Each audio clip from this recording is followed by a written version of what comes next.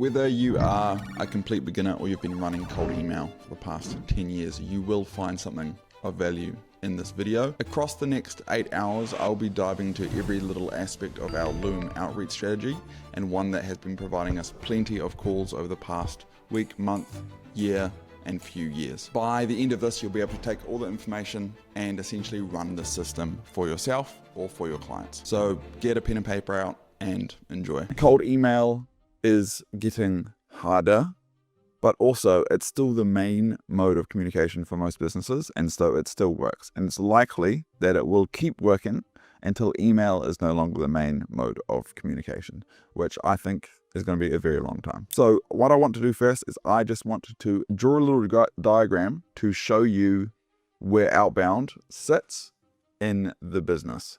So let's say you've got acquisition, which is just acquiring customers, and then you've got fulfillment, right?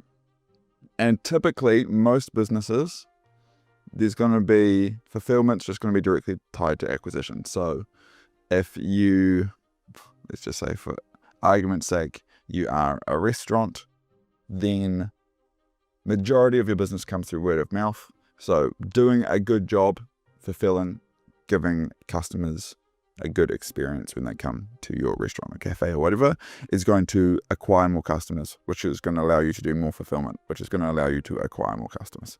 And this is the case for most businesses, where a good portion of acquisition comes from fulfillment. So where does cold outbound sit in this sort of game? So I'm going to expand on acquisition.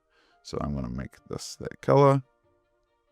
And typically for B2B businesses, there's like a top of funnel, and then you've got some sort of sales process. Right. And then this goes into fulfillment. Okay. And to expand on this even further, where cold email comes into play, is you're going to have some sort of outbound or ads here. So this is could be cold email, could be DMs, could be YouTube ads, could be Meta ads, this sort of thing. Okay. All right. And then this is going to have a few functions. Typically, it's going to go directly into some sort of intro call, triage call, a call to build rapport between yourself and the prospect. I'm just calling it an intro call. And then this will typically move into some sort of demo call or pitch. Okay. And then this is where you go fulfillment. Right. And then typically this can then link back around, and typically it's going to go back to your intro call. Right. And so how this fleshes out even further, just to give you even more context, is you also are likely going to have some sort of long-term nurture strat. So this could be YouTube, LinkedIn, newsletter, right, something like this. And often what you're going to do is your outbound is going to also lead people here, right? And then on the fulfillment side, you're going to want to be getting like testimonials. You're going to get like referrals. So testimonials, you're going to put them into your like long term, as well as, to be honest, you're going to put them into a demo pitch as well here. And referrals, you're probably going to just put them straight into an intro call. All right. So this is the mousetrap, right? This is how you generate money. It's a very broad way of B2B businesses generating money. You have some sort of outbound, you run some sort of ads. You have some sort of way of penetrating the cold market. A section of them turn into a discovery call, intro call, triage call, where you build rapport. Then some of them move into a demo call, pitch call, where you try and sell your product. The people that you're able to sell, you deliver for, you do fulfillment. Some of them turn into testimonials, some of them provide you referrals, okay? If you get testimonials, you're going to put them into some sort of long-term nurture strategy, YouTube, LinkedIn, newsletter. So this is why I'm making these videos. Why? Because YouTube is good in that it provides some sort of outbound ads. It penetrates the cold market in some way. But what it's really good for is that we do lots of outbound email for us, and they may not book a call, but they often do find their way to the YouTube channel, which over a long enough time turns some of them into booking a call and going through this process. Right. So if we've got testimonials, I post them on the YouTube as well. We also have a newsletter, right? So this engine here is powered by this component here, outbound/ads. And for some industries, outbound is way better than ads. For some industries, ads are way better than outbound. Okay. But I would say on the whole, outbound is typically cheaper, easier, and more consistent. And when I say easier, I mean your cost per acquisition is typically lower. Ads has the advantage of being a lot more scalable. So if you are doing lots of revenue and you want to do lots more revenue, ads could be a good way to go. But I pretty much always would recommend outbound. There's different ways to do outbound. You can do cold email. You could do, LinkedIn. You could do Instagram DMs. You could do sending flyers. You could do all sorts. What we're going to talk about is cold email in this video, and specifically cold email with personalized video, because that is what we specialize in. So hopefully this diagram paints a bit of a picture of where outbound and ads sits within the game. So I'm just going to talk a little bit about why you should be listening to me in this video. So we have generated around 3,500 calls in the last 10 or 12 months for both ourselves and our clients across our portfolio. And I'll just show you those here. So here are calls booked, and we're also moving to a strategy where we are just forwarding all positive replies that come in to certain clients who are better suited for booking in their calls themselves. And we've started doing that about a month ago, and we've got 430 positive replies that have come through. So those are replies that we're generating. Also, if you go to our website, you'll find case studies. So the goal is to get to 50 case studies, and we're at about 15 at the moment, but we're going to be adding to this. So that is why you should listen to me in this video. So as a bit of a story, how did we get here? So we used to run a restaurant marketing agency called Be Social, and we did that for maybe 4 or 5 years. And we typically, at the beginning, generated all our calls through Facebook ads, and we could generate calls for like $70 to $80. We grew that business. We had a team, we had an office. It was all really good. COVID kind of came through, and from that point, Facebook ads became a bit of a nightmare for acquisition, and we wanted to grow faster than we could generate referrals. And I found that once we had a decent pool of customers, referrals just didn't keep up with churn. And that's probably part of that's on the fulfillment front, like for sure. But part of that is just you want, if you've got 150 clients, you want a steady stream to be able to acquire new clients so that you don't ever feel like you're going backwards.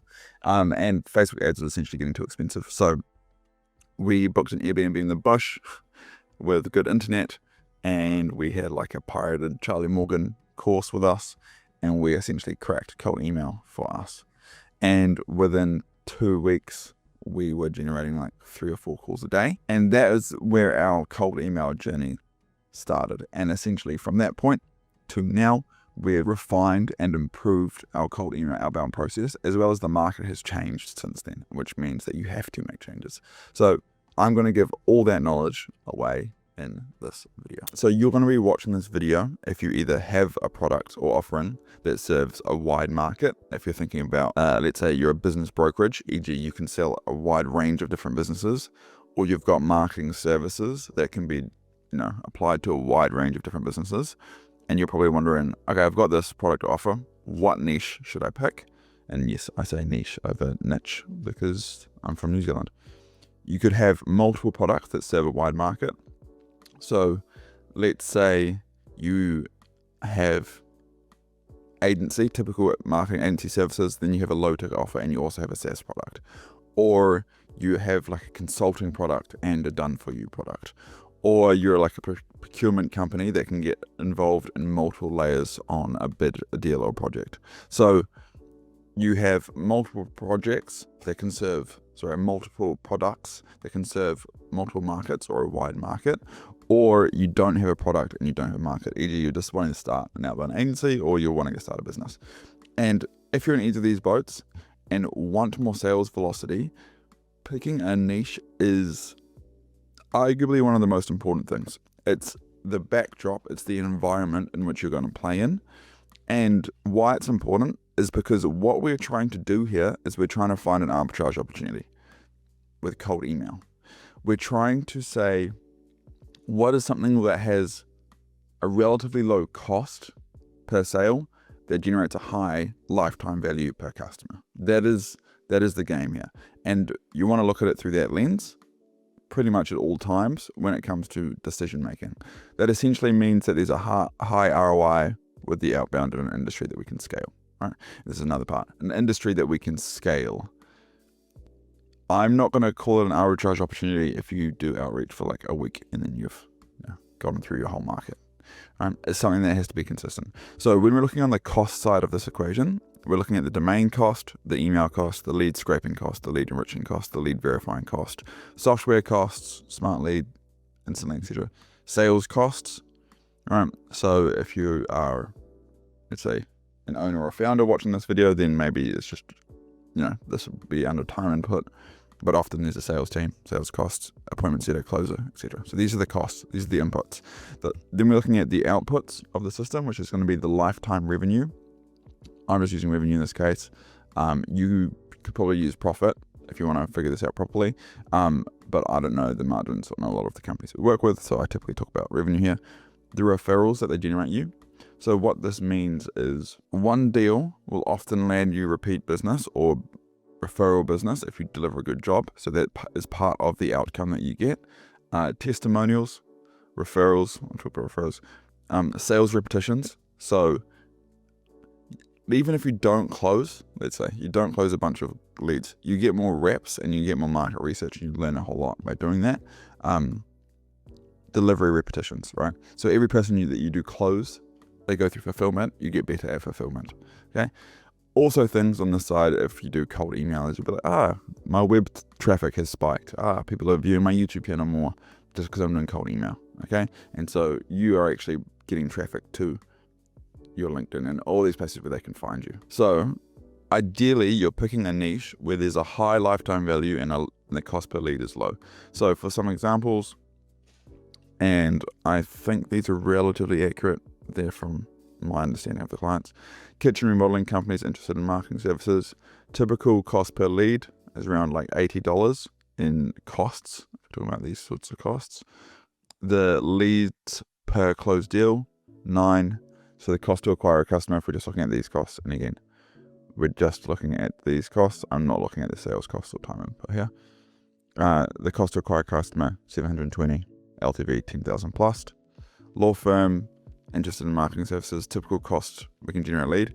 Way harder to generate these leads from what we've found. If you're amazing on this, fantastic. Leads per closed deal, cost to acquire a customer, LTV, right? Still makes sense. Lighting procurement company, again, expensive to generate the leads, $250. When I say expensive, the LTV is extremely high, so expensive is relative. Leads per closed deal, 50, quite a lot. Cost to acquire a customer, then is 12,500. Right. M&A firm, we can typically generate leads for around $50. Leads per closed deal, 250. So the cost to acquire a customer, 12,500. LTV, 300K plus. As I said, I'm not 100% sure. So these are what we're looking for, right? We're looking for niches where the maths, where we look at it and say, good deal, I'll take that deal. Okay. There's other things that are important when it comes to picking a niche. Okay. We have a few lines of text to persuade the prospect, and the more specific we are, the more believable. Meaning that I use this analogy when I talk about this, but let's say you're playing basketball on the weekend and you sprain your right ankle really badly and you need some painkillers, and you go to the medicine cabinet and there's painkiller and then there's sprained right ankle playing basketball painkiller. Which one are you going to take and why? You're going to take the one specific to your situation because you are going to believe it works to a higher degree because it's more specific to your situation. Right? And that's why I think Panadol got sued for selling like paracetamol when it was just the same as all the other paracetamol, but they charged more for it because it was more specific to the situation, and so it was more believable, and so it was higher value. By picking a niche, you can be more specific, and by being more specific, your outbound copy is better. I'm almost going to say by being vague, you will not succeed and you won't get calls booked. So you have to be specific, and picking a niche allows you to be specific in the angle, in the video, in your sales process, in your case studies, in your testimonials, in your landing pages, and the words that you use in your sales process, and how you package things, and how you price things, and your fulfillment team, and the jargon that they use, and your onboarding. It helps to be specific around everything, which just in itself makes the buy-in greater from prospects to leads to clients. Okay? That is why, like in the marketing space, right? Typically, a law firm is going to go and work with a law firm marketing agency, not just a general marketing agency, even if they do exactly the same thing, because they assume that these people are specific about law firms, so they're going to do a better job. Right?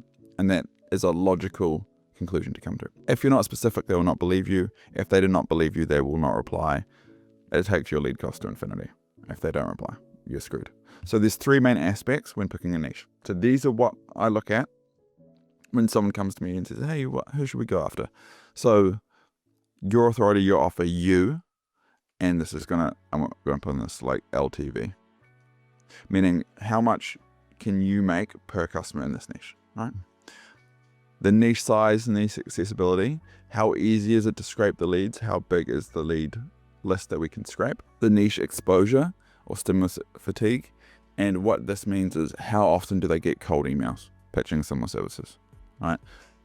Dentists, if you're a marketing agency and you want to go after dentists, cool. There's going to be a lot of other marketing agencies emailing these dentists. So there's going to have high stimulus fatigue, meaning that what you do is less exciting to them. And I'll dive into that.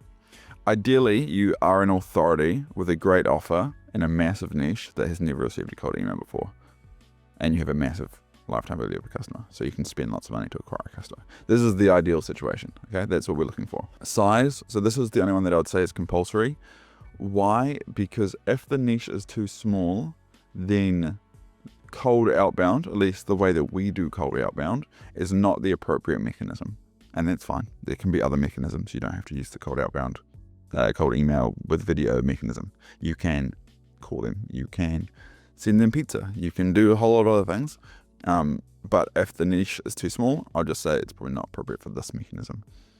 A realistic call booking rate is between 0.1, 0.2 and 1%. 1 in 100 leads, 1 in 500 leads. Let's take an average of 0.4. So you kind of want a minimum of 4 calls a week, and so that you want a minimum to reach out to 1,000 leads per week. And ideally, you don't want to reach out to a company more than every 3 to 4 months, let's say 15 weeks. So you need a lead list of 15,000 companies. And I would actually say this is quite high. Let's just assume you're really good at scraping leads and you can scrape a verified email address from 70% of the companies. Meaning that for 15,000 companies to reach out to, the industry needs to be 21,000 companies large. Okay, this number varies quite a lot, which obviously changes this number. If you want to go after something smaller, then I would recommend going after adjacent niches. For example, if you wanted to go after like mold remediation services, you could also go after like adjacent fire remediation, water remediation, other remediation services, and you can just go after the remediation niche as a whole. Or you could do the remediation niche, and then you could do like the remodeling niche as a whole. And so you could pick adjacent niches to make sure that you get above this 21,000 threshold. We're really looking, if someone's around 20,000, we'll typically pick 2 niches and we'll go another one. We ideally want something around 50,000.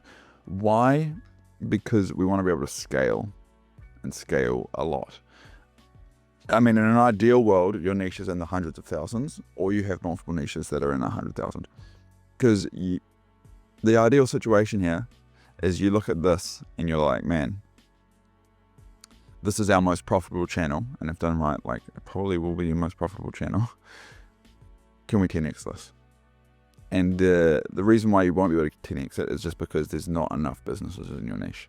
So that's just food for thought. Use ChatGPT or your AI of choice as a resource here. So what I mean by that is,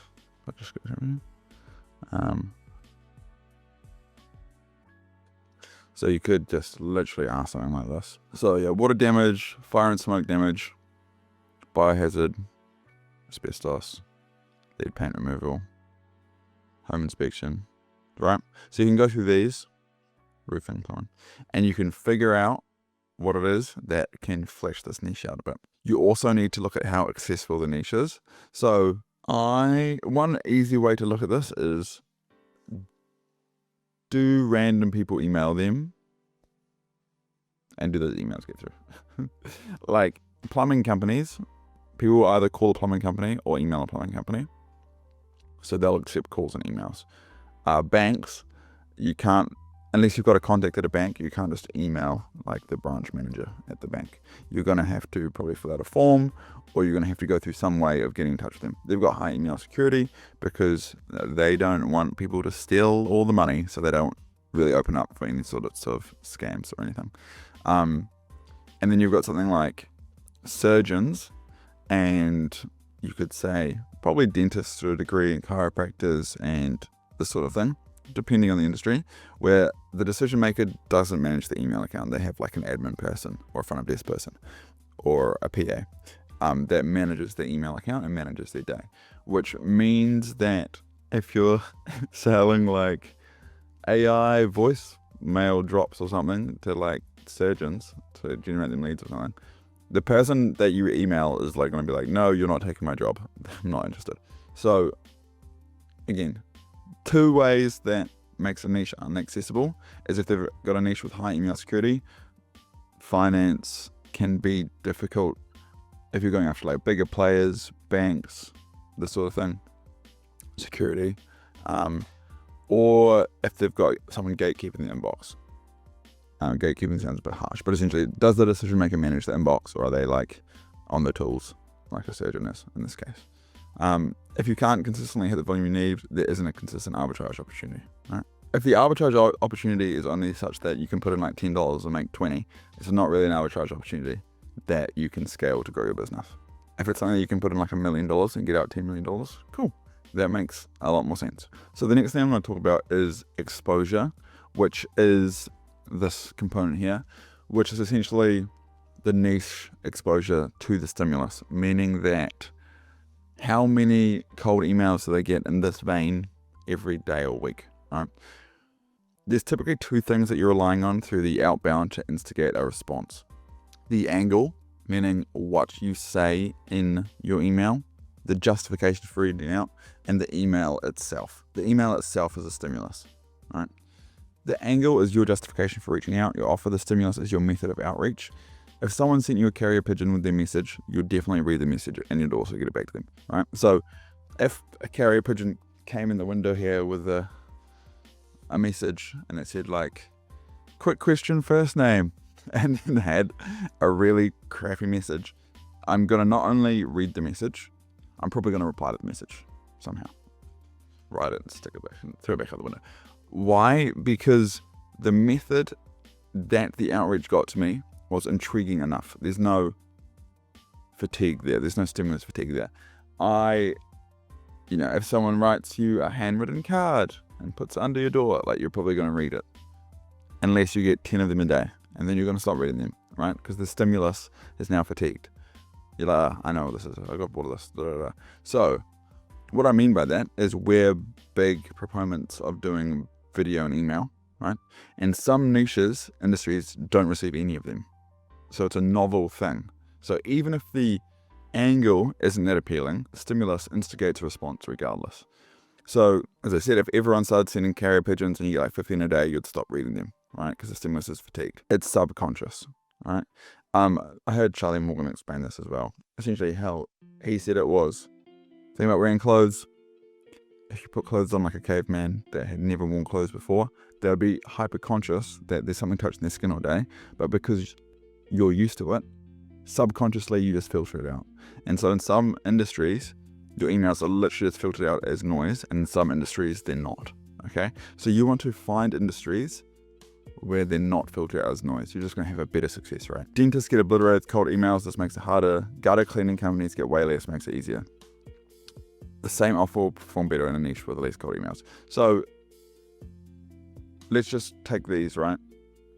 Water damage, fire and smoke, biohazard. These people probably get way less emails than like HVAC, roofing, plumbing. But then like crawl space, probably don't get many. Basement waterproofing, don't get many. These guys probably don't get many. So you want to pick niches that are more niche, because they're less likely to have big agencies just going after them. And when I say agencies, bigger companies going after them. So if you are looking at who you can serve, you can test it, but I would look at it and be like, which of these seem more obscure? Because the more obscure the industry or niche, the less likely it is that they're going to get these sorts of emails all day. Okay. So your authority will also dictate the niche you should go after, like 100%. And that is why most like cold email agencies start with going after agencies, because they feel comfortable talking about their problems and talking to them because they know them, right? If you grew a biohazard tech company and now you're wanting to do outreach, you could do outreach quite easily to biohazard tech companies, because you understand their jargon, their words. You might be an authority in the space. You might already have these connections. So when you're looking at the smorgasbord of different niches you can go after, think about which ones you have any authority or people report in the space, because it's going to make it easier. If you're going to want to be able to make YouTube videos like this and talk to them and understand their problems. Okay. So your authority makes a lot of sense. For example, this is a marketing agency client that works with chiropractors. He has over 100 chiropractic clients. Because of this, he can be very aggressive with his offers because of him, because he's good, right?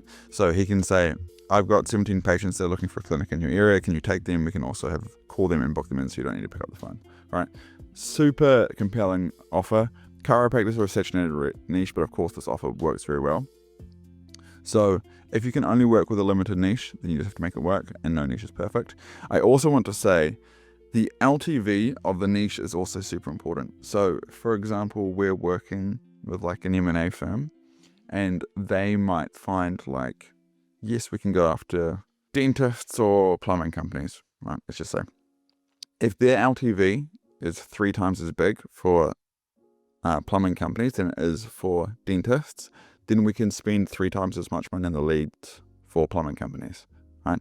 So how much money a contract is worth, or a client is worth, or a project is worth in that particular niche is also going to dictate this, right? And in all honesty, people come to us and they'll say, I want to work with lawyers because lawyers pay me lots of money and they're easy to work with. And that is 100% a factor when considering your niche. But if you get no leads, then it doesn't matter. Okay. So you also need to pick a niche that you can generate good lead flow. And that's what these other things are looking at here.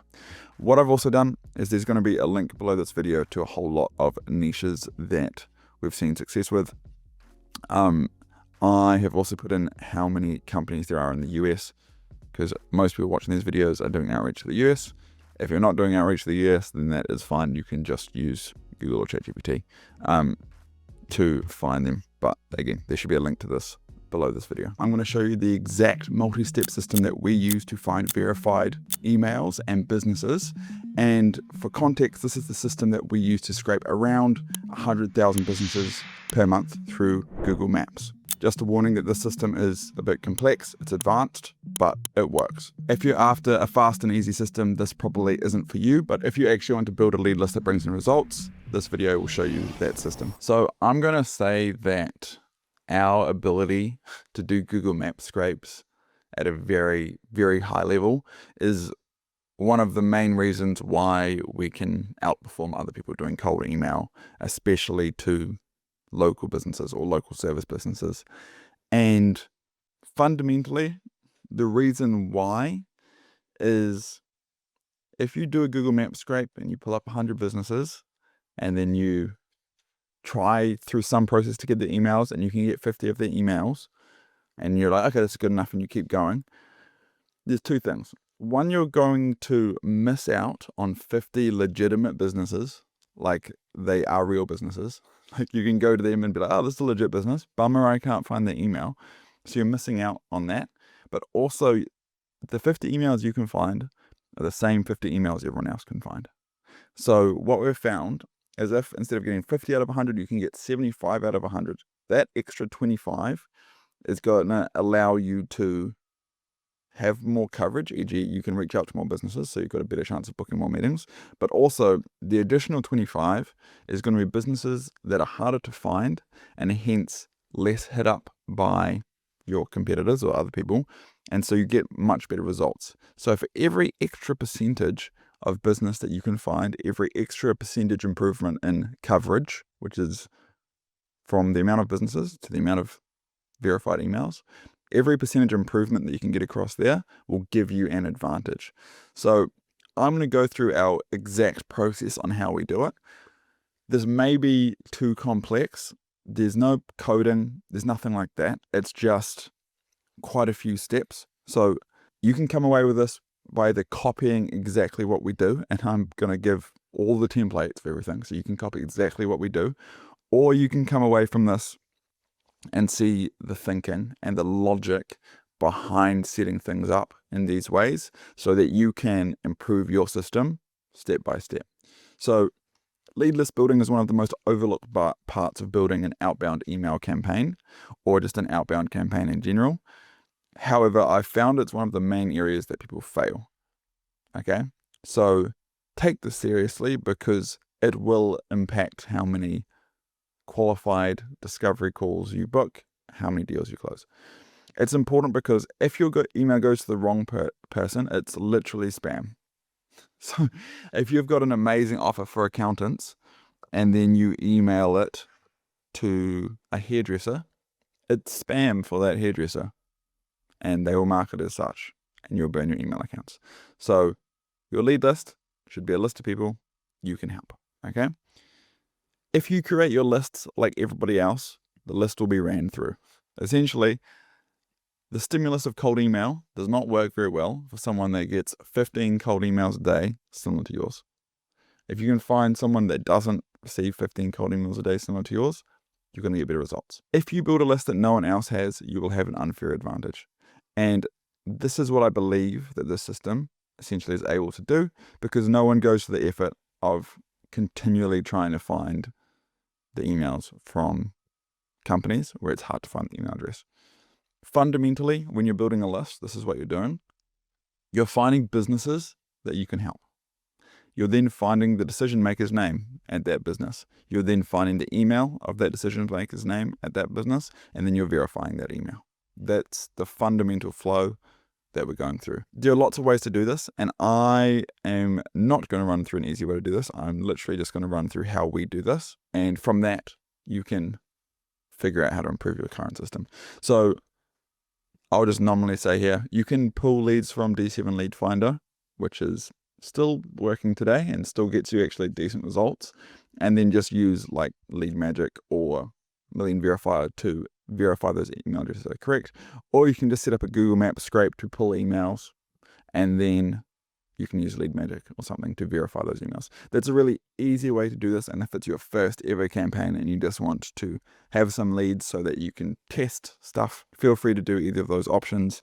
I think D7 Lead Finder for 150 USD a day, a month, allows you to pull 30,000 addresses a day. So it's still a lot of coverage, like really good bang for your buck if you want to do something like this. Now I'm going to show you how we do it. I think as a high level, I'm going to show you, walk through what it is that we do and then show you how it works in practice. So we do Phantom Buster, which is essentially an automations platform, and one of the automations is a Google Maps scraper. And I like it because you're not just searching for categories, you're searching for search terms, and I'll explain why that gets you better coverage than categories. You're then going to upload this list of domains, emails, and company names to Clay. You're then going to verify that it's a company that you can help through AI. You're then going to validate the email that you updated from Phantom Buster and see if it's a legit email. And then you're going to try and find the first and last name of the owner just by using AI.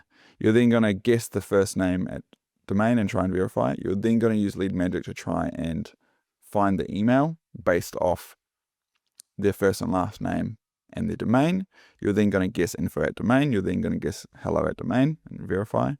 And so what we're essentially doing is waterfalling. So each part of these components, if it said, yes, we've found a valid email, then the rest of the flow will stop. If at this point we guess the first name at domain and verify and it's verified, then we'll stop. If we guess info at domain and verify and it's correct, then we'll stop, right? But for each time we fail, we don't stop. We keep going down until we can exhaust essentially all options that I know of to find the email address, okay? Then we're going to use OpenAI to find any email on a website and verify. And then we're going to use Apify to scrape their Facebook page and try and verify if the email on their Facebook page is valid. If we can't do any of that, and I'm going to walk through this step by step so you can see it exactly. If none of this works, we're then going to take the URLs of the companies that we couldn't find them, and we're going to put them into Apollo, and we're going to filter by company size, and we're going to use Export Apollo to export them, and then we're going to run them through another Clay table to try and validate and guess their domain. Okay, so it's a full-on process, but again, you can get this far down the process and say, hey, like this is full-on enough for me, I want to stop here, or you can get all the way down this part of the process, or you can do the whole thing. By the way, if you want to bring in qualified calls to your business without figuring all of this out, you can book in a call with me or somebody in our team by clicking the link below this video. This is how it starts. We have a Google Sheet, and I'm just going to show you, looks obviously super full on, how this works. So when you do Phantom Buster, and I'm just going to go to Phantom Buster. So again, this is what we use as our Google Maps scrape, and I'm just going to duplicate this so you can see how it's set up. So you can put in search terms into Phantom Buster, or you can put in a Google Sheet and pick the column. And for example, we're going to put in this Google Sheet and we're going to pick column 1, and it's going to go through and scrape all of these. All right. And then what we've done is we've got essentially these search terms here. So we're doing hardscaping or landscaping, and we've put in search terms around that because one, I don't know if hardscaping / landscaping even as a category. So if you did a Google Maps scrape based off categories, you probably wouldn't get a good list anyway. So we do it based off search terms, and you can have broad search terms. For example, something might show up for retaining wall contractor that doesn't show up for concrete paver installer, right? But we can help both of them. So we want to do a range of different search terms that would bring up businesses that we can help. And then essentially we've just put in a range of locations here. And this just has a formula where it goes to D2, which is this column, comma, which is this little comma here, and then F2, which is just going to be this one, right? So you can see that these are all it's just a formula for pulling in essentially company type location 1, company type location 2, company type location 3, company type, and it goes through and then goes to company type 2, company type 3, right? And so it pulls out this big list, right? And then you essentially set it to be like, hey, go and scrape 120 or whatever number you want to pick results from this Google Maps scrape. Okay, so that is what we're doing here. And I'm just gonna put this here. There'll be a link below this video to this template, or rather this page, where you can get all these templates. And I've put in here, Phantom Buster is kind of expensive. We like it because it allows us to do the things that we want it to do. If you want to use it, I've got a referral link here which gives me kickback. I don't think it gives any advantage to you, except for you get to watch these videos. So if you want to use that, obviously I'd love that, but do not feel the need to use that at all. These are the main things. Google Sheet for scraping, which is going to be this template here without any of this stuff filled in. Clay template 1 and Clay template 2. So what I'm going to show you is once you've put in your search terms and you've gone through here and you've set it live, it's going to need a couple of hours to do the scrape, might even need a day, and then you're going to end up with essentially a list. And this is the Google Maps scrape, okay, that we've done. We're then going to download this list.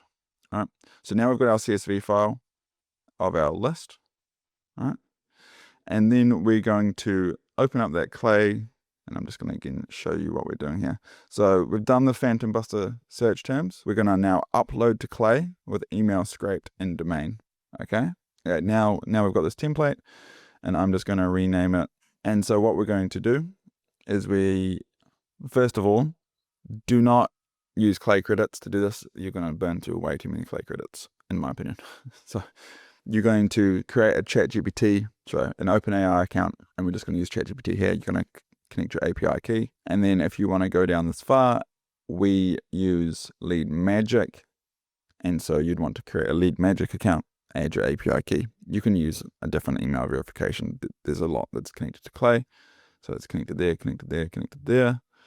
And then we use Appify and this Facebook page scraper to check their Facebook page and pull the email from their Facebook page. But again, you'd want to set up an Appify account and use the API key. So this doesn't actually use any Clay credits. We just have the basic Clay plan, which allows us to do this. So what we're going to do is we're going to import. Cool. So what do we want to import? If we look on here, we want the title, the website, and the email. So the title is going to not be the title. It's going to be import company name.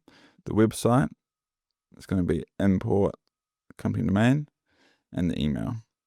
So I've done a good job of naming the inputs. So this is called input, email 3. I'm not going to run them because I'm going to delete half of these just to make life easier for this example. So now we've gone and got all of our things, and I'm just going to cut this down to 100, or actually I'll cut it down to 200 so we get a good understanding of what sort of coverage we can get. Why am I going to cut it down? Because otherwise I'm going to spend lots of money, well, not lots of money, but more money than I need to for an example when this has already been gone and fully enriched. So I'm going to delete these, delete. Cool. Now I'm going to start running these. So run, what is this going to do? It's going to visit the website, which is called this, and explain what the company does. Okay. I've found that if you just say like, hey, is this a company I can help? We do da da da da. It gets it wrong some of the times. And again, if it gets it wrong, it hurts your coverage. Okay. So now we can see is a company that specializes in providing products and services related to outdoor landscaping. Okay, cool. Is this a company we can help? Don't tell me. Oh, yeah. I'm going to need to pause this because otherwise you're going to make the same mistake. Yeah, so this is perfect. You need to change this each time. So does this company provide services related to hardscaping, landscaping, or outdoor design? Okay. Save. I'm just going to run it for 200. You'd probably want to be a bit more intelligent about it and just run it for the top 100 to see if it makes sense. Cool. And we can say this is a landscape equipment and supply, full line, major, da da da. Cool. And we can see these are the emails that are pulled through.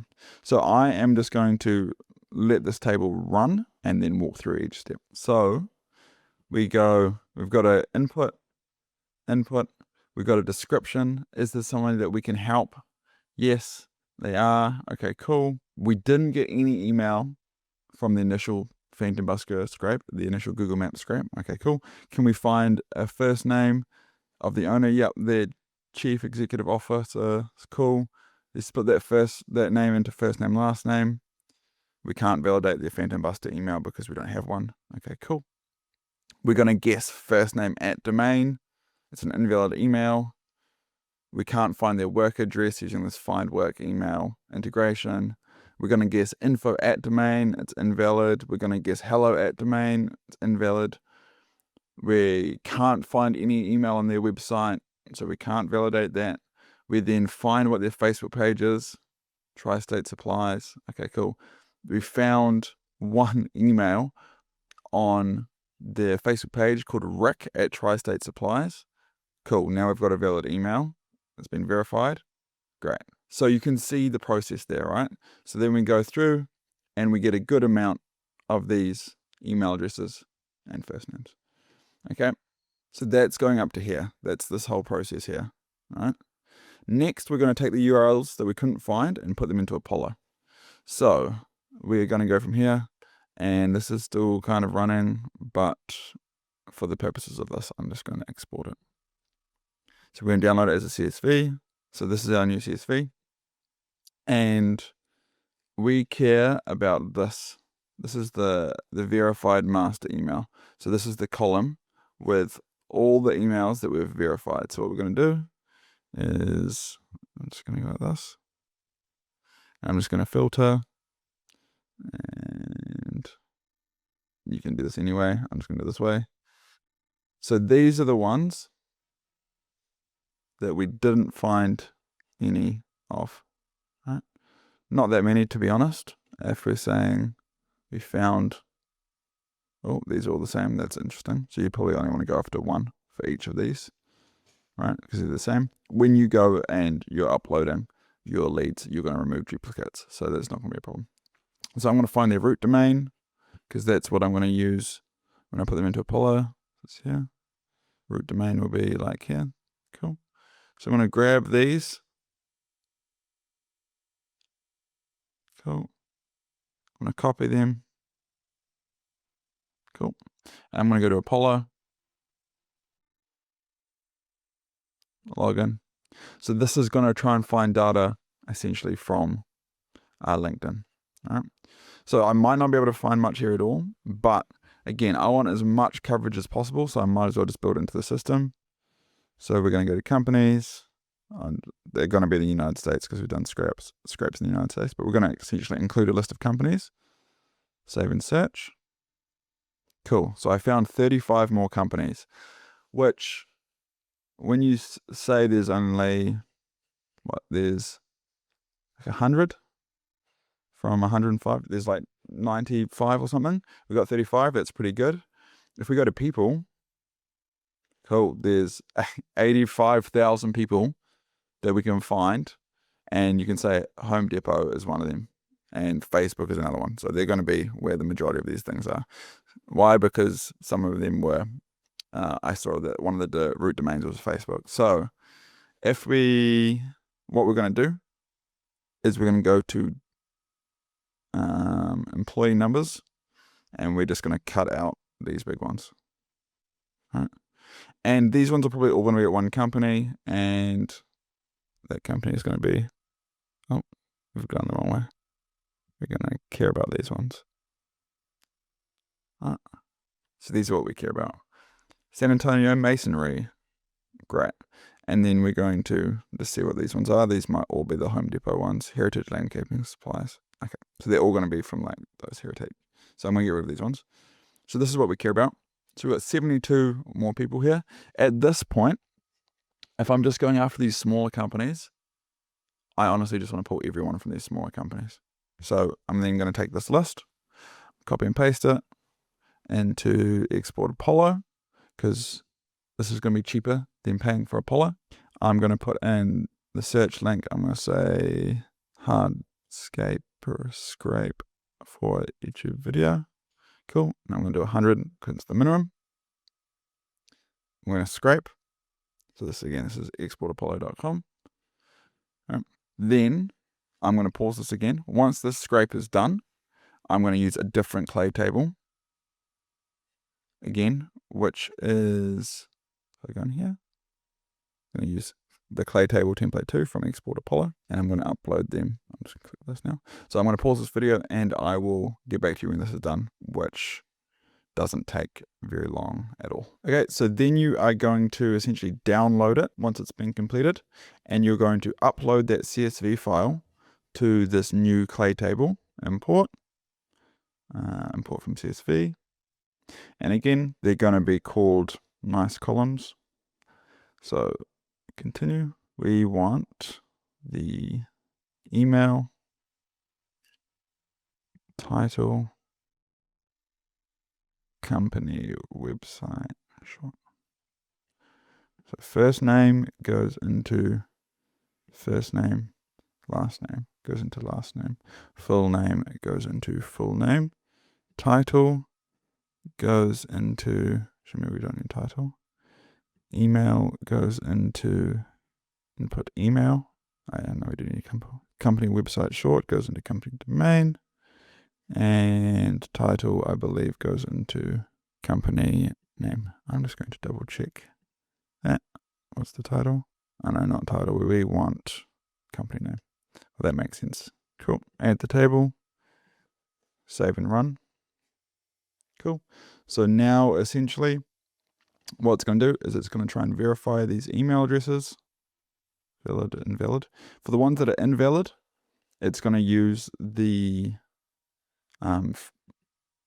Lead Magic, essentially email finder, and then it's going to go through this process again.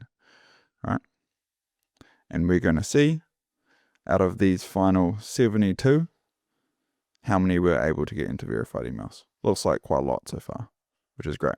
So what lessons, and then we're obviously going to combine the lists together, and you're going to find that from our 200 emails, 200 companies, we found like close-ish to 200 emails, maybe like 130, 140, which is pretty good. It's better than what I found elsewhere, which is why we use this process. So you're going to see that all the ones that appear in here are valids. Cool. Okay, so we're finding businesses, we're finding the decision maker's name, we're finding emails, and we're verifying emails, but we're doing it in a far more complex way. And we've found that a process like this gives us an advantage when doing outbound, especially to local businesses. So let's talk about improving your Google Maps scrape. So what do we care about in this process? We care about the coverage. So from 1,000 leads that Google Maps scrapes, what percentage of them can you get a valid email address? Can you get 500 valid email addresses, 600, 700, 200? What percentage of them can you get valid emails? You want the highest possible. Accuracy. So the main thing that you struggle with accuracy is the first names on these email addresses, because that's typically a variable that you want to have, and you want to have it accurately so that you can use it in your emails. Okay. Cost. Lower cost, the better. And this is where we've made a lot of mistakes and a lot of improvements. Time. And I kind of showed it a bit earlier, but I'll dive into it a bit deeper. Saving time, because for us, we have someone full-time doing Google Maps scrapes, essentially, and it's still a big time suck to be able to do it properly and at scale. So if you're in that situation, you can look at kind of what we're doing and take some points from there. So coverage improvements, getting a high percentage of emails. So walk through what you would logically do with these emails. So let's just pull up this. Just go to the top here. So there's going to be a bunch of these that don't have emails. So let's say this one here, M5 Plumbing. What would you do if you wanted to find the email address? Well, you could go to their website. You could see if they've got like an email address anywhere. You'd probably go to their Facebook page. Oh, Pat. Right. That is the the starting point of how to figure out how to improve coverage. Go through it manually and figure out what the steps are that you need to take to find these email addresses. Okay. So that's like an easy framework that I do. I check the website. I also check their Facebook page, and you'll find an email address. And even better, we've got a first name. So we've got Pat as being the first name. So how do you do this at scale? We use Clay, essentially, to walk through a very similar process to what I just did there. I'll see if I can find this septic list. So this is the list. I'm just going to show you roughly how this works. I've got a full video breaking down this table, but just roughly, the first thing we do is we put in the company name, we put in the company domain, we also put in the company email if it was gotten on the original scrape. We're then going to ask for a description of the company. We then verify that it's a company that we can help. Does this company provide services related to septic? If it is, right, then we want to find an email and a decision maker. We find a decision maker typically just by literally asking ChatGPT to find a decision maker, founder, owner, general manager, right? Then we would split that into a first name and a last name. We try and validate their email addresses through a lead magic integration, right? We then guess some things. We're going to guess first name at domain. If that's not an email, we're going to guess info at domain. Sometimes that's a valid email. Then we're going to guess hello at domain, right? And then what we can do is, if we still haven't got it, we can just go to the website. Go to the website, try and find an email, see if that's valid. Right? As I was talking about before, you go to the website and see if that's valid. Then what we can do is, if we still haven't found an email, we go to the Facebook page and we use an Amplify integration to then check the email address on the Facebook page and see if that's valid. Okay, so we're waterfalling through a process, and again, I've got a longer video about this, to essentially get better coverage, right?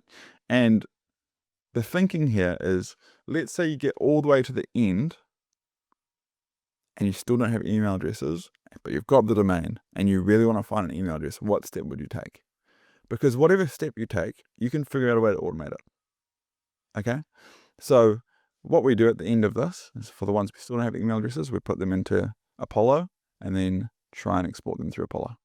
Okay, so we're going to keep taking more and more steps and build out a longer and longer system to get better and better coverage, because having better coverage allows you to get harder and harder to find emails which perform better and better, because they've got less essentially cold emails going to them. Okay, so getting better coverage is a big thing, and I update this Clay table relatively frequently to try and improve it. And I recommend you do the same. You can get multiple emails per domain on your Google Maps scrape. We set the limit to 4. This is what I was saying. Take the domains that you didn't get emails from. What can you do with them? You can put them into Apollo and then try and extract. Okay. Accuracy improvements. So this is an update that I've added recently. Is you can probably tell that the accuracy on the first names isn't fantastic, because we're literally just asking ChatGPT, in this case, to find a decision maker, and then we're just assuming that's the first name. What we do, however, is if we see that there, let's say, is a first name in the email, e.g. Aaron, because this is the email, we're going to make sure we use Aaron as their first name. Okay, so what we're saying here is we've guessed, or we tried to use AI to find their first name. The first name was Katie, but then the email's Aaron at plumbingcompany.com. We're going to swap Katie out for Aaron as being the first name on the email address, and we have found that works well. What you can also do is you can set it to essentially say that, like, if you don't have a first name on the email address, set the first name to be a company name team, carrots not sticks team. It works surprisingly well. Like, just to be candid, like, you might email someone and say, hey, first name, or question first name is your subject line. If it's question company name team, it performs equally as well. Like, question carrots not sticks team or question Hawani, they both perform well, especially when you're emailing these like small to medium sized businesses. Why? Because they identify with being the team. Like, I am the carrots not sticks team, so I'm interested in an email that's directed to carrots not sticks, right? If you're emailing like Deloitte and you said like, hey, Deloitte team, like, yeah, that's probably not going to be as good as like, hey, Hawani. Okay, so don't be afraid to use this. People hate on it. Don't knock it until you try. This is another way just to improve accuracy and to get less of like the, hey, wrong name. Okay, that's what we were talking about earlier. Cost improvements. So the biggest thing you can do to help with cost is to check the company name is in the ICP before you try and enrich data, right? You are checking that this is a company that you can help before moving forward. If it's a company you can't help, then you don't spend any more money trying to enrich the data, okay? The other things that you can do is we moved from a more expensive scraper to a cheaper one. We save all our leads to a database, Superbase, so that we can reuse them. So essentially, we are now, and this has only been happening in the last month, maybe, which is too long, but that's okay. If I go to the database, you can see that we've just been adding. So we've got like 580,000 leads in here now, and they've got their categories: med spa, hair loss clinics, car detailing. Okay, so we can reuse leads, so that's saving us a lot of money. One thing that we were spending too much money on was just re-scraping leads over and over again. So the Superbase database is helping us with that. Time improvements. So we had essentially someone build a front end onto our Apify scraper, which is what I was showing you up here, which allows us to save a lot of time because we can just literally put in separate companies and do 1, 2, 3, 4.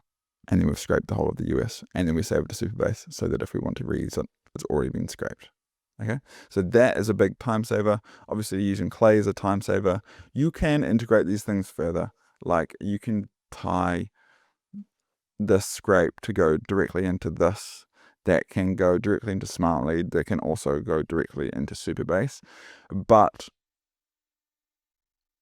I have found that adding that sort of complexity often breaks in certain ways, and the way that we're doing it right now works pretty well. But you can definitely do that to save time. The biggest time saver that we've had is just setting up an automation where we can scrape either all of the West Coast, all the East Coast, all the middle of America, all of America with the search term, because we tend to, if we're helping somebody reach out to plumbing companies, we're going to reach out to every plumbing company in the US. So I want a way that we can just scrape every plumbing company in the US. Okay, so hopefully that helps. In this video, I'm going to break down our complete setup that allows us to send over 100,000 emails per month. What I will cover is where we purchase our email accounts from, our email account setup and warming settings, the sending settings that we use for optimal health, and how to identify burnt clusters so that you can replace them quickly and easily. And by the end of this video, you'll know the exact setup you need to be able to run high volume email campaigns without having deliverability issues. So the first thing that I want to talk about is where we purchase our email accounts from. You can buy email accounts from a range of different places, so I'm just going to be transparent about exactly how we do it. You can go and buy them and set them up one at a time through Google or Microsoft, and this is where we started, and it's where a lot of people would start. I probably wouldn't recommend this is where you start, because at any kind of scale, if this is just going to become an issue, you're just going to spend way too much time doing this. Even if you have a VA doing it full time, it's going to spend a lot of time. So the easiest way, if you're just getting started, is purchasing through Smartlead or Instantly. I'll just show you what that would look like. So if you're in Smartlead, for example, and you went to email accounts on the left, and I'll talk more about Smartlead later, you can click Smart Senders, and essentially you can buy through some of these providers. So these providers are the pretty common ones. You've got Zapmail, Another Inbox, and MailRef. So we use Zapmail and MailRef. We don't use this one. No particular reason. So that's a really easy way to do it, but you can tell it's a little bit more expensive. So you're paying a bit of a premium, but you're paying that premium just because it's easier. Now you don't need to create an account with any of these other providers if you just want to keep the amount of software you're using down, essentially. What we do for the most part is purchase through resellers, and we purchase through resellers because for the most part we're using Google accounts, and we're using Google accounts because for the most part we're emailing like small to medium sized businesses, and they tend to have Gmail accounts. Typically, if you're starting a small to medium sized business, you're going to set up like a G Suite or a Google Workspace. If you've got like an enterprise level business, then Microsoft's probably done a good job at selling you their products, and so you're probably using Outlook. So that's why we use Google. And I just want to put a warning here. Do your own due diligence beforehand. I always try and have a call with the founder beforehand. It's a little tricky because, like, even us who has thousands of email accounts, I don't know the exact questions to be asking them to, like, verify if they're a fraud or not. But at least I talk to them so that I know that, hey, look, if I have problems, like, I know who I'm going to be talking to try and resolve them if they're like major problems. And also, I just do ones which have pretty good reputations in the space. So this is our current providers, and this might change. So I'm not recommending, I'm just being transparent. So we use cheap inboxes, and we have them at an even slightly cheaper price than this because we have over 2,000 plus inboxes, and we've been working with them since before they had a website. So I had no issues with cheap inboxes. That's why we're still using them. Inbox Kit, relatively new to the space. We are just trying them out at the moment. So again, no recommendations here. I'm just telling you who we're using. And then finally, Zapmail, which is very highly recommended because you can buy them through the Smartlead app. We've had a few little issues with Zapmail, but I don't know if that was within their control or not. There's going to be issues wherever you go eventually. So that's just part of the game, but this is where we purchase them. And then typically on Zapmail and on InboxKit, we also purchase domains through them. But for cheap inboxes, we go and buy our domains. And we buy our domains through either like Namecheap or GoDaddy or pork bun. As a note, most of the big players in the space wait for pork bun sales to happen, and then they go and buy a whole bunch of generic domains on pork bun so they can get it at discounts. Because at scale, domains are the most difficult thing to solve at scale because GoDaddy doesn't really give you much of a discount price if you're buying 10,000 of them. Not that you'd ever buy 10,000 domains, it's a lot of domains. We typically just buy through the platforms. Why? Because it's easy and we're trying to do things easily. The other option, which we're looking to more and more, is through SMTP providers. So instead of using Google or Microsoft, you can use a different SMTP provider, and this just stands for Simple Mail Transfer Protocol. Right? So these are typically built for the purpose of cold email, and that comes with advantages and disadvantages. And they all have slightly things differently that they say they're going to benefit you, such as, we've got like a personal server, so, you're not going to be on there with any bad actors. So if somebody else does something bad, it's not going to affect you, or they're going to be like, we're on rotating servers because that's just how it works, and that's, more realistic. Honestly, I just look at the reputation, and we're currently using these two. So we use MailReef. They've been around for quite a while, and we're also using Hypertide. And we're mostly looking to use Hypertide just because of the scale that we're starting to get with what we're doing. And we've heard good things from other people in the space about Hypertide. I would probably recommend starting with resellers and testing SMTP providers as you look to scale. So I think if you're looking to get into it, I would probably start here or at resellers. And then when you start to look to scale, I would look at this sort of approach. That's probably what I'd recommend, but like I said, you can do whatever you like. If you are a B2B company owner or an agency and you'd rather skip this process and just have leads delivered straight to you, there should be a link below this video where you can book in a call to chat with us and see if what we do could help you out. Email setup and warming settings. So in order to send emails through these email accounts, you're going to need a sequencer. And this is what it sort of means. So you're going to go and you're going to buy some domains. Let's just say you set it up manually. You're going to go to probably something like GoDaddy. You're going to buy a domain, and then you're going to go to something like Google Workspace, and you're going to buy some email accounts, and then put them attached into that domain. Okay. Now, if you wanted to send out manually, you'd have to log into each of those email accounts and send out emails, and then log into each of their inboxes and reply to emails, and it'd be a mess, right? So instead, what you do is you attach those to a sequencer, and Smartlead and Instantly are the two leading sequences essentially at the moment for cold outbound. Okay, and just to let you know, this is what they look like. So this is Smartlead, and this is instantly. We've used both of them. We use Smartlead because at the time we wanted to use more of the API tools available, and at the time Smartlead had more API tools. I'm not sure on that API situation instantly. At the moment, I assume they're doing something there. So you want some sort of sequencer to attach these.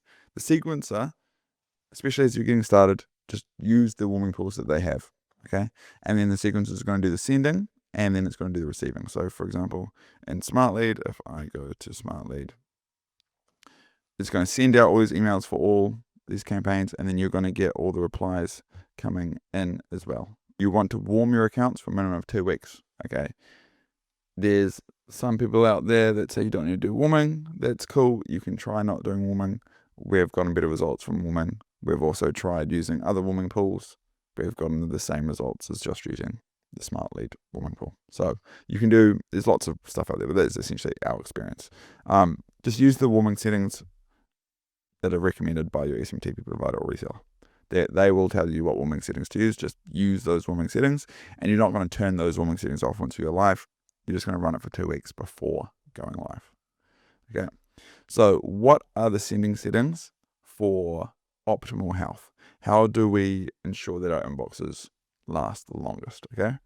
So this right here is the crux of email deliverability, and people don't really talk about it either because it's just so obvious that people don't talk about it, or because it's kind of vague and hard to do. So super duper important thing to understand. The only thing that really matters is if your email is good. And if your email is good, what that means is the people you're emailing find the email that you sent them valuable. They liked the email you sent them. They didn't dislike the email that you sent them. They weren't neutral on the email you sent them. They liked the email you sent them. If they liked the email you sent them, none of these sending settings really matter. Okay, so the optimal sending settings just lengthen the lifespan of an account sending an average or bad email. That's all you're really trying to do. It's like the saying, like, you can't outrun a bad diet or something. It's like the crux of what's going on is the email good? If the email is good, you could send 200 emails a day per inbox, all right? Because everyone likes the email. It's when the email is bad or average that you can't do that, and you keep everything low. So you want to have optimal health because it's really hard to write an email that people on your list find valuable. Okay, so that is why you do it this way. If everyone responds to the email positively, you're not burning your accounts regardless of the settings. And as everyone marks your spam, you're going to burn the accounts in one day regardless of the settings. If your email is really bad, the settings also just don't matter because people are going to mark it in spam, and that's the number one indicator in Google or Microsoft eyes if the email is spam, is if someone marks it as spam. Okay, because that is literally what spam is.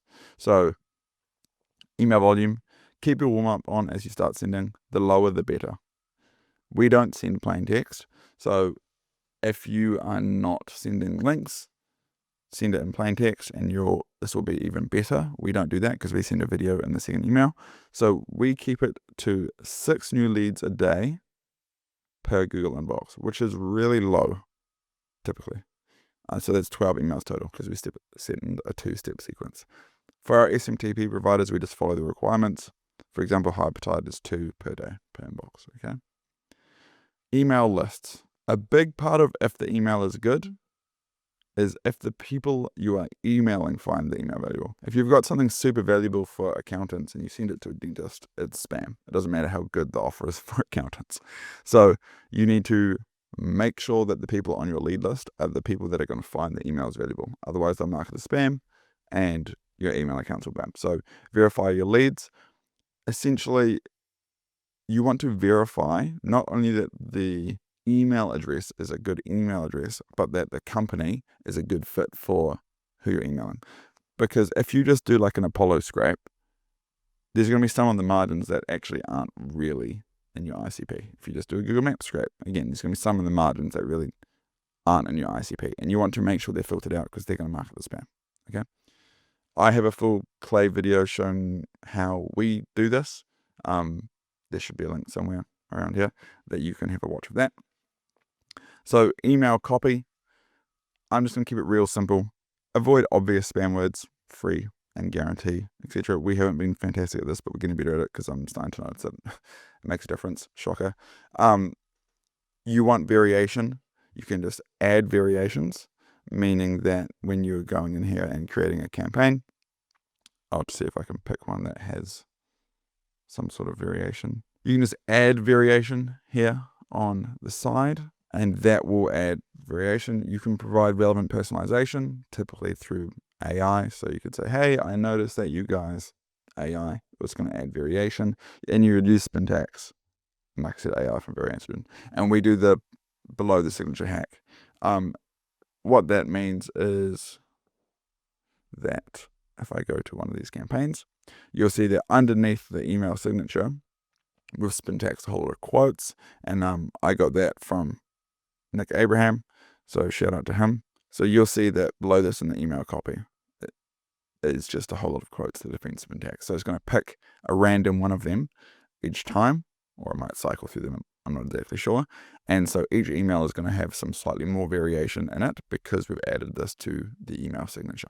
Okay, so now I'm going to talk about how to identify and swap out burned accounts. What are you looking for when you're looking across your email accounts to identify when we need new ones? So there's no great way to do this just off the bat. We've tried all the ways I'm going to talk about. Maybe there's other ways out there. Everyone's kind of got their own little way of doing it that makes them feel safe and secure. You don't really know because Google and Microsoft don't want spammers to know that their email's going to spam. It kind of defeats the purpose because then they'll be able to easily figure out why it's going to spam and then solve for that. And they'll just be a complete game of cat and mouse. So they have a better advantage if they don't tell you that it's going to spam. Because of this, identifying if the account is burnt is more of like an educated guess. And there's typically 3 ways people do this. So 1, you can check your warm-up score. So for example, if you go into email accounts, and you can do this if you're using like a warm-up tool like Warmy, or if you're using Smartlead instantly. So I'm going to put some which have some lower warm-up reputation in here. So these accounts with lower warm-up reputation are having issues, and I'm aware that they're having issues. But this is one way to tell, essentially, if they're having issues. These are all actually through Zapmail, which had some sort of breach, which is causing these issues, which they're going to replace all the domains for us for. So that's an easy way to tell if there's been issues, because essentially what it's saying is your warm-ups, e.g. when you're sending within this pool, they're going to spam, which means it's very likely that your actual genuine emails are also going to spam. So that's what's happening here. So that's a very easy way to do it, but you'll find that there'll be heaps of accounts which will get 100% on the warm-ups, but your emails to prospects is going to spam. So it's like a very high-level way of doing it. You can do inbox placement tests, and they can be helpful. And Glock apps is like a good example. I believe they're not very cheap. There also is internal, and there's Smart Delivery internally in Smartlead, which does a similar thing, inbox placement tests. What we found is that they're very difficult. Well, they were when we were trying to automate them at scale across everything and then like remove burnt clusters. I'm sure people are figuring out a better way of doing that. Essentially what it's doing is you're sending an email to, let's say, like 100 different mailboxes on different, some are Google, some are Microsoft, some are Hotmail, some are whatever. And then it's going to return to you which inboxes landed in primary, which ones landed in spam. There's a few things to note here. 1, you'll get better results if the inbox placement test you do is using the actual email copy that you're sending, because then you're going to be able to see. So it can be a good way of doing that. We're just finding that it was very difficult to do at scale. How we do it, we check for positive replies or replies, and we mostly just do replies. So what that means is, like, let's say we have a client, and that client's going after 2 niches, and those niches are going after 2 different angles. So essentially what we're saying here is that this is a campaign with 6 email accounts, and I've showed you down here. We've got like the domain. So this will be a campaign in Smartlead. We've got 2 domains attached, 6 email accounts attached. And what you can see here is that this cluster and this cluster are exactly the same. They're going after the same niche with the same angle. And so we know that if one of these starts to underperform, then it's probably a deliverability issue because everything else is held constant. And so we use that as our kind of yardstick to be able to both run split tests and be able to identify if an account is burnt. And so you can see in here as an example, this one's got, a bunch of different campaigns, clusters, and these ones, let's say this one, cluster 2, is getting way worse results. Okay, so it's probably burnt. So that is typically how we do it, is we just do it on a positive reply basis. And if it's getting less than 91%, you're almost definitely having deliverability issues, because even if your email copy is bad, you're still going to get at least 1% of people saying that, like, they're not interested or something like that. So that is how we replace burnt clusters. So in this video, I'm going to break down each tool we've tested, which ones actually work, and what are the must-have tools when running cold outbound campaigns. By the way, I don't have any affiliate links with any of the tools in this video. I am friends with the owner of one of them, but I'll bring that up when we get to it.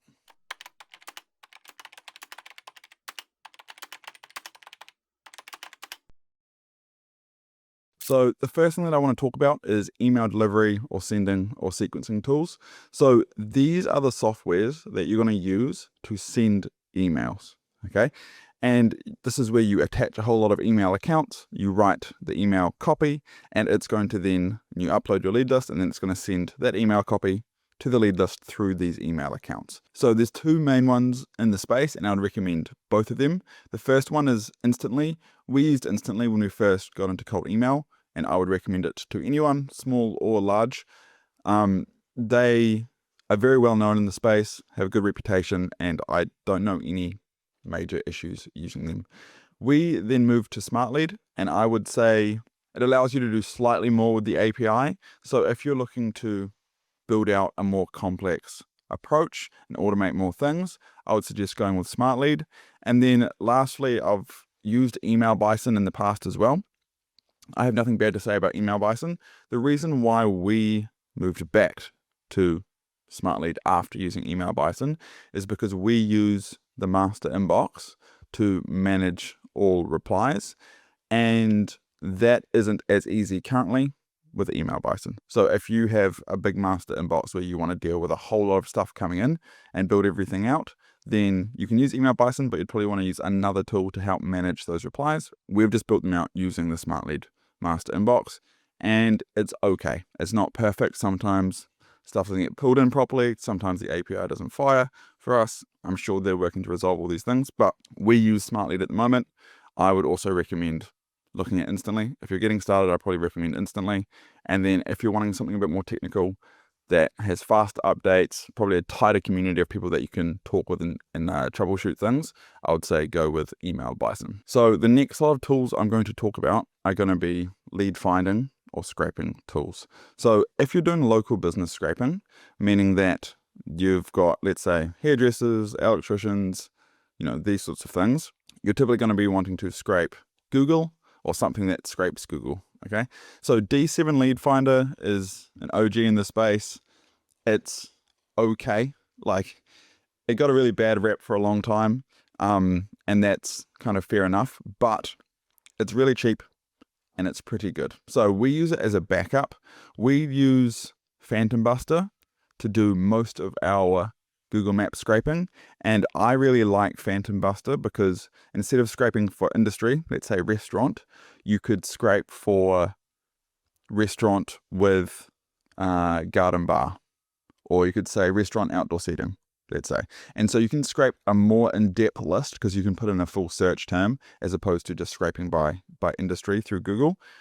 So that's why we like it. One reason I wouldn't recommend it is it's expensive. And I'm sure there's cheaper ways to do it, and I'll talk about a cheaper way shortly. And then I've also got here scrap.io. So these are something that's cheaper, but when you use scrap.io, you're again going to just be putting in one of these terms, right? Auto sunroof shop. Right? So you're not writing your own search terms, which limits your ability to build fantastic lists, in my opinion. So it's a bit cheaper. I think it's actually significantly cheaper than Phantom Buster, but you're more limited with how you can scrape Google Maps. And then there's building your own, which I'm not going to dive into it in this video. That's probably something that we should be doing relatively soon, just because our costs with Phantom Buster are going up a lot. But if you're getting serious about local business scraping, building your own is something that I would also recommend looking into. So now I'm talking about like enterprise scraping. So this is where you want to find the marketing manager at certain companies, or you're looking for head of HR because you want to offer, wellness retreats or something. Right? So if you're needing to find like C-suite or certain titles of businesses, or you're just going after larger businesses, then you're kind of going to want to be scraping stuff that scrapes from LinkedIn, or you're going to be using something like Zoom Info. So there's LinkedIn Sales Navigator, which I think everyone should be somewhat aware of. LinkedIn Sales Navigator. So you need to sign up for this. It's pretty hard to pull data from LinkedIn Sales Navigator. So what lots of people do is they'll use something like, I've got it up here, Scrup. So you'd use something like Scrup, which essentially means that you have your own Sales Navigator account, and then it's going to scrape certain search terms from your Sales Navigator account. So that's one option. Or you can, and there's heaps of these types of things. I thought they were a bit difficult and a bit limited, so I went with something like Apollo. So Apollo essentially pulls their data, or generates their data, gets their data from something like LinkedIn Sales Navigator. It does get its data from LinkedIn Sales Navigator. So what you would do, and this is a bit of a hack, but I'm sure everyone knows this. Okay, so what you could then do in Apollo is, let's say you're going to come and you want to find, for example, I'm going to find CEOs and founders, all right, and let's just go, we're going to go just a random search of companies with 51 to whatever, right? So you've got your list of people here. Then instead of essentially paying for Apollo, you'd use something like Export Apollo, and you would go to Export Apollo, and you would then take this URL, right? You'd copy and paste it, and you would put it into here, and you would essentially pay them to pull that data. Why you do that is because it's just so much cheaper than using something like Apollo. That being said, if you're working for a client, they've already got an Apollo account, they want you to use it, then you can use their account. But I would recommend just using something like Export Apollo. Okay. The next thing I want to talk about is Zoom Info. So we've had really good results with Zoom Info. We don't pay for Zoom Info. We only use it if our clients already have Zoom Info. Why? Because it is extremely expensive. So it's just going to make your cost per acquisition that much higher. But if you're working with a client, let's say, and they've already got like a Zoom Info account, use that data. The data is good. So that's what I'll say on that. Next thing I want to talk about is e-com or technology. So essentially there's certain platforms that allow you to pull data based off things on their website. So Smartlead is the main one for e-com data, and I would say, in my opinion, it is better than something like BuiltWith for e-com data. That's just my opinion. So this is where you can essentially say like, hey, I want to find all Shopify stores that are selling footwear, all right? And that's going to pull you all those domains.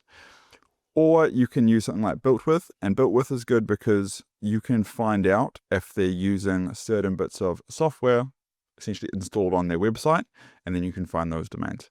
Now, one thing I will say is, let's say you pull all of these people using a bit of software on their website, right? And then you want to find the email addresses. What you can do is you'd get that data, you'd go to Apollo, as I was talking about before. You would then come down into companies, and you'd go to include a list of companies, and then you would just copy and paste all the companies that you found with that website, and then you'd click save and search, and then you'd be able to find the people and their emails, right? So that's how you'd kind of do it, right? So you'd find, let's say, all the domains with Shopify stores selling what category you want. So you're going to find all those domains. Then you're going to take that list of domains and you're going to put it into Apollo. and then you're going to click save and search, and you're going to find the people at these companies that you want to talk to, let's say the marketing managers of these companies, right? And then you're going to take your URL, and then you're going to go to something like Export Apollo, and then you're going to put that in there, and then it's going to scrape that data for you, right? Once you've scraped that data, you're then going to verify them, and I'll talk about verification, and then you're going to use something like Clay to again double verify. You'll probably use Clay first to double verify that they're a company you can help, and then you'd use email verification credits to double check that their email is verified. One thing I will say is when you're using Apollo, we always will only scrape if the email status is verified. Okay, and that's going to severely cut down the amount of people. Let's say on average, it's going to take off like 40%, which is quite a lot. But I would also recommend doing that. Okay. So now I'm going to talk about email verification tools. So we started with Never Bounce, and then we moved to Million Verifier because at the time, Never Bounce, you paid for not just verified emails. So let's say you had 10 emails, you only verified 5 were verified, you'd pay for all 10. And so we moved to Million Verifier, who you'd only pay for verified emails. All right. And so we've enjoyed Million Verifier. It's been good, but we're now moving to Lead Magic. Why? Because I want to also be able to verify catch-all emails, because one of the issues that we have is if we've got a lead list of 10,000 and only like 5,000 of them are verified, and we use that 5,000 up and we're out of leads. So we want to be able to essentially enrich or try and capture riskier leads. So another way to say it is we want to have more coverage. We want to be able to get out of that 10,000, more of them verified. So Lead Magic is able to verify catch-all emails. Okay. So we're going to look into essentially doing Lead Magic, and I've had really good things, but just to be clear, we haven't moved over to them yet. We're still using Million Verifier. And then in terms of verification, I'd also recommend using Clay, or you can build your own, but I'm just going to talk about Clay for now. Where essentially what you're going to do is you're going to pull in your domains, and let's say you're going after roofers. You're pulling in all of the companies that you want to go after that are roofers, and you're going to use Clay. And I'll log into Clay and I'll show you. So these are all self-storage companies. You're going to use Clay, and you're going to run, this is just ChatGPT for Mini. Is this a storage company? Yes or no? Okay. And it's going to go through and it's going to confirm that they're storage companies, because you might find some of them are not storage companies and you don't want to email them, because those are the ones that are going to mark you as spam. Because if they're not a storage company, the email literally is spam. So you want to both verify that the email is correct, and you want to double verify that the company is someone you can help. Otherwise, their email is spam and they should mark it as spam. Okay. So you want to verify it. Now, video personalization tools. So we do personalized video at scale. That's our specialty. That's what we've been doing for 18 months, 2 years. And we use PitchLane, and we've got a relationship with Ryan, and we've had a good experience with PitchLane. Okay. So that I'm a bit biased there. So I'm just going to share 2 other tools that we know of on the market. There's Weasley that does a similar thing. And there's also SendSpark, which I haven't used, but I've had also decent things about. So those are 3 sort of video personalization tools if you want to go down that route. So analytics, we use NAN and Airtable and build that out. And that's probably what I would recommend you do too. Before that, we've just used a Google Sheet as well to track our analytics, but any of that would work. So overall, useful tools. Something like Front can be used to manage the inbox instead of using the master inbox. And I've heard good things about people doing that. Again, we just use the master inbox with essentially NAN, using a whole lot of automations on the back end from the Smartlead API. Okay. But if you wanted to do something different, then you could use something like this to help manage the inbox. Again, I've also just put in Clay and NAN here.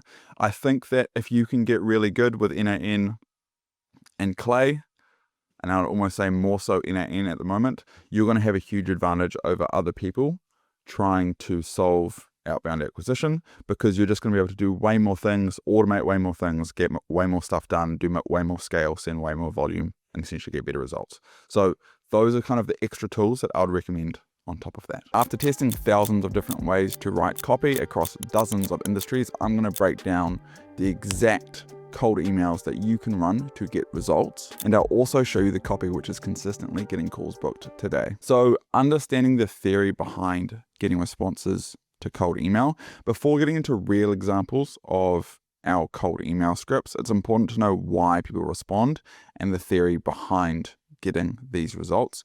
So the goal is to persuade the prospect that a call is worth their time. It's actually to manipulate the prospect. And that doesn't sound very nice, but essentially what you're doing is you're taking a prospect who intrinsically does not want to reply to your email, does not trust you, and probably does not like you for emailing them, and maybe will give you 4 seconds of their time to jump on the phone with you. So in order to make them have that change, you have to persuade them. You have to do something which takes them from being here to being here. And 99.99% of the time, they know that you're sending them a cold email to try and take their money. Maybe you're going to do it in return for some value and they're going to get great value on their money, but you're emailing them because you want to make money off them somehow. And they know that. The market knows that. If you trick them into thinking that's not what it's about, and then they find out down the line that that is what it's about, it's not going to be a good sales call anyway. So they know that you're trying to make money off them. They don't want to reply to your email. They do not trust you. They do not like you, and they're not going to give you much time.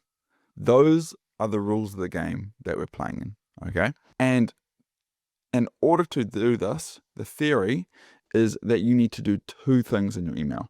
And every email has to have these 2 components to some degree. You have to build trust, and you have to entice them with something of value. So building trust essentially means that you have to show them that you're legit, you're not a scammer, and entice them with something of value. It can be broken into sort of 2 things, right? So you have to build trust, and then I'm going to talk about enticing them with something of value. So building trust, if they do not trust you, they will not respond. And a good example of this is you could have an email list, and it could be a perfectly good validated email list of 100, 1,000, 10,000 prospects. It doesn't matter. If you emailed them all and you said, hey, I've got $100,000. I'm going to give it to you right now. If you give me your phone number, no one's going to give you their phone number. Doesn't matter if you can actually give them $100,000 or not. They do not trust you. It's not believable. You have done nothing to build their trust. Okay? So you start from a place of zero trust, and so you have to build it in some way. And here are a few ways to build trust.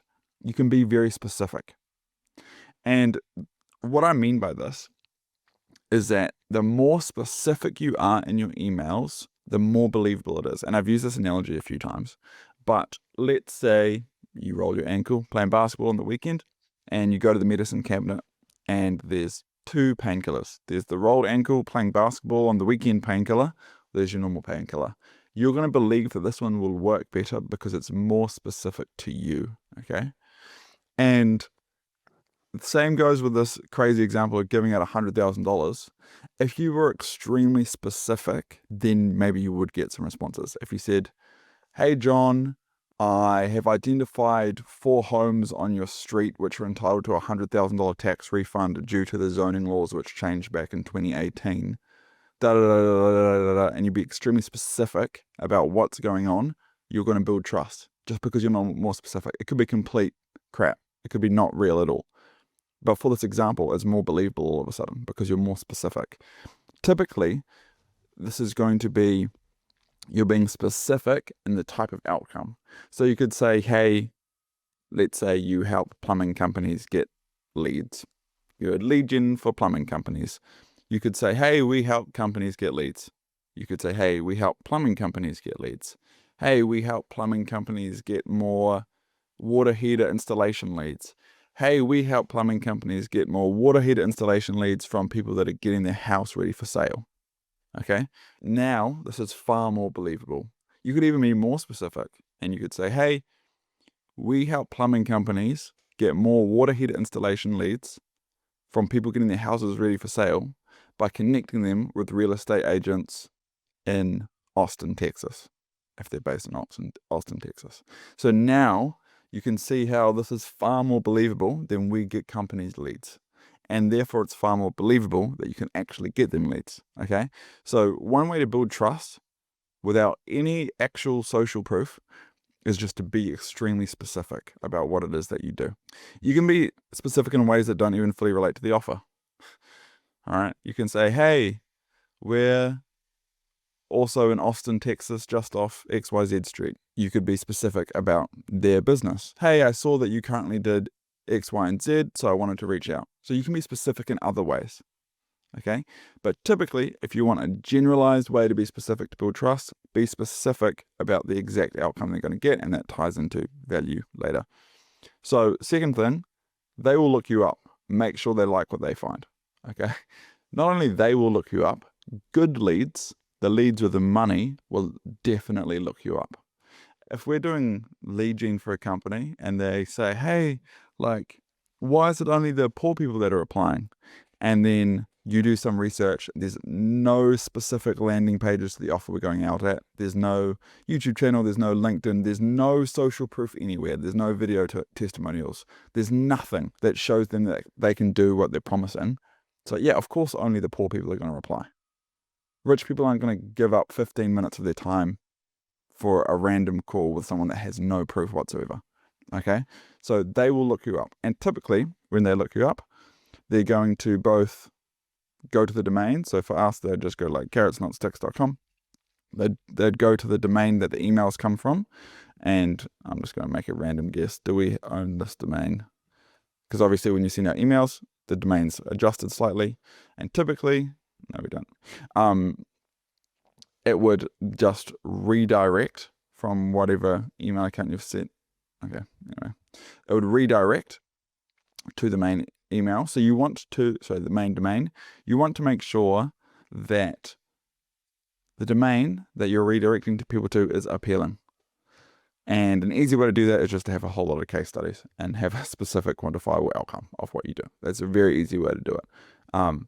People say, oh, you guys have a great website. It's like, no, I just built on Squarespace in like 3 hours. It's not a great website, but it works because it satisfies what prospects are looking for.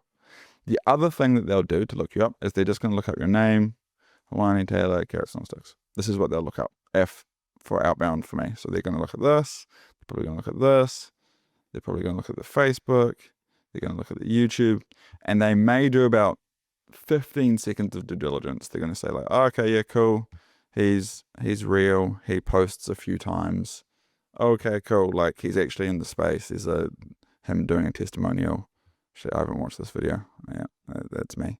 Can't get on the Facebook, and cool, he's got a YouTube channel.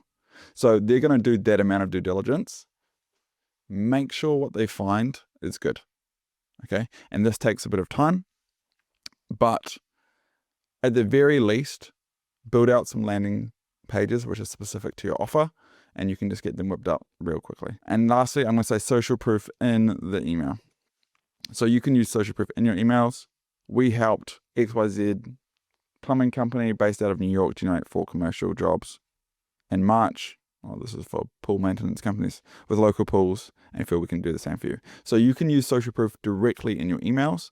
Ideally, you can use like their competitor or a brand in their area because that's the most compelling social proof, but I fully understand that that's not always possible. And then I just want to make a note here. So you want to get them on the phone. You want to move them down the sales process, but often that ask just off your emails is too big of an ask. And so you're going to limit yourself because, and typically this is when the industry gets a lot of emails. So we email out to marketing agencies. Marketing agencies get hit up all the time by lead gen agencies. Why? Because lots of lead gen agencies like us were marketing agencies, and then they found it easy for them to get leads, and like, you know what? I can help other marketing agencies get leads. So lots of people in certain industries, HVAC, roofing, e-com, XYZ, asking for a call is going to be almost too big of an ask. Okay, so have a smaller ask, right? And then use that to build trust. So what you can do is you can say, as your call to action, instead of saying, hey, do you have time for a 15-minute chat? Say, hey, are you open to me sending over a quick video explainer? And then you make them a personalized video explainer and send it over to them. And that is where you build the trust rapport with the prospect. And then when you get them on the call, they're going to be way easier anyway. So I just wanted to make this note here.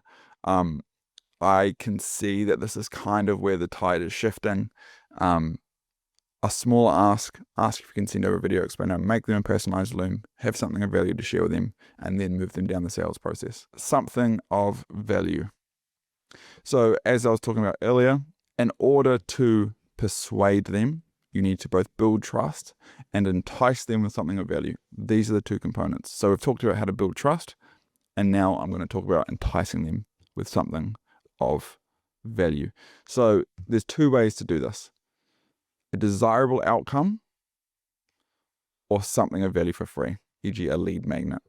So what does the prospect get from working with you? We generate 12 to 14 XYZs per month. We can save you $1,000 a week. We can do this for you, save you. Typically it's going to be money or something very closely tied to money, like leads or calls or deals, money. Or it's going to be time, you can save them time, or it's going to be you save them money. We can cut your costs on this, okay? You want to be very specific about the end consequence from working with you. So for example, we do cold email, but when we're doing a desirable outcome, we're either just talking about getting booked calls or closing deals. We generate clients, essentially. We don't talk about email outbound, of course. If they wanted email outbound, they would go and find email outbound. We're not going to email the market and say, hey, we do email outbound. It just doesn't work like that. You can say, hey, we can generate closed deals for you. Like, that is far more appealing, okay? The prospect genuinely does not care about what you do, only what they get. And this is where lots of people mess up, because they're so used to inbound prospects that do care about what you do. That's why they came to you. So do not take any of those learnings of like, they care about my transparent ROI dashboard and they care about how we do certain split tests on our thing and da da da da. They only care about what they get.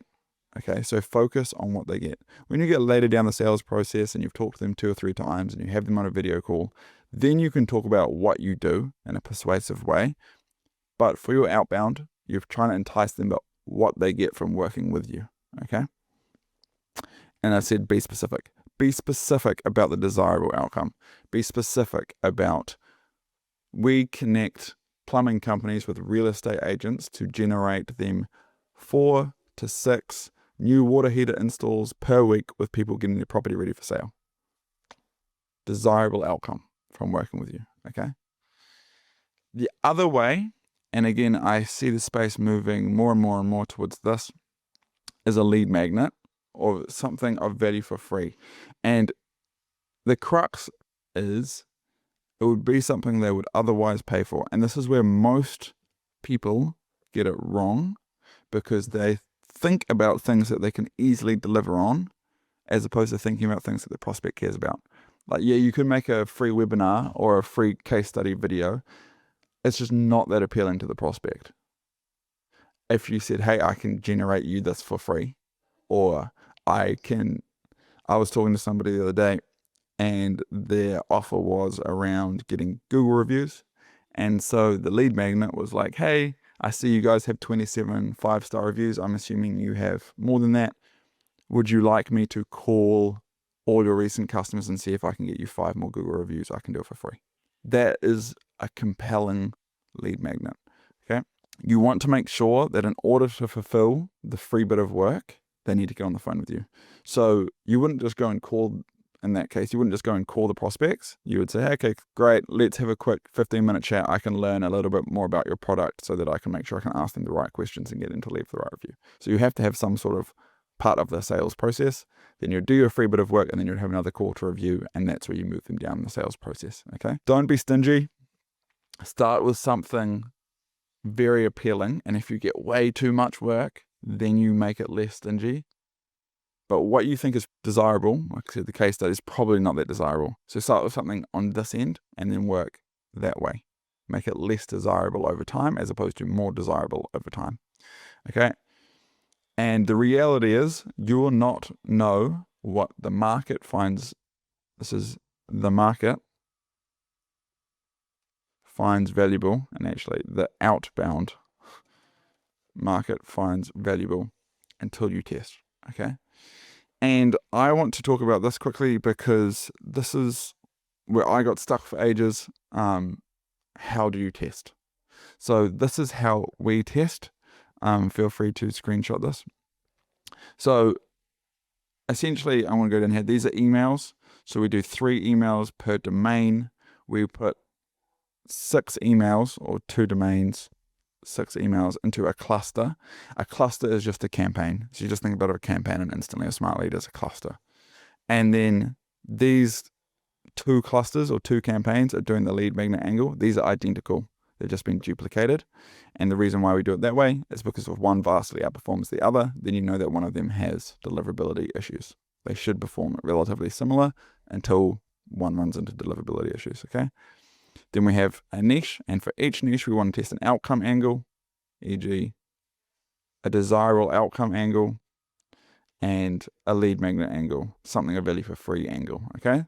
And then we also test 2 niches, okay? And you can see we send 6 leads per day per email, okay?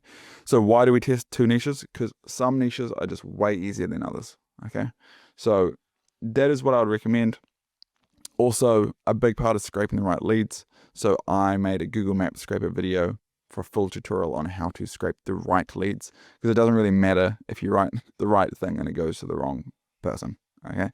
So hopefully this is of value. And so now I'm just going to quickly go through a few email examples. Just for some context, we specialize specifically in video outreach, but we probably generate 60% of our calls from our first email, and then we follow that email out with a personalized video. And so that's made it scale. E.g., you only shoot the video once, but it gets personalized per prospect.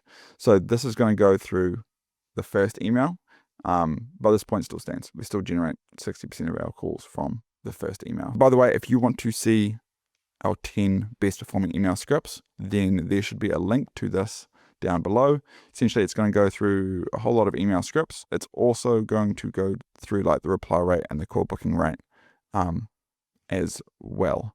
So you can find that in the link below this video. This is for an SEO agency that's going after pool cleaning companies. Hey, first name, this is just some syntax. Essentially, it would rotate, hey, hello, happy Monday, good morning, howdy, first name. We help pool service companies land recurring work through relationships with property managers who oversee apartment complexes, vacation rentals, and gated communities. Most partners pick up 3 to 5 ongoing accounts per month this way. And once you're in, the work usually keeps coming. Always great to connect with others in the space. So let me know if you're open to a quick chat and I can break down what we do. And if you just want to take it and run, no problem. So we're specific about property managers who oversee apartment complexes, vacation rentals, and gated communities. We're specific about the outcome. It makes it more believable, all right? Then we also talk about the exact outcome, 3 to 5 ongoing accounts per month. So we build trust, and then we talk about the outcome. This is for us, and I was just put this in because I was talking earlier about a smaller ask. So, hey, first name, I saw you worked, doesn't even say I, saw you worked with restaurants. We currently generate calls with restaurants for 2 other marketing agencies. Would you like me to send over a video of how we do it? Okay. Super short. And a lot of people just say, yes, send it over. Then we send over a video and we make a very good video for them, which they're super interested in because they do work with restaurants and we are generating calls for restaurants, with restaurants rather. And then from there, we get them on a video call. Okay. So build trust. And then this is something enticing. A free video on how to do it. And this is for a PR agency going after MSPs. Would you be interested in a free bit of content, something you could use for a blog, LinkedIn post, or as part of PR pitch, positioning yourself as an expert? We position MSPs to help them win better fit clients by positioning them as trusted IT partners, not just another provider. If you're open to it, I would I'd be happy to write a short thought leadership draft in your voice, totally free, just a way to show what we do. Okay. And then if they want us to send something over, we have to get them on a call to learn more about them before we can do that. Okay. So that's how you tie the lead magnet into the call. So then they get on the call, learn a bit about them, do the free bit of work, have a call to review, and that's when they'd go through their sales process. In this video, I'm going to break down everything you need to know about cold email subject lines. I'll cover what makes great subject lines when sending high volume and low volume. I'll go through some examples of what's working today, and I'll also show you some things to avoid. So let's dive into it. I wanted to just talk a little bit holistically so we understand and we're on the same page when it comes to understanding what a subject line actually does. So you're going to send an email and you're going to hope it gets delivered. And then there's a few things that can happen, right? It can get just unread and unopened, right? It just sits there. It gets unread and unopened. This depends on how sloppy the person you're asking or sending the email is, but most people will either mark it as read, even if they don't open it. So the next option is to mark as read, but don't read, right? Then there's read email, and then there's another option, and I'm just going to say like read email in headspace. So we're just going to say that these are just bad, right? And I don't know, honestly, how much the subject line has to do with how likely someone is to read the email. Like, you can say logically, like, yeah, the subject line's why they open the email. I open every email that's in my inbox, regardless of the subject line, and look at it for a second, right? The subject line will determine the frame I open the email in, but I'm going to read every email that comes into my inbox. So I would somewhat argue that this is not just a function of what the subject line is, but just a function of the person, how busy they are, if they're an email person, if they read every email, if they're curious about the emails that come into their inbox, right? What we index more on, probably, is reading email and reading email in the correct headspace, because they can read the email and they can be like pissed off, they could be skeptical, right? Or they could be interested or neutral. Bear in mind, if they read it and they're interested, like the subject line's interesting, and then you underdeliver, right? You can't say, I've got a referral waiting for you, and then you don't. Like, if you underdeliver, now they're going to be pissed off, okay? So typically, you want them to read the email in the correct headspace, and the safest approach is like a neutral headspace, okay? So this is kind of what the options are with an email subject line, all right? Sometimes, if your day is busy and it's just like clearly a sales email, and I'll talk about that in a bit, people will just mark it as read. They just won't open it, right? Because they know what's happening. But I would argue that most people you're emailing aren't dumb, and like question first name is obviously a sales email. They know it's a sales email, but they will often read the email in one of these headspaces, okay? So I'm just going to start by talking about the gold standard, right? The gold standard of email subject line, I believe, is the show me you know me method, right? Which is talked about in this great video. I know I'm not meant to promote other people's YouTube videos, especially not a huge company like Apollo, but she does a really good job here breaking down a subject line that gets the prospect in the right headspace when they open the email and are impressed. Essentially what you do is you do some background research on the prospect and you find some interesting things, and there must be a fine line here, right? You're not going to be like, your dog's name is Jack and da da da da da, because it seems a little creepy. So it has to be kind of stuff that's like available on the internet, but is somewhat impressive that they found. So for me, they could get emailed in the subject line. Could be Atlantic Coast case study plus recent move to London, ? Or did my own Kayo almost at 3K subs, new VSL, ? What? Just posted an Atlantic Coast case study, which you can go check out. It's really good. And I moved to London a year ago. But this is on my LinkedIn, and I talk about it in YouTube videos. Right? So it's stuff that's available online. Did my own Kayo. Again, this is in a YouTube video, almost at 3K subs. Again, YouTube, new VSL. We've got a new VSL on our website. All right, so it's stuff that you can easily find. But if anyone sent me these emails, I'd be like, these people are serious. Like, this is a genuine, serious email that I should take seriously and seriously consider what they're saying, because they've done enough research that they've spent their time to think that it's worth my while. Okay, so I'd be interested to read it, and I'd also be impressed. This info's on my LinkedIn and YouTube, but it's not super easy to put together, and it would start the engagement on the right foot. I've gone down the road of trying to automate this, and it is hard. Like, it's really hard.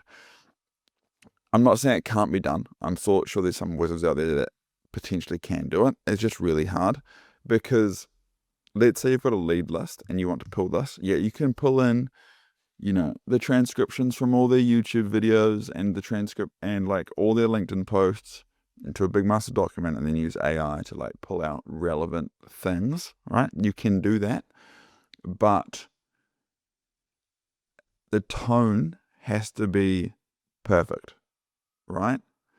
Because humans are very good at noticing when something's slightly off, and so you can creep into like the creepiness, or it can be slightly wrong, and then it's just like you're flipped to the other end of the spectrum, where you're not even neutral, you've got like a negative view of what's happening because they get it slightly wrong. For example, people email me and say like, more restaurant leads. That's my old agency. Like, we haven't really worked with restaurants for like 18 months, 2 years now. So it's like, I know you're automating it, and then you're doing a bad job of automating it. And so I'm turned off by this, right? So it can have a negative effect. So maybe you can, like, honestly, if one of you guys can figure out how to do this at scale properly, then that is amazing. Part of the other tricky thing here is like the data sources. Let's say LinkedIn. Like, I'm going to say majority of the people you email don't post on their LinkedIn and don't have a YouTube video or a YouTube channel, which you can scrape. So like, finding the content, maybe there's like a bio on their website, on the About Me page or something, or maybe just other ways to get information. But it's hard to do at scale, right? So if you're doing a lower volume outreach, which is actually what she's talking about here, the perfect cold email. She's talking about like an SDR sitting down and sending out like 20 to 30 cold emails in a week or something, right? If you are doing it that way, I highly recommend doing something like this, right? And I'm naming this a gold standard because it goes down the route of, if done correctly, to be in like this bucket here, where the subject line is an asset to the email. Okay. If you're operating this at scale, I'm just gonna say you have to look at other options. There'll be, if you're a wizard out there that can solve this, then fantastic, and like hit me up, because I'll be interested to see how you do it. But you typically need to look at other options when you're operating at scale. And like I said, we're trying to send out like 500,000 emails a month. So getting someone to read your email. People often say that the goal of the subject line is to get someone to read the email, but I would say that misses part of the puzzle. So yes, 1 bazillion%, if the prospect doesn't read your email, then you're not going anywhere. But as I mentioned earlier, the subject line plays some part of that, but I don't know if it plays a massive part of it. I just think some people read the emails and some people don't.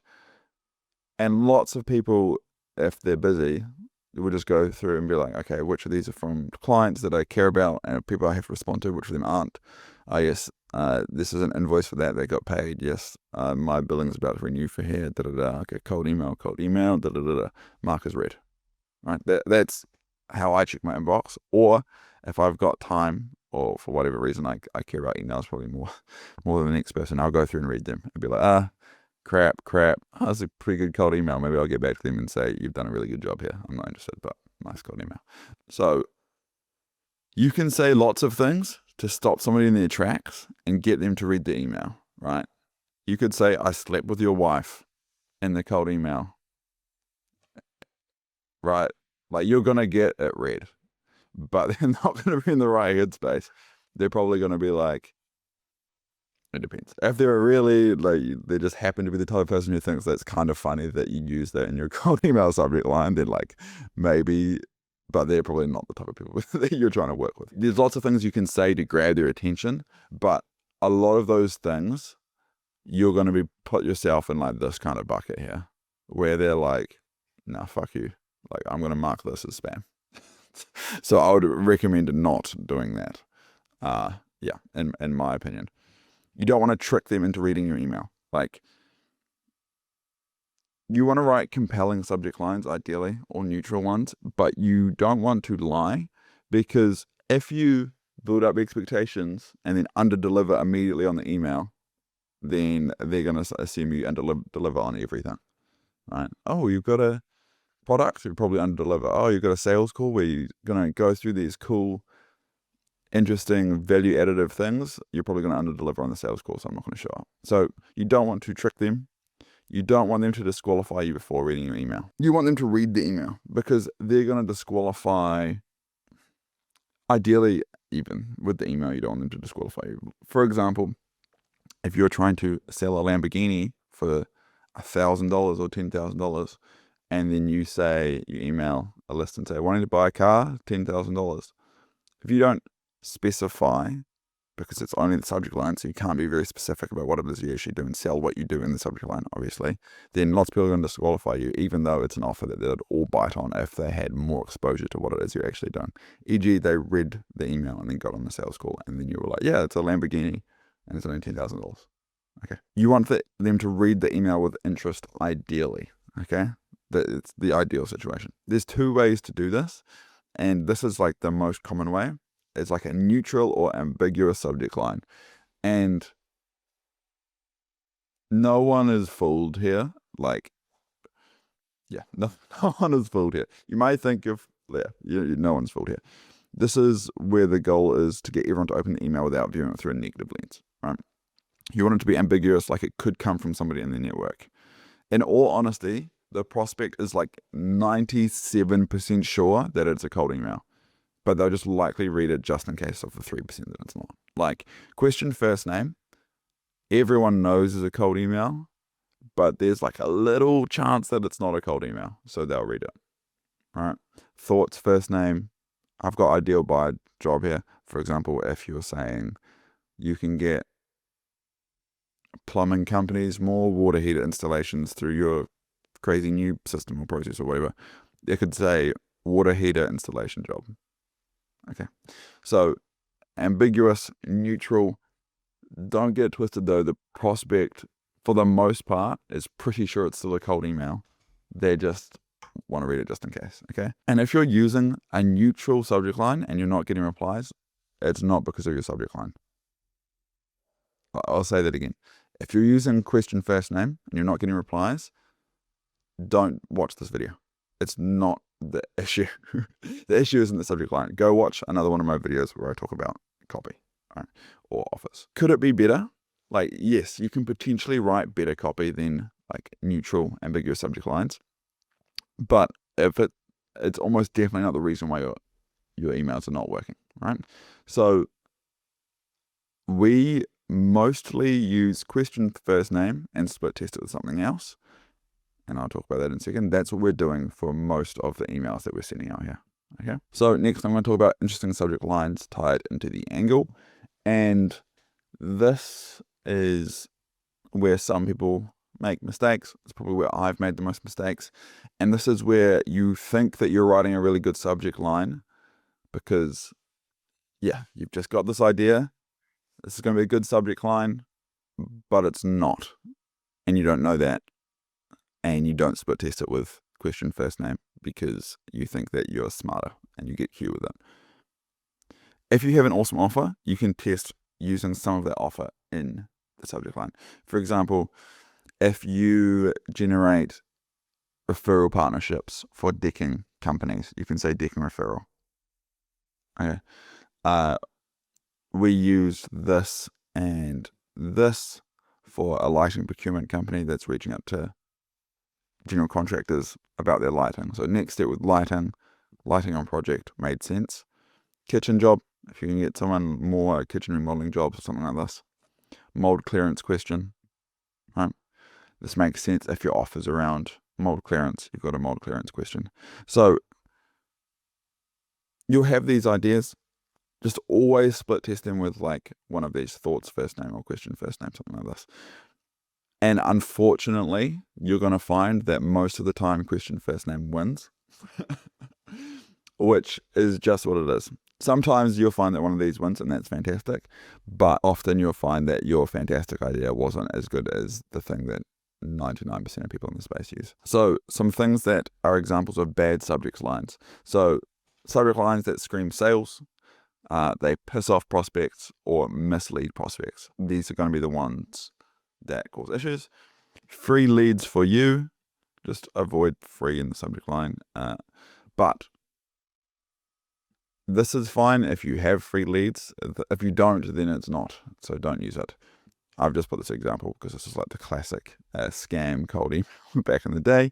All caps, exclamation marks, free something, you've won big award, click here to this on this random link and go to this random website and put in your bank card scenario. Done for you Facebook ads for $2.98 a month. So it's not enough text to convince them that you're trustworthy and the offer is good. And so people are just going to assume that you're not trustworthy. So don't, in my opinion, I've just seen lots of, like, if I'm doing a consulting call and I see like their subject line and it's something like this, unless it's been proven to outperform question first name, it's probably not going to outperform question first name.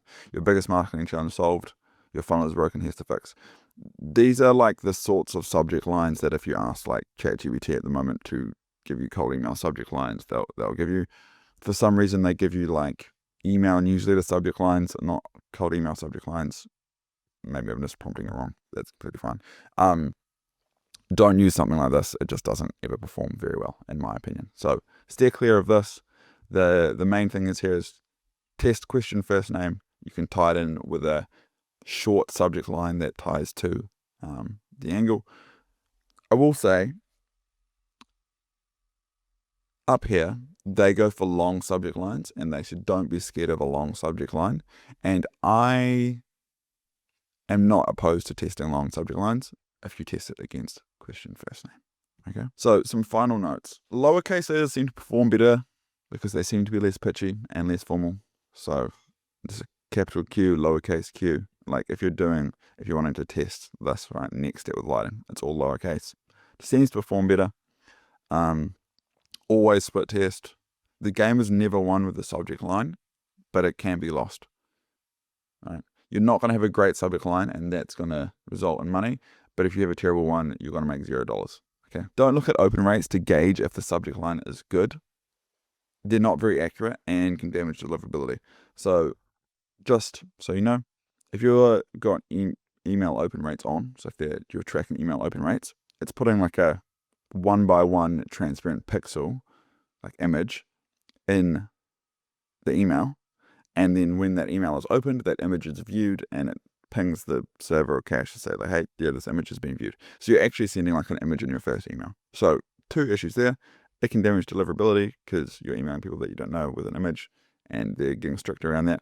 Secondly, I think Apple like opens and caches or checks all images on the emails. So like your numbers are going to be way inflated, which is it's quite funny.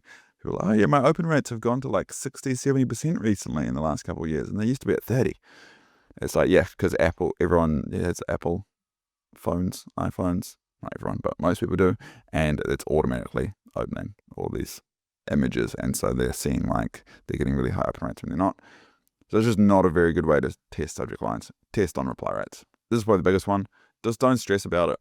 It's not that big of a deal. Question first name can get you to the moon. So I would say the biggest agencies in the space with their biggest clients use question first name. So like, don't overthink about it. Don't stress about it. Keep it basic and focus on the email having a compelling offer and building a good list. Arguably, your call to action is the biggest leverage component of your cold email. And in my opinion, not enough thought has gone into writing the correct call to action to result in sales. And I think lots of people miss out on tons of money by just not thinking about this essentially. So in this video, I'm going to break down the different types of call to actions that you can use and what sort of outcomes each of those get. I just want you to first understand what factors are at play and what is happening here. So the goal of outbound is to generate a sale, okay?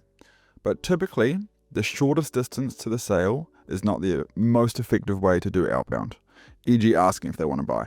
And what I mean by this is, if you look at this little fancy diagram I drew, you're doing cold outbound. The shortest distance between cold outbound and sale is asking for the sale on the cold outbound. Your call to action is, do you want to buy my thing? And they say yes, and then they buy your thing. That is the shortest, right? But it's not the most effective, and no one does that, right? And so there are other calls to action, which in this diagram, I've seen it takes further and further away from the sale, but it's typically a softer and softer call to action. So we're trying to find the path that has the most throughput, the path that generates the most sales, okay? Asking for the sale is not going to generate the most sales, which means that you're going to not ask for the sale. You're going to take a different approach because we all agree that it's going to result in more sales. And holistically, why do we agree that it's going to result in more sales by not asking for the sale? Because you need to build trust for someone to buy, okay? And this is the big thing about cold outbound that no one seems to talk about, is that the market does not trust you, even if your offer is fantastic, okay? The market does not trust you. And so you need to build trust.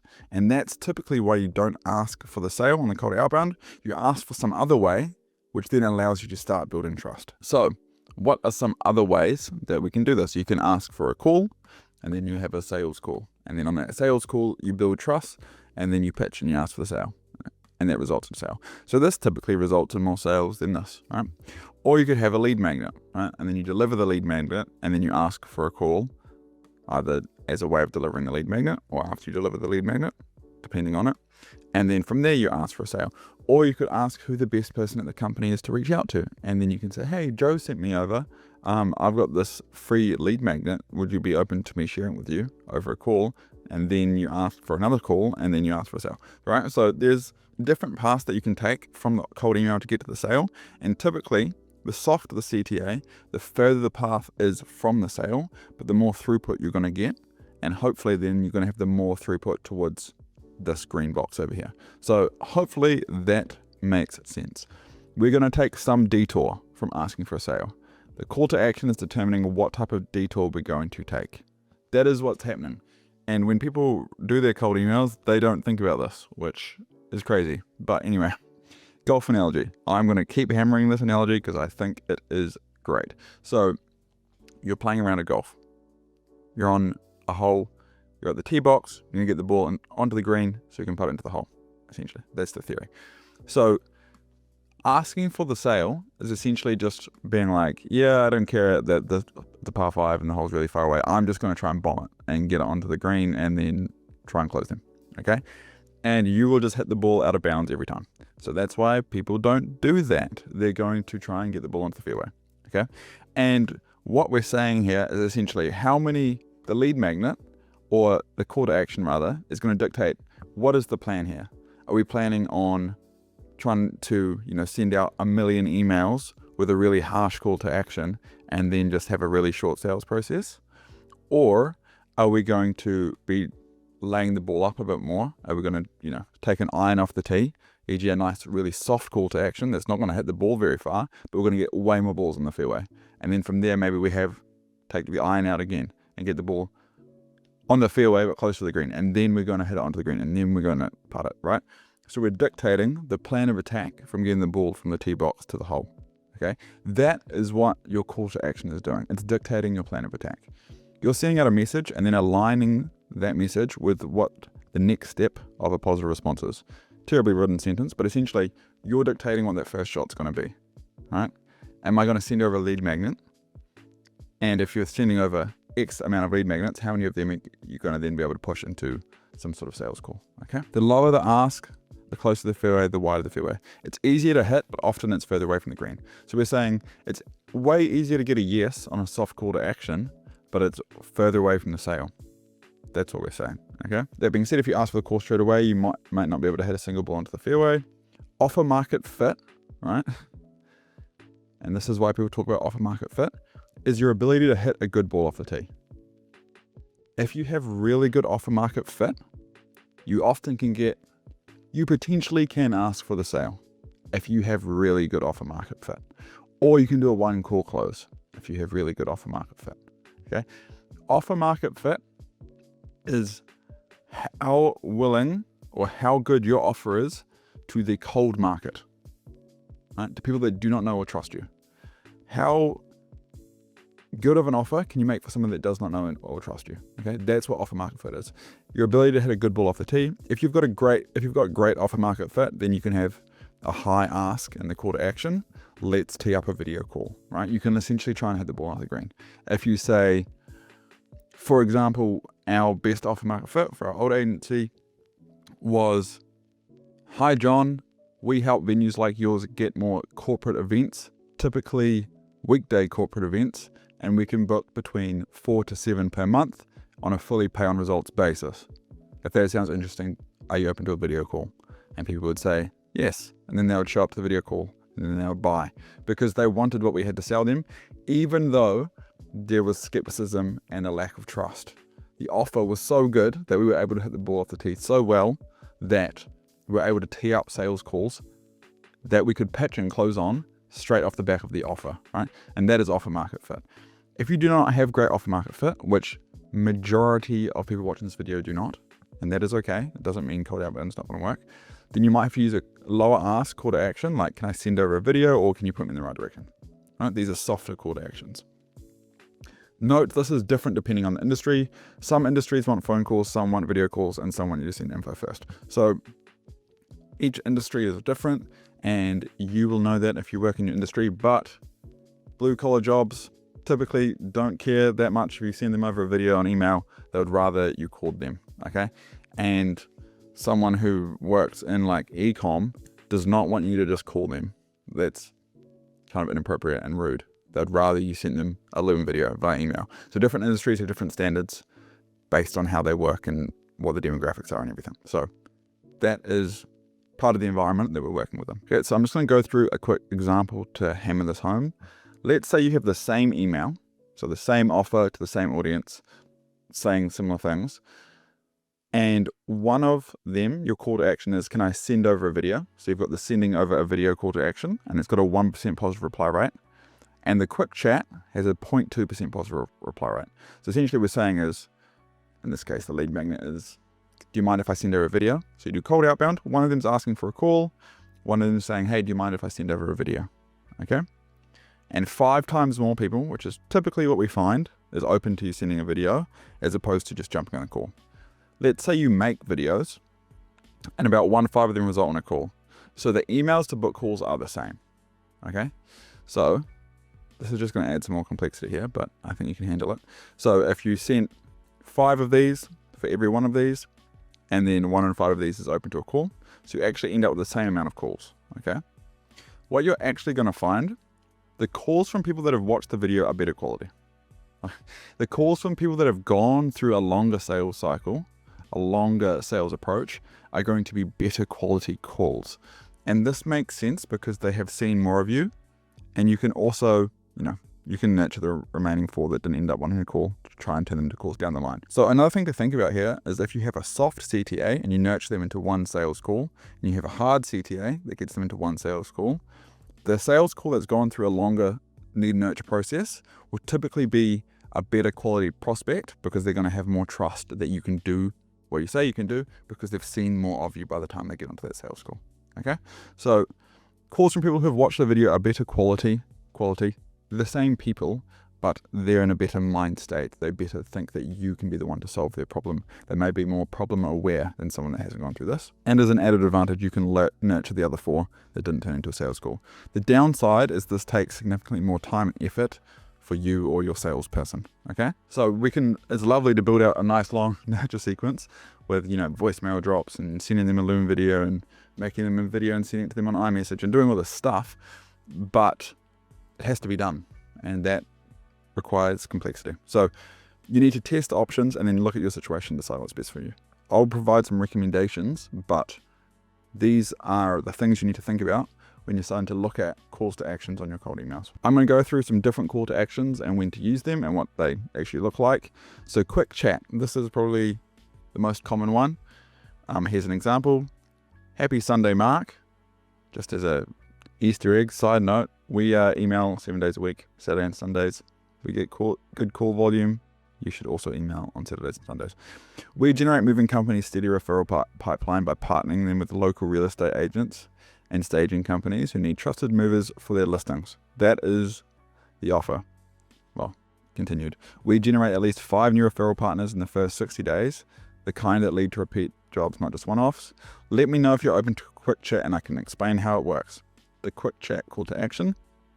This is desirable because we're getting really good call volume from this email and it makes sense. It's a logical opportunity for a moving company to grow. They're like, yeah, maybe if I do just get partnered with all the local real estate agents, then I could grow my company easily. That's the clear opportunity. We're also targeting a niche where calls are appropriate over a video call because many of the owners in this case might not be in the office, they might be out doing jobs. We're emailing owners who often reply with their phone number and their email signature, so it's easy to move them towards a call. Some industries have been burnt with quick chat call to action and hence are less likely to respond. They have bad experiences with this in the past. Typically, internet-based businesses are less receptive to this call to action. So I'm thinking like marketing agencies or any sort of digital agencies, e-commerce type businesses. I wouldn't recommend going with this call to action because you'd be better off with a lead magnet or sending them a video. Note, if you have an abundance of leads through this call to action, we've had a few clients which get way too many calls through this call to action, which is fantastic. And so how you can filter further is typically if someone said yes, you would book them in or you'd propose times. If they say yes, you can send them a scheduling link, and that's going to essentially about 50% of people aren't going to book a call, and the 50% of people that are most keen to chat are going to book in the call. Doesn't mean the 50% biggest companies with the most budget for your thing are going to book on a call. It means the ones that are most keen to chat are going to book on a call. So that is something that you can try if you're doing this and you're getting way too many calls, which is a fantastic problem to have. Okay. Deliver lead magnet. Here's an example of the lead magnet call to action. Would you be interested in a breakdown showing how other fencing companies in your area are bringing in a job, maybe from companies like this, and then we pull in their local competitors? I can show you a breakdown of a few other companies in your area and how they're winning customers. Let me know if you're interested. Note, you want your lead magnet to be something that you can ideally deliver to them over a call, right? Because the goal of the lead magnet is to build trust and rapport. And it's way easier to build trust and rapport if you get them on a video call and you just pull it up live and you walk them through it and you start to meet them and build a genuine relationship. So you want ideally a lead magnet where you can deliver on a call. And then at the end of that call, you can then move it into a sales conversation. Like, hey, like we can probably help you, beat out these 2 competitors. Is that something you want to have a chat about? Like, yeah, sure. So, okay, well, let's jump on a long video call. Do you have time tomorrow or the next day? Right. That's typically how you do it. So, for example, if someone said yes to the email above, you'd send them times for a call. Typically, you just send them, if you just send them a report or something, you'll never hear from them again. So, this is a fallacy. Don't just spend time making up a report and sending it over to them. You're just going to lose leads. You want to get them on a call. Some people send a report and then call them the following day. So that's another way to do it. But you want to get them on the phone. Right? The next call to action I want to talk about is sending over a video. Hey, Hawani, we have a system that can fully book wedding venues even before they open.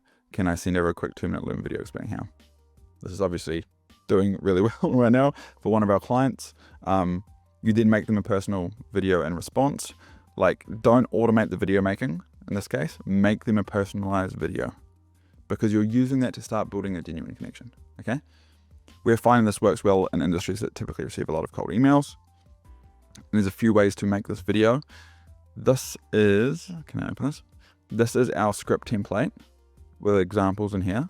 I'm not going to go through this now, but there'll be a link to download this underneath this video. So you can download that. Essentially it's just prompts that you can put like your industries, put this into ChatGPT or Claude or whatever, and it's going to give you a script that you can use for these videos. But again, the goal of these videos is to build trust and rapport. So it really comes down to your tone, how you speak. Do you speak in a way that genuinely conveys that you've got an opportunity for the prospect? That's what we're trying to get at. Okay. You can also add them on LinkedIn and send them a video once you connect. They accept your connection. Again, this is depending on the industry. I don't know how many plumbing companies are avidly using LinkedIn, but if you're reaching out to marketing companies, then they probably are. So depends. Point me in the right direction. So this is like one of the softest calls to action, which we mostly use when it's a very commoditized offer. By very commoditized, I mean like if you were selling insurance, right? You can either say, hey, buy my stuff and send like massive volume, or you need like a very soft call to action. Point me in the right direction. So we're using a point me in the right direction here for janitorial services, reaching out to local businesses. We also use it in a few other industries where the sale's really complex and we literally just want to give an opportunity to call them. So it's like essentially, you could call it cold calling to an extent, but they reply to an email in some way. So you've got an opening like, hey John, like I sent you an email, you got back to me saying like this was the best person to talk to. Do you happen to have their like phone number? Right. They're like, yeah, here's Mike's phone number. Then you call Mike and you're like, hey, John gave me your phone number. I hope that's all good. Do you happen to have 5 minutes? Quick. Right. It starts to provide an in, right?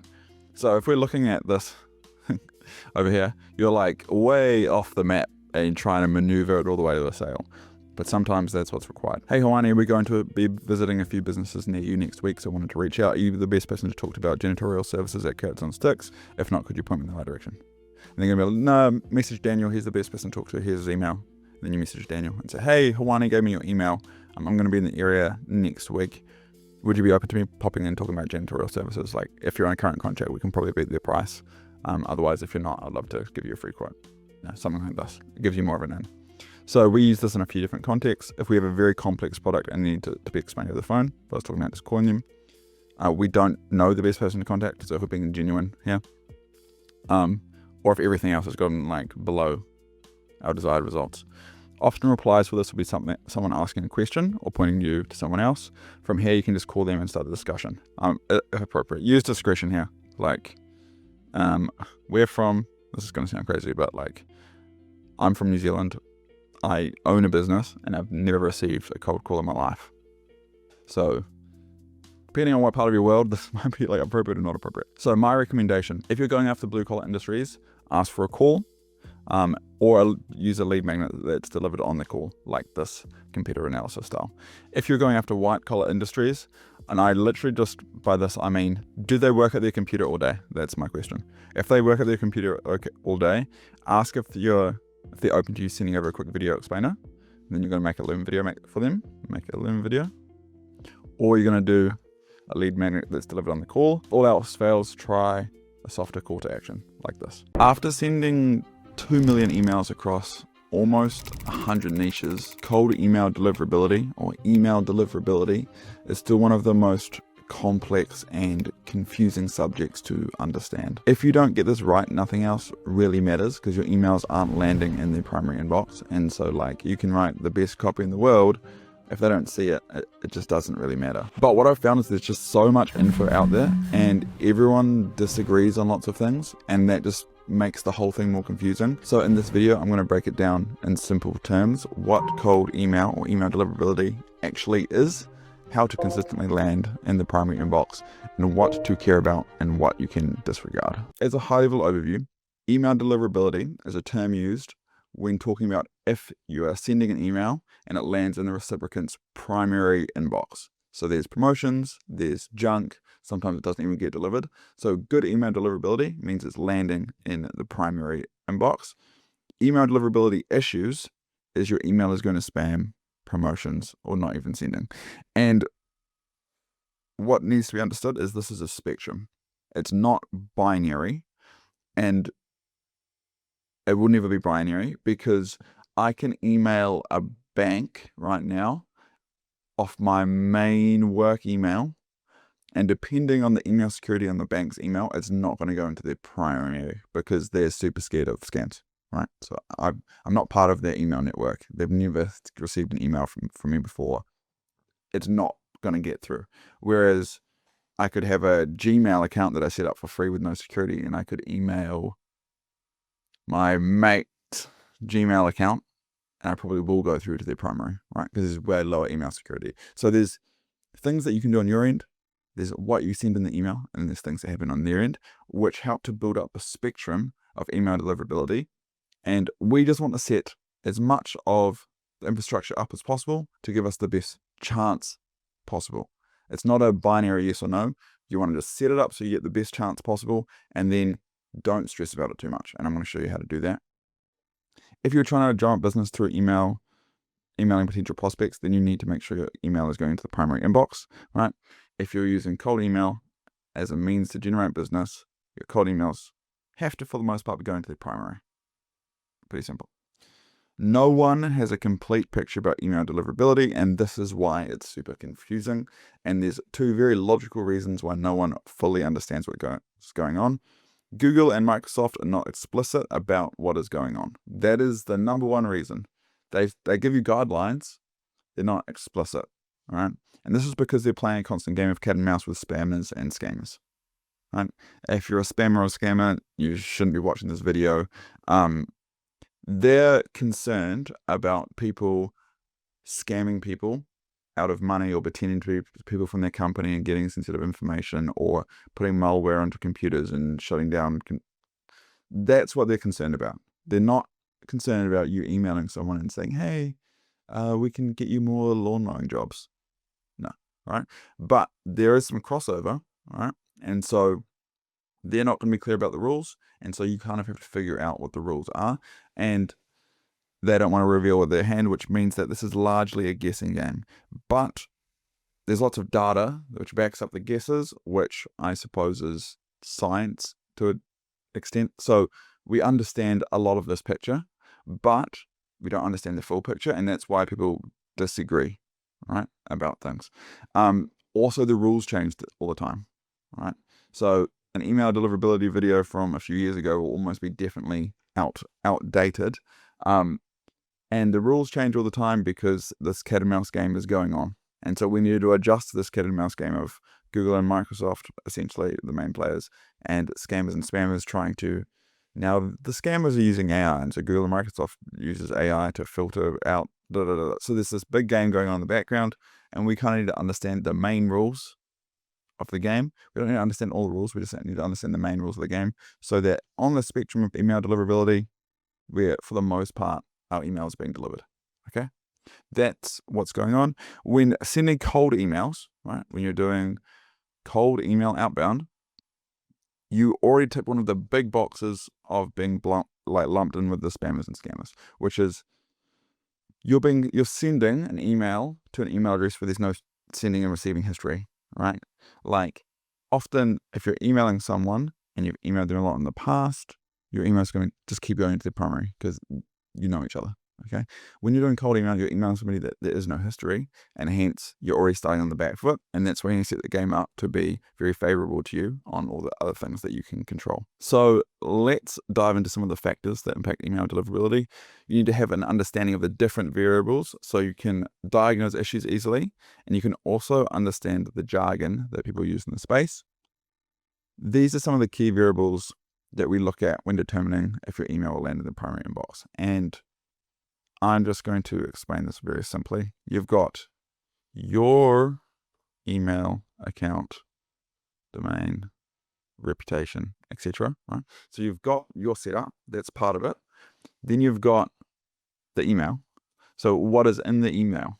Are you saying free iPhone 10, click here to get your $10,000? Is that what you're saying in the email? Or you're saying, hey, are you guys looking for any interns? ? The email itself is going to impact the email deliverability, okay? And then you've got the recipient, right? The person you're emailing. As I was saying, if they are a bank, it's going to be a lot harder to get through to them than somebody else.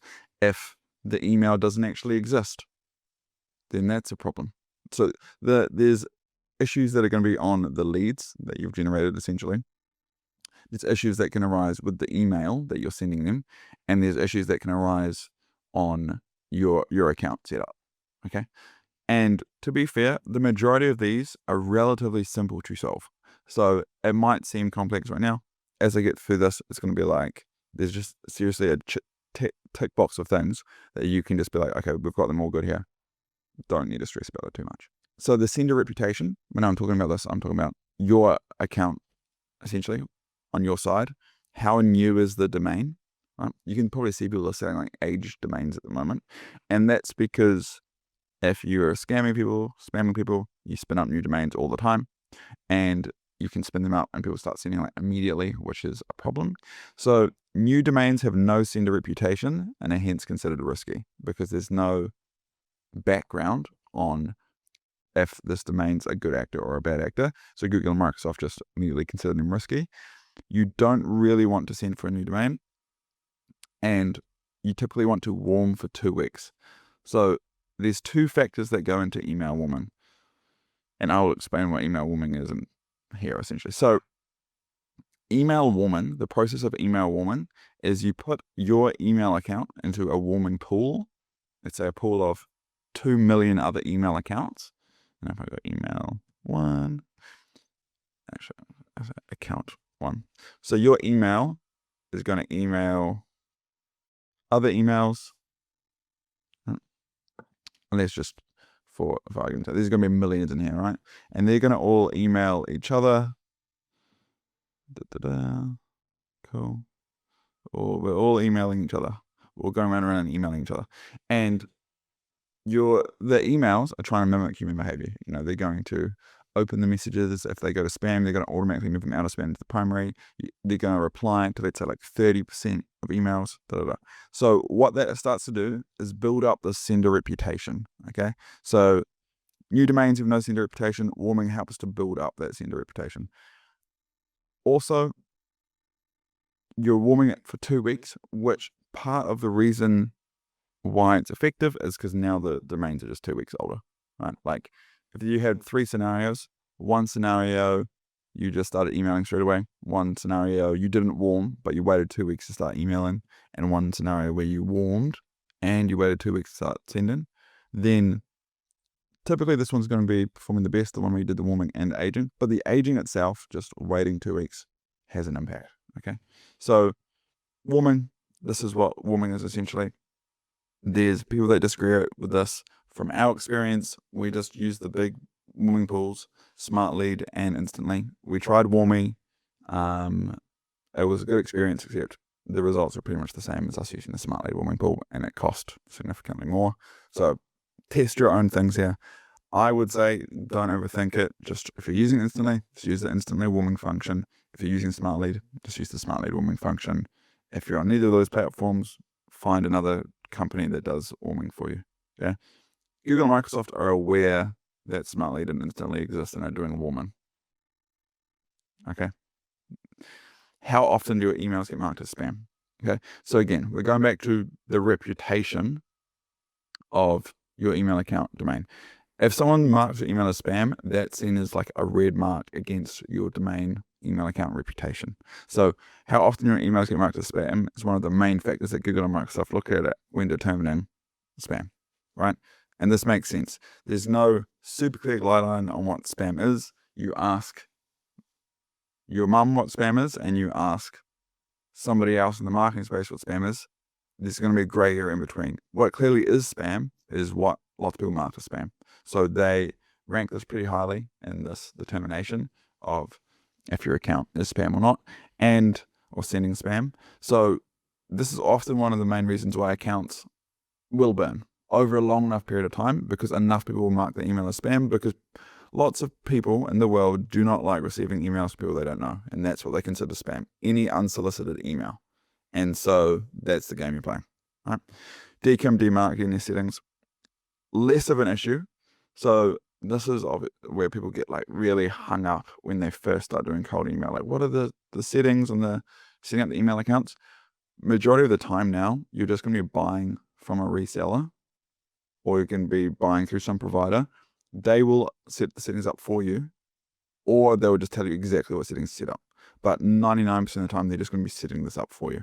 So essentially, this is just the background settings on the email accounts that tell providers, Google and Microsoft, that the emails are legit and they're coming from where they say they're coming from. It's just verification background checks, okay? And so you just make sure they're set up correctly.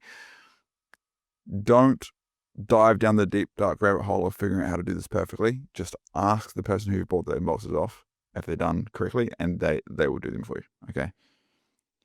Sending volume. So a common definition of spam is unsolicited bulk email, okay? The less bulk, the less likely it is to be marked as spam, and just the less is better. Like, you've got two inboxes, one sending 100 emails a day, one sending 1 email a day. One is going to outperform 100. But if you want to send 100 emails a day, buying 100 email accounts, sending 1 email a day is just not viable. It's way too expensive. So we're trying to find some place in the middle where we're sending a low enough volume that we're consistently getting to the primary, but a high enough volume they're not spending $1 gazillion a month on email accounts. So again, everyone's got their own ideas. We aim for 7 to 10 net new leads a day on G Suite inboxes. We send, just to make this clear, we send a 2-step sequence typically, meaning that each inbox will be sending 14 to 20 a day, because this is net new leads, and each new lead gets 2 emails, okay? We also use Hypertide, and which recommends 2 emails per inbox, but it's a different setup. Again, I'm not asking Hypertide and going to somewhere like Hypertide and then setting up the DKIM, demarketing DNS. They're setting it up, okay? Same with if you, just let's say you're on Smartlead, and you go to Smart Senders and just buy, and you purchase mailboxes. Oh, cool, they've got free admin Google for 2 days. If you purchase these, it's just for the first month, they're going to have all these settings set up for you, okay? They're probably even going to limit how many emails you can send a day, right? So that you don't burn the accounts. Yeah. How many positive signals do your emails get? So there's negative signals, marketing and spam. There's also positive signals, replying to emails positively, right? Again, all of this adds to your domain reputation and your inbox reputation, and telling Microsoft and Google that you're a good actor, right? And the positive signals go a long way. Like, if you have a campaign which performs well, it will, when I say performs well, people want to receive the email. The people that you're emailing want to receive the email. It will negate a lot of this. You can send way more sending volume. A few emails can get marked as spam. You can send from a relatively new domain. This stuff can get overshadowed by getting lots of positive signals, okay? And I'll talk about this a bit later. What is a blacklist? So there are third parties out there. I'm sure Microsoft and Google have their own internal ones, but there are third parties out there which essentially will find bad actors in the space and put them on a blacklist, and then Google and Microsoft can use the information from these third parties to decide if you're spam or not spam. So they typically keep the space clean. You can run a test on here, which again, I honestly haven't done this in a long time, because I'll explain how we check if we've got issues. If I go carrotsonsticks.com, let's just hope that our primary domain doesn't have any issues. So I tested it against 17 known blacklists, and these are known blacklists, and you might like recognize some, maybe like Barracuda or something like this. Spam House. These are like well-known ones. We're not on any blacklists, and we shouldn't be. We're not doing any cold email from this domain. Okay, so you can check that. When people talk about blacklists, that is what they're talking about. Honestly, not as much of a thing.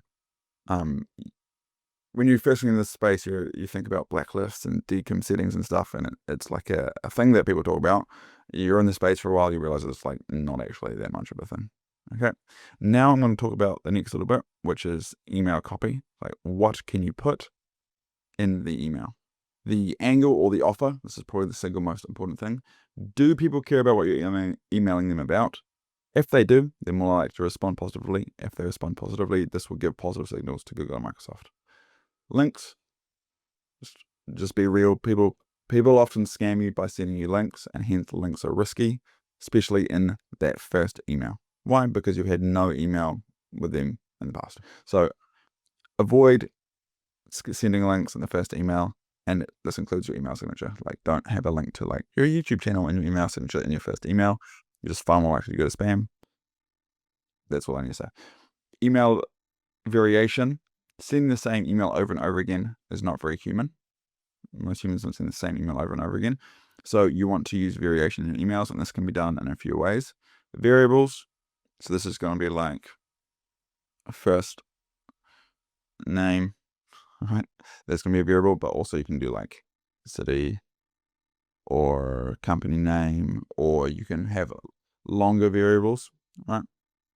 And you can have AI-based variables in here as well, where you might, lots of people at the moment are doing like a AI compliment where they'll ask, essentially, typically it'll be ChatGPT or Claude or something, go to this domain, write a compliment about XYZ, and then they're going to use that as a variable and put it in the copy.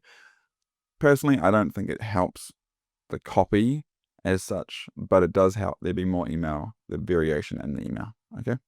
Spin tags, essentially what this means is that it's, and you can set it up multiple ways, it's either going to cycle through what's on this and then what's on this and keep going back and forth. So for example, if you said like, hey, hello, sup, really using some Kiwi jargon here, and then you went first name. Also, I'm currently using writing and how Smartlead tends to write their variations. Actually, I'm not 100% sure. Maybe it is only one. It's going to say, hey, first name in the first email.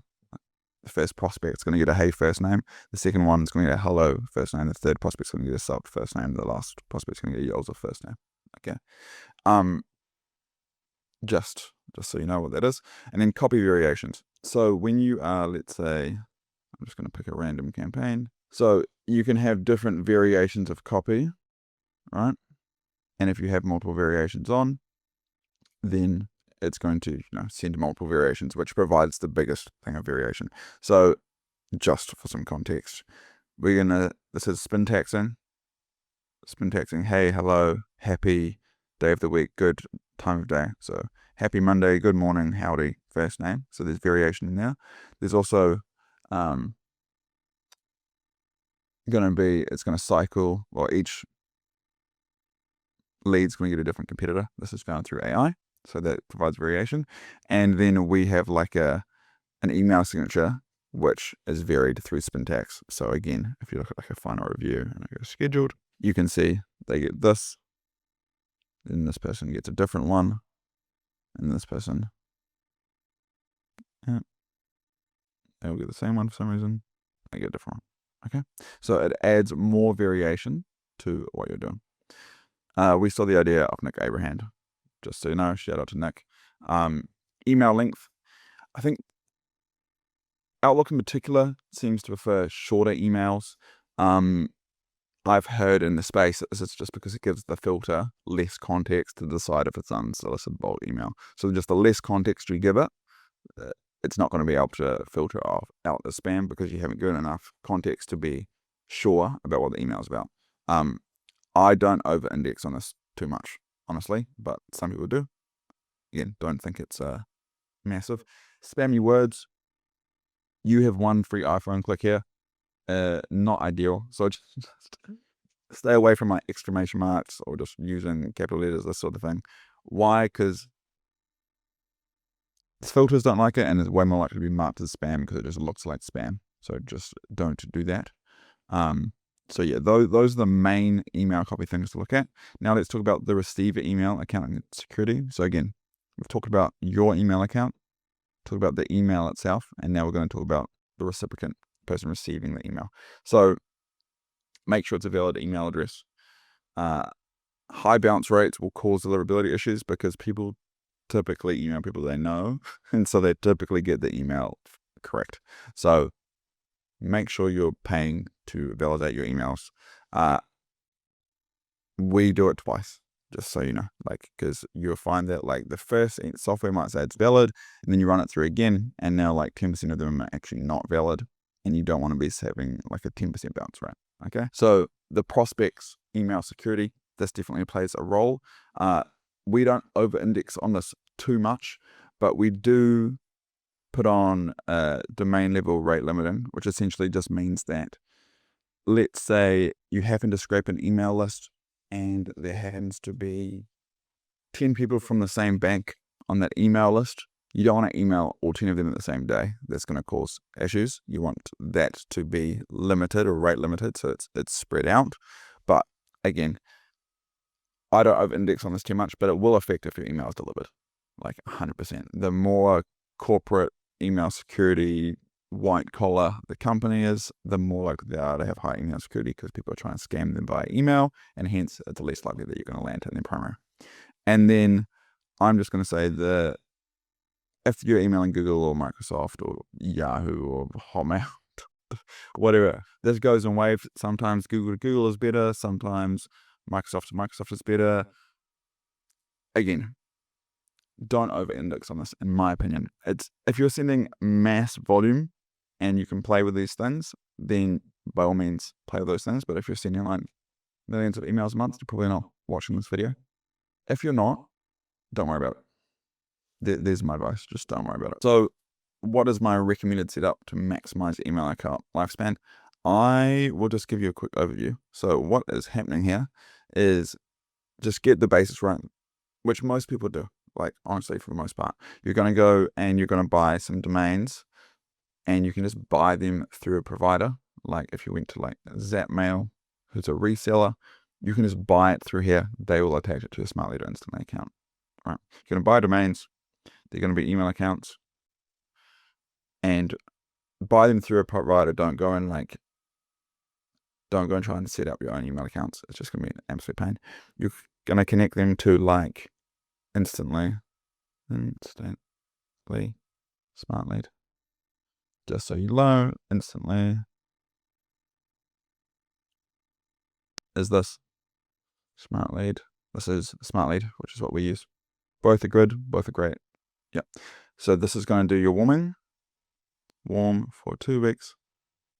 Right. This is where you will be uploading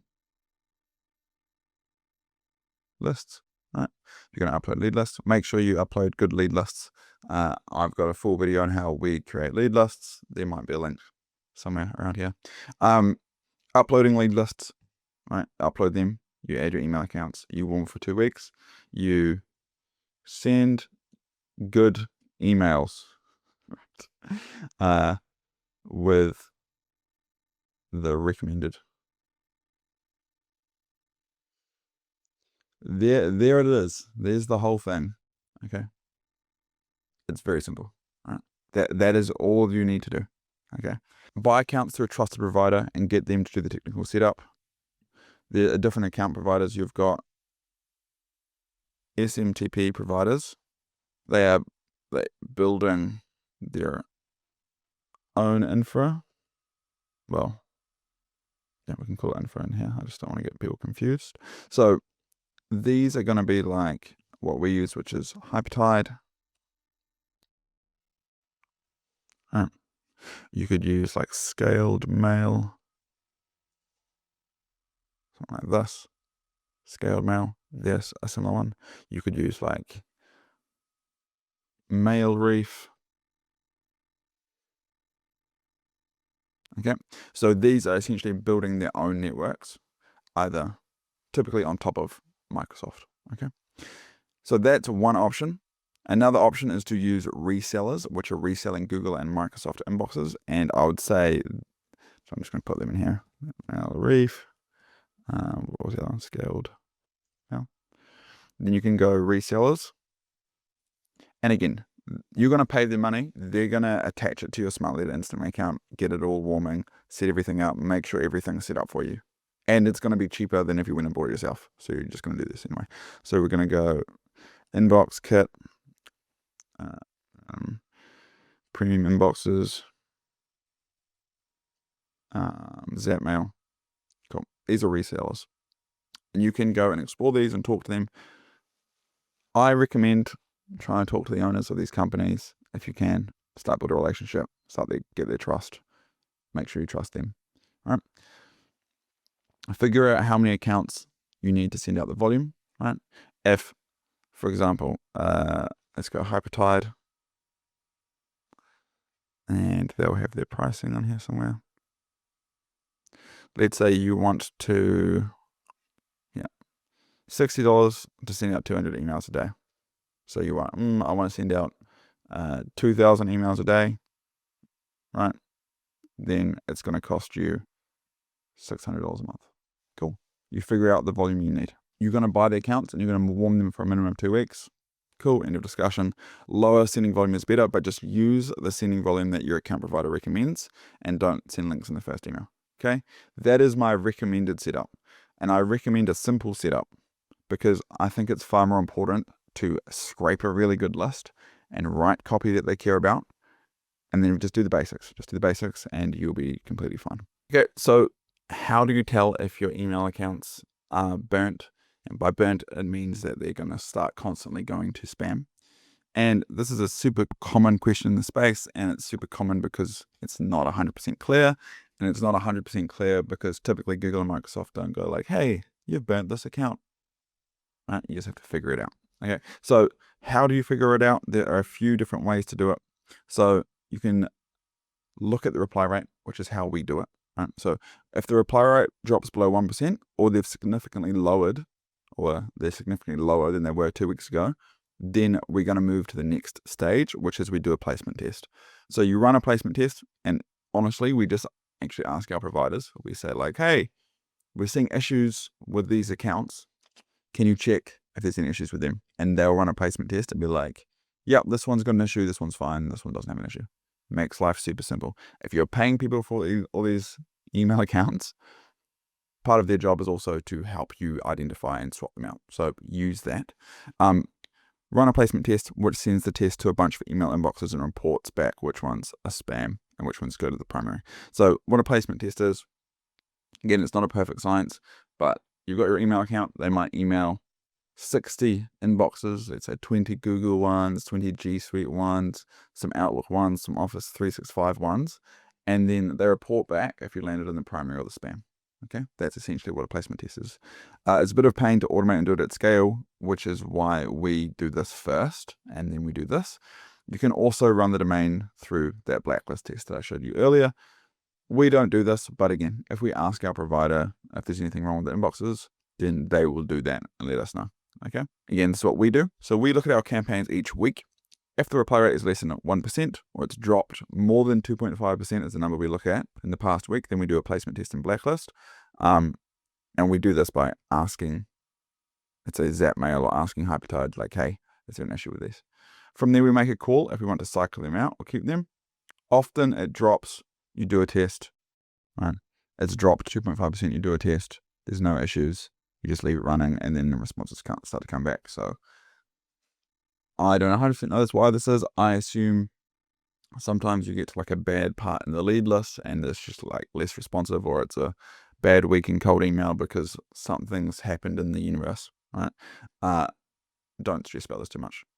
Okay. What to do if your email accounts do get burnt? So if you've identified there's an issue, there's two options. You can either turn off sending, keep on warming, and that can revive the account, and this can often take 2 to 6 weeks. However, sometimes they never come back, which is why most people, the most common practice is just to buy new accounts and warm them for another 2 weeks and swap them out. Often a good practice is to have backup accounts if you can afford them. Some people have 1-to-1, which is very impressive if you do that, meaning you've got 100 email accounts live, you've got 100 warming, and then you can swap them out at any time. That's obviously best case scenario. We've got some backup accounts closer to the 2 to 1, right? So we've got 100 live, we've got 50 in backup, okay? This has the added bonus of aging accounts even further because you've got them in backup, right? And so the primary ones might take 2 months to burn, 3 months to burn, 6 months to burn, and now you've got backup accounts which are aged even further, which are going to perform even better because they're older, okay? Just some holistic understanding for the game that we're playing. You want it to read human, feel human, and follow human practices, right? If the prospect wants to receive the email, then you'll have very little deliverability problems. This is the main thing. Think about it this way. When you're on Facebook, they don't want people to experience real shitty ads, right? So they don't allow you to make shitty ads, right? When you're using Google and Microsoft, people don't want to receive shitty emails. So Google and Microsoft block you from sending shitty emails. Just don't send shitty emails. That's like the main game. You want to set up the rest so that you can mitigate it as a variable in cold email and focus on what matters, sending the right message to the right people. Okay. Those are the holistic understandings. You want it to feel human. You want people to want to receive your email. And just get the basics right. And the basics, like this is the basics. It's not super complex. Okay, just get the basics right. In this video, I'm going to break down how to make the perfect personalized Loom video, from the scripts to the tone to the goal to the call to action to everything in between. Let's get into it. So just for some context, this week we've sent around 100,000, 105,000 emails, and roughly half of them are these personal Loom outreaches. So we've sent around 50,000 Looms this week. I want to start by talking about why we're going to be sending a video, because it helps to inform what you're going to say in the video. Like, why are we sending this video? So when you're trying to make a sale, you're essentially trying to get them to the point where they feel like giving you money is a good investment, holistically. So in order for them to think that giving you money is a good investment, they have to trust you and trust your product, okay? When you're doing cold outbound, and intrinsically, they don't trust you or your product, okay? So you have to do something to get them there. I like to use the golf analogy, and essentially what I'm saying is, if you played a round of golf and you're at a hole, you're on the tee box, there's some fairway and a green, and then a hole on the green. The goal is to get the ball into the hole, okay? When you're dealing with warm leads, so let's say inbound referral leads, people that have watched YouTube content and then, watched 6 hours of your content, then booked in a call and had a chat with you, they're already on the green because work has been done in the background that maybe you didn't see or weren't involved in. Your auntie said that you're amazing. She's hit the ball off a tee down the fairway. They then watch some testimonials on your website. They then move the ball, close to the hole. By the time you talk to them, you're just, pushing them into the hole to make a sale. When you're doing cold outbound, we're essentially, the cold outbound is us hitting it off the tee, and then most of them are going to end up in the bushes, and some of them will end up on the fairway where they raise their hand a little bit and say, yeah, I'm somewhat interested to learn more. The goal then isn't to get the putter out and try and close the deal. The goal is to move the ball further to the hole. And it is far easier to do that when they can see you and hear you and feel your tone, and you can start to build this trust. And that is why we are so heavily indexed on sending out videos as opposed to doing stuff just through text. Okay, so in order for someone to buy, they must trust you. A video is a great way to explain complex ideas, build trust, and convey that you have an opportunity. You are trying to convince them that you have an opportunity for them. If you spend your money with me, I will make you more money. I'll save you time so you can make you more money. I'll save you money. Right? That's essentially what you're doing. I have an opportunity for you. And it's so much easier to convince someone when you can pull up a camera and use your tone to convey that you genuinely believe that you have an opportunity for them. Okay? So the goal of the video is not to sell. The goal of the video is not to sell. The goal of the video is not to sell. The goal of the video is not to sell. You're not trying to sell them your stuff in the video. You're trying to build trust and rapport. You're not trying to sell them your stuff. You're trying to build trust and rapport. The goal of the video is to build connection. You're using video as a way to overcome the cold nature of cold outreach. Why? Because once they watch the video, if you then have a call with them, you want them to feel like they somewhat know you. It's a somewhat warmer conversation. Okay? You're not trying to persuade. You're trying to show that you have something that you genuinely believe will be useful for them, which is trying to persuade. But what you're trying to do is convey the sense of opportunity to them. Okay? Do you think there's an opportunity for you to both make money by working together? This is what you have to convey. There's an opportunity for us here. Do you think you have a free tool that they should test out because there's an opportunity for them? Do you want them to watch the video and think, damn, this person seems pretty genuine and it could be worth checking out? That is what the goal of the video is. For them to be like, you know what, that's a pretty good idea. And this guy seems legit. That's what you want. Okay. So video structures. There's typically 2 ways to do this. There's 2 ways to build your Loom outreach. There's a curiosity structure. And this is typically what we do when we're making them at scale, meaning that there's 2 types of structures. One of them's very hard to do at scale, but probably slightly better. One of them is easier to do at scale. It's probably not as compelling, but if you can do double the amount, then you can make up for the loss of effectiveness through scale. So curiosity structure, easy to make at scale, leaning into having something of value that you'd love to share, but don't dive deep into it on the video. So, hey, first name, soft, friendly intro, we're not trying to sell. You're not going to say, hi there, my name is Juani and I am the founder and CEO of blah, blah, blah. That doesn't work. But if you say, hey there, how are you? It feels a lot more genuine, okay? I know you get bombarded with emails, so I wanted to make a quick video. I grabbed your email off Google Sales Navigator. Hope you don't mind me reaching out. Go into opportunity. So when you're reading this, you want it to feel genuine, and you do that. I quite like using like a low, soft monotone, like, hey there, I know you get bombarded with emails, but I found your email address on Sales Navigator off LinkedIn, and I have something that I think is an opportunity for you, so I did want to reach out. So you, curiosity driven, low tone, calm. I think that tends to perform the best. Then you go into the opportunity. Essentially, we have a buyer looking for a plumbing company in Arizona, so I wanted to reach out. Or essentially, we're working with plumbing companies similar to yours, but they're in New York, and I want to share what we're doing with them because I think the same approach is going to work for you in Arizona. Talk through and explain why you think it's an opportunity, okay? Then you have a call to action, and typically you'd say, you know, I'd love to jump on a phone call if you are open to it. I've got some time on Wednesday at 4 p.m. or Friday at 10 a.m. Let me know if either of those work for you.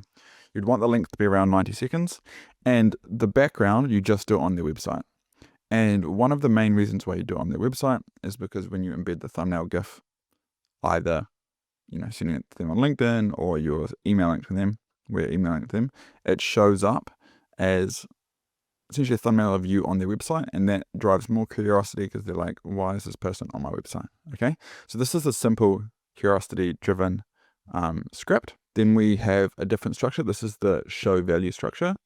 Hey, first name, similar introduction, go into opportunity. Essentially, we have a buyer looking for a plumbing business in Arizona, so I wanted to reach out.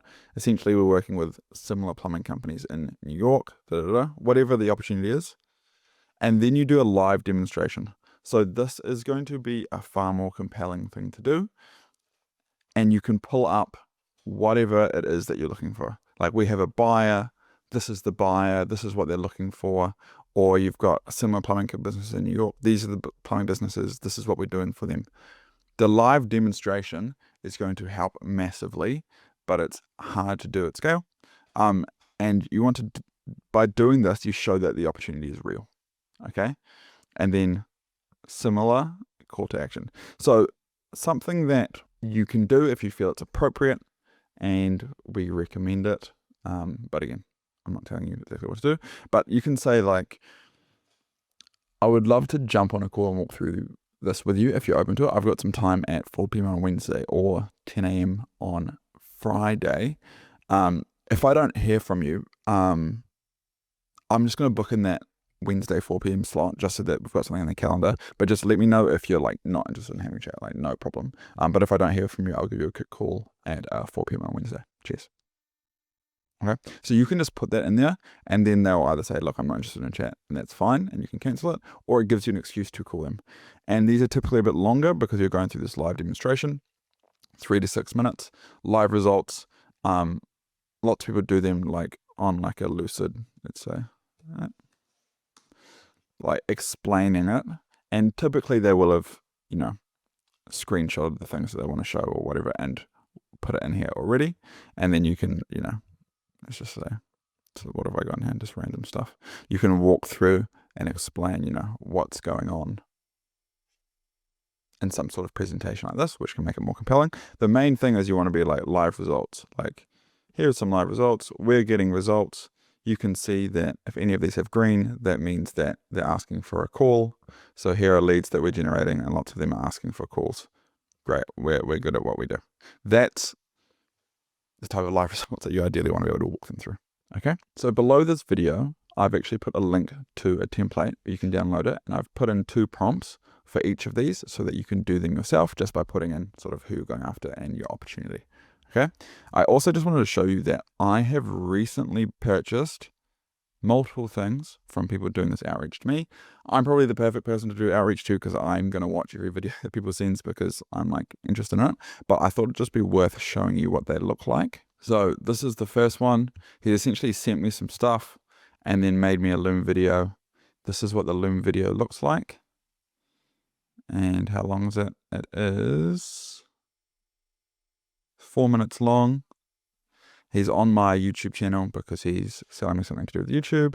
He sent me an email, and then you can see he walks through, you know, his Miro board, essentially what I say on a lucid board. He's showing me exactly what he's doing, and he's helping to build trust and rapport by walking through this.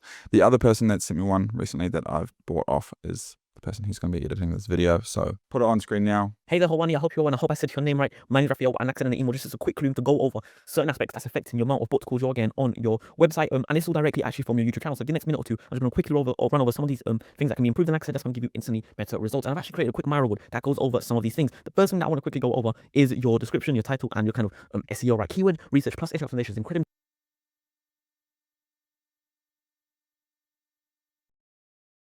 This was another really good cold outreach using essentially the second one of these, the show value structure, where they're walking through a board and they're showing what it is that they can help with, and some case studies, examples, results, this sort of thing. So I want to talk a little bit about video tone. Tone is the most important part. Like, this is cool, but most of the buying that people do, or at least curiosity, stepping further into the sales sequence, is done from an emotional place, not a logical place. And you tap into the emotional trust building through the tone of how you are presenting the material. Tone is the most important part. You want it to feel genuine. You want it to feel natural. You're trying to build a relationship like one-on-one with the person. This takes practice, right? Like, I feel relatively comfortable talking to a camera because I'm doing it relatively frequently. I did not feel comfortable when I first started doing it, and even making Loom videos initially, I did not feel comfortable. So it does take a lot of practice, but the goal with the practice is to just feel more and more like you have something that's genuinely useful for them, and you're just trying to convey that to one person.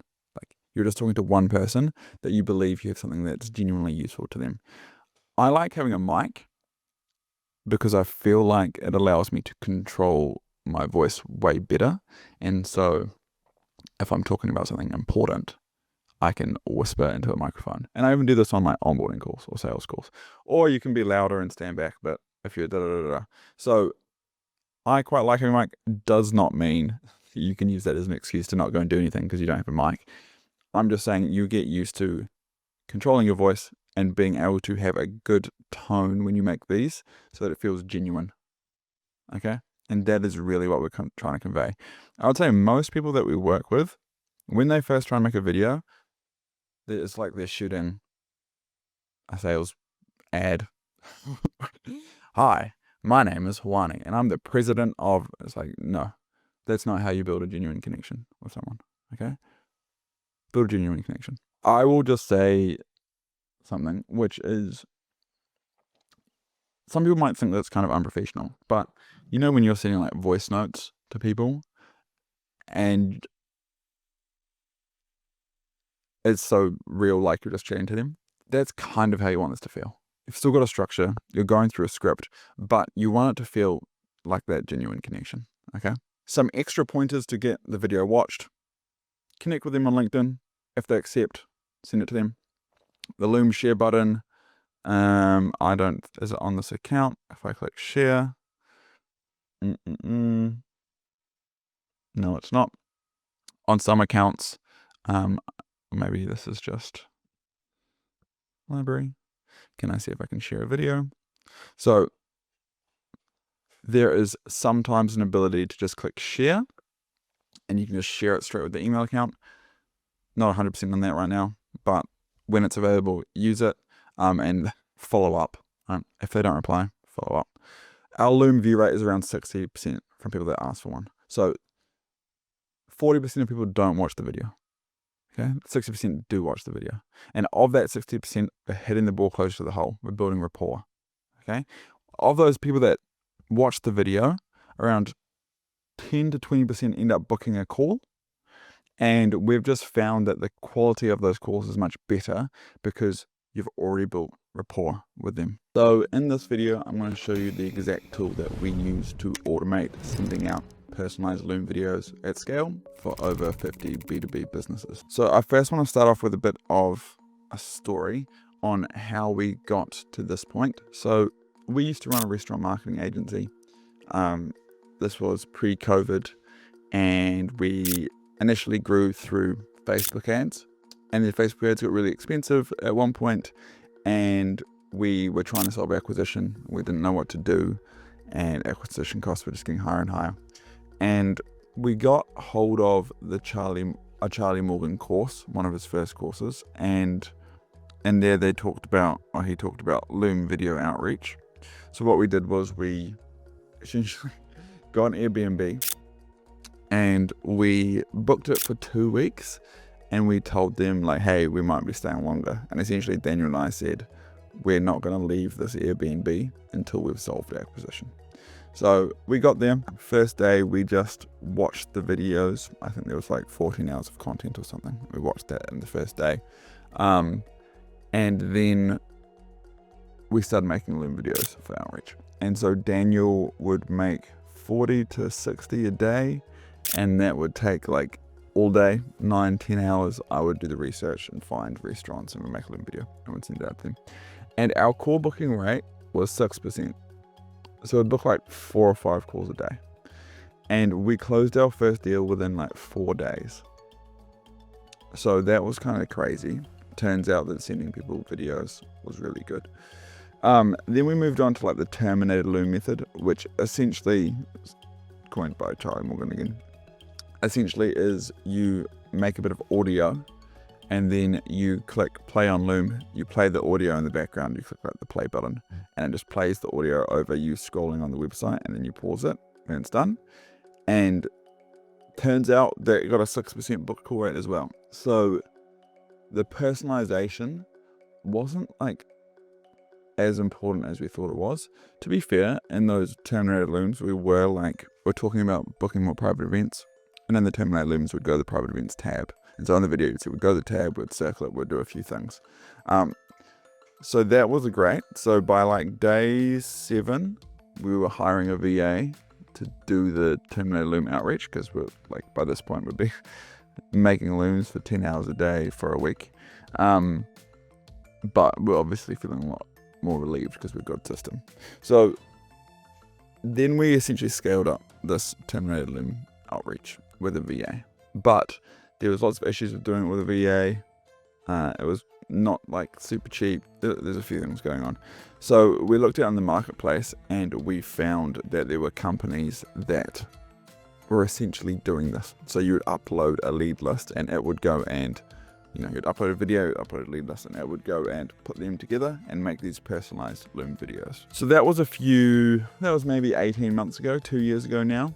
And now we send maybe 200,000 to 300,000 of these videos a month for around 40 different businesses at the moment. And we've probably worked with maybe 50, 60 different businesses so far doing this method. So that is kind of how we got here. And hopefully that paints a picture about what we're actually automating and why we're automating it. And to dive deeper into the why we're automating it, I want to talk about why do we use video with cold email. So why are we sending out personalized Loom videos in the first place? Okay, so with cold outbound, the fundamental challenge is that you're trying to sell somebody something and they do not know you. And this is the same even if you're just selling an idea. So when you're selling, you essentially believe that you have something of value and you're trying to convince or convey that message to the person so that you can persuade them that you do have something of value. And when you start from a standpoint where they do not know you, or even they start from a standpoint where they are skeptical because you've cold reached out to them and they've had bad experiences in the past with people reaching out to them cold, let's say, then you need as many modes or tools to persuade them as possible.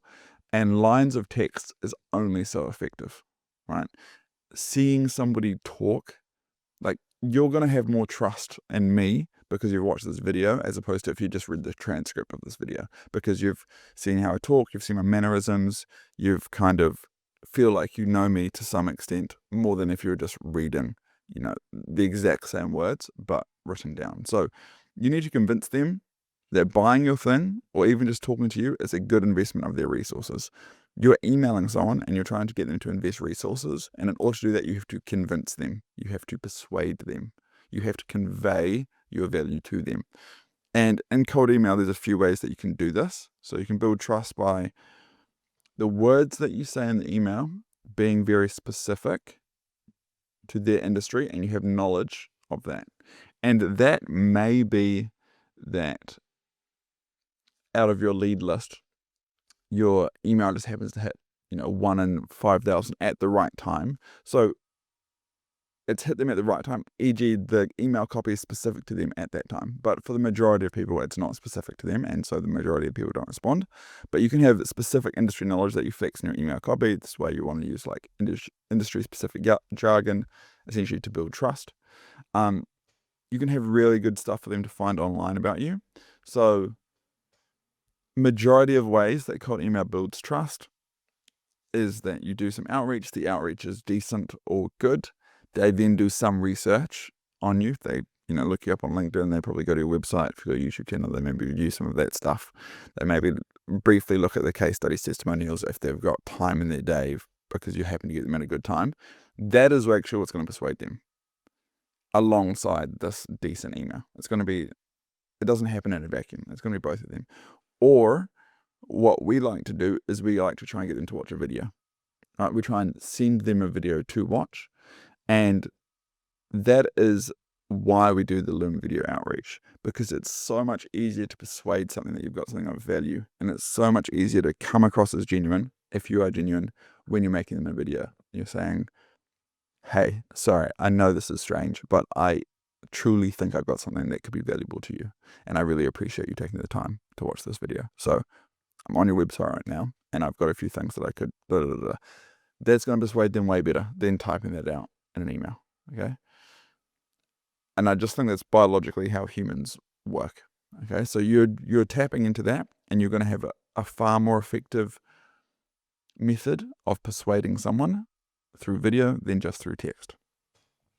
Watching someone talk builds way more rapport than just text. This increases the amount of replies. So you get way more people saying, hey, thanks for the video, I'm not interested, than if you didn't. It increases the positive replies, right? You've persuaded more people, hence more positive replies. And it makes the initial sales call way softer as they already feel like they know who you are. For example, if, you've watched this video and then we jump on the phone call, or if you haven't watched the video and then we jump on the phone call, in one of those scenarios, you're going to be way softer and way less harsh because you feel like you know me to some extent. There might be 2% or 1% or something, but yeah. So I will also chuck in here, email deliverability issues can dampen some of these effects because Google and Microsoft, for obvious reasons, don't like you seeing videos to people that you don't know. We send the video in the second email. I've got heaps of stuff about this in other videos. But overall, we find we get more replies, more positive replies. And without a doubt, the initial sales call is easier if they've already consumed a video before the call. So what does this look like? So I'm just going to show you an example. Here's some email copy. Hey, this is going out to flooring companies, marketing service for flooring companies for another company we're working with. Would you like a complimentary review showing how many new jobs other flooring companies in your area are getting? We name dropped some competitors. And then in the second email, we said, sorry, I know you're busy. I thought I'd just chase this one up, made you a quick video saying hello. And then we've got, don't worry about why this code's like this. We've essentially got a variable, which is the thumbnail of the video. And so what that looks like in final review is something like this. This flooring company, and when they click on it, they're just going to click on the thumbnail, like when you send a Loom video. It's going to open this up. Hey, this is Troy. I want to send a quick video because we've been putting... And then there's a quick video of Troy, who's the salesperson, overlaid on their website. There's a little bit of a website scroll here going on. All right. So that is what it looks like in practice. And again, we're sending 200,000 to 300,000 of these out a month. Troy's only recording the video once. Okay, so Troy records the video once, or he records it a few times and we pick the best one. And then each prospect has that video overlaid onto their website. Okay, just like the Terminator Loom method. Okay, hopefully that makes some sense. So how to do this? We use PitchLane, and I am biased because I know the founders of PitchLane and I've got a relationship with them. So we weren't mates with them when we came on, but we're a big user of theirs, so we've become friends with them. So yes, take this with a grain of salt, but this is how we use PitchLane.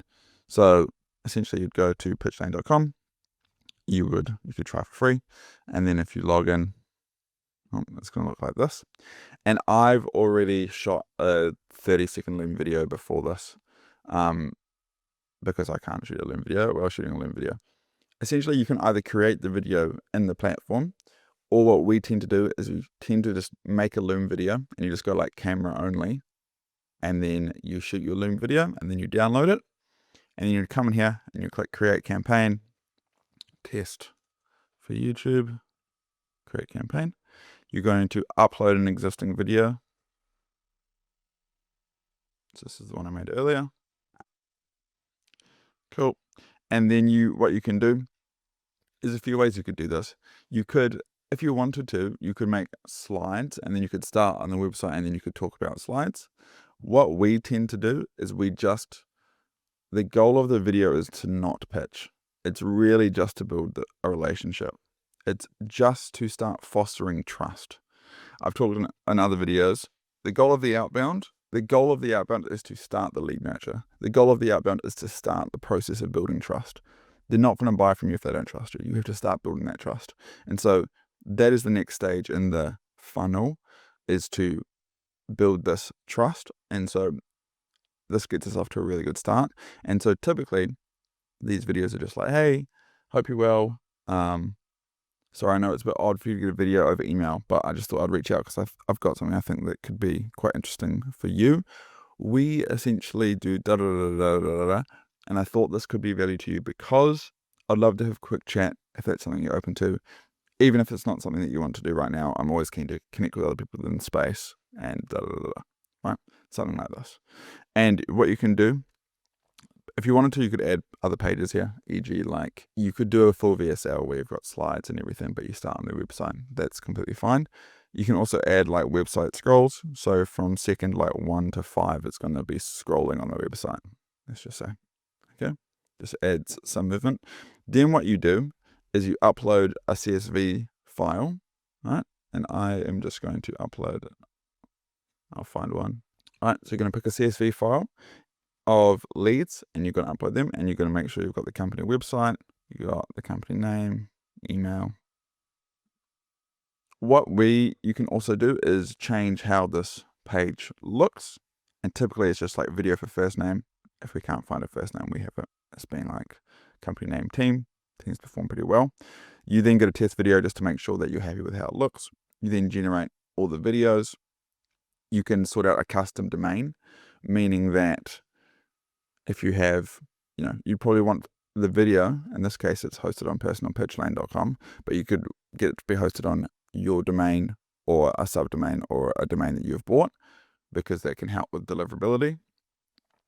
Then there's two options here. You can either export the videos and then upload them to Smartlead or Instantly or your sending platform, or you can just connect them with Smartlead or Instantly. And we just connect them with Smartlead because then once they've rendered, they automatically get published into the campaign, which is why this thing here looks kind of crazy, because essentially now we've got a unique number on the end of the variable. So it's actually pretty straightforward. We obviously do this at massive scale, but what we've found is the most important thing is you send the volume and that you're real and genuine in the video.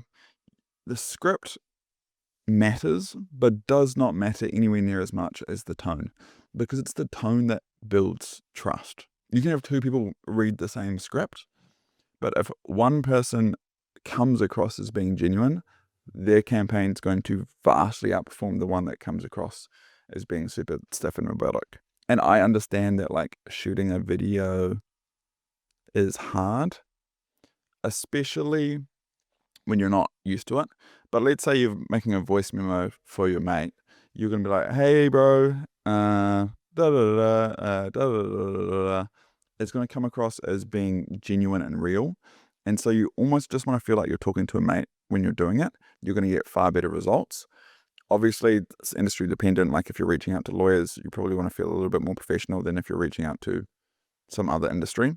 But for the most part, the goal is to start fostering and building that connection by being real and genuine. So in this video, I'm going to work through the exact system that we use step by step to book calls for both ourselves and our clients. By the end of this video, you're going to know how to get better results from the exact same outbound that you're currently doing and outperform all your competitors.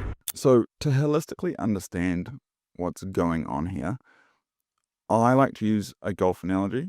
And essentially what we're saying is we want to try and convert or sell as many leads as possible.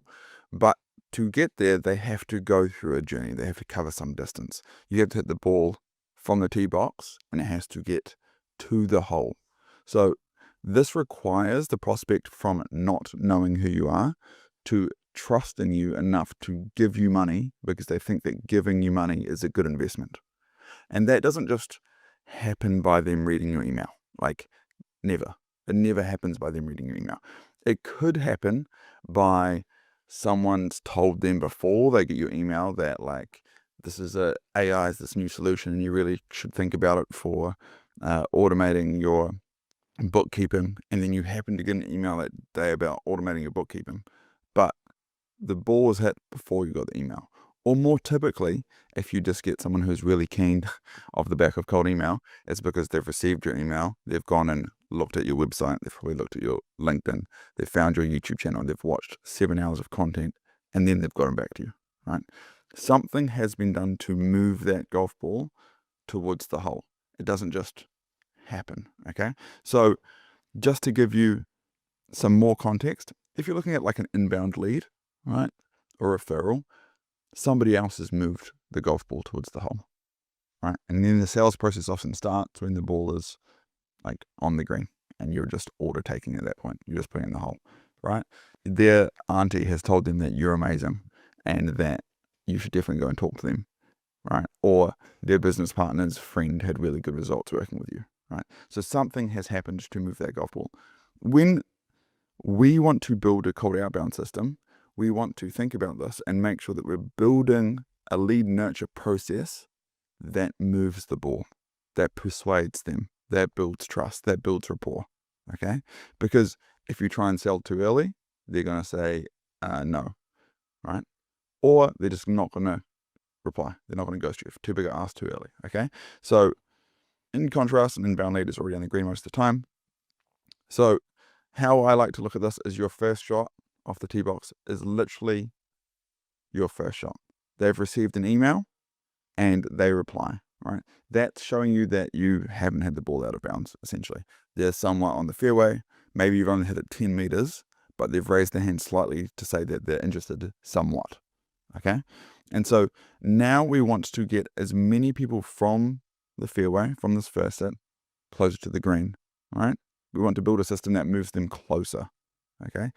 At this point, some people try and like disqualify leads, which is kind of ridiculous because you don't know anything about the lead and the lead doesn't trust you. So turning as many positive replies as we can into legitimate sales conversations. That is the goal. And people often fail by assuming that their outbound gets people on the green and then try and pitch or sell too early. Okay. So this is the analogy. We're going from the tee box to the fairway to the green. If you've played golf, you understand what I'm talking about. Essentially, we're moving the ball closer to the hole. Okay. How this works in the cold outbound space is you've got your initial cold outbound, your outreach. Okay. Then somebody responds and you start that nurture process. And the nurture process, the goal of the nurture process is to tee up that sales conversation. Now, what people typically try and do is they only care about tearing up sales conversations in the next like 2 or 3 days. This nurture process can take 2 or 3 years. Okay? All right? This nurture process can take a long time if you're doing it properly. Okay?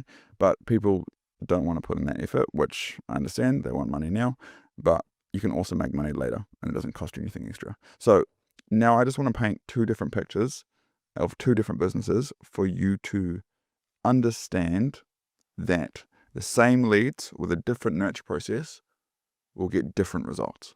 Okay. So let's just say you do cold outbound and then you get a positive reply and then you email them info. So let's say they ask for some more info and a booking link. Right. Or if they ask, yeah, like, tell me a bit more, you email them info and a booking link. And then maybe you follow up if you don't get a response by email. That's one business number 1. Number 2, the same lead gets sent to them. You add them on LinkedIn, right? You add them on LinkedIn, first thing you do. You make them a personal Loom video and you say, hey Bob, thank you so much for emailing me. I just thought it'd be easier to answer your question over a quick video because obviously it's a complex topic. So you answer their question. You then say, let's have a quick chat either like Thursday afternoon, I've got some time at 2 p.m. or next Monday in the morning at 9 a.m. I also have time. So let's have a call. Let me know which of those 2 times work better for you. Okay. If they don't answer, you call them at that Thursday 2 p.m. slot. You pick up the phone and you call them. Okay. Why? Because they haven't said don't call me. They've responded positively to your email. You can get them on the phone. You can call them, right?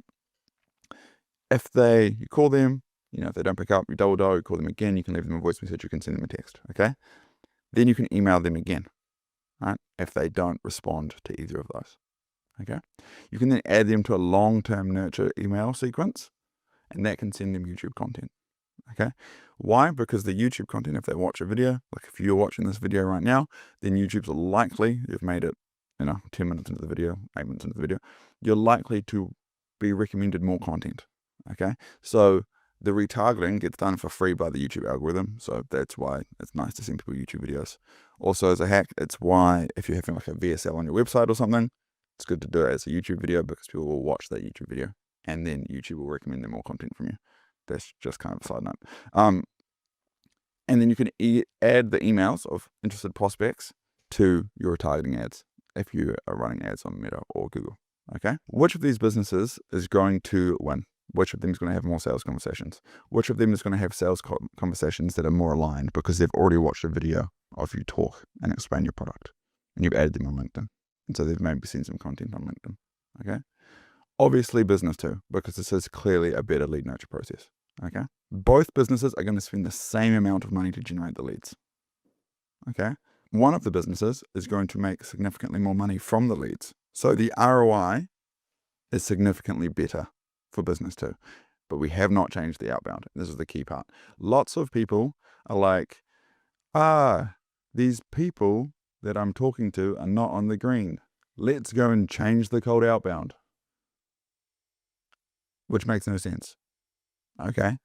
You need to nurture the leads to get on the green. You're completely missing this middle step, right? Because you're just trying to be like, okay, yeah, it's a par 5 or whatever, but I'm just going to only try and bomb shots off the tee and they pretty much all miss. And yes, maybe 1 in 20,000 outreaches is on the green, but that's not viable and the cold outreach doesn't work and I'm not doing cold email anymore. That's the predicament people end up in when they don't do nurture correctly or don't understand that the cold email outbound is not going to get them to the point where you can have a sales conversation. There's a gap. There's something that needs to be done in between that to build trust and rapport and get them to like you and trust you and understand you. Okay. So I've got this part that's been called tools in the toolkit or different clubs or how you're going to build the house or whatever analogy you want to use. Essentially, each industry is slightly different with slightly different things that are appropriate. It's just calling the prospects appropriate. Yes or no, depends on your industry. Also depends on how comfortable you are, right? Some people don't want to just call prospects if they haven't agreed to a time and agreed to a call. And I understand that, and that's completely okay. So there's other tools that you can use, right? So what are the different methods, modes, tools, mediums that you can use to build out your lead nurture process to nurture the leads into a call?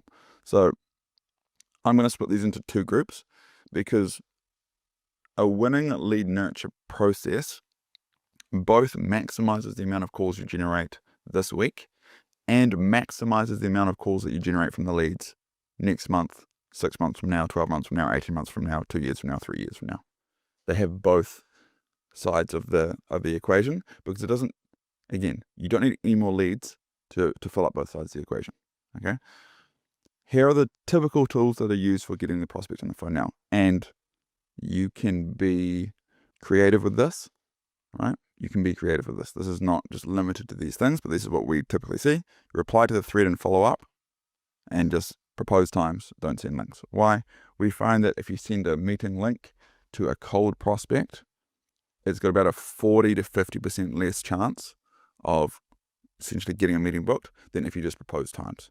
Now, warm prospects, if someone reaches out to me and asks for like consulting or if they ask for a call, I send them my Calendly link, right? But if I'm reaching out to a prospect, I'm going to propose times. So sending Calendly links is fine unless you're doing cold outbound and then you propose times. Email the prospect in a new thread, right? So if you email them, if you reply in the thread, the current email thread, it's going to be threaded with the same subject line. You can email the prospect in a new thread, so it seems like a new email. If you've had some back and forth with them in the past, this will land in their primary inbox because you've had a history of email communication with this person. Okay. Call the prospect. Pick up the phone. You can put the numbers in, and it calls the prospect. It's severely underrated for getting prospects on the phone, calling them. Texting the prospect. Okay. You can also leave them, make them a voice message and send it to them if they're on iMessage and you're on iMessage. Make the prospect a Loom video and send it to them. Okay. Why? Because in 2 scenarios, one where the prospect reads text that you've sent them and one where the prospect watches a video of you talking to them and being genuine and being personable, which one do you think is going to get the ball closer to the hole? Which one's going to build more trust? Obviously you talking if you seem like a trustworthy person, obviously. Okay. So you want to stack things that build trust. Stack things that build trust. Okay. You can connect with them on LinkedIn and message them. I just want to touch on one thing here. So the Loom share button is sometimes there, sometimes not there. We've talked to their team. It's there at the moment, but they said they're removing it. But then we talked to another team member who said they're rolling it out for all accounts.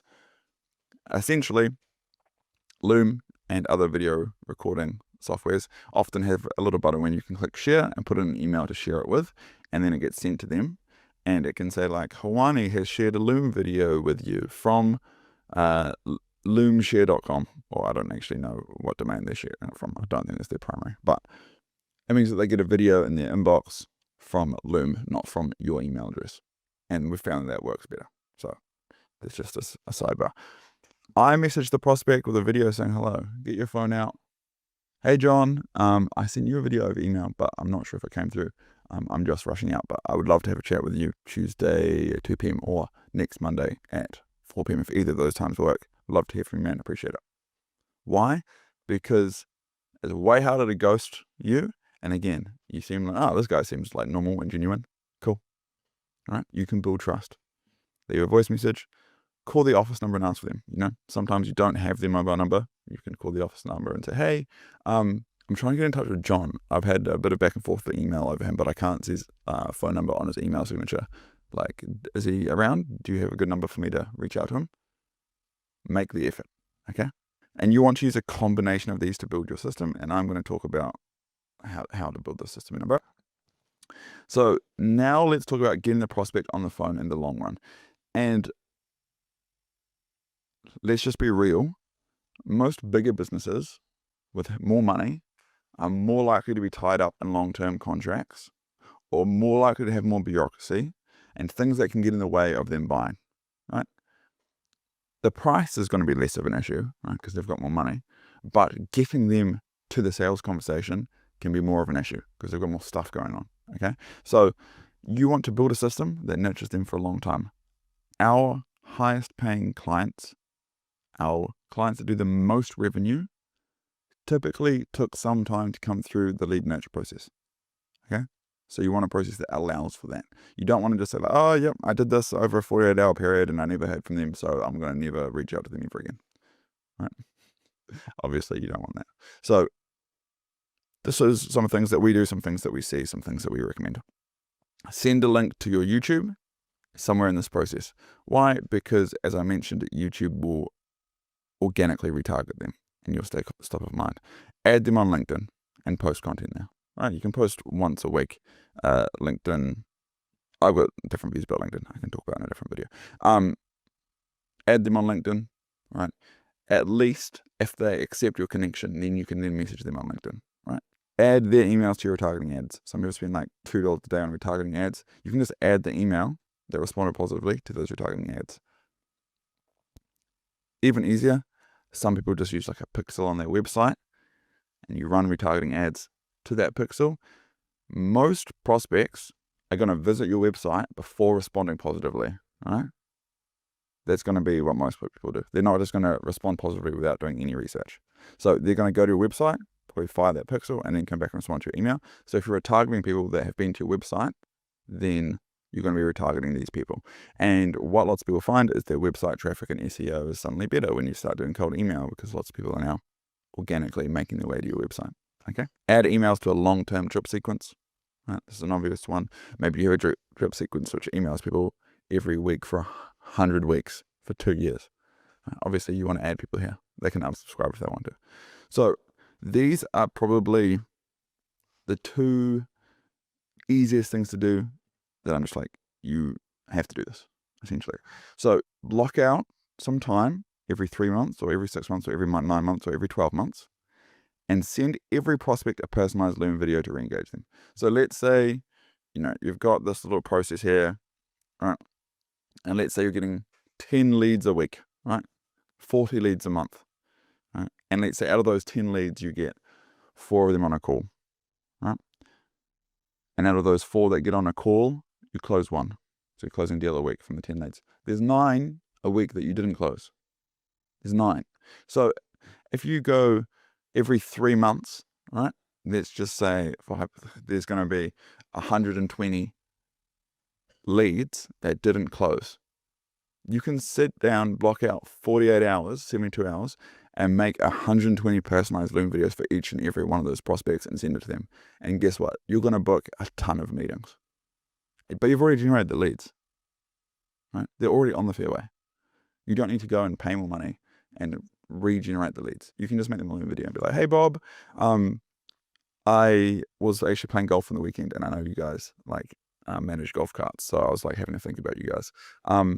I've got some ideas that I think could work for you because we're working with a similar company in Arizona.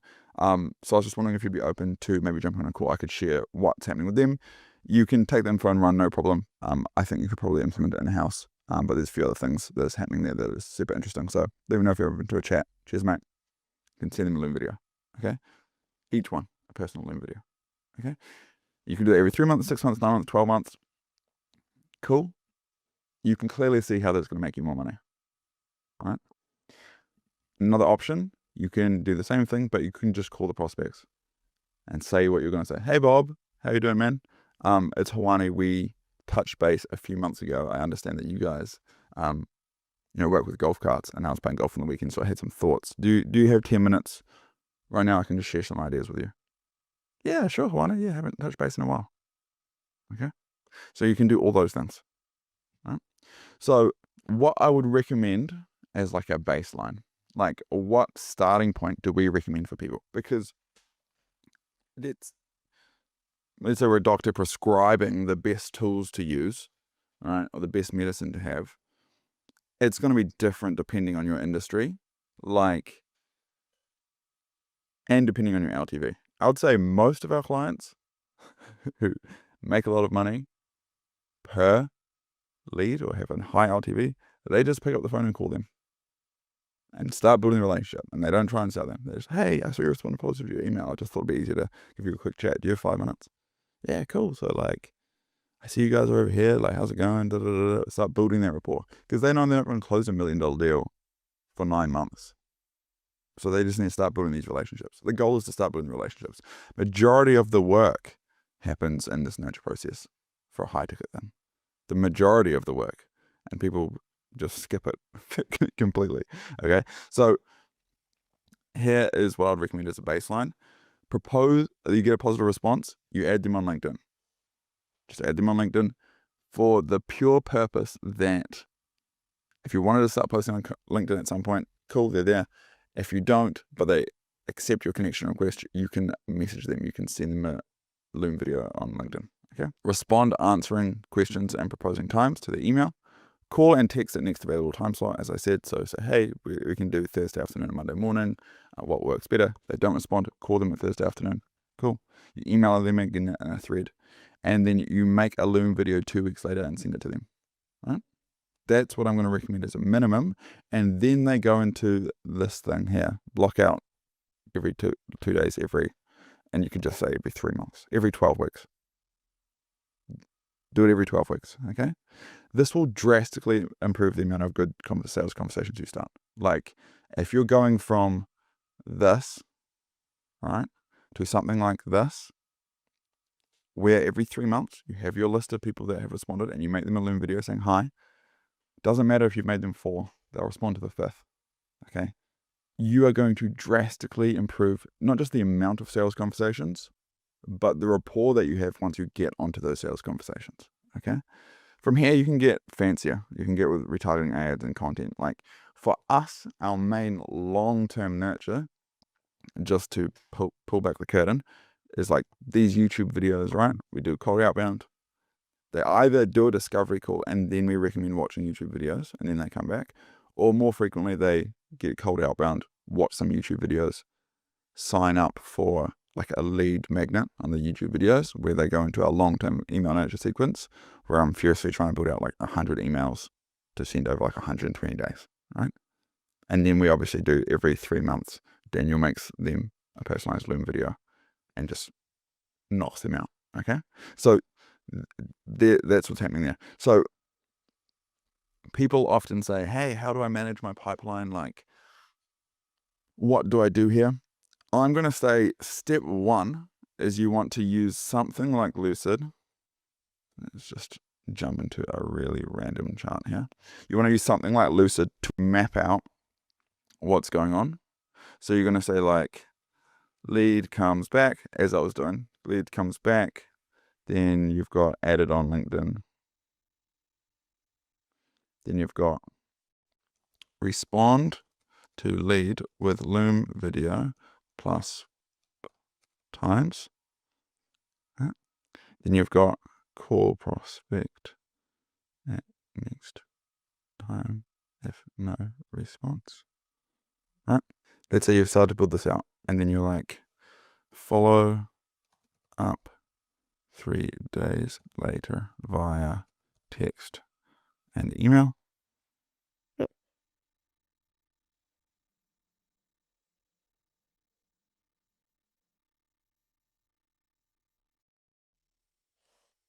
So you're going to flesh out what it is that you want to do, right?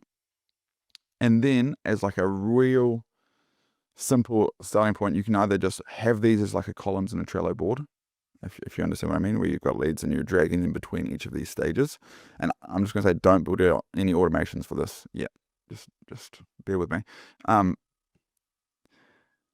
And Or you can just use like a Google Sheet with tick boxes for each one of these stages.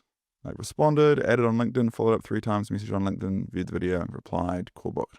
Okay, simple. Keep it simple, because people over-index on like a CRM and then jump from CRM to CRM. The amount of people that's like, yeah, I've tried Salesforce and HubSpot and like I've tried Monday.com's Trello board and I've done all this. None of them worked because you just think that the CRM will manage the leads. Now you have to manage the leads. It's your job to manage the leads. The CRM is literally just a way to organize them. And often the CRM is a way to organize them for sales teams when there's like a sales manager who wants to see who's like shit at their job. Okay, so the CRM needs to be worked for you, and typically that's why a Google Sheet is a good starting point, because like most people, if you're watching this video, you know how to customize Google Sheet and build out whatever you need to build out. And if you don't, just ask ChatGPT like, hey, I need a formula where this box turns red when it's been 3 days since the lead came in, and it's going to give you a formula and you can just put it in there. Okay, you can build whatever you want in the Google Sheet. Just start with Google Sheet. Once you have a Google Sheet and you're like, oh, well, like, honestly, I don't need to add them on LinkedIn. Like, that's a waste of my time. Cool. You can get your VA. You can hire a VA if you don't have one. You can get somebody to do majority of the stuff. They can't make the Loom videos, but they can do majority of the stuff. Okay. I think that they're a more useful investment than a CRM, honestly, because now there's more flexibility that can happen. Currently, someone in our team does the follow-ups, does the connections on LinkedIn, etc., and tells Daniel which Loom videos he needs to make. Daniel's not doing that. He's got sales calls to take. Okay? So I would say start here. Then you can start building out CRMs, etc. So I just want to bring this back to the main mistake that I see people make. If they were interested, they would have gotten back to me. You know, if they were interested in the outreach, I shouldn't have to do all this lead nurture. They would just be open to a sales call. All right? What are they interested in? They don't know what you do or who you are or care. Like, you're doing cold outbound because not enough people are interested. You're doing cold outbound because not enough people are interested in what you do. You can't then just not make them interested. You just do outbound. Someone says, oh, that could be interesting. You're like, okay, do you want to buy? No. Ah, well, too bad then. You need to make them interested. That's the whole point. The whole point's to make them interested. Okay? You have to sell them. You have to move them. You have to hit the golf ball. The golf ball has to be hit. And I think a lot of people, if you've gotten leads through outbound for so long, you're so used to the golf ball being hit by somebody else, being recommended by your current clients because you do a good job, which is a fantastic way to grow a business. But you can't take those same learnings and understanding and apply them to cold outbound. You need to learn new skills, which is how can you build a process which does the hitting? How can you make compelling content that shows that you know what you're talking about and builds trust to many at one time? Or you can do it one-to-one. There's heaps of ways of doing this, okay? You are doing outreach to start the process of making them interested. The email is to start the process of making them interested. They don't get interested from the email. Okay, that's the mistake.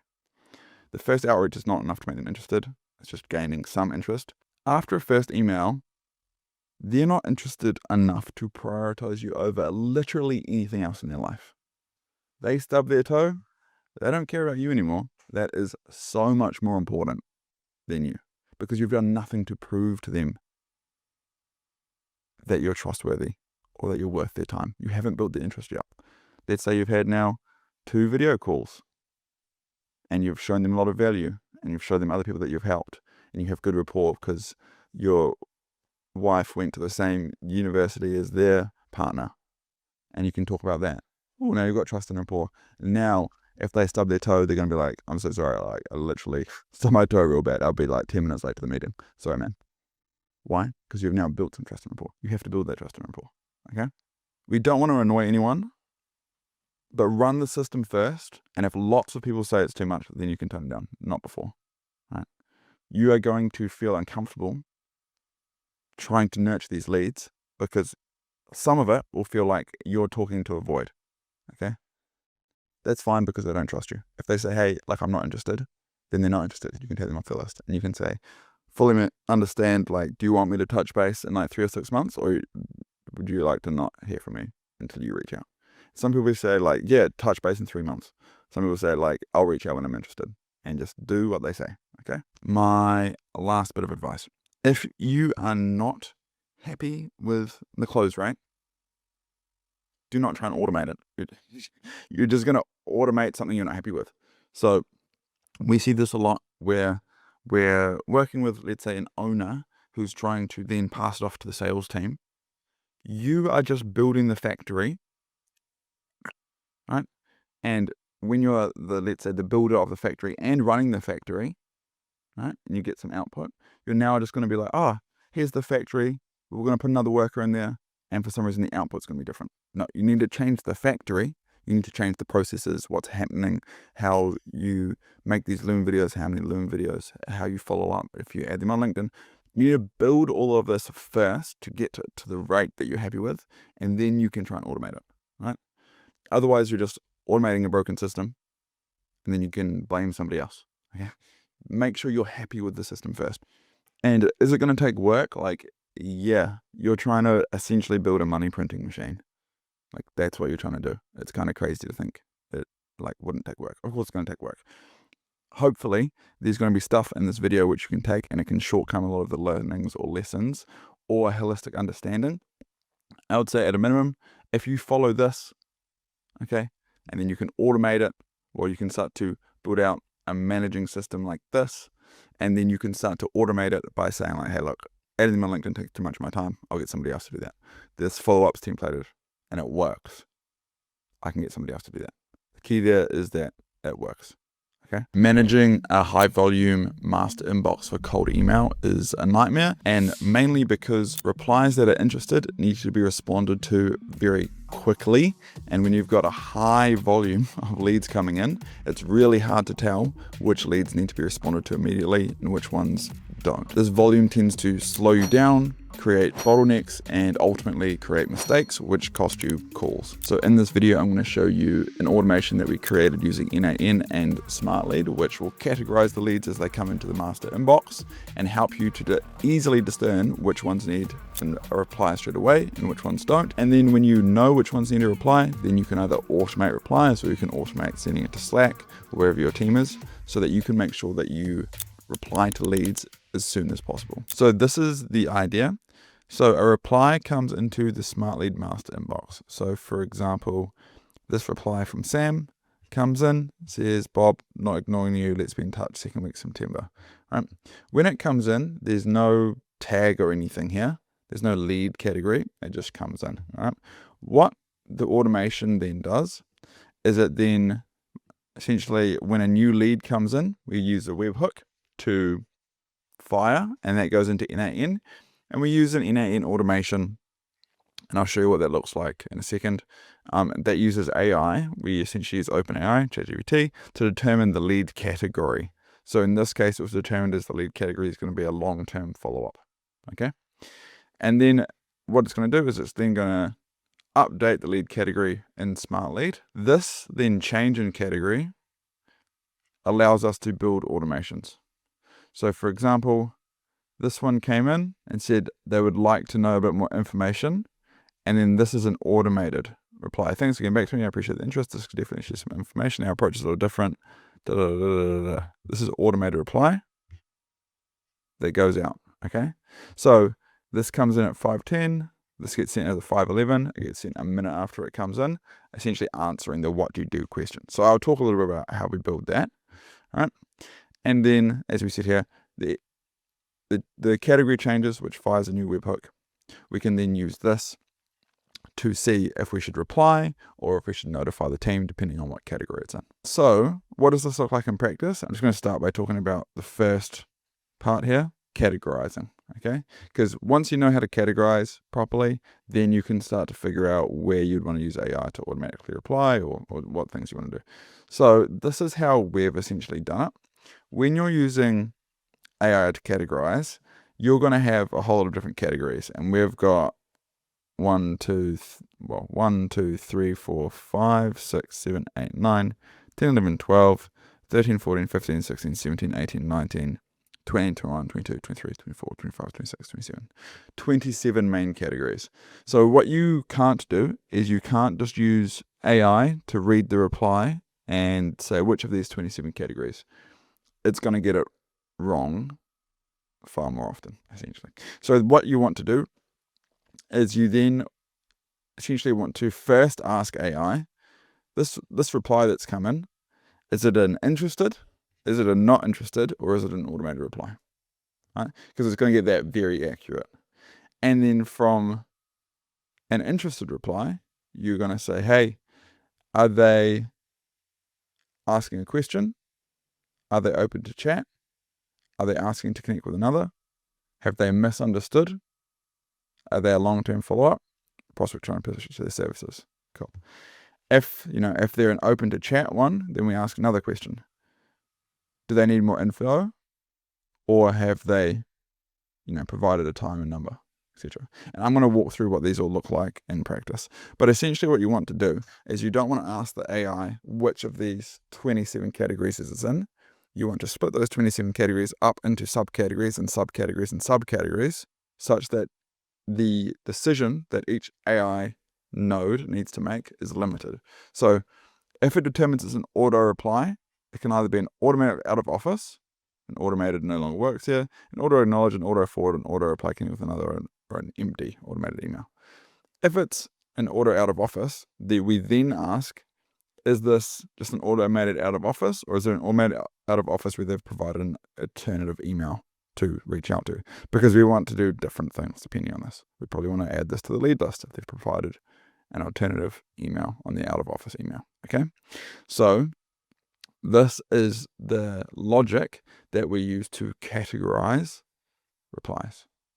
Okay, so now what does this look like in practice? This is essentially the same thing, and it looks like quite a cool automation, not gonna lie. This is the same thing as this, except this is it built out in NAN. So what happens? First thing we do is we do a webhook, which essentially fires when a reply comes in. That's all we need to know. So this fires when the reply comes in. We then also see what lead category the reply has, which is essentially what we're doing here. And we're seeing, does this already have a lead category? Right? When it comes in, does it already have a lead category? Because if it does already have a lead category, we don't want to put a new category on it. Because essentially what it means is, let's say someone's come back and said they're interested. Right? So we've changed the category to interested. We've then emailed them and we get a reply back. If we get a reply back and they've already got that lead category, interested, we don't want to automate something else to happen. We just want to let the team know, like, hey, somebody that already has a lead category has just replied again. Because they're probably going to be the warmer leads, because they mean they're people that are replying to our emails in some sort of chain. Okay, so if that's the case, we're just going to notify. Otherwise, let's say it goes down here, which essentially means it does not have a category currently. What we do is we use OpenAI and we use 4.0 Mini, and we say, here is the email reply, client body. You are a reply classification assistant for a cold email outreach system. Your task is to analyze the content of a reply message and determine which group it belongs to based on how the sender replied. There's 3 possible groups: interested, and then you put in examples; not interested, and you put in examples; and automated replies, and you put in examples. So what you're going to find is it's going to be mostly accurate when you first start, but it's not going to be perfectly accurate. And so you're going to keep an eye on it. And whenever you say that it makes a mistake, that they've miscategorized it, you're going to then take the email that's been miscategorized, you're going to copy it, and you're going to put it in as an example here, and the examples that we're using in this prompt. You're going to add the wrong, let's say they classified sure as being not interested, even though they wouldn't do that. Then you'd come in here and make sure sure is an example and the interested, right? And then over time, this pretty much gets it 100% accurate. I mean, it won't be 100% because we haven't sent out 1 gazillion emails, but it doesn't get it wrong, okay? And then you move down to the next node, which essentially will then say something similar. This is the reply. You're an email classification system. Your task assumes the reply is already identified as interested. okay? Because now we've done this part, and now we're looking at this part. So if it's already interested, which one does it categorize? And then it does the same logic again, where we have examples for each category. And you're essentially just classifying based off the examples, and you've got real world examples. And you do this for each of them, okay? Until you essentially assign the lead category here, set the lead category to be auto acknowledge, or set the lead category to be self disqualify, but you can help them. Cool. And then you're going to essentially, you are going to update them back in Smartlead, and you're going to update the lead category. Okay. So the flow again is a reply comes in to Smartlead. We then use a webhook from a lead reply to use NAN to then figure out the lead category. Again, the main understanding of the logic here is you're not going to just use one node to find the lead category out of your 30 lead categories. You're going to you break those lead categories into buckets. You're going to bucket them out so that the amount of decisions each node has to make is less, and you can get more accurate. Essentially, what it's allowing you to do is it can only deal with so many examples. So it's going to be far more accurate if there's only 3 options with 10 examples each than if there's 30 options with 1 example each. There's just not enough examples per option for it to make an accurate decision. So that's why you bucket it out. Now, the category changes, then fires a webhook. Okay. So this is where you can get creative with it, and you can do a lot of different things. Essentially, now you can set a webhook to fire if the category was changed to, let's say, wrong first name, right? And you can do anything from there. Typically, if it's the wrong first name, what would you want to do? You would want to probably message Slack and say, hey, there's been a wrong first name here. Double check that the lead list's first names are correct. Something like this. If they're interested in pricing, maybe you want to notify the team, hey, we've got someone who's interested in pricing, reply to them. Or maybe you want to set up an automation to automatically respond to those pricing questions. So there's infinite things here, so I'm not going to get into it in great detail. But essentially, the main idea is once you categorize the category, then you can build automations based off that category, which can either reply to emails or let the team know that you need to do something or whatever. The world is your oyster. If you feel like the lead quality coming from your cold email campaigns is poor, maybe they're poor people, or they're rude, or they don't understand why they're on the sales call, or they don't show up for sales calls, or any of these flavors of lead quality, then this video is for you. Because what we've found is lead quality isn't just about finding the right people.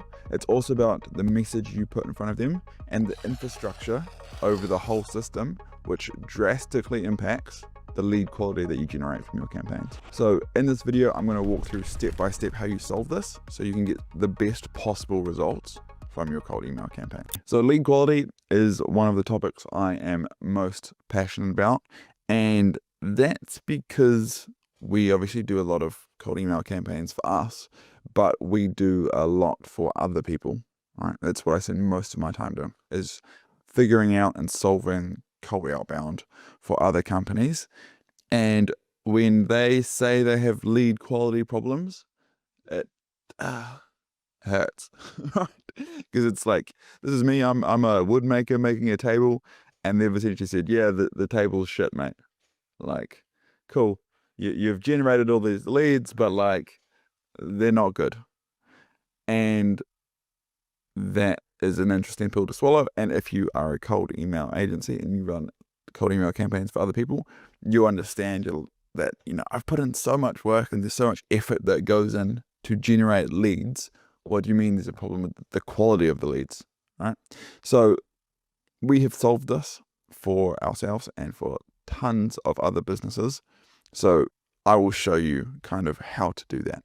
And actually, I'm just going to, so when people say they have a lead quality problem, they're essentially saying there's a lead that is missing certain characteristics that are required to move forward in the sales process. That's what they said.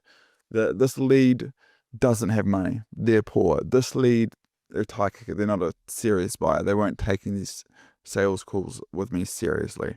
They were rude. They didn't know who I was. They were confused about why I was calling them. They didn't even know what the company does. They're not ready to buy right now. I just want to talk to people that are ready to buy right now. The company is too small. We can't help companies of this size. They need at least 15 employees for our solution to make sense for them. They didn't even pick up the phone. Like, how can they be a good lead if they don't have time to talk to me for 5 minutes? They're not in an industry that we can help. Okay. These are different flavors of problems which you put in the bucket of lead quality, and you're saying the prospect doesn't want to buy my thing because of one of these flavors. I need prospects that are of higher quality, e.g. don't have these characteristics. Okay. So there's something that we really need to distinguish early on, and that is typically people are saying the prospect doesn't want to buy your thing. The prospect doesn't want to buy your thing. And so it's a lead quality problem because of the prospect. But it could also be that the prospect doesn't want to buy your thing. They're going to buy the thing, but they're going to buy it from someone else. Okay? That's a completely different problem to solve. Or the prospect doesn't want to buy your thing. Right? The thing that you're selling is not attractive to the prospect. Right? They might have a problem that your thing solves, but they're not sold that your thing is the thing that can solve their problem. They're going to buy a different thing to solve their problem. Okay? Again, a different problem to solve. The prospect doesn't want to buy your thing yet. Okay? They're going to buy, or they're potentially going to buy your thing, but not today. Again, a different problem to solve. So we need to be clear on if it's a prospect thing, if it's a you thing, if it's a thing, e.g., is it the product you're selling, or is it a timing thing? Okay. And this is one major piece of context. The other major piece of context is that some leads are good and some leads are bad. We're just going to say 15% of leads are high quality leads. You got them at the right time. They're nice people. They're willing to have a chat. Oh yeah, their meeting just cancelled, so they've actually got extra time to talk to you today. Okay. And then 15% of people are rude people. They do not have the time for the call. They're gruff on the phone. They've had bad traumatic experiences dealing with salespeople like you, and so they're going to treat you in that way. Okay? We don't care about either of those ends of the spectrum. Yeah, cool, you can close some deals, that's nice. Yeah, cool, some people are rude, that is what it is. We care about the middle 70%. We want to solve these problems with the middle 70% in mind, because solving outbound is about solving it for the middle. Right? Anyone can solve it for low-hanging fruit, and essentially no one can solve it for hard prospects, and no one should bother trying to. We're trying to solve it for the middle, okay? So where do we start? We start by solving lead quality at the surface, and this cuts to the heart of this contextual question up here. We start by solving lead quality at the surface. Step 1, you need to do a sanity test and essentially see if the people that you're emailing are people you can help. Okay? Because if the people you're emailing are not people that you can help, then there's the problem right there. You're emailing people that even if they responded positively, you wouldn't want to get on the phone with them and help them. So this is the exercise that we run our clients through if they're having a lead quality issue. We download the lead list and we send it to them, and we say, please open 30 random URLs and ask yourself, if you had a call with this company and they wanted to buy your thing, would you sell it to them? Okay? If you answer with 80% or more yeses, then you do not have a lead list problem. The problem isn't that you can't sell to these people, it's that they don't want to buy your thing. It's a different problem. Okay? So if, let's say, only half of them you would sell your thing to, you need to refine your lead list further. Okay? Essentially, you need to make sure that you get rid of people on your lead list that you don't want to be selling your product to. Otherwise, you're going to get these lead quality issues and get all these false flags around your campaign. So 2 ways that you can do this. You can essentially update the source. So let's say you did, for argument's sake, you did a Google Maps scrape of restaurants. And it turns out that most restaurants that a Google Maps scrape does are crap. Okay, cool. How do you improve that at the source? You can change it from restaurant to cocktail bar. Why? Because your average restaurant and your average cocktail bar is going to be of higher caliber. Okay? You can change it from restaurant to brewery, right? Because the average brewery is going to be doing more weekly revenue than your average restaurant. Okay, you can change it to bistro. You could change it to something else. Okay, you can solve it at the source. This also means that, let's say you're using Apollo or something that's scraping LinkedIn, you can add more filters. You can remove the companies that are 1 to 10 employees, right? Or whatever the things are at the source, and you can change the lead list, run through the same exercise, look at the 30 URLs. We're going to get 80% yeses this time, okay? If this is too complex, right? Let's say whatever the filtration system is, it doesn't do a good enough job, then you can use Clay and AI to do this. So I'll show you how we do this. Whenever we are scraping a lead list, we actually run it through this before trying to verify the email. So let's just have a look here. This is a random home remodeler SEO list. So this is just home remodeling companies. What we do, and we say there's a few no's in here, but they're mostly yeses, which makes sense, is we scrape these URLs, right? So this is coming off a Google Maps scrape, and then we put them into something called Clay, which is essentially spreadsheet software which allows us to use AI in each of the cells. So this column is going to go to the domain, explain what the company does and what services they offer, right? And then we're going to see, does this provide services related to home remodeling, right? Because if they don't provide services related to home remodeling, we want to filter them out of the list. Because let's say 30% of the people on this list didn't do home remodeling services, then our home remodeling SEO offer would make no sense to them and would be a poor quality lead. So we can filter them this way, okay? So we used to do it just by, this is a bit in the weeds, we used to do it just by asking, does this domain have anything to do with home remodeling? We found that getting the company description and then asking if the company description has anything to do with home remodeling performs better and we get more accurate results, okay? So 2 ways. You can update the source to improve the lead list, or you can filter the lead list to improve the lead list through AI by going to the domain and essentially doing what you would do. If you go to 30 URLs and you decide 6 of them are bad, why do you decide that? Is it, what do you look at? And then you can just ask AI to make that same judgment call, okay? Now, let's talk about solving a copy issue. Okay, let's talk about solving a copy issue. And I would say that these are like the 2 ways that people tend to try and solve lead quality. And I mean, I agree, they're logical, right? Are you emailing the right people? What are you emailing them? So now we've come to the conclusion that we're emailing the right people after doing this. Now it's about what you're emailing them. So just to be very clear here, you need to get positive replies, right?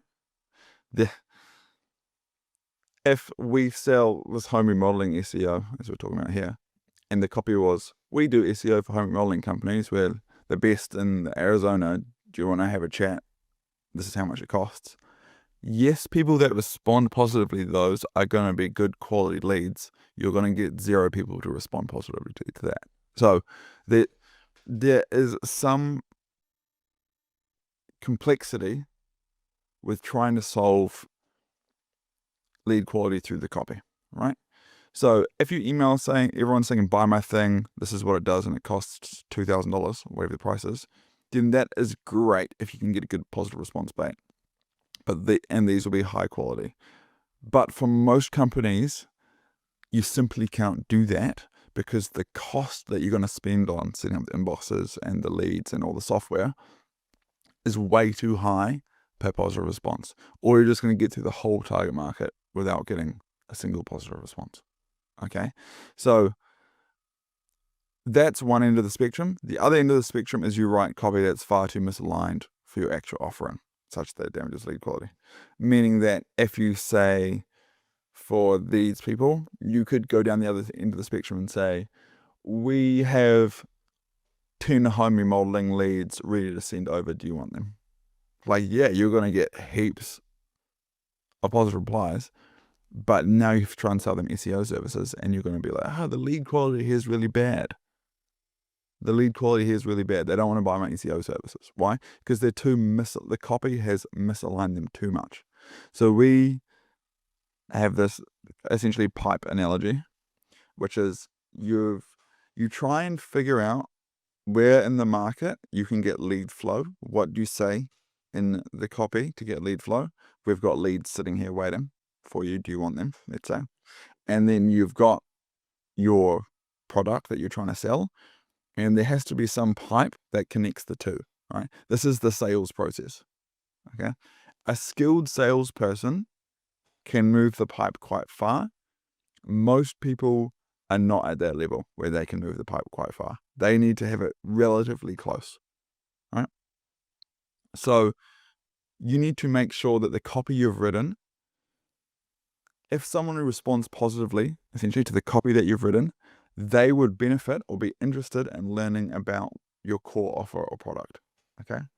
And so how we do this is we typically will read the copy, review how the discovery calls go, right? Let's say you write some copy and it does generate positive responses and you have calls, review how those calls go.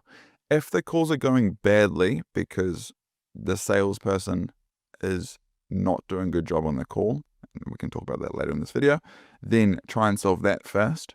If they are doing a decent job on the call, they don't do a fantastic job, but a decent job, but the prospects are too misaligned, then start writing copy which is more closely aligned to what you sell, okay? You can test a more direct copy approach, but be aware that you have a high chance that your lead flow will drop to zero. My beliefs have changed on this somewhat. I've had some clients come to me in industries I don't understand, and I will go and write some more what I deem to be appealing copy, and we test that appealing copy alongside them just explaining what they do in the email. And yes, my one generates slightly more positive responses, but their leads that they generate are so much higher quality because they're calibrated for what they sell. And so they just get them on a call and then they can close them. And so that is a far better cold outreach than what I've written. So I am coming around that more direct copy can perform drastically better, but we just need to understand this. Solving the copy issue. Is it a salesperson's issue, a sales process issue, or is it a copy issue? Are people coming onto these calls too misaligned? And if they are, bring the copy closer to what you're actually selling. And I've just got it here. Better emails equal higher quality leads. This is why we send videos in our emails. So we send a personalized video in all our email outreach, and that means that they hear your voice, they see your face, and then when they get on a call, they're just higher quality. They're going to be less rude to you. They're going to be more aligned to what you're actually doing. Okay? So let's say that you look at the copy and you come to the conclusion, look, if people respond positively to this copy, they should be fine to move down the sales process. And people on this lead list are people I can help. Okay? Why are you still having lead quality issues then? Why are people still not buying? Okay? So let's get a deeper understanding of this. And to get a deeper understanding of this, I want to essentially pull up Lucid and walk through what I think will help here. So let's walk through step by step what is happening. You are emailing a list with email copy that is aligned. So we're emailing a list with email copy that's aligned, right? People are either going to read the email, and let's just say not read the email. The people that read the email, the next step is actually look you up online or not look you up online. And then they're either going to reply, or let's just say not reply.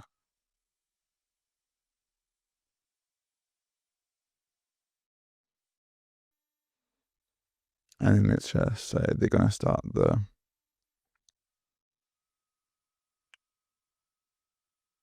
and this is like a big process, a lead nurture process.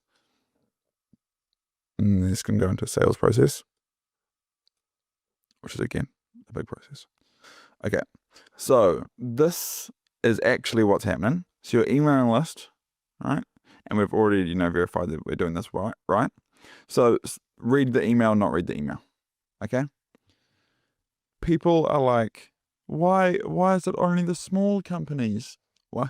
I've got this lead list and there's big companies and there's small companies. Why is it the small companies that go through this? Well, it's either because they just don't read your email, right?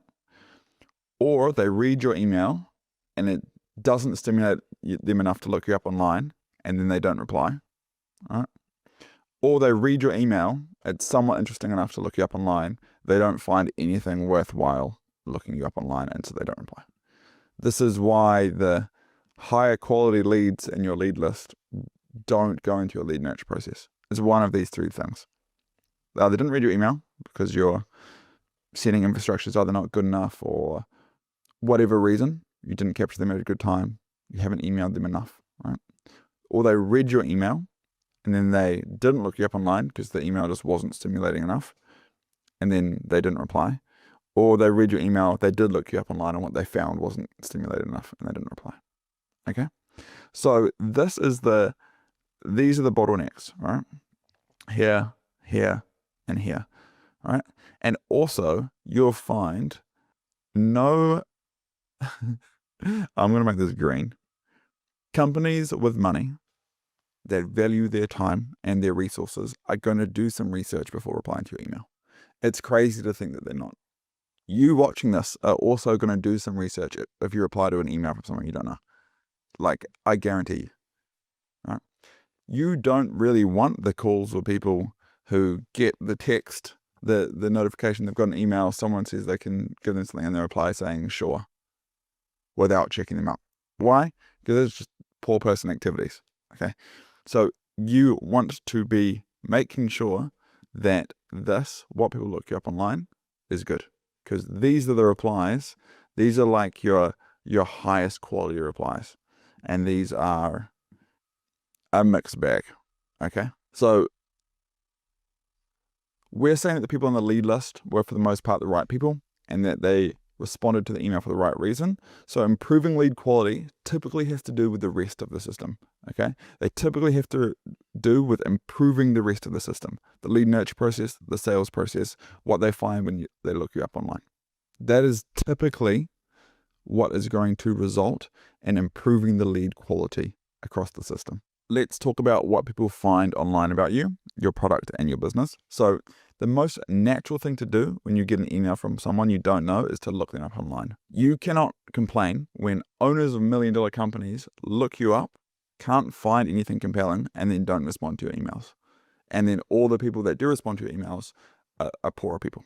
Okay? If you're already a larger business, then you will already have a large-ish digital footprint for the most part.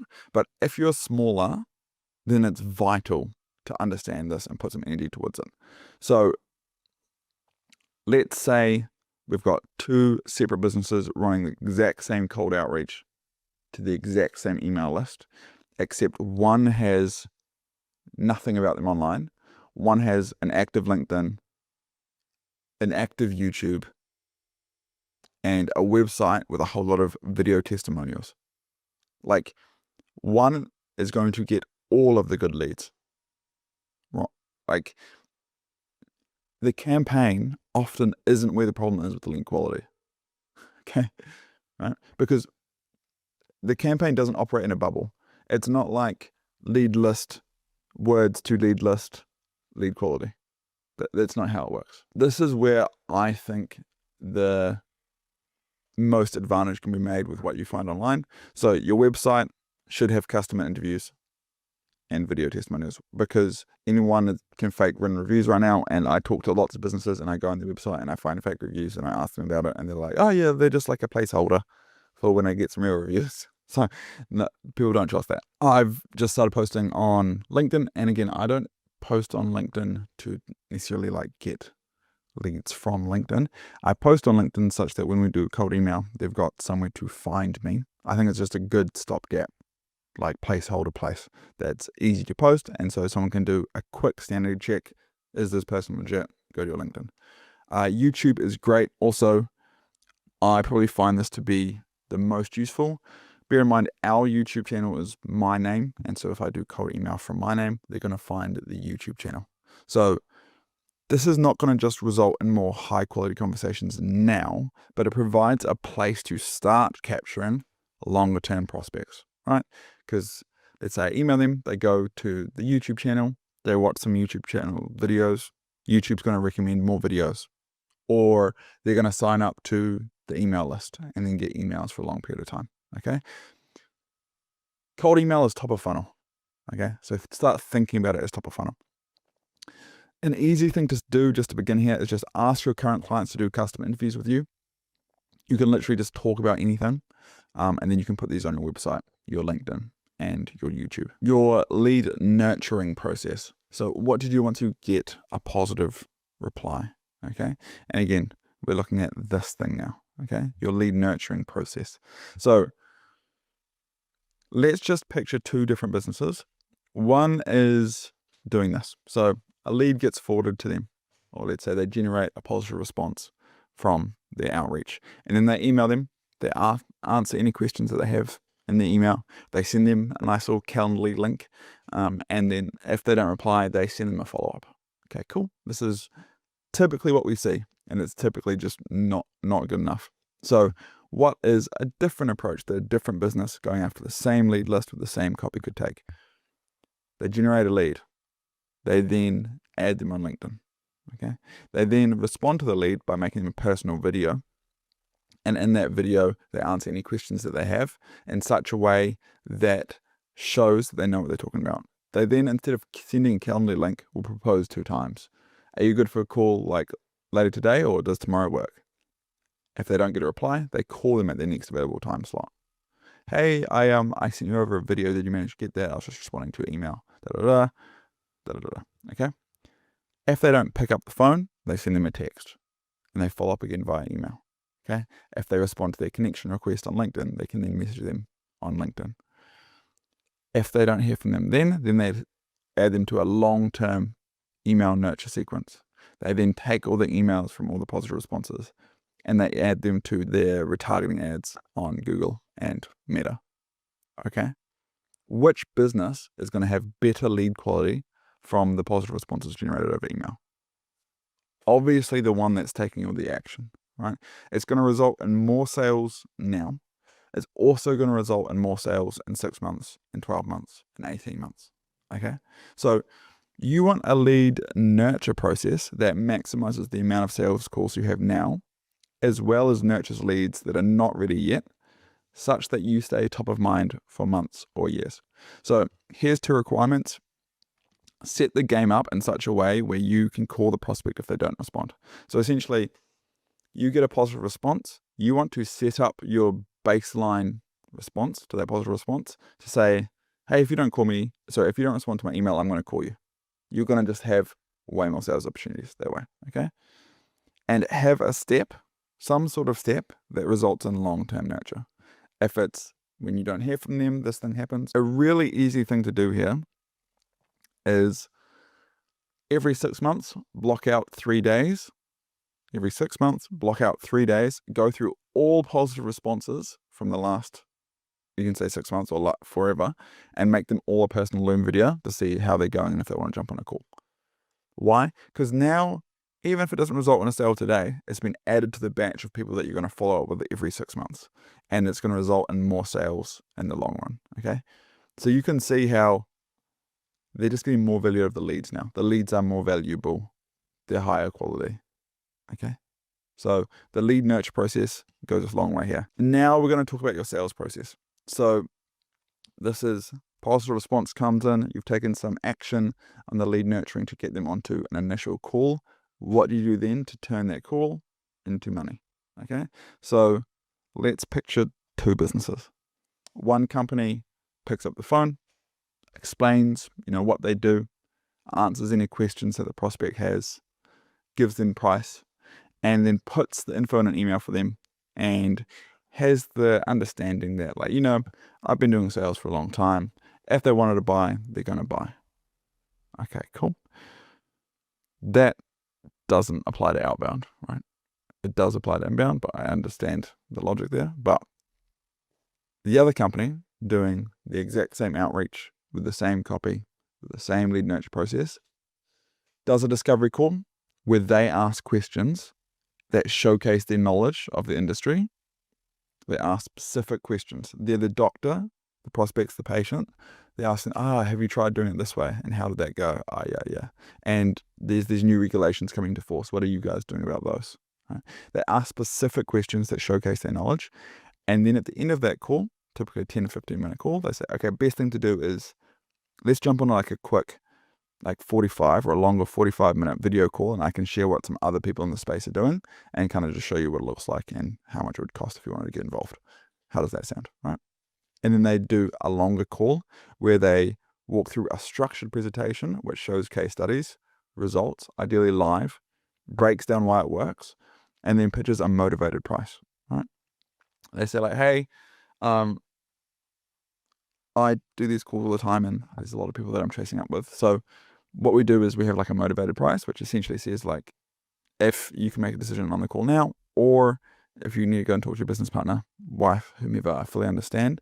If you can make a decision quickly and give us a video testimonial, if you're happy in a month, then I can give you this like cheaper price, right? Right? So you motivate them making a quick decision, right? Because otherwise there's people out in the ether all the time, okay? You then listen, you record all your calls and you listen to them, and you can start to distinguish which stories or things you said got the prospect excited, and which things did you say did their eyes glaze over, were they disinterested, all right? And then every 10 calls, you go through and refine the process. You improve the process, okay? So these are the two businesses. Which one do you think has better lead quality at the end of the day? Okay. Typically, you want a sales process that is, one, a process. There's not just random things happening. You just get random results. Right? We're trying to build a process. It has to be repeatable.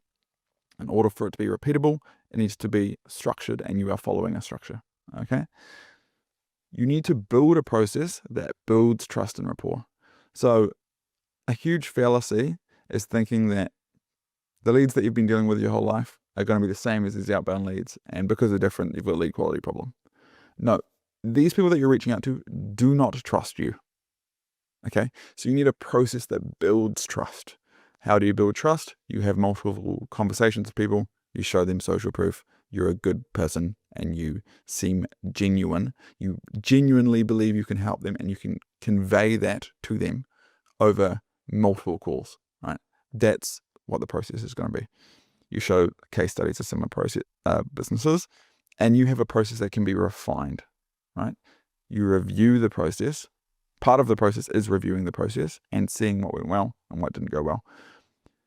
You're the market research arm of the product team. We're going to talk about the product next, but the sales is the front line where you're saying like, people don't give a shit about what I'm selling.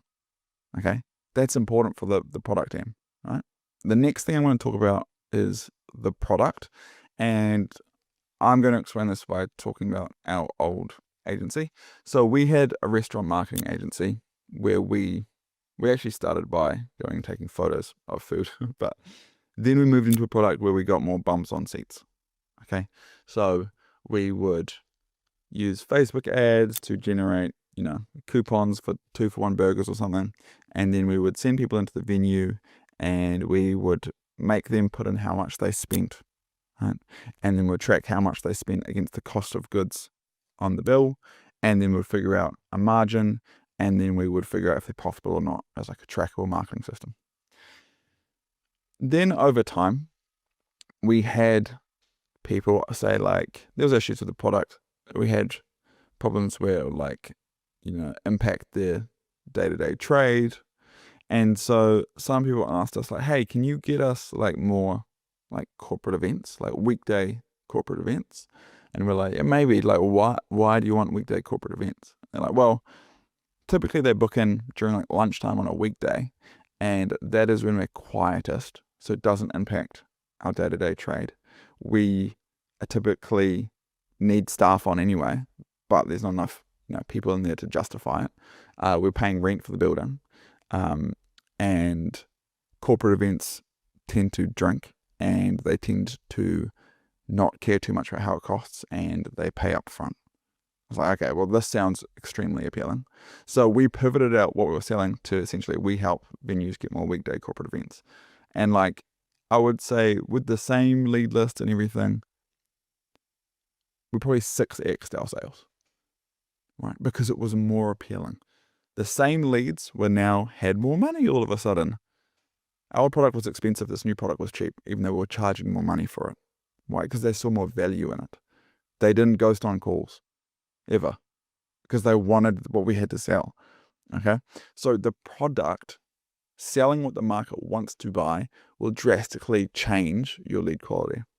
So the sales team needs to, you're not just trying to sell, you're trying to understand what the market wants to buy, and then you can reposition the product to be more desirable.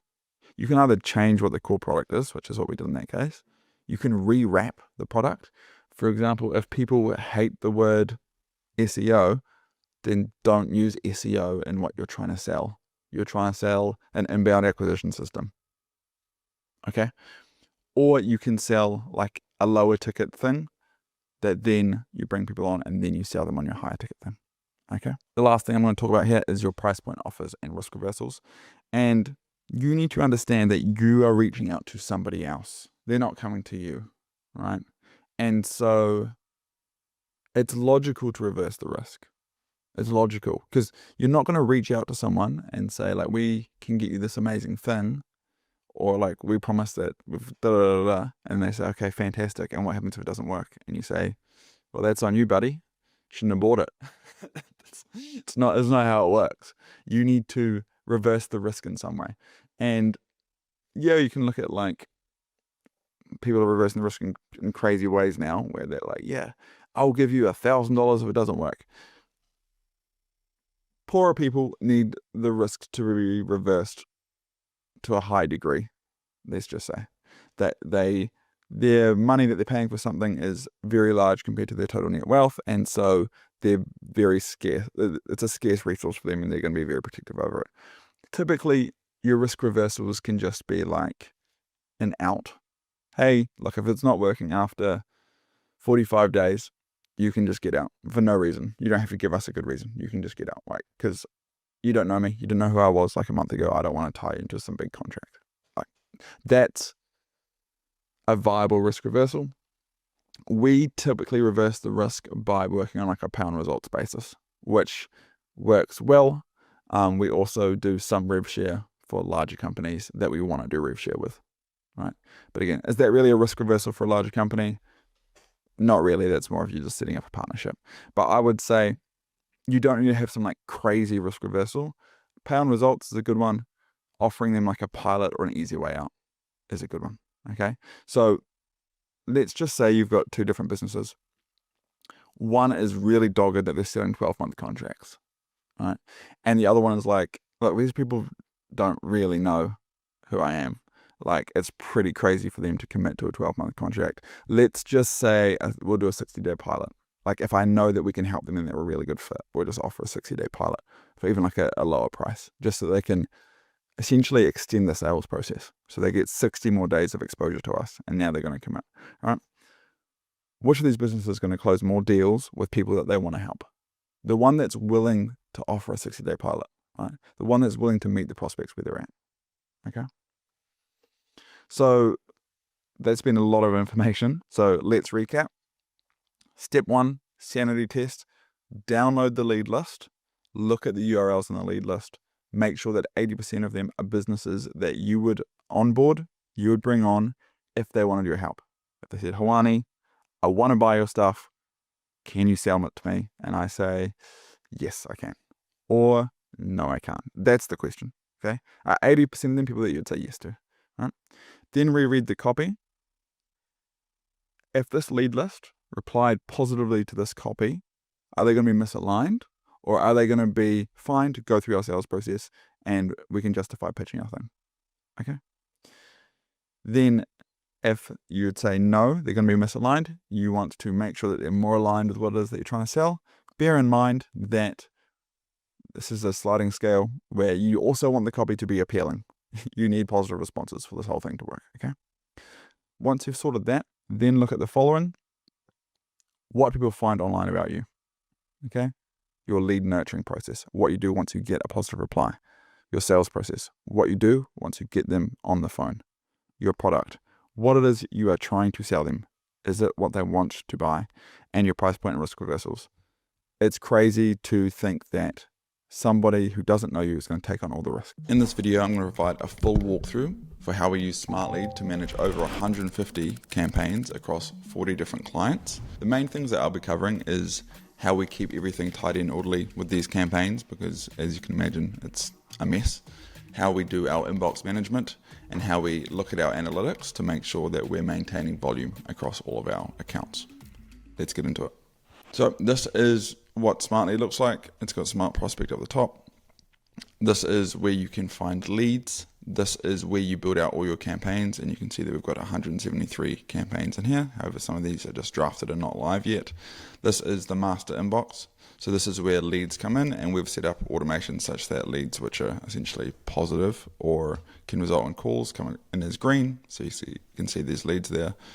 And then we've got our email accounts. So this is all the email accounts that we have attached. And if I remove these filters, you can see that we have almost 14,000 email accounts in Smartlead. This is all leads, which you don't use anymore. You use the CRM and you click all leads in here.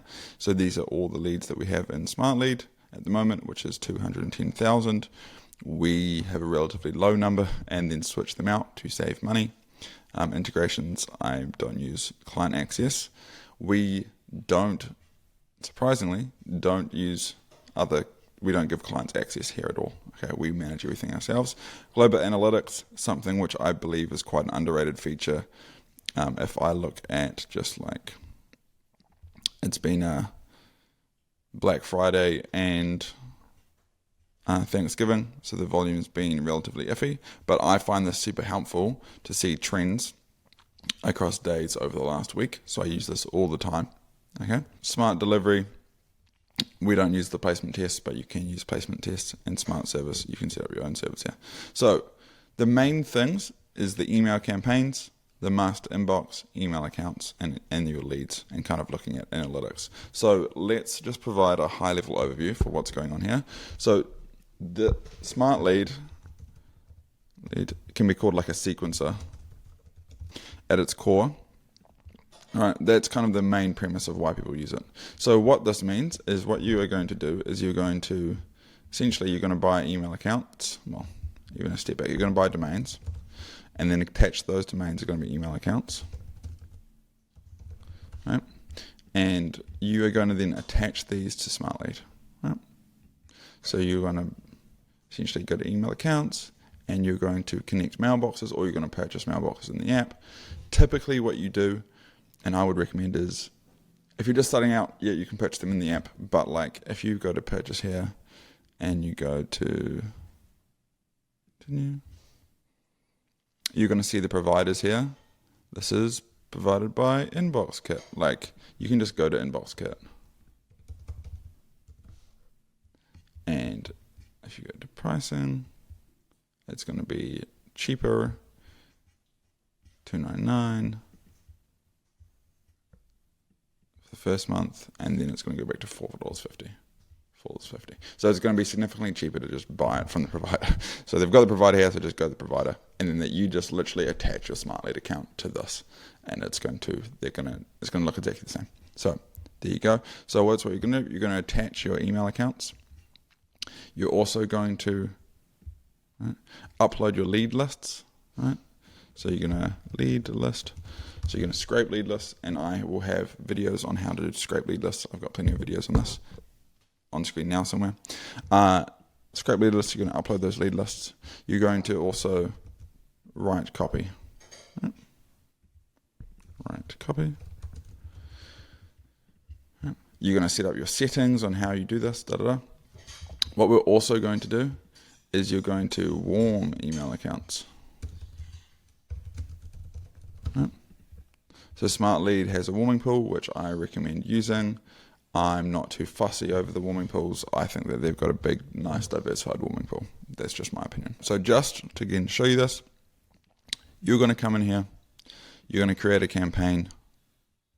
let's just say there's this campaign here. You're going to create a campaign. I'll talk to you about how we do our naming. You can import leads into that campaign, right? You're going to write out your sequences. These haven't been written yet, right? These are just our templates that we start with. You're going to write, hey, hope, whatever you're going to write in your email copy. Again, I've got plenty of videos around how to write email copy. Cool. You're going to click setup. You're going to go down here. You're going to choose which sender accounts are attached, right? So you can just choose from your list of sender accounts which are attached. You're going to schedule the campaign if you want to, and then you're going to modify the settings, and these settings are going to depend on a few different things. So I'd probably recommend you do send plain text. We send videos, so we don't send plain text. If you don't send videos, do send plain text. Don't track email opens and don't track win clicks. And I would recommend you have this on, and I would do that. Okay, cool. And then you're going to go to schedule campaign. This is where you're going to set your daily volume, right? And you're going to find a review, and it's going to go live, right? So that's how you get a campaign up and running, okay? And you're also going to warm email accounts before they go live. So if you have a look here, I'm going to show you something. Campaign status. If I go to all our drafted campaigns, you're going to see that we've put on a warming date, warming until these dates, right? Which is yesterday, so they should get put live.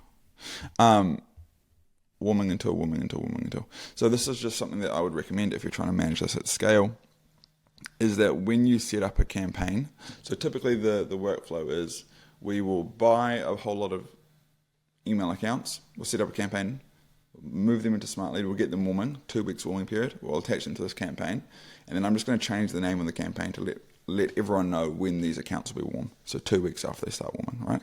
And that way nothing falls behind, okay? Let's just go back to here, and then what you're going to do is it's going to send emails,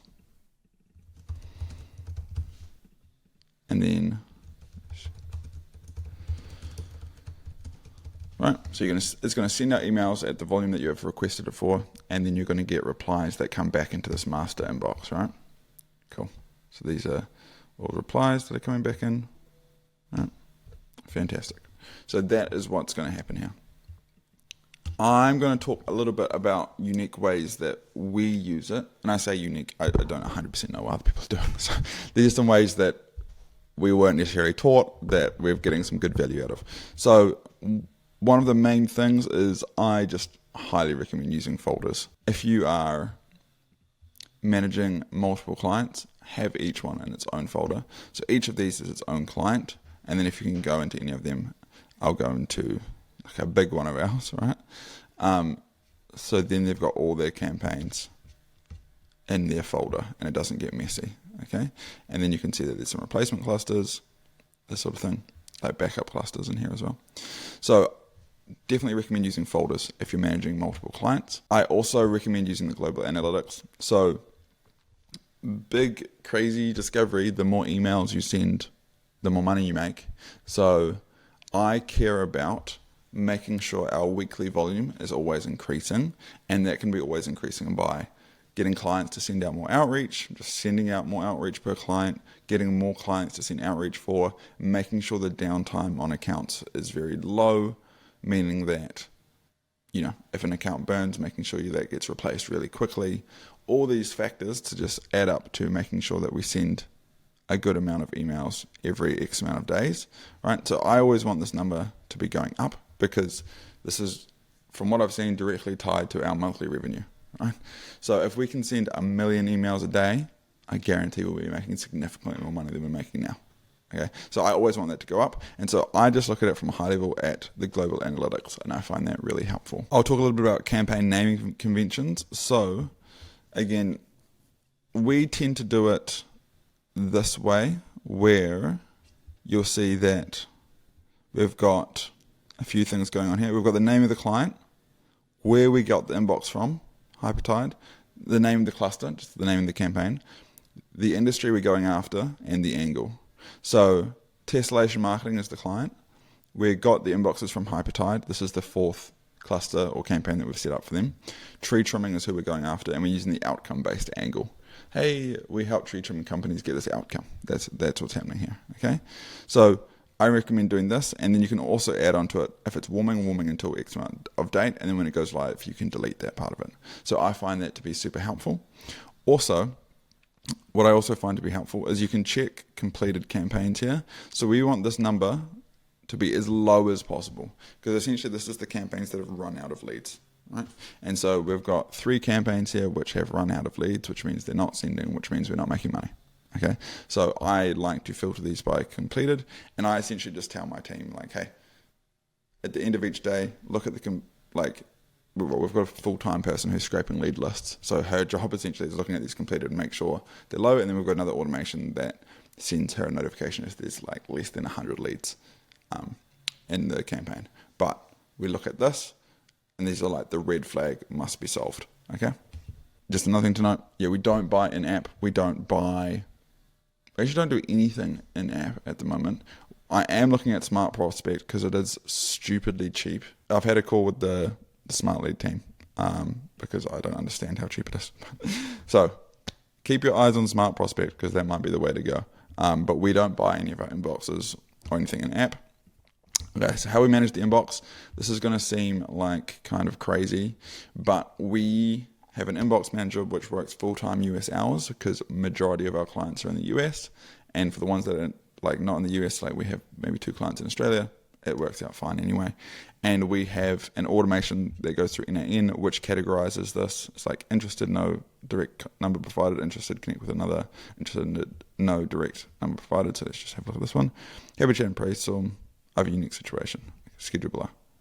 Right. So it's not accurate because they have provided a number to call them on, or they can use this as well to book. So fantastic, there's a positive reply. So we've got these that get categorized, but we have a human that checks them and does what needs to be done with them. Either books them in for a call, or if the client's doing the lead nurturing, sends them to the client and notifies them. Okay, so we still do things the old-fashioned way.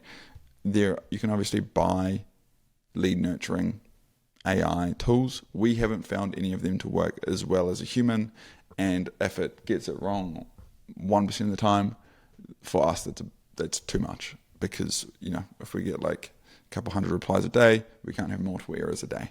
So we still do it manually.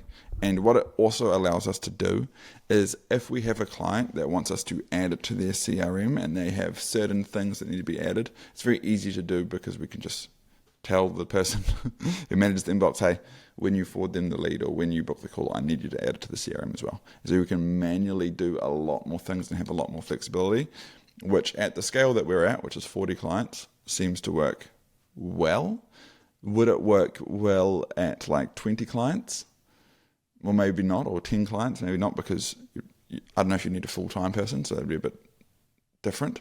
And at 100 clients, I don't know how it would work either. So we're kind of in the sweet spot where it seems to be working well, but there may be better ways to do this 100%.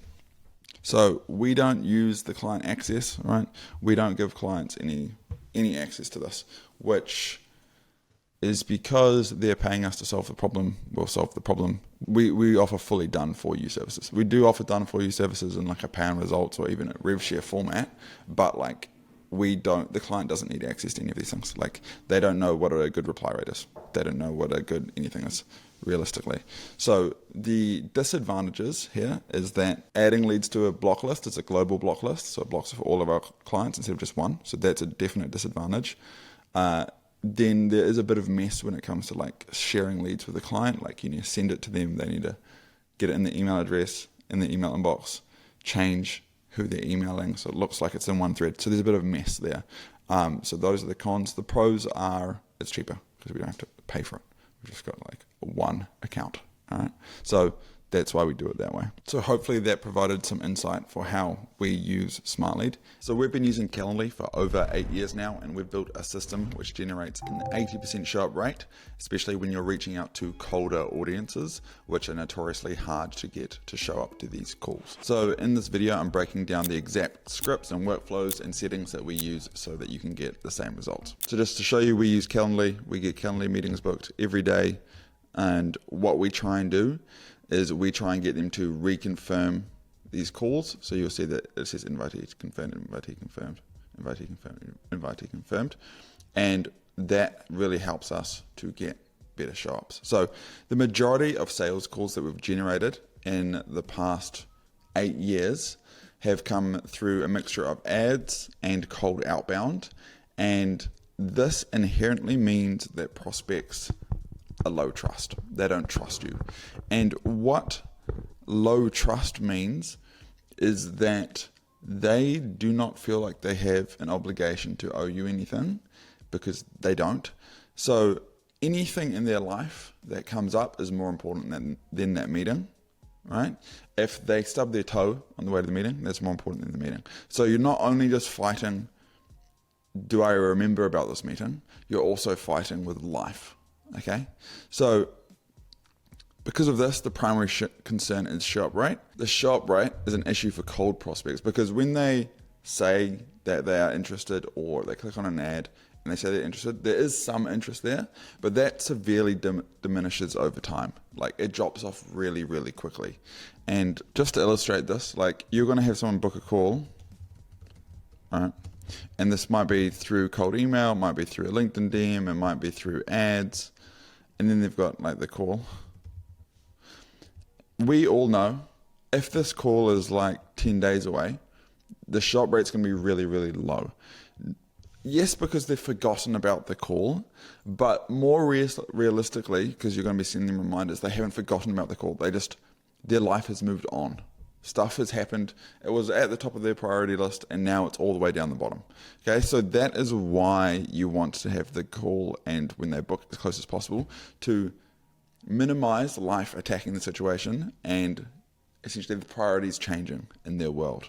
Okay, and there, just to really hammer this home, there's 2 reasons that someone's gonna no-show to a meeting, and both get worse over time, both deteriorate over time. So the pain or interest has subsided, or rather life has taken its place.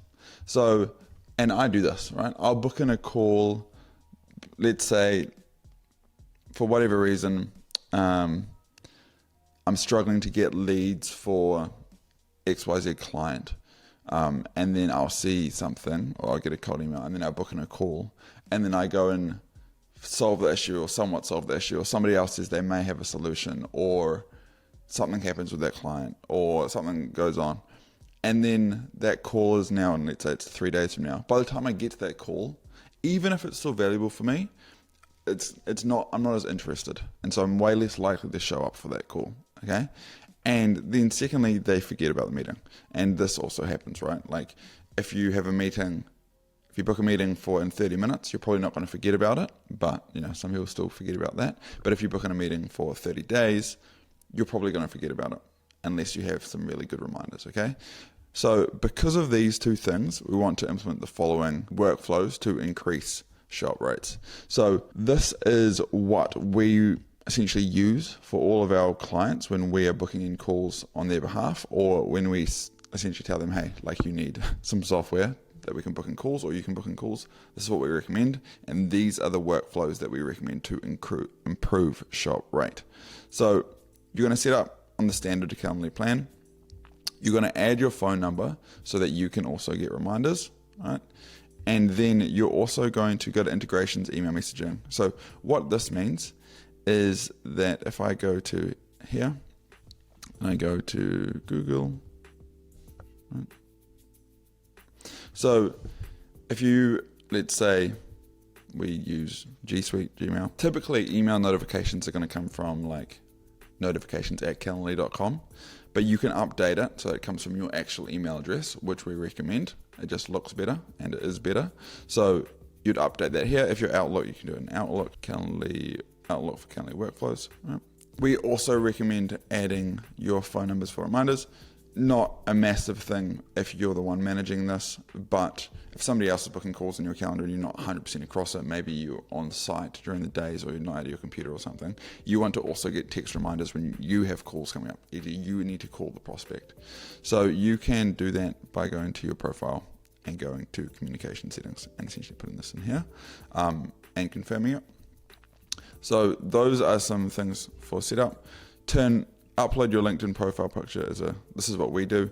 We use the same photo on here as we do on LinkedIn just because it provides some congruency, because most people are going to do some research on you. You kind of want the images of you to clearly be the same person. And then turn off Calendly branding as well. Brandon, you can just use Calendly branding, turn that off. Okay. So in terms of the workflows that we recommend, so an email to the host as soon as call is booked. So again, this makes sense because we're often booking calls on behalf of people. I'd also recommend you do this just because then you know, let's say you're running ads, or let's say someone books in through the website, you want to get an email that someone has booked. Then you want an email to the invitee as soon as call's booked. So, hey, first name, this email confirms your call with Daniel at 2 o'clock on Wednesday to talk about growing your XYZ business. So again, this makes sense for us because we help people grow their business. So we would say, we would fill this out depending on the industry. It would be very helpful if you could click the reconfirmation button found in this email. Looking forward to it. And then you're going to insert reconfirmation button. And so the reconfirmation button is a link where if they click it, it's going to show you on here. And I go to, let's see if any of these upcoming ones have clicked it. None of them have clicked it yet. This person's clicked it. So they've clicked invitee confirmed, which they will show to the meeting at this point. Okay. So we're going to ask them to click that in each of these reminder emails. Why? Because you've booked in a call and then you've gotten a reminder and then you take the action to say, I'm going to be there. You're now going to start to feel a bit of guilt if you don't show to that meeting because you've reconfirmed that you are going to show. So this starts to tie them in, like even if other stuff have come up in their life, now they're more likely to show and they're not just going to brush it off because they've had multiple layers of confirming that they're going to join this call. Okay. So we recommend using those reconfirm links. And just to show you how you do that, when you do your workflows, so let's just pick a 1 hour email. I'm just picking a random one here. You can include reconfirmation button. Okay. And then we've got, please confirm your attendance below. Okay. So then the email to invitee 24 hours before. Hey, first name, just a reminder, we've got a call at this time tomorrow to talk about growing. Again, asking them to click the reconfirm button if they haven't. Text 1 hour before. So this is an important one. Just a reminder, you've got a call in an hour. Their number is this. So you want to give the prospect the salesperson's phone number if they're going to be calling them by a phone number an hour before, right? You also want them to, often people don't know how to reschedule using a rescheduling link. So you want to say, like in the text reminders, if you need to reschedule, text me on this number, because these just come from like a short code. They don't come from your actual phone number, right? So you want to give them the phone number if they want to reconfirm. Text to invitee. Friendly reminder, we've got a call in now. If you'd like to reschedule, text me with a new time that works for you. And then we've split it up into 2 texts because it doesn't all fit on one, because you've got a very limited amount of characters that you can put in text. Also, it'd be great if you click the reconfirm link if you haven't already, and then put the reconfirmation link in the text. So in all the emails and all the texts, we're asking them to reconfirm, because once they click that reconfirm link, they're pretty much guaranteed to show, right? Text invitee 10 minutes before, and then this is the same, but for a video call. Okay, so you have access to these, right?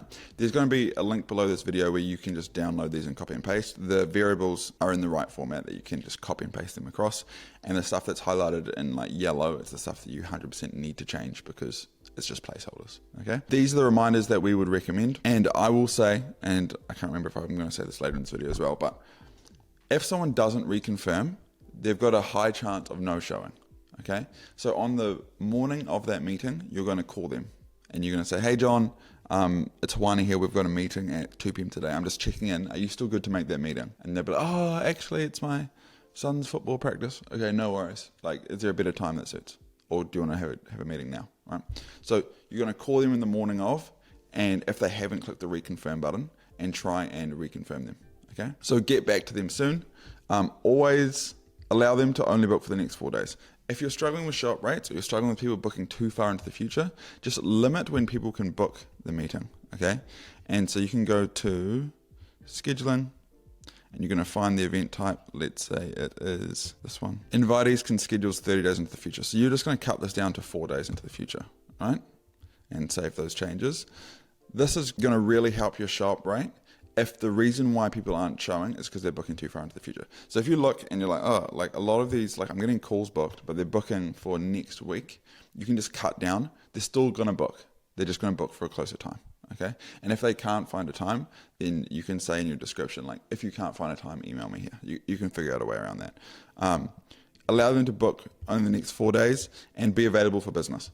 And what I mean by this is lots of people will put like a 2-hour slot when they're available in the day. At the beginning, open up far more of your day and just be available for business, okay? If you've got lots of calls coming in and you can start to be picky about it, yeah, definitely you can start to tighten the parameters or the time slots when you're available. At the beginning, ask them to book soon and give them a wide range of times throughout the day that you're available to chat. This means their interest is less likely to diminish and you start to shelter yourself from all the life events that result in no-shows. Have SMS in the workflows. People will forget. Some industries don't religiously check their emails. We do an SMS 1 hour before and 10 minutes before, and this helps shows massively. So a big thing that some people don't do is they don't use the SMS reminders. Use the SMS reminders. We've found that if you're looking at some companies that don't, some companies that do, the companies that do are going to get way more people to click that reconfirmation link and hence way more people to show up to these meetings. This is particularly the case if the people that you're reaching out to aren't like working a tech job at their computer all day, where their day is split on their calendar that they look at and they have another tab open all day, okay? So if you're working with slightly more blue collar people or you're booking in calls with people that aren't on their computer all day, you have to have SMS reminders, okay? I've put this here again. Ask for the reconfirmation. If the prospect does not reconfirm, manually try and reconfirm in the morning of the meeting by texting and calling them. This is a big one as well. Don't try and sell in your reminders. The goal of the reminders, people try and get cute with the reminders and think like, hey, I can use these reminders as an opportunity to build trust and rapport. And when you're doing outbound, I don't recommend that. If people are coming inbound, then yes, you can use the reminders to send them more like case studies and all these things and get them excited for the call.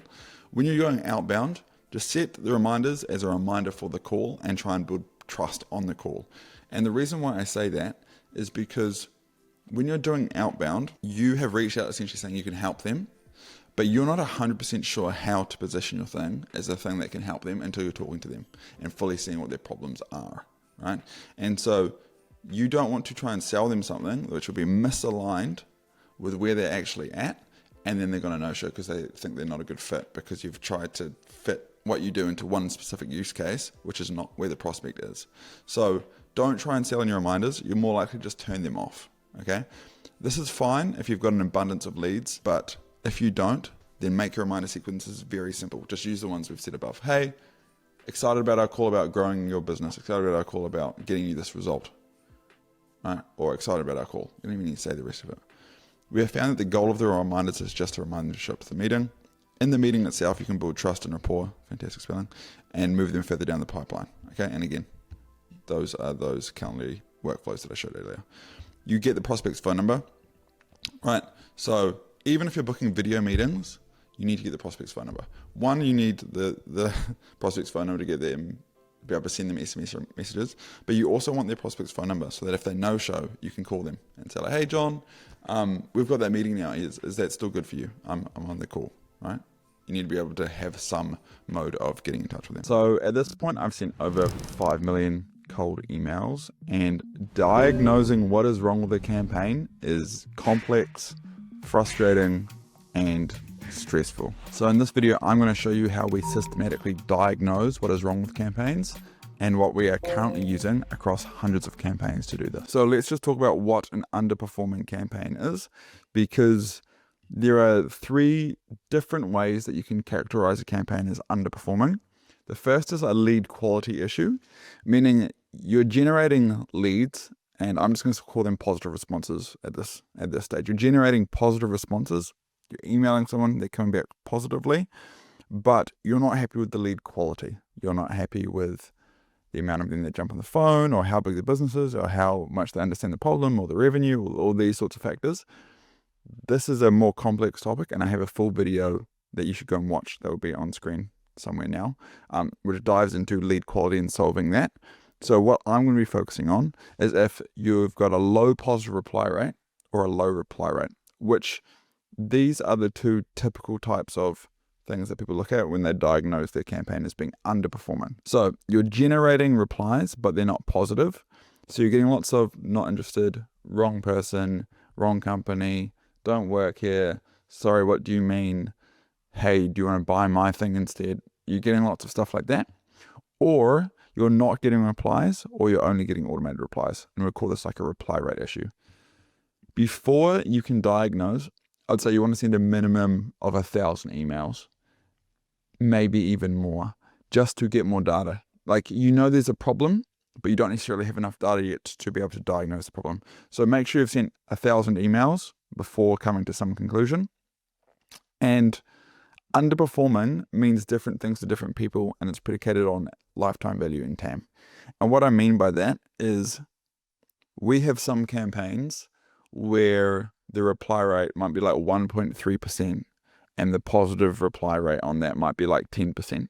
So let's say 1 in every like 13, like 1 in every 1,300 emails we get a lead from, but they make like, they have an LTV of like $1 million, let's say, and they've got a TAM of 50 to 100,000.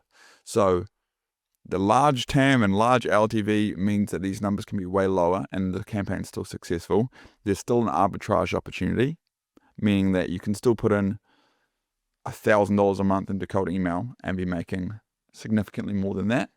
Whereas if you make a small amount of money, let's say $5,000 per lead on average per client, your LTV is $5,000, and your total addressable market is small, then you're going to need a much higher reply rate, because for $1,000 you're investing in cold email, you need to get significantly more replies in order to justify it making sense and there being an arbitrage opportunity with cold email.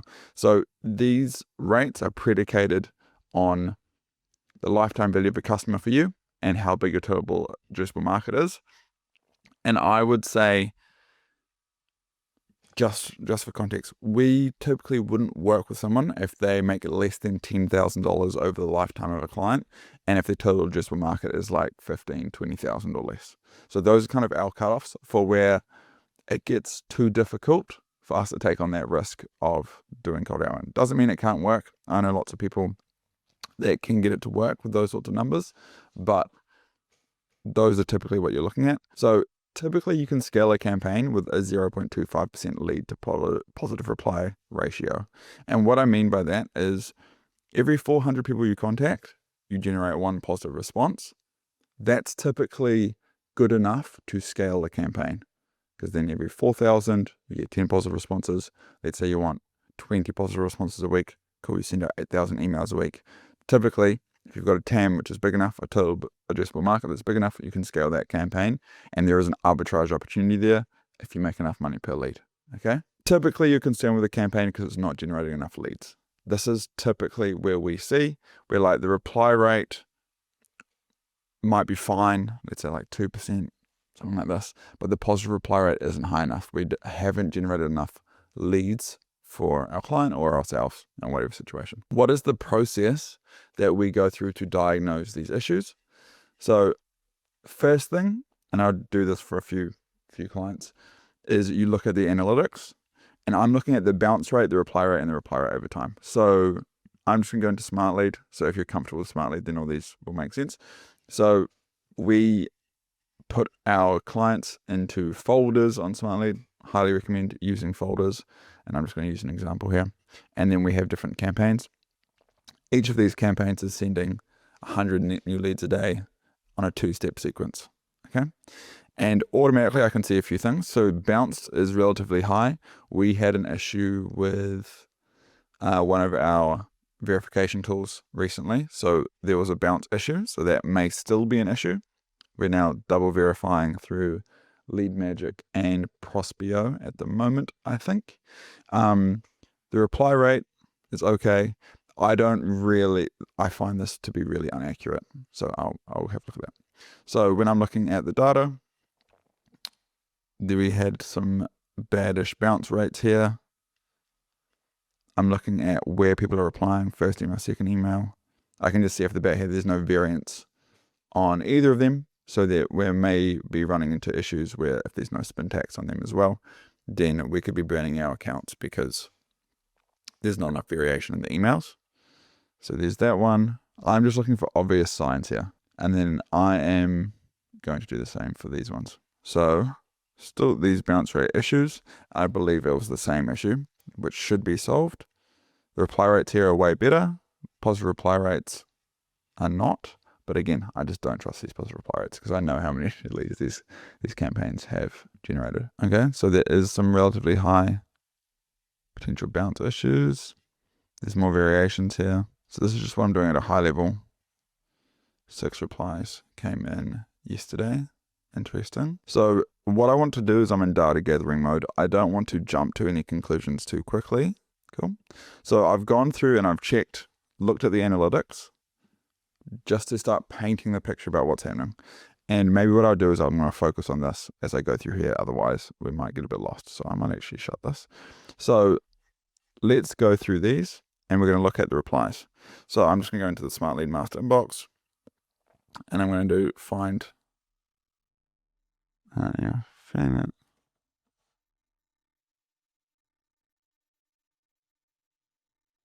This is it here. So this is this one here. And I'm going to look at what the replies are. Leave me alone. Not interested at this time. How does this work? Okay, so that's a good question. Tomorrow would work, you can call. Okay, so that's a phone call. Thank you, we're not interested. No longer works here. Unsubscribe. Just nothing.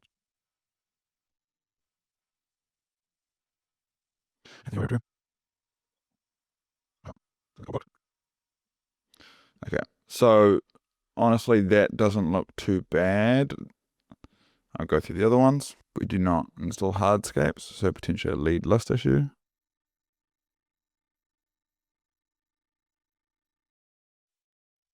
Okay, that's an odd reply.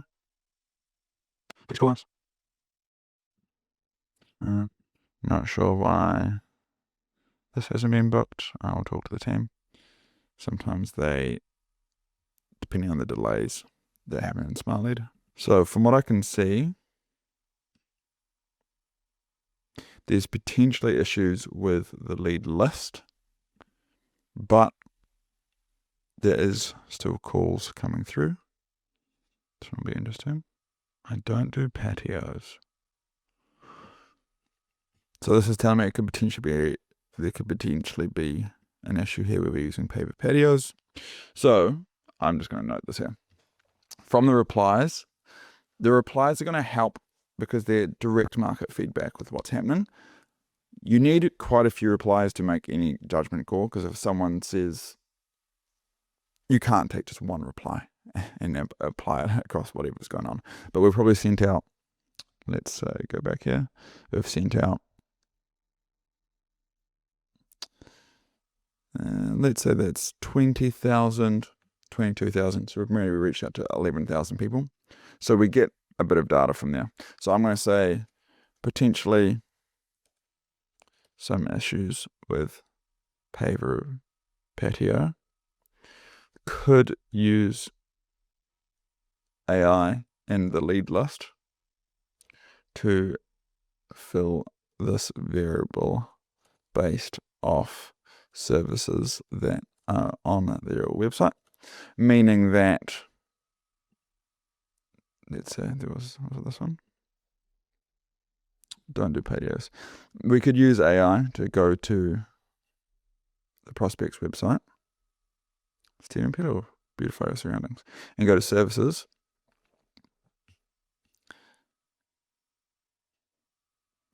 And you would find, like, instead of using paver patios, you could say steppers or planted beds or something along these lines, right? Based off each prospect's website, so that you're no longer going to get them to self-disqualify, because we can help them get all type of hardscaping jobs. It doesn't have to be paver patios. It's just what we wrote in the copy, because that's a pretty common one. But that if one of the reasons why this campaign's underperforming is because people are self-disqualifying, then that's one way to get past it.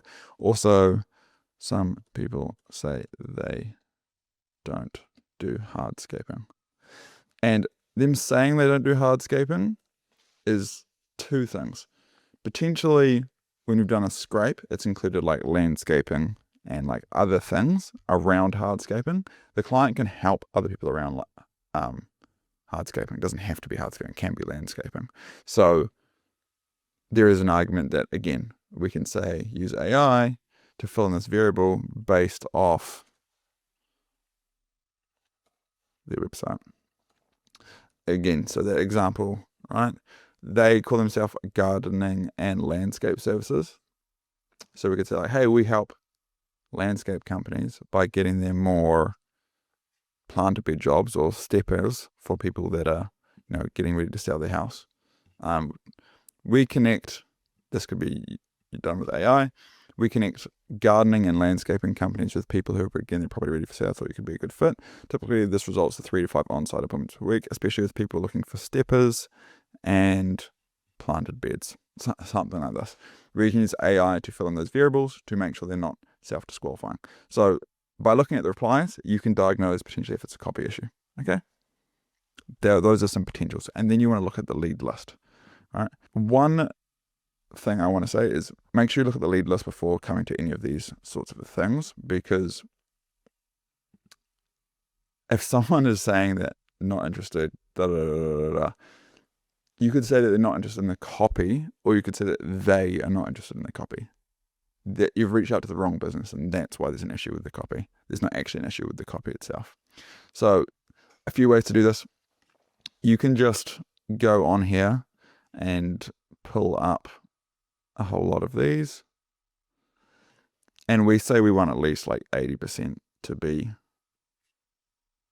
from the looks of it, these are pretty much in the target market. But if you find that like a lot of these aren't, let's just go through a few. Landscape, yep, that fits. Yep, that fits. Yep, that fits. But I'm starting to see that these aren't necessarily hardscaping companies. They're kind of broader landscaping companies. Okay, this is some weird Figma. Yeah. Okay. Brick. Yeah. Yeah. Yeah.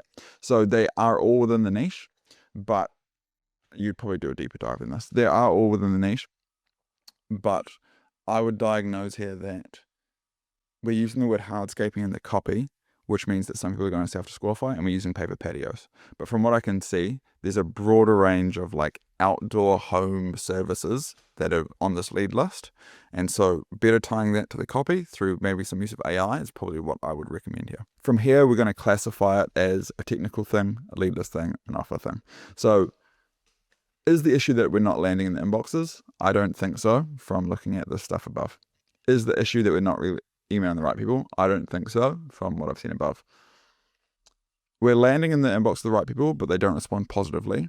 And I've put off a copy here. So my diagnosis off here would be that people are self-disqualifying. Some percentage of people are self-disqualifying because we're using the word hardscaping and we're using the word paper patio. And we can use AI to fill these.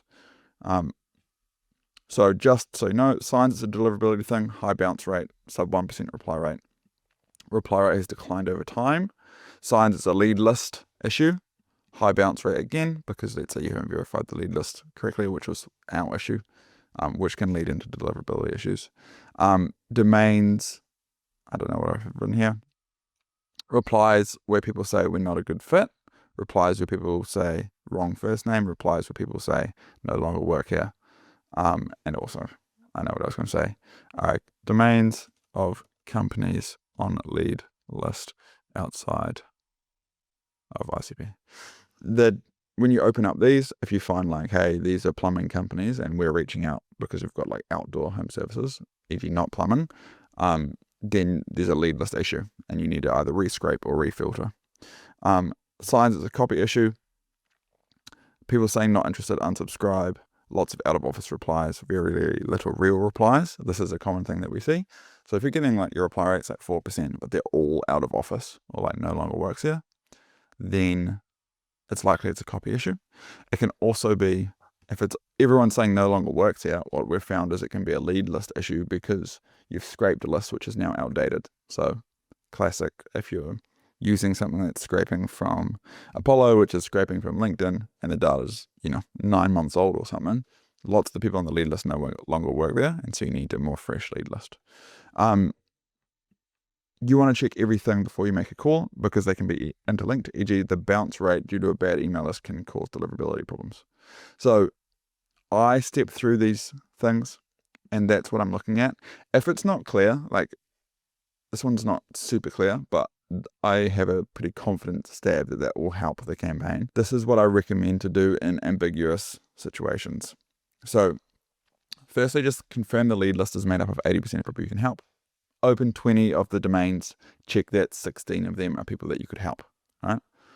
Ask your email provider, like if you're getting it from a reseller or SMTP provider or wherever you've got the email accounts from, say, can you please check if there's any deliverability issues on these accounts? They're going to do like a blacklist test, they're going to do a placement test, they're going to, have a look at a few things. They're going to say, these are fine. Okay, cool.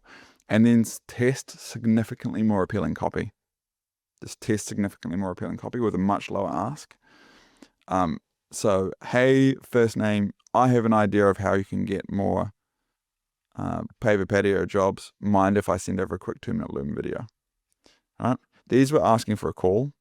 I'll pull it. And these were asking for a call. Open to a quick chat.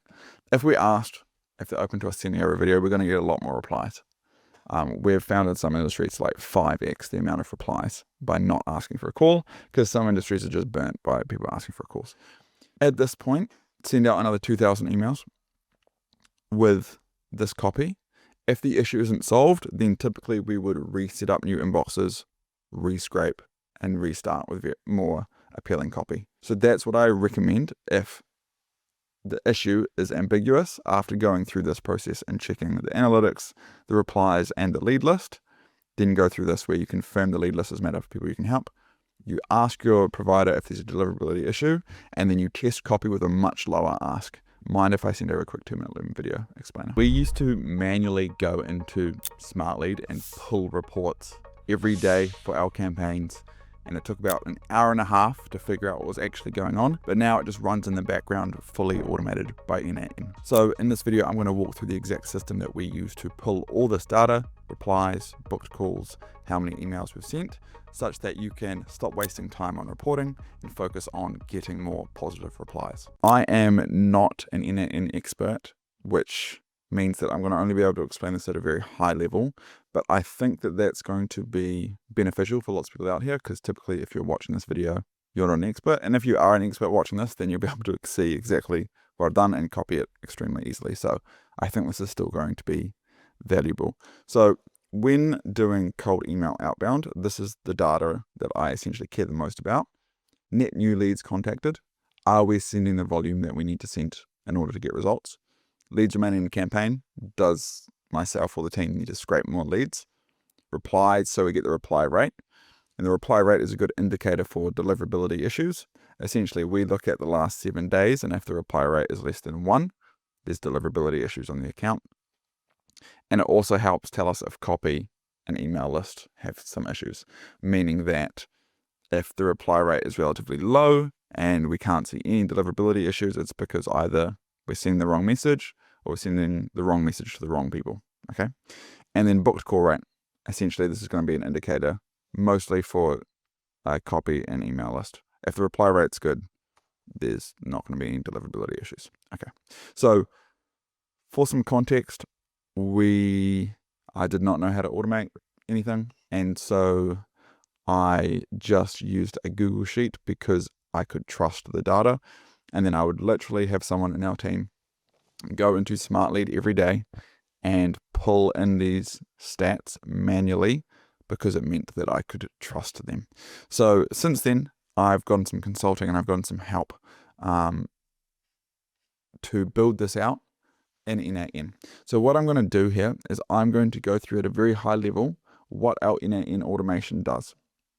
So first off, I just want to say that leads remaining in the campaign, we do this daily and we just build out a flow in our end, which essentially checks all the campaigns. If they have less than, I believe it's 60 leads remaining in the campaign, we get notified to our Slack channel, and our lead scraper, the person in our team whose full-time job it is to scrape leads, gets notified that there is a campaign that's desperately in need of new leads. So this automation does not look at the leads remaining in the campaign, but it looks at new leads contacted over the last 7 days, replies, and booked calls over the last 7 days, which is what I'm mainly looking at to pull this data.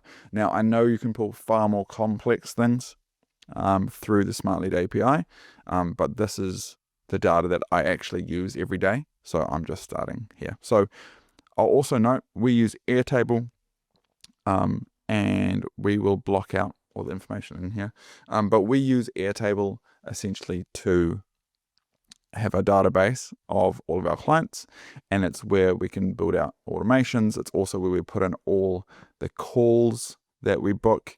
It's also where we're going to use our client management. So it's all in one sort of central hub, which is Airtable. And that's important because this essentially, if this is marked as active, then we're going to pull data from Smartlead every day to look at the campaigns that these clients are running and then pull these stats from those campaigns. So how does this work? At a very high level, we've got a trigger that fires once per day. Then we have a set node, which essentially will put in our Airtable credentials so that we can just log into Airtable. Then what it does is we use a get for the Smartlead API to essentially pull, this is the URL we're using, to just pull all the campaign data. Okay. At the same time, we're going into Airtable and we're going to our carrots not sticks base, and we're looking at the clients, which is this table here. And we're essentially filtering and pulling all of the client names which have been marked as active. Okay, so all of our active clients, right? So now we have essentially all of our active clients, all campaigns, and then we merge them. So we essentially say, we just want the campaigns of active clients, and we're going to match them. So if we've got, let's say, Impact Family Wellness, we're going to go and find all of the campaigns related to Impact Family Wellness, and we're going to merge them. And how we do that is when we label a campaign, and I'll just go into Impact Family Wellness. So again, we have a folder per client. If I go to Impact Family Wellness, you'll see that we've labeled each campaign with a name like this. So what that means, these are some solid reply rates, we can then just use the campaign name to figure out which client it's associated with and if that client is active. Okay, so that's why we do our naming convention that way. And then what we do is we loop over one campaign at a time. And so for each campaign, we get the campaign stats, which is just another HTTP node for pulling in, getting data from Smartlead based off essentially the ID, which is the campaign ID. And from that, we can set a date range down here, a start date, end date, which is the last 7 days. So essentially what we just need is the campaign ID, we have put in the date range, and then from that we can pull in the main data. And you can stop here and it's super easy to get to this point, right? Which is essentially going to have the unique sent count or the unique amount of new leads you've contacted, and then it's going to have the reply count. Cool. What it doesn't have is the booked calls. And getting booked calls is important but difficult because the attribution of booked calls is really difficult. If you emailed someone 2 months ago and then followed up with them over that time and then booked a call today, I think that should be attributed to today, because if it was booked to 2 months ago, none of your data would capture it, and so you wouldn't even see it as a booked call. So obviously 2 months is a long time. Typically it would be like, well, you emailed the lead 10 days ago, you booked the call today. Should that count as a call booked in the last 7 days? I'm saying yes. So how we do that is we put all our booked calls, so these are all the calls that we've booked. We put them into Airtable, and we also link them to the client sheet, and they also have the date the lead was booked. Okay. And so what we're doing is we're attributing it to the date the lead was booked, not the date that we first sent the email to that lead. Hopefully that makes sense. So essentially, as a next step, we then will see, hey, is there any campaigns with this name that have any calls booked in the last 7 days? Okay, and then we're going to merge them. This is just filtering out any out of office email campaigns because we don't want to pull them. All right. So essentially, we then just merge them. We just check that the campaign exists, and then these are the fields that we upload to Airtable: the name, email sent, total email sent, net new leads contacted, replies, call booked. Okay, and then these essentially get pulled in every day into here, and we can start to see the total amount of new leads contacted across all our clients. And then if we want to go into each particular client, we can see, the amount of emails, net new leads contacted, the replies, the reply rate, the booked calls, and the booked call rate. Okay, which is the same data we had in here, except we don't have to spend an hour and a half each day doing it. It just runs in the background. So hopefully you got some value out of this. Again, I'm doing this at a relatively high level because I'm not the person to go in depth with this, but watching something like this a few months ago would have helped me out massively. After running cold email campaigns for over 4 years now and generating millions in revenue, I still see the same mistakes being made over and over for B2B companies and agencies. So in this video, I'm going to break down all the misconceptions that I see out there and show you what actually works to generate consistent pipeline for your business. Just as some social proof, here is a bunch of people that we have helped recently. And also here is leads that we have generated in the past month and a bit. So around 800. So the first thing I want to talk about, which may seem extremely basic to some, but I would say a lot of the time I get on the call with people, and this is where they have messed up and they've kind of fallen at the first hurdle of cold outreach. And that's just getting the technical setup wrong and burning your inboxes. I'm not a big proponent on it having to be perfect.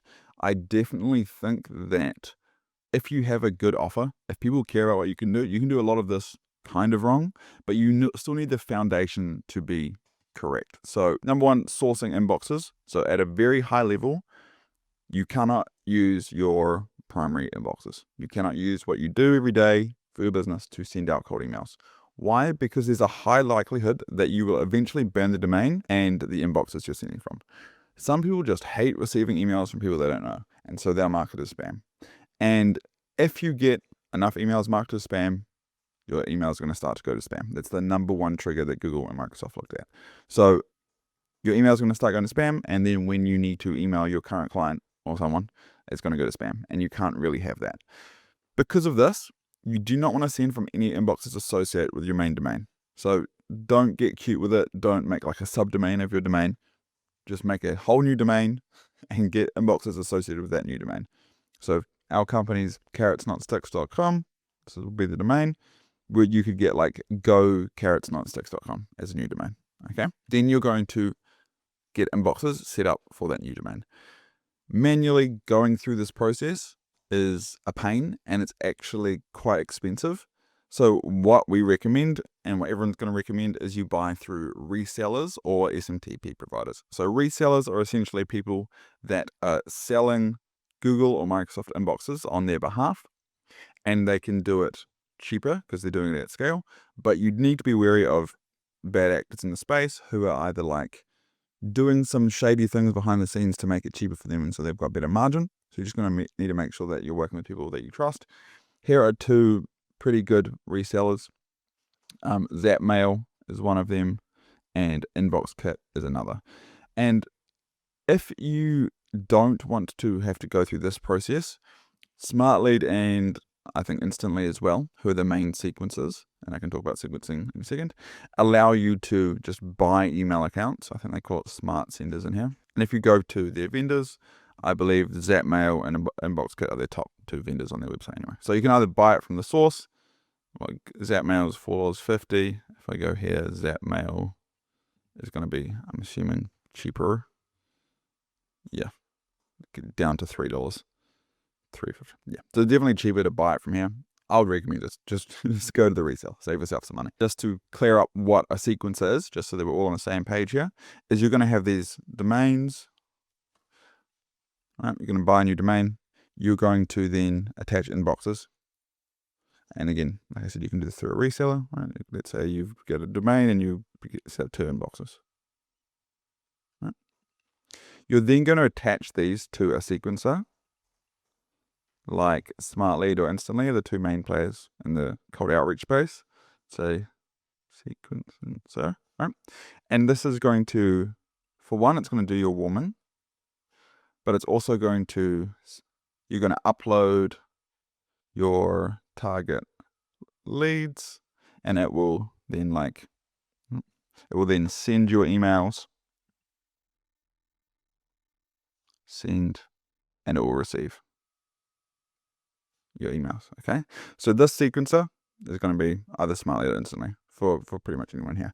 You can also use something like Email Bison, which we have used as well, and we would also recommend Email Bison. Next thing I want to talk about is warming inboxes. So inboxes are typically far more likely to go to spam if emails are sent when the domain was purchased, created. I've got a question mark here because I'm not 100% sure if it's purchased or created, but we always buy them through like GoDaddy or Namecheap or Porkbun.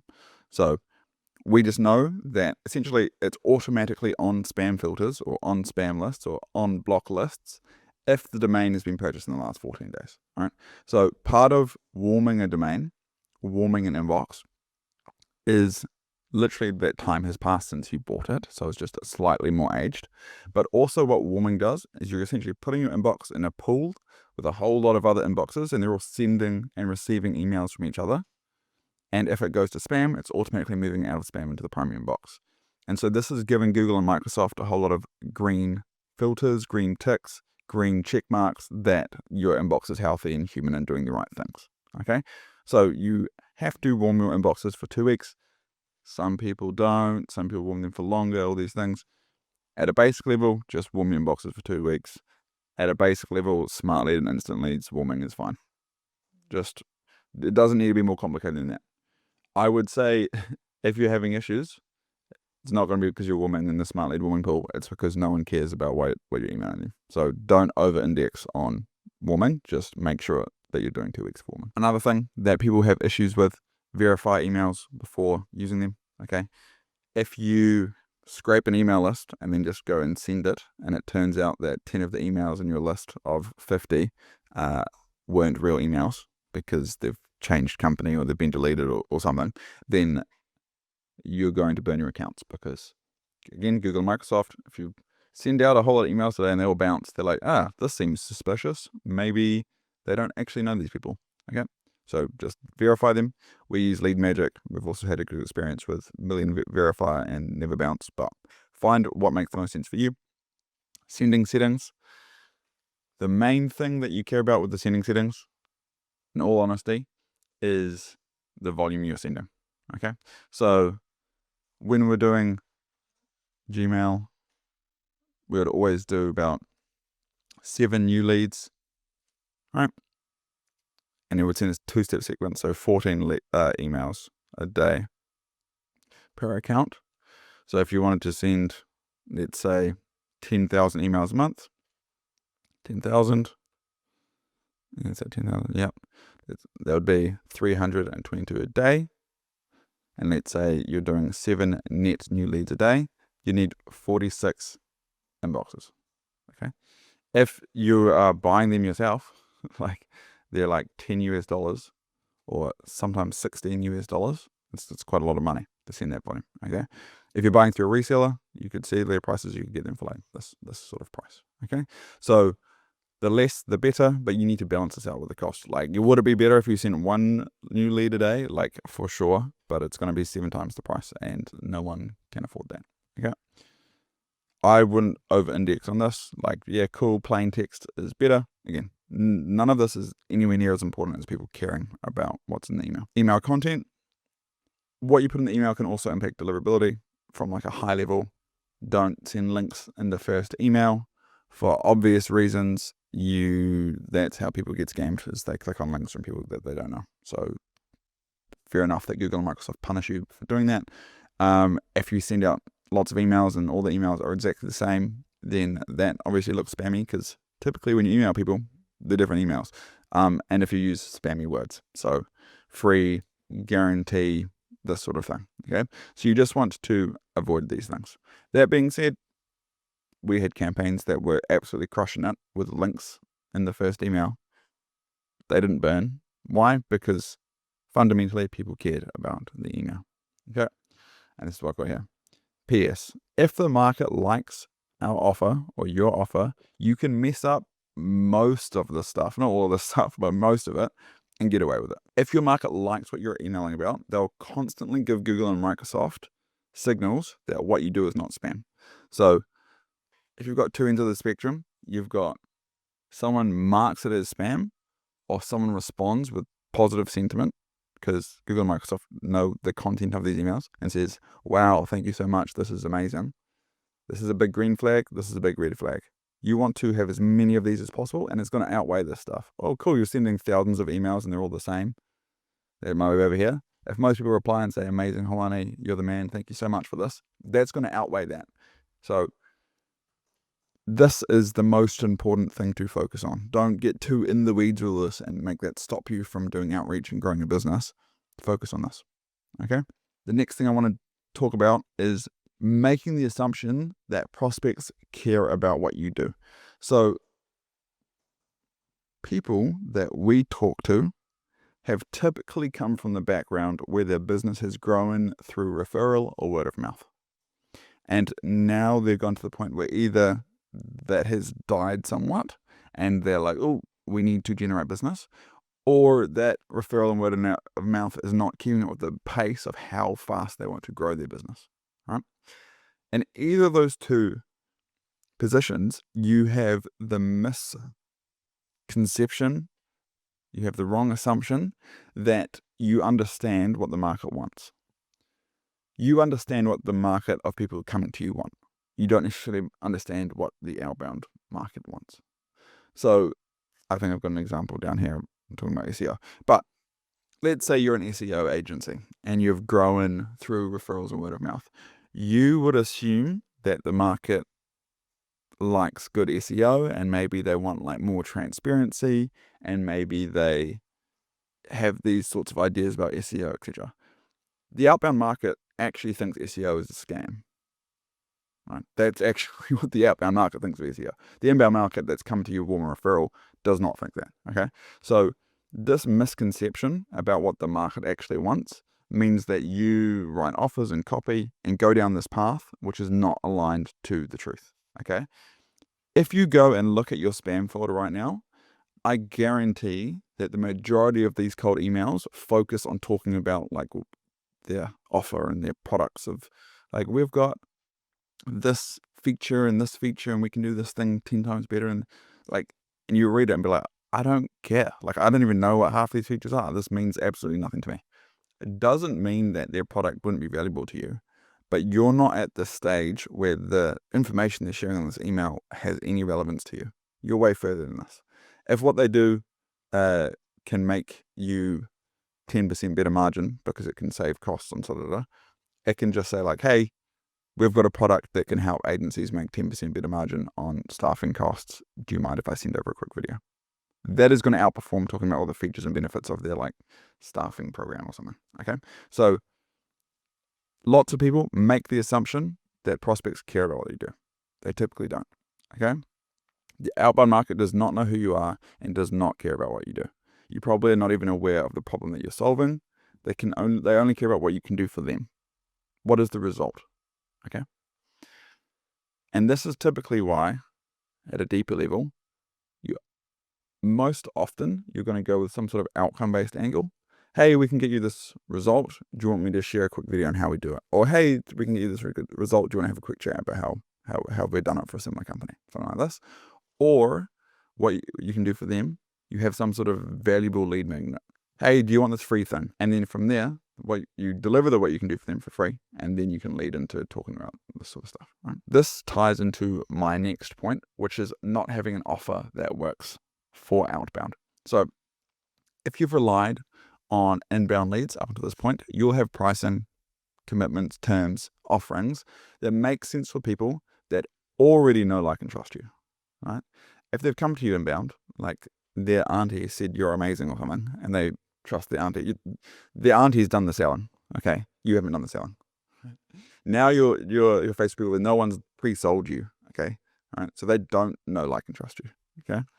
Typically, these offers need to be adjusted to be able to sell them effectively for outbound. And the main thing here is the trust, right? That's why you typically have to reverse the risk in some way for outbound, okay? And this makes sense because you reached out to them, right? You can't say, hey, we can get you this amazing thing. And they say, okay, that sounds good. And what happens if you don't? Yeah, well, that's on you, buddy. You shouldn't have bought it. Like, it's not how it works with outbound. You're saying that you can help someone. And again, you're reaching out to a market. You're not saying everyone in your market you can help. You will qualify them on the discovery call and on your demo call when you pitch. Like, you're only going to pitch people that you can help. But when you pitch, there typically has to be some risk reversal or perceived risk reversal, because you can't say, like, yeah, we can do all this great thing for you, but, like, if it doesn't work, they're unlucky. All right. Typically, they don't trust you that much by the end of the sales process. They'll trust you after working together for 4 months. Like, and we're fully cognizant of our own sales process. Like, our onboarding is an extension of the sales process. Our, like, check-in calls that happen in, like, day 4 and day 10, they're still sales. They're still sales. So, like, that is why you need to reverse the risk.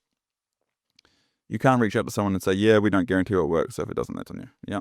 So some ways to do this: you can guarantee results that can feel cheesy or whatever. So you can do that in your own way. You can do some sort of pay on results model where you charge after you get the results. You can have, like, a lower ticket entry offer, which we're seeing a lot of nowadays. Like, maybe you have, like, a software offer that then leads into a more high-end offer. Or maybe you do, like, a free or really cheap bit of work, which leads into more conversations, which then leads into more trust, which then leads into you pitching high-ticket things. Or often what people do is they do, like, a 30 or a 60-day pilot, which, again, just feels like a smaller commitment. It's easy to say yes to. With that being said, some people just have an offer that works really well for outbound. And, like, we have clients where we just forward them all leads. They just pick up the phone and call them, and they just close them, because it's like, hey, we'll do this thing for you. You don't have to pay us anything. We'll just take a cut and we make you lots of money, and it works. Okay. So if you've got intrinsically doing something that people think is stupidly valuable, then, like, yeah, cool. You don't really need to reverse the risk, but lots of people, you do. If you're like, oh, why is no one buying? Like, they seem super interested and they just, like, ghosted after the call, but I sent out, like, proposals. You probably need to try one of these things. So the next thing I want to talk about, and I'll use my trusty golf analogy here, is trying to sell, or just not treating cold email as being like a top of funnel activity. Okay. So the golf analogy is, let's say you're playing a hole in a round of golf and you need to get the ball from the tee box into the hole, right? That is the sales process. The prospect needs to get moved from the tee box to the hole in order for the sale to happen. And what's happening is there's building trust and rapport, right, through that whole process, right? They have to have that trust and rapport built. They will not buy if they don't have that built. So if you try and sell them too early, essentially what you're doing is you're getting the putter out on the fairway, and then you're, like, trying to close the deal, and it's not going in the hole, and you're like, what? Why is no one buying? Because they don't trust you yet. Like, you can't just try and close these people straight away with an unproven product. You have to treat it as a top of funnel. You have to build trust, and maybe that might take 3 calls.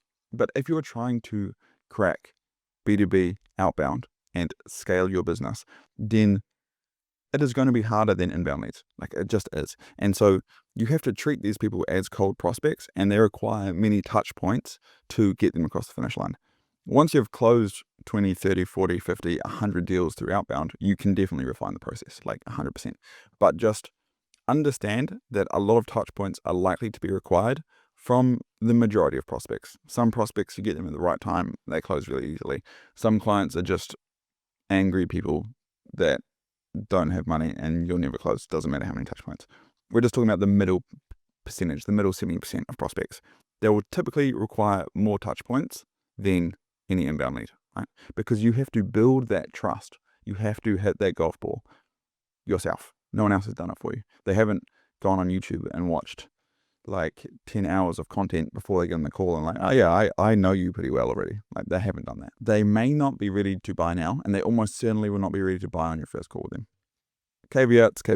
If you've got an absolutely fantastic product and the market's told you it's an absolutely fantastic product, then maybe you can. But you want to squeeze the juice out of every lead, every positive reply that you get to your outreach. And this is typically what we recommend as a high level. You don't have to do this exactly, but you have to understand the concept of why we do this. You add the prospect on LinkedIn when your lead come in. If you connect, you message them on LinkedIn. You email them proposing 2 times for a call and answer any questions. So let's say you reach out to them and say, hey, we can get you this cool thing, or we can get you this crazy result, or we can do this free computer analysis, or like, do you want to try out the software, or whatever the thing is. They respond positively. They probably have some questions. You connect with them on LinkedIn. You reply to them saying, fantastic, here's the answer to your questions. Let's have a quick call. I've got time at 2 p.m. tomorrow or 3 p.m. on Monday. Either of those work. If they don't answer your email, you just call them at 2 p.m. tomorrow. Hey, like, you responded to my email, like, does now suit for a quick chat? Otherwise, we can do 3 p.m. on Monday. If they don't pick up, you email them again. You text them again. You then email them to a long-term nurture sequence. Send them YouTube content. If they watch the YouTube content, they'll be recommended more of your videos. If they connected with you on LinkedIn, you can make them a Loom video, email it to them, send it to them on LinkedIn as well. You can take the email, you can put it into retargeting campaigns. There's a lot of stuff you can do, but you just need to treat this as top of funnel. They might buy from you in 18 months. Right? I would arguably say our best quality, biggest ticket, most qualified leads for us don't buy straight away.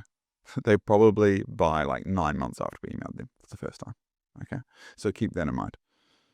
And then just to continue this, essentially once you have them on the phone, we typically recommend, again, depends on a lot of things, but especially if you're selling like productized marketing services or something like this, then you'd have a discovery call over the phone, and then from that you'd book in a video call where you then walk through a presentation and pitch.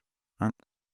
If you're sending out proposals and you're spending a lot of time and then not closing, don't do that. Just walk them through a proposal on a video call, and you can see the parts that they're excited about, the parts that they're not excited about, the parts that they're confused about, and so you can just get real tactile, real world feedback from what the outbound market thinks about what you're selling. Okay. Just a note here. If you're struggling to get people to get on the phone with you, change your call to action to be like, do you want to have a quick call, to do you want me to shoot over a video explainer, and just test that. Okay, I just recommend that. Not sending enough volume. Okay, just not getting enough out. This is probably the biggest thing that I see. And I've probably changed my mind on this quite a bit. So most companies just underestimate the amount of action required to provide consistent lead flow. Like, severely underestimate. Okay, and so I'm just going to give you some numbers. The super rough industry standard from like a verified email address to a positive response is about 0.4%. Right? So if you want 15 positive responses a week to start calling and moving through this, you'll need to reach out to 3,750 companies a week. Okay? If you are reaching out to less than 1,000 people a week, I'll just say increase the volume. Before anything else, just increase the volume, get the volume up. Okay? I'd probably say do that first, right? Then you can look at changing the call to action to go from do you want a call to do you want a video. Those are probably my first 2 things that I would add. I was pretty resistant to this idea at first, and essentially I would talk to another agency who was getting more leads for a very similar client than the client that we had. And I looked at everything they were doing, and like I could confidently say that our approach was significantly better than their approach, and like our reply rate and our booked call rate was significantly better. Let's say like 50% better, but they just sent 3 times the volume. So like it literally didn't matter. Like, I don't think you can go and just write copy that's 3 times better, but you can just send 3 times the volume. So the amount of emails you send is arguably just the most important factor here. All right. Especially if you've got someone that's sending like 100 emails a week and you've got someone that's sending 10,000 emails a week. Like, it's just a no contest. All right. If you want to get triple the amount of leads, triple the volume, you will not be able to write copy that's 3 times better. Unless your copy is atrocious. But if you're watching YouTube videos about this sort of thing, there's plenty on how to write better copy. If your copy is somewhat similar to the playbooks that most people are running, then volume will solve your answers a lot better than writing better copy. Start sending emails. So a lot of people I have talked to have tried cold email, but they really didn't. They gave up very early. So send 10,000 emails. I implore you, send 10,000 emails, and you'll learn a lot more than in a YouTube video. Especially watching that in conjunction with YouTube videos is probably the most important thing. So after this video, that's probably what I'd recommend you go do. In this video, I'm going to break down exactly why your cold outreach could be harming your brand and what specific behaviors prospects find annoying, rude, or simply misleading. And what I'll do is I'll show you a way to do cold outreach which actually builds trust instead. Let's dive into it. So why would doing cold outreach damage your brand? You're emailing someone without asking. People, for some reason, don't seem to talk about this, but yes, that can annoy people. Like, of course it can annoy people. Do not hide from that fact. Like, do not just like, yeah, this isn't a real thing. It definitely is a real thing. And like, we do cold outreach for a lot of companies. I'm mindful of that. They're mindful of that. It's a reality of doing cold outreach. They didn't ask. You better have something of value for them and you better deliver, right? So what I mean by this is you're reaching out to them because you think you have an opportunity for them.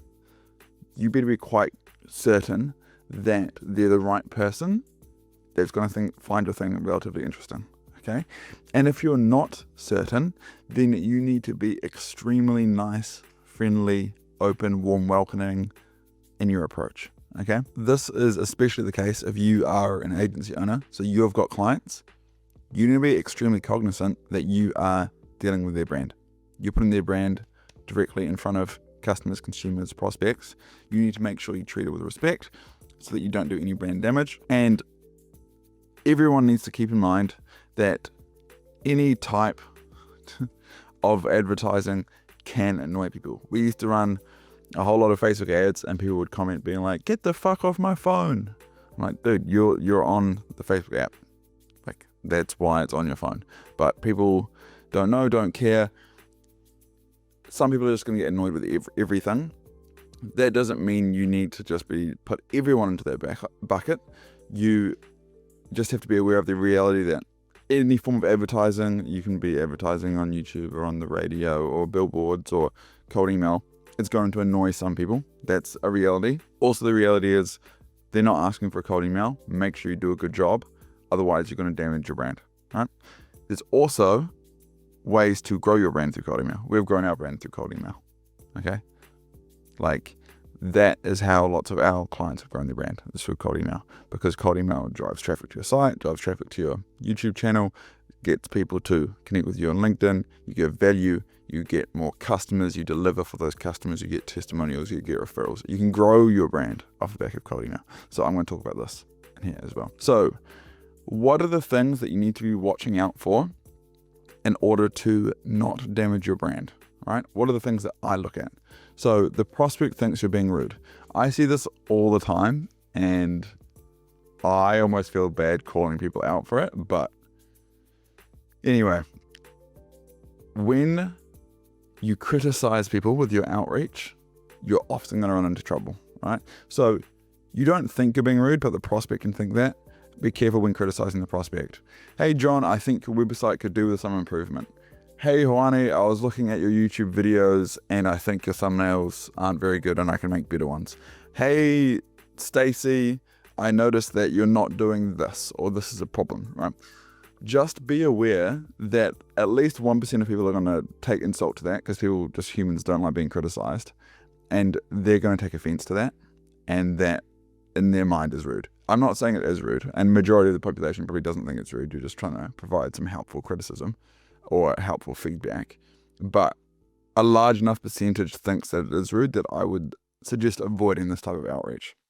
Meaning like if you're emailing 10,000 people a month and 1% of them find it rude, that's like 100 people a month that you're kind of annoying. So I would say just be careful with this form of outreach. Just reword it. It's like, hey John, I drafted a new version of your website that I think you might find interesting. Do you mind if I send it over? Just don't criticize whatever they're doing currently. In my opinion, I think that can just get you into hot water. Okay, so I would say avoid criticizing them. Don't be misleading. This pisses people off. Why? Because people that you're doing outreach to already are skeptical and suspicious of you and think that you're trying to scam them. That's like the starting line. And so you don't want to justify that immediately, right? So don't be misleading with your subject line. If you trick people into reading your email, they won't be in the right headspace to respond positively because you've literally already let them down. So for example, if your subject line is, hey first name, I slept with your wife last night, you're going to piss a whole lot of people off, even though they're going to click on the email, right? You're being misleading. If it's like, I have a free 3 leads for you, but you don't. Or if it's something which misleads them to read the email, they're going to be annoyed. And then if in the email itself you're misleading them, don't try and trick people into a sales call. This will not work. It will just make the sales call harder. Yes, have a compelling offer, but don't lie, right? Like, you obviously want something that is compelling, but you don't want to be misleading people to get into a sales call, and you don't want to be misleading people with a subject line to read your email. Both of these things are just going to cause you more heartache. If you have to make your offer more compelling to get people on a sales call, you then have to deliver on that offer, and that's fine, right? If you have to say, hey, we do 3 free leads in order to get people onto a sales call, then do the 3 free leads. That's far easier than not doing it and then trying to like reposition the prospect and da-da-da. So that would be my recommendation. Don't be misleading. Don't be rude. Don't email them a lot. This is probably the number one, right? Most business owners are okay with 1 cold email. They're probably even okay with 2 or 3, right? Most. But you will almost never do any brand damage on your first or second email. By email 5, people are far more likely to get annoyed. We tend to do a 2-step sequence for this reason. And most, I think this is pretty clear, most big agencies that do a lot of volume, that work with a lot of clients, they're only going to do a 1 or a 2-step email sequence. Yes, the money's in the follow-up and all this, but they know that if they don't get a response by their second email, the likelihood that they're going to get a response on email 3, 4, 5, and 6 compared to the likelihood that they're going to annoy the prospect, get marked as spam, and do brand damage is just not worth it. That trade-off, they'd rather just reach out to somebody else, okay? So this is what we do. We do a 2-step sequence. We send the video in the second email. We only do not do this if we are playing in a realm which is very unlikely to do brand damage. For example, and this is a lesson I learned recently, if you're like a cleaning company and you're reaching out to local businesses, you can probably send them like a 4 or 5-step email sequence, because you're like, hey, I'm John. I'm just off Hawani's Road, just around the corner from you guys. We're going to be in the area next week. Do you want me to pop in and give you a free quote for janitorial services? Like, you're not going to piss people off with that, right? Because you're just around the corner. That's okay, right? So that sort of thing would be fine. If you're doing just like the whole of the US or, whole of the state, or just really big campaigns, e.g. you're not local, then I would stick to a 2-step email sequence. What we do is we then wait 12 weeks before emailing them again, if we feel like we have something of value for them, right? So we do reuse lists. We wait 3 months. So we send a 2-step, we'll wait 3 months. And then if the campaign's performing well and it's telling us that the market does care about this offer, then we'll reach out to them again. And that is how I would recommend doing it.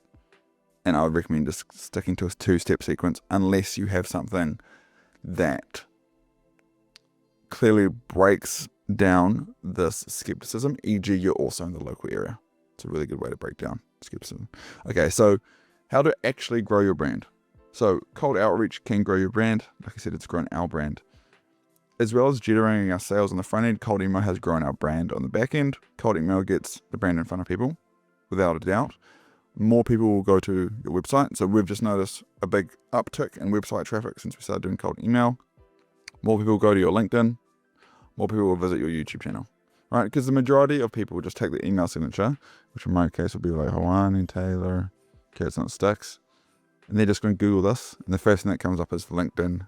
Then we've got, our website, and then we've got YouTube channel. So this is typically what they're going to look at if they just copy and paste the email signature, which is what they do majority of the time. Or they're just going to copy and paste the domain, which is just going to get forwarded to our Carrots Not Sticks website. Okay? So people especially do this if you send good emails, and this is the key. And it's not easy, but it is very simple. Send emails people want to receive. Send emails people want to receive. If you send good emails that people want to receive, they will do research on you as well as respond positively, right? You get all the positive effects. They will go and watch some YouTube videos, which tells the YouTube algorithm that these are the types of people that you want to show your video to. They will connect with you on LinkedIn. So even if you don't buy now, but you post on LinkedIn, they may buy in the next 12 months. They'll respond to your email positively, which tells Google and Microsoft that you're doing the right thing. You have more sales calls, which means you have more sales call reps, which means you get better at sales calls.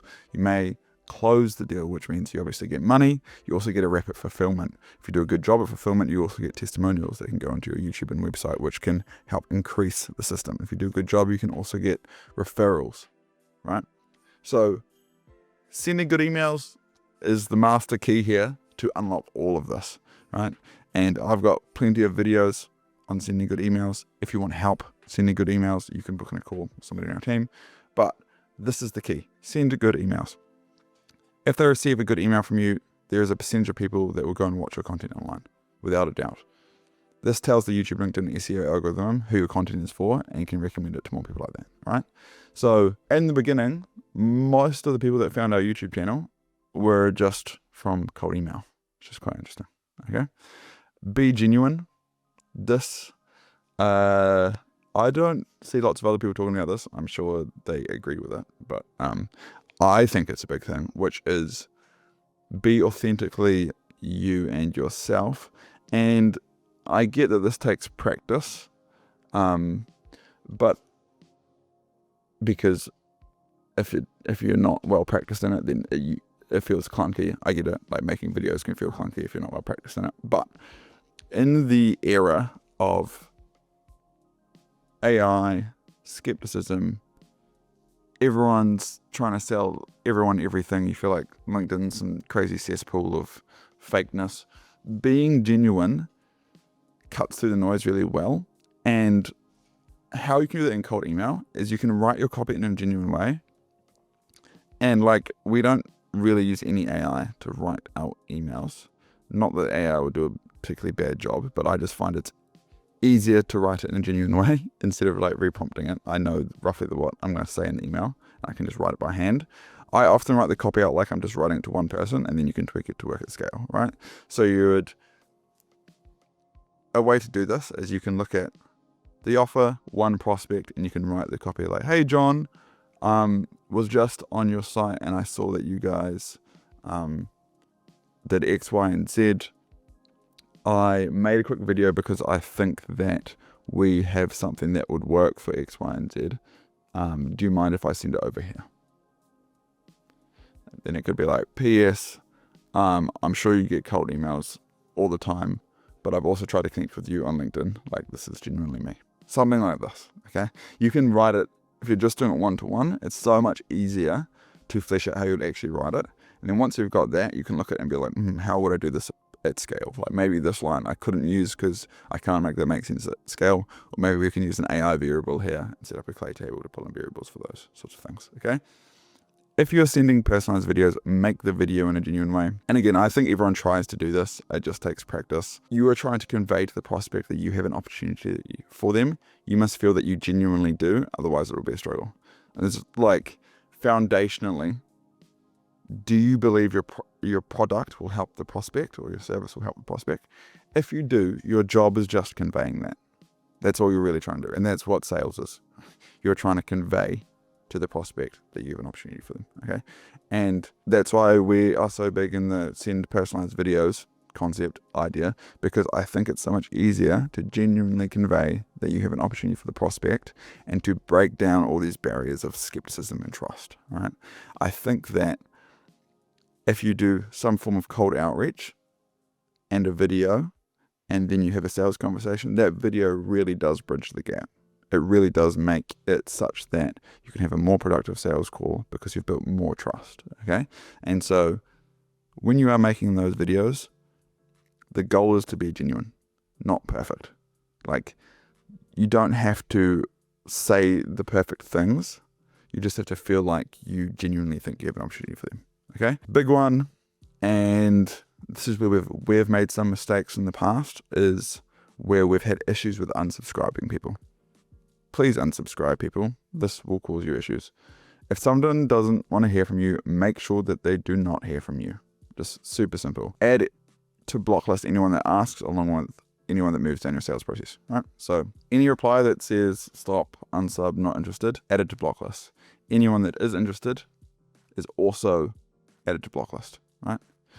There is some nuance here, because if you add them to a block list and then they respond to that email, then you can lose the lead, right? So we don't add them to the block list immediately, but the complications of that is for another video. Essentially, do not email people if they've asked to not be emailed or they've moved in your sales process. If they've moved in your sales process, you probably want to move them into some other flow in order to reach out to them. They can be dealt with in a more personal way, the people that have moved further down your sales process, okay? So some settings that help. I just recommend having these on. Stop if someone from the domain replies, right? This is in Smartlead, but I'm sure it's also in Instantly. So auto pause if one of the leads from the same domain replies. Why?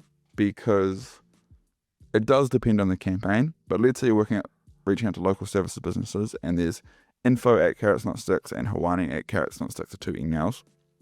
It's quite likely that for a smaller business, the info@carrotsnotsticks will just forward to the hawani@carrotsnotsticks. And so if you email them both, then it can seem like you're sending them lots of emails. You sent me 3 emails in the last 2 days. What's going on? Okay. I recommend this unless you're doing like a massive corporate campaign. And then I'd also recommend domain level rate limiting, which essentially means that you're not going to blast all the emails at one domain at one time, which I think ties quite nicely into this, right? So if you have these hawani@carrotsnotsticks, info@carrotsnotsticks, you don't want to email them at the same time. You're more likely to run into issues than if you email one, and if they don't reply within X amount of days, you email the other one, okay? So hopefully that makes sense. So in this video, I'm going to build out a cold email campaign live for one of our actual clients that's going live soon. So let's get into it. So just to start, let's talk a little bit about holistically what is going to be happening here. So we want to send out emails, right? How do we do this? So you're going to need to buy some domains.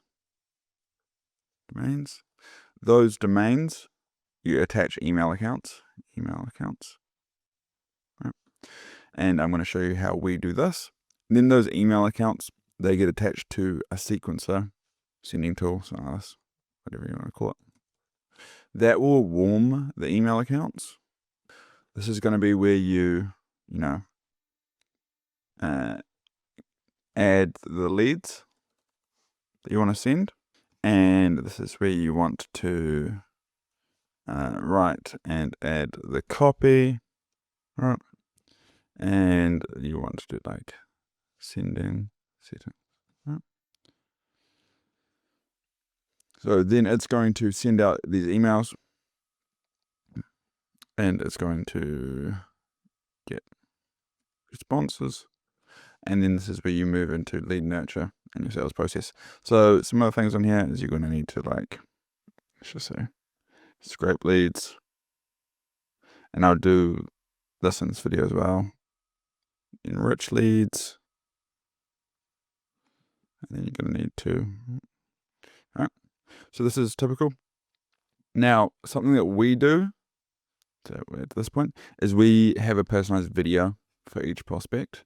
So for some of our campaigns, and this will be done today as well, hopefully, I'll add per. So that's just like once we've verified the leads, we then run them through a software that does that, and then it adds the leads, right? So this is kind of what it looks like at a high level. So let's just start on the left, domains. So we use Hypertide to do everything. Why? Because it's simpler with the scale that we're operating at to use something like Hypertide. You can, essentially what I'm going to be showing you here, you can do it in like through a reseller. So you could do, I'll let this load first and then I'll show you. But you could use something like Zapmail, or you could use something like InboxKit to essentially do the same thing. Okay, so this is us, and I'm going to be talking about First Look Agency.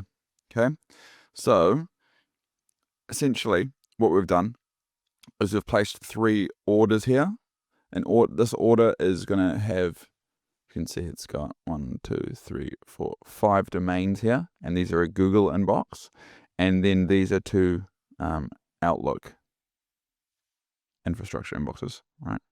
Hypertide Azure. And so we've got 3 campaigns here. So again, if you wanted to do that, you just click like a place order. So the team's already gone and done this. We do this as soon as the client's closed. And so essentially we did 2 of these. We did 2 of these, and we did 1 of these. Is how we set this up for this particular client. Right? So once that's been done, and we do this like immediately because it's going to take 2 weeks of warming. So you'd come in here, you create an account. Just so you know, they've got like a $1,500 setup fee, or they did when we came on board.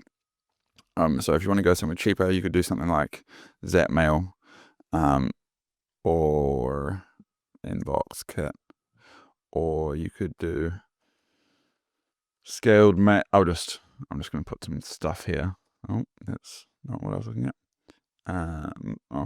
Mail scale also works. So there's heaps of options out there. We use Hypertide. Don't obsess over who you use. It's just something that can be done easily. Okay, so we've gone in here and we've essentially got these set up. You just will follow everything they tell you. Essentially, they're going to set up all the DKIM records. They're going to have everything set up, and they're even going to add them to your Smartlead or Instantly account. So we use Smartlead. So then they add them here into email accounts. So there are all these ones. First Look Agency. See, they've enabled the warm up, the daily limits correct. Essentially, they've added all the settings to each of the mailboxes that they've put in here, and so that is all sorted. Okay, so if you look here, domains, email accounts, they're added, and then they add them to the sequencer tool, and we're gonna warm the accounts. So if I go back to email campaigns, I would recommend using the folders option. So we have a folder for each client that we're working with. This is the one that I'm building out today. If we look at First Look Agency, just to give you some context, look. So they are a wedding venue agency. So they help wedding venues get fully booked, essentially. We've worked with them in the past. They're a good team. Again, if you've got a wedding venue, look at these guys. Okay, cool. So we then split them into 1 campaign per order. So you see how this is like a Google order. So there should be one of these. Oh, one of these needs to get named Google, unless we haven't attached them yet, which is fine. What's in the accounts? Cool. So this one's not the Google one. Haven't quite figured out why the numbers are never quite perfect, but maybe there's a Smartlead thing. Maybe there's an us thing. We haven't really noticed any issues. So yeah, 15 sender accounts. Cool. So this is the Google one. So I'm just gonna rename. Cool. So we've got our folder. All right. We've got our First Look Agency folder, and each of these is 1 order, right? So that keeps things very simple. And we do it this way because it's easy to tell, like if an order becomes burnt, and then you can just delete it and swap it out for a new order. It keeps everything super clean. Okay, so that's how everything is done in there. And then warming's turned on. And so what you can do as well is you can go to like your email accounts. I'm just gonna pull up one of these, so that'll tell us warm up. It'll say like, it's good to use for outbound. You know, this is when it started. This one's good to use for outbound. What we do, just after doing this for quite a while, is just put on like warming until this date, Why? Because then if you go to all campaigns, and maybe this is more of an agency thing, then if you're not an agency, but you can see which campaigns you've got warming, and that one should be live, but anyway, and you can see when the warming date is, right? So a lot of these are going live on the 7th, which is like in 8 days from now, but it's just easier to see if you're just putting it on the name of the campaign when it's warming, and then when it goes live, so we just delete that part of the name. So little naming convention that may help you guys out. Now I am going to talk about, so we've got this, I'm going to talk about scraping the leads. So I've got a full tutorial on scraping the leads, but I am just going to talk through it again here. When we scrape the leads, something like this, first agency, wedding venues, they're probably going to be through a Google Maps scrape. So we've got some advantage here in that we've scraped plenty of wedding venues in the past. So if I go to our like super base account, we will have saved wedding venues. So that means that we can just use them again, which is fantastic because that obviously saves a bit of money. If I just go into here, yeah. So we've got 16,000 wedding venues in here already. So we're lucky that we can just literally download and use this list. But there's plenty more than 16,000 wedding venues in the US. So what we can do is we are using like the Appify Google Maps extractor. Right, we're using this. We used to use Phantom Buster, which works well. It's just a bit too expensive. You can use any Google Maps extractor. In this case, we're using the Appify one, and we have it built out on our Airtable. So if I go to interfaces, and I go to launch, right. If I want to do a new one, I'm going to go here. I'm going to go first look agency 30th October. Scraping type, I'm just going to do a single location. Search terms wedding venue. And for location, we could just go. Okay, correct. So this is just like, I'm doing it for an example here. It's going to go and do this scrape. It's just going to do wedding venue. It's just literally pulling through the Appify Google Maps scraper. There's heaps of scrapers out there where you can just use it in here. The main reason why we're doing something like this is because for some of these, we've just split the US up into 4 areas. And so we can just do area 1, area 2, area 3, area 4, and then we've scraped the whole of the US. And we also have it that we can just click, drop down, scrape all of the US at once. Scraping all of the US once is just expensive if for whatever reason you don't need the leads or something's happening. And you can run into issues with that.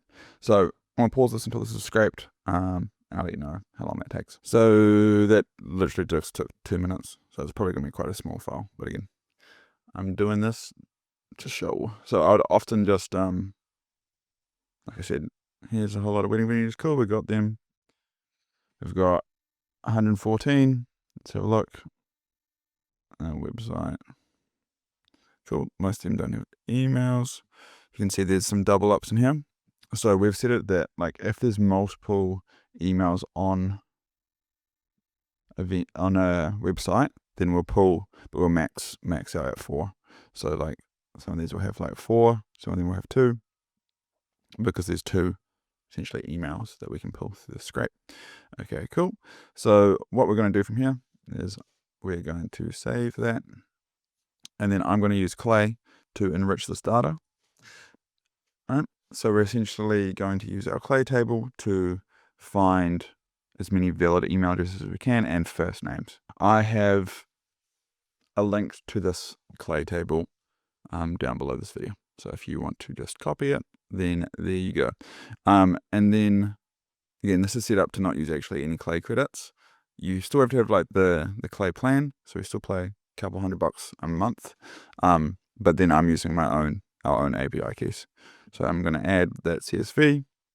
So we want the company name to be input company name, website to be input company domain, email to be input email 3. I don't know why it's email 3, and category name we don't need, and location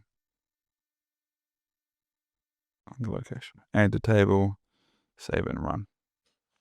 Cool. So now we've got great. So it's going to find a description. Oops, let's just stop. I forgot I need to update this. Look at, does this company.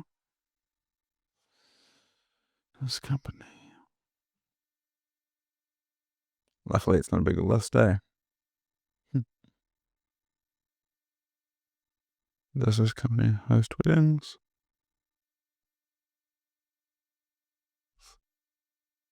Save. Hang on. Cool. So this is going to give a company description.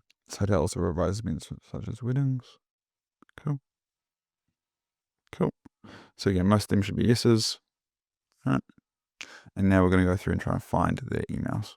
I will just pause this while it goes through. We'll see how many verified master emails we get. Cool. Now we've got this list of verified master emails. And we can export, download CSV. Yep. You want to open it up. And you would want to sort, filter. And we just want to delete all of those that don't have a verified master. Cool. So essentially we have like 64. Delete these. And then you would want to delete all of these because we don't need them. Great. So we've got 57 verified emails. Fantastic. This has been verified through Lead Magic, and we've been having a few issues with them. So I would also recommend just running them through another verifier if you want to, just to be super safe. But we've got 57 verified emails and first names here, and their locations. Okay, cool. So now if I just jump back into here, we've scraped the leads, we've enriched the leads, we've verified the leads. We then do a personalized video. We haven't got the video yet from the client here, but what I will show you is how that works. So you would log in here. We use Pitchland to do this. And then you're going to create a campaign. You are going to, what we do is we just get the client, or if we're doing it, we just do it. We just use Loom and we would record with camera only mode. And you'd make like a 90-second video. I've got a full video going through the exact script we use that we send to the client. So there should be a link somewhere up here. We get them to record the video. We put it in here. Then we just upload the CSV file. And what it's going to do is it's going to overlay the video that they've made in the corner. Let's just see if I can find an example video here. It's going to just get overlaid over the domains in the CSV file. Oh, what a fantastic website. It's going to get overlaid by the, of each of the domains in the CSV file. And then what it's going to do is it's going to just leave that as like a variable when you export the CSV, so that you can, if you upload it to Smartlead, you've got a little variable in there, which is where you have the video. And I'll talk about that in a second. So I'm not going to do that just yet because the client hasn't shot the video. So I'm going to skip this step for now. We've got the leads. We just need to do this. I'm going to write and add the copy, talk about sending settings. Okay, that's what I'm going to do now. So I saved some time by going and writing this copy already. I'm just going to talk you through the copy that we're writing. So we had our onboarding call. We've worked with them before, but we're going to do a Loom video test, which is essentially saying, hey, do you mind if I send over a quick Loom video? We're going to do a computer analysis, which we see is working really well in lots of industries at the moment. Maybe it will work for wedding venues, maybe it won't.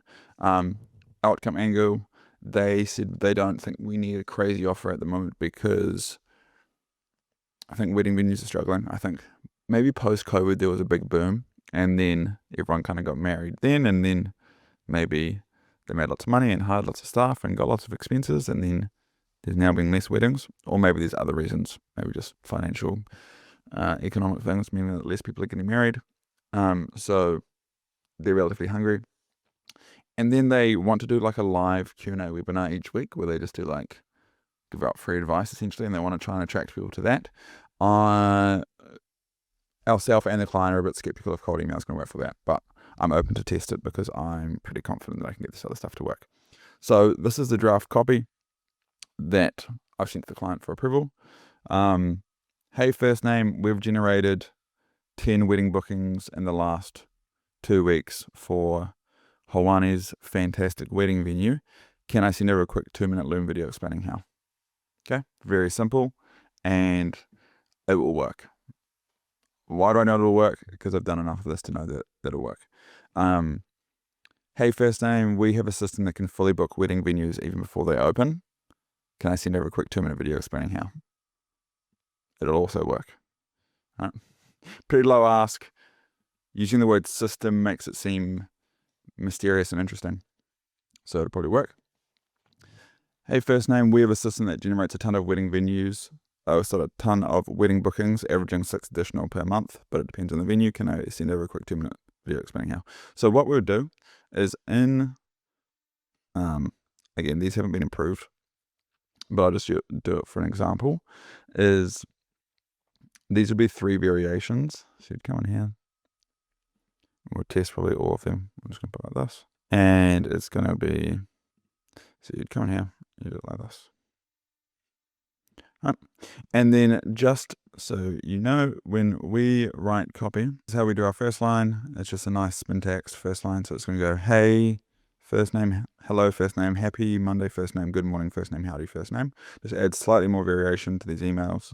We're obviously sending out different variants as well, so that helps. Okay. We stole this from Nick Abraham, but we have like a big wall of quotes that gets spin text through. So essentially what this means, so this is coming from TJ from First Look Agency.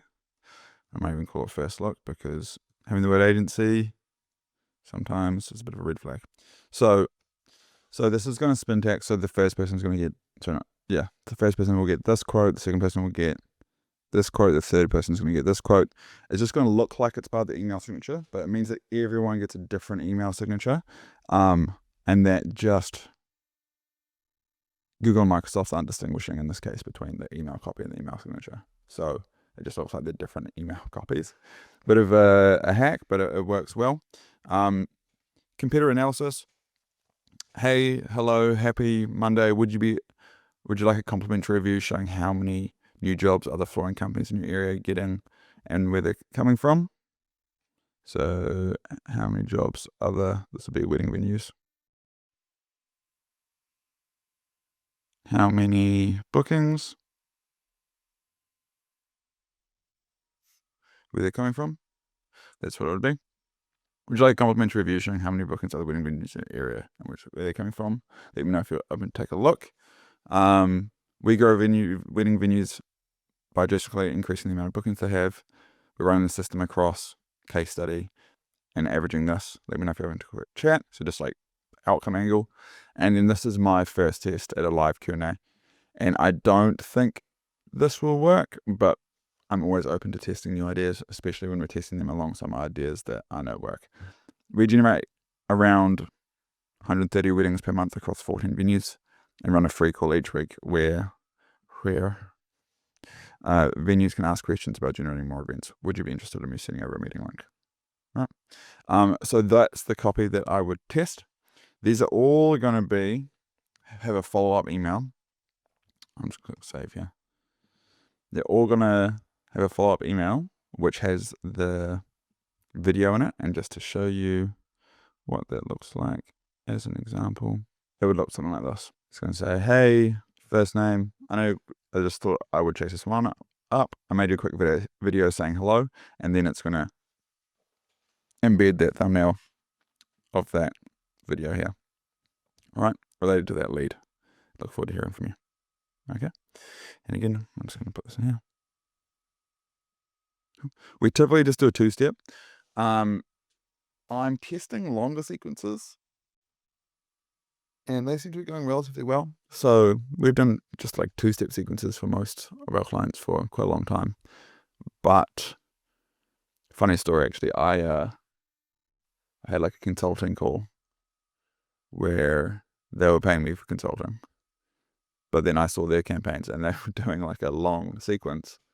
And like, I was pretty impressed with the results of their long sequence. They weren't as impressed with their results, but I was impressed with their results. So I'm testing it now. So you can learn all the time from anyone. Okay, cool. That is kind of how we do the copy. Then just for the setup, you come in here. So this is a bit of a hack, but for some reason, Smartlead at least never seems to hit the amount of leads that we can. So this cluster, this campaign can deal with 200 leads emails sent a day. And so we typically set it at 100 net new leads. There's two-step sequence. Theoretically, it should send around 200, but it always ends up sending around like 140 or 150 or 160. So I've just said contact 150 net new leads a day, and now it's pretty much around 200 every day. So we haven't had any deliverability problems. So we've just bumped it up. We also send 7 days a week. I would always recommend sending 7 days a week. Business owners or people in decision-making positions will check the emails on Christmas Day. So don't be afraid of that. You can set a start date. Someone in our team will put it live because we just want to final check everything before it goes live. We don't track links, don't track link clicks. If you were doing this campaign and you're not sending a video, you would put this on. You would want to send in plain text, ideally. All these are pretty basic. With like something like Hypertide, you want to enable domain level rate limiting. Less of an issue for like a wedding venue, but let's say you're emailing, let's say, I don't know, Netflix is on your list, and in your list that you've scraped, there's like 100 employees from Netflix. You don't want your one domain to hit all 100 employees from Netflix at the same time. It's going to be seen as some sort of threat, and it can cause issues. All right. So those are the sending settings that we use. Yeah. And then essentially once it goes live, we're going to turn them on. It's going to send out emails. And then those emails are just going to start coming back into this inbox. And just, it's probably good social proof. Yes, I would be interested. Hi, Toronto. Thanks for reaching out. I appreciate the kind words. Yes, we take pride in our members. We love what we do. So what's the next step? I'm definitely interested. Hi, Melanie. Not ready for blah, blah, blah, but can be soon. Can you send me more details on those two? So it works. We generate leads through the system. Well, I've made the call to go hard on YouTube. I think we're going to go with 3 videos a week for like 90 days and just see what happens, because our 3 biggest clients all came through YouTube. And I don't know about you, but like smaller clients is not where it's at in terms of like scaling or growing or getting where we want to go. Are you kind of finding the same? Yeah, so I think the only way that scaling through small clients works is if you scale vertically.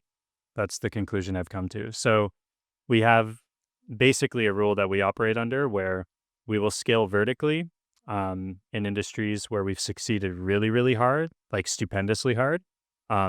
Regardless of how big the clientele are there, we're happy to still work with them for the most part.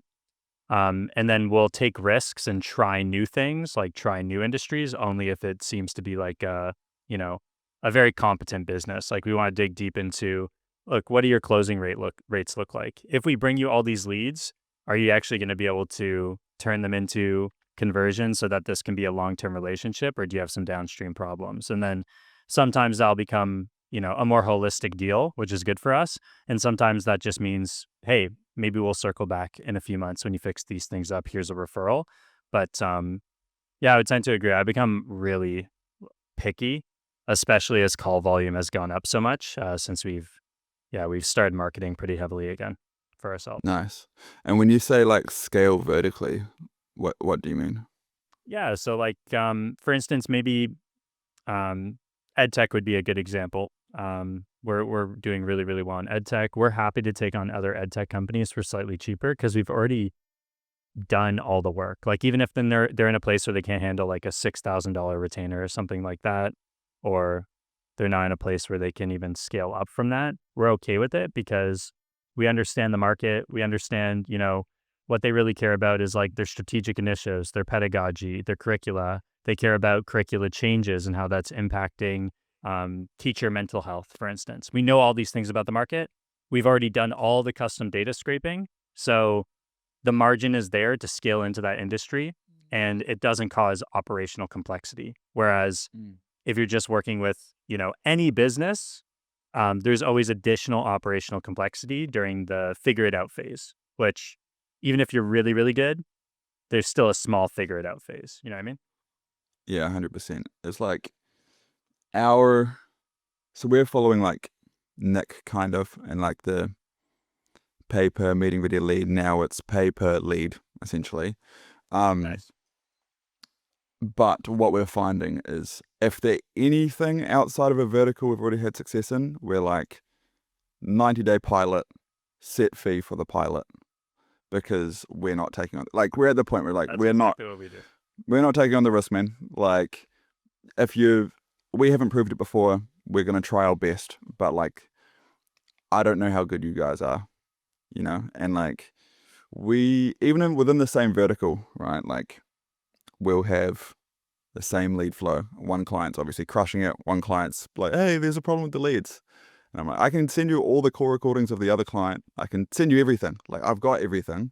But like, you're missing the source to be able to turn these into business. And I'm not going to sit here and give you that source because I'm not your like life coach. I'm generating you leads. So that's, yeah. And I think It gives you stronger carryover. And also, I think it allows you to build a holistic service, right? All of a sudden, you can transition for some of these clients to full funnel, or you can start incorporating content, which I don't know. We'll see how I'm building out this kind of ludicrous MCP flow from Fireflies meetings all the way through to like several different knowledge bases and several different agents to build out content for me. If this goes well, I'm just going to add that onto my service, just like one-time fee, because I think we both know when a client has content and a client has like an established brand, it just makes like middle of funnel and bottom of funnel work way easier. You can just start nurturing them with videos. You mentioned you're going hard on YouTube. For me, YouTube's less top of funnel and more bottom of funnel. I use it as ways to take engaged leads and turn them into calls, or sometimes get like a lead over the hump to make sure I can, prove competency, for instance. I think you can actually see that if you look at both of our channels. The style of our content is often a little bit different. Yours has a little bit more broad reach, and probably books more calls than mine as a result, I would assume.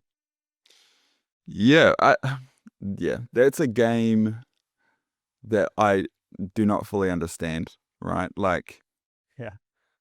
and I'm just gonna be like transparent with it, because it's like I can look at other channels that I know they're getting heaps of calls. I'll talk to the owner and they're like, yeah, I've just got heaps of kids booking calls. Like, these the worst of my leads. Like, my cold email leads that I get are way better than these ones. And then we're on the, like, we'll disqualify a whole lot of people. Some people will come on for consulting with me. I'm happy to do an hour-long consulting call with people if they're serious.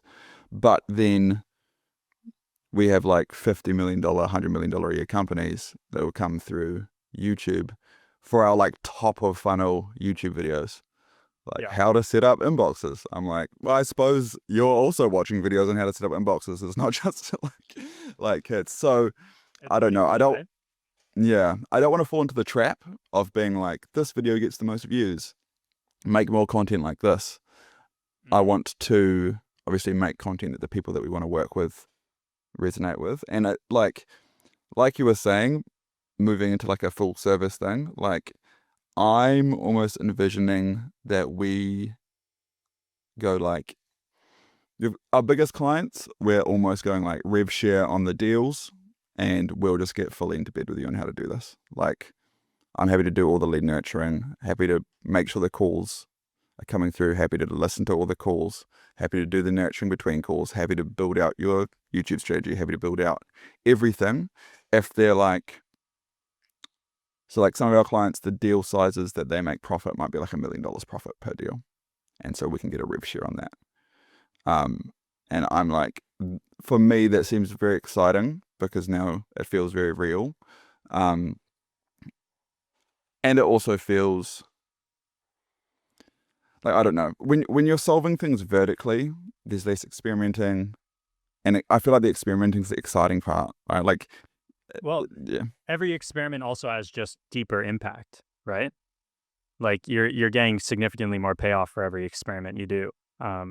all of a sudden, like if you decide to just, try ads, for instance, for a client, like as a nurture, like upload all engaged leads into, I don't know, a retargeting sequence on YouTube through ads.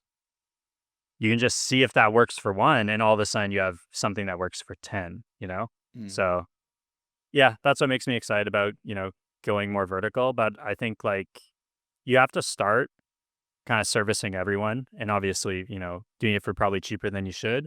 Because that's what lets you, like, I got a DM yesterday from someone that was, they really like my content, but they struggled to figure out new offers. If you scale horizontally and you just get the reps in, especially if you did like Loom based outreach, I think I tell everyone, like, if you're trying to figure stuff out, do Looms, because you're going to get raw feedback on your ideas without having to take a call. People are going to tell you if you sound like an idiot. That's a great way to quickly just figure out if like you have the mind for a market, and also exercise your ability to find ways to, what I like to say, wrap situations around someone's offer. Yeah, 100%. Like I will, if someone comes to me and they're like, hey, I'm not getting leads, I'm like, okay, this is your massive block of copy you're written. Just say, hey, I've got an idea that I think could help you around this thing. Do you mind if I send over a Loom? Just do that and then make them the Looms, because you're not going to sell them in the email. You're not going to be able to sell them in the email. You might be able to start selling them when they see your face and how you talk, and you're like, oh, you're using jargon which resonates with the industry. Yeah, I'd be open to a conversation. And also, if they make the Looms and have then these calls, sales calls, they're way less harsh, because some people just get eaten if they're just going straight from cold email to a call, compared to if the prospect's like seen their face, heard them talk. It's going to make the discovery call a lot easier for some of these people. So I always recommend that. And if you send out, I'm just going to say like 5,000 emails that say like, hey, I've got an idea about how you could grow by connecting you with these sorts of people. Do you mind if I send over a Loom? And you get no positive responses, like there's a problem. Like you should definitely be getting positive responses at that point. Like the barrier to entry is so low, and you've been relatively vague about something that you assume they're interested in. Like there should be some crossover.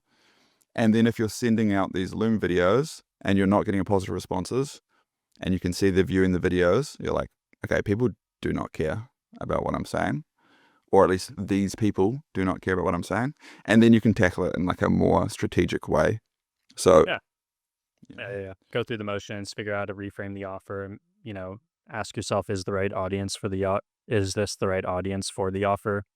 I think that's a great way of doing it. Is that typically like the way you cycle through things? Do you do that like day one, where you have, let's say like, a type of offer that requires less bandwidth on behalf of the client or on the client's end, and then cascades down towards things that are maybe more free, more intro offer, more Loom based? Or do you kind of wait to do that and kind of test as many ideas as possible that don't require effort on the part of the client, and then go down from there? What does that look like for you? yeah, it's a really good question. So if you think about cold email leading into like a discovery call, which is typically how we would pitch it. Yep.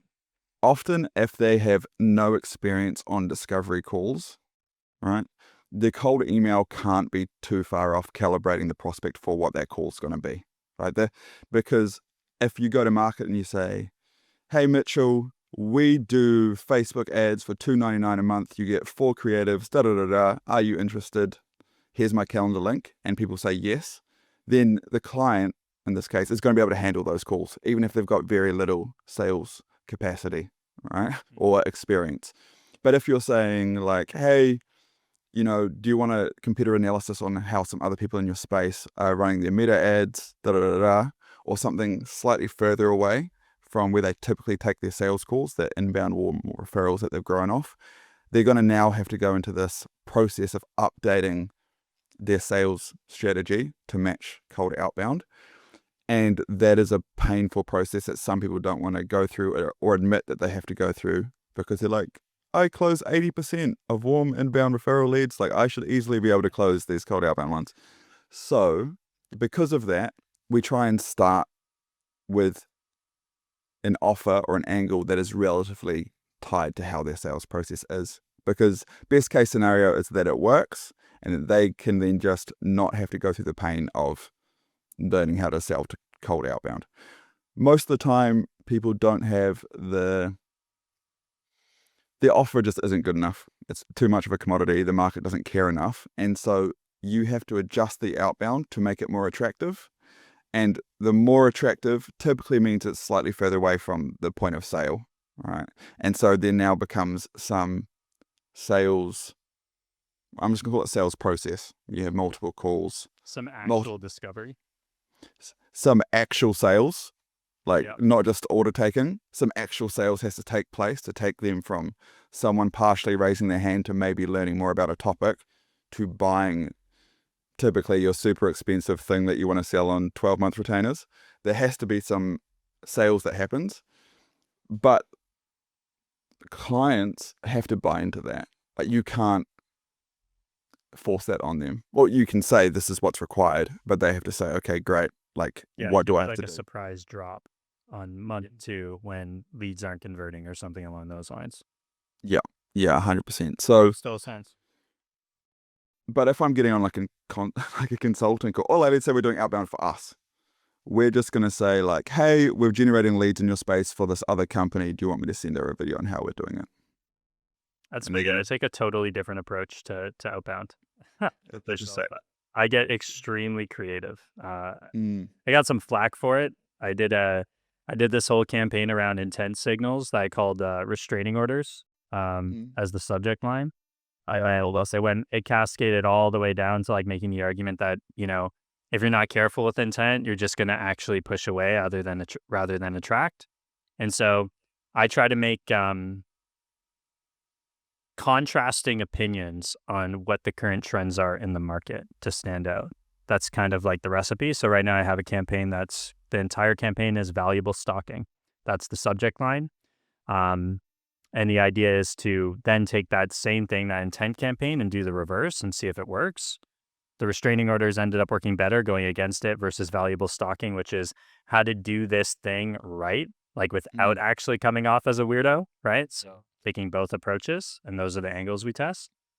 And then now we have another campaign that's live that's called Automating Mediocrity. And so this one, all of these campaigns, 10+% positive reply rate. And the context is trying to get them to view you as an expert. So typically when I hop on these calls, they're the ones that are like very interested in asking questions about the process, as opposed to me trying to like as much peel back the layers and also as much be focused on an outcome. That the problem with like outcome-based campaigns, in my opinion, from a lead gen point of view, is that the outcome is going to be totally different for every business, almost no matter what.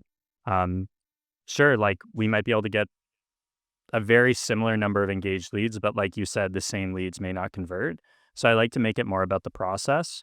And so I actually lead with the process in the emails and with like a diametrically opposed opinion. And for me, this has been the most effective at attracting larger organizations. So this booked like a $3 billion firm, another $350 million M&A firm. Actually, I'll be meeting with them later today. And the responses are usually like, this is such an interesting approach. Here's my calendar. You know, we get less overall responses because it's a little bit higher level, right?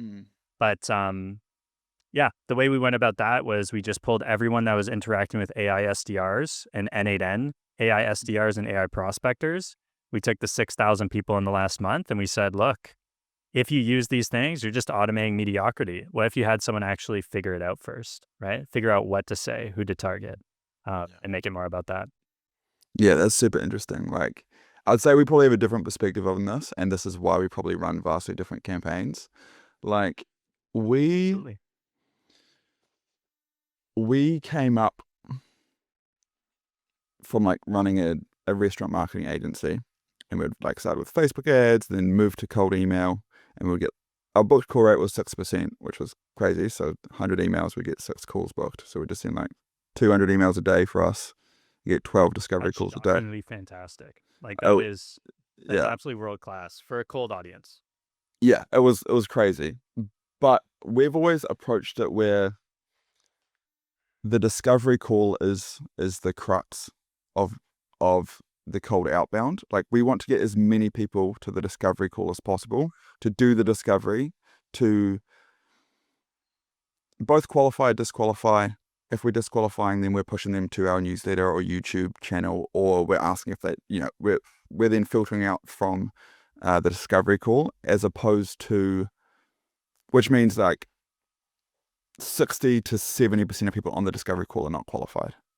But we try and squeeze the juice from those people as much as possible to like push them to other channels. And that's how we've found works the best for us. It also allows us to get lots of market feedback, because you're talking to lots of people all the time, but it has massive constraints. Obviously, you've got a salesperson that's talking to people that aren't qualified all the time. That's a huge constraint. Also, like, are these market signals, how accurate are they if they're people that aren't qualified? Right. And then it really depends on the outreach. Are you turning away the highest quality prospects? And that's really, the more we get into the game, that's the fear. It's like, majority of businesses are not qualified, just in general. And so if you're going, like, the broader your appeal, the more you're just going to be like, if you take 95%. It really does depend on the campaign, but for the most part, I agree. Yeah. I agree. If you're just saying, I'm reaching out to home service businesses, let's say, like, obviously majority of them are bad. If you've got a well-collated list, right, then it's a bit different. But that, we've just always found like more action is better, and that could be just the wrong belief. And I'm so open to that being the wrong I belief. really don't think it's a wrong belief at all. Our transition has been from being too extremely like meticulous to being just higher action, higher throughput. Especially, it wasn't a problem when I was running this as more of like a solopreneur style business last year. But the moment I started scaling, I realized that you have to look at ways to get the best outcome without like extreme strategic effort, right? Like, you can't expect everyone to have your obsessive mind for the game as maybe you do. Or it can be incredibly challenging to find that person, right? But yeah, I think you really do need to have a mix. I think for saturated markets, that's where you really benefit from taking this, more nuanced approach. For instance, like in lending, what you want to do, in my opinion, in every campaign is we look at what is an argument we can make that is attractive. Almost thinking of it like a debate. And we're in a debate against all of our competitors. And so what's the argument that's going to sway the jury, sway the prospect more than all of our competitors? And that's where we want to sit. That's where we want to reside. So lenders kind of take this blanket approach of our offer is so good, who's going to say no? Like, you don't have to pay for anything. But what they're forgetting is that there's a lot of hoops that people have to jump through and a lot of qualification. Not everyone's going to qualify for those loans, right? And so they want to see someone that understands their current situation, because they're going to believe that that person actually believes that they can get them the money. And so if you take that same audience and you split them up into who's growing, who's not growing, who has inventory in the US versus who doesn't, who has a winning ad campaign right now versus who doesn't, you can start to wrap the messaging in those things. For instance, what if you could just, dude, congrats, you've been growing rapidly the last 12 months. If you had an extra X amount of money, how much more could you dump into that winning ad campaign, and how much faster could you ramp this, right? Would you want to do that? That becomes a totally different argument and totally different emotional argument to them than anything else. All of a sudden, you're preying on the fact that they want to buy a house next year, right? They need to get married. They need to figure this out, right? You have so many different kind of life events happening, specifically because this is a founder, that now your offer is helping facilitate. And that's, I think, where you create an argument that stands out. That's kind of our goal. And more we're trying to find ways to do that without having to do ridiculous amounts of research, right? So more list is the message. Yeah, that's interesting. everyone has their own little pitch. Like every cold email agency, once they've been in the game for a little bit, they've got their own spin on why they're different. And for us, it's that we send these personalized videos at scale. And that's like Nice. our calling card. So I think we send it out like 500,000 emails a month at the moment, and half of those will have a personalized video in them. And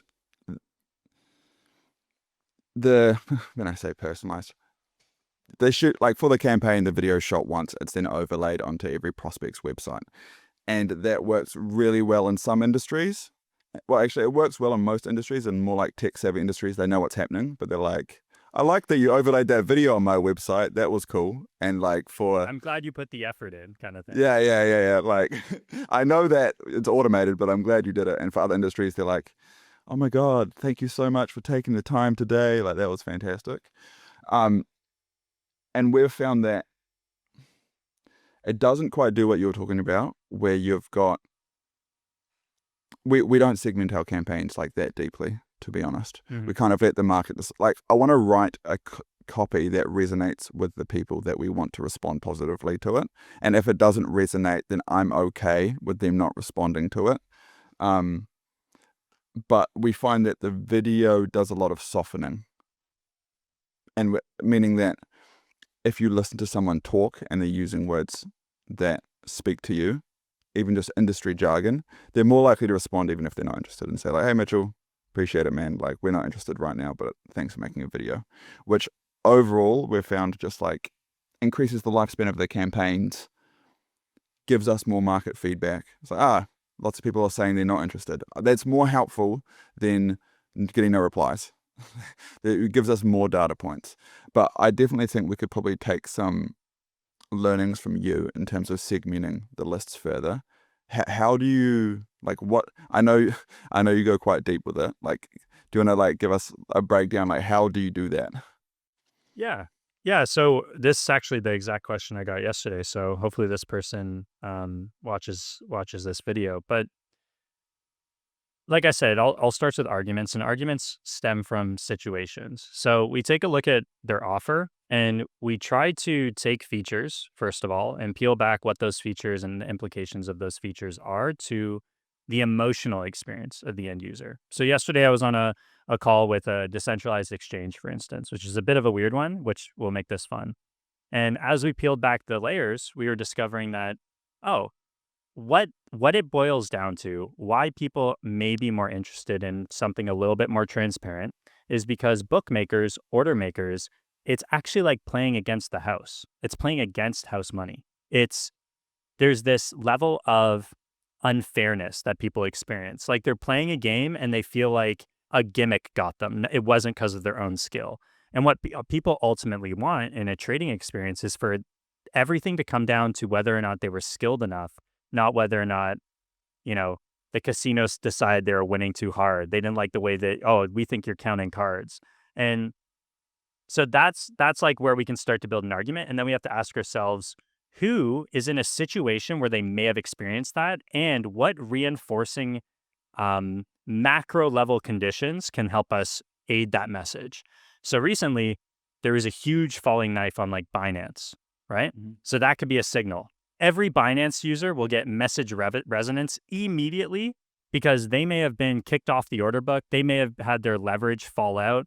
They may have had to wait 20 minutes for their leverage to upload. And we know the situation they experienced, and then we can contrast, right? Yeah. So that would be one kind of simple example. That was an easy one. In other cases, we have to do much deeper research. In other cases, we have to abstract out what the situation could be.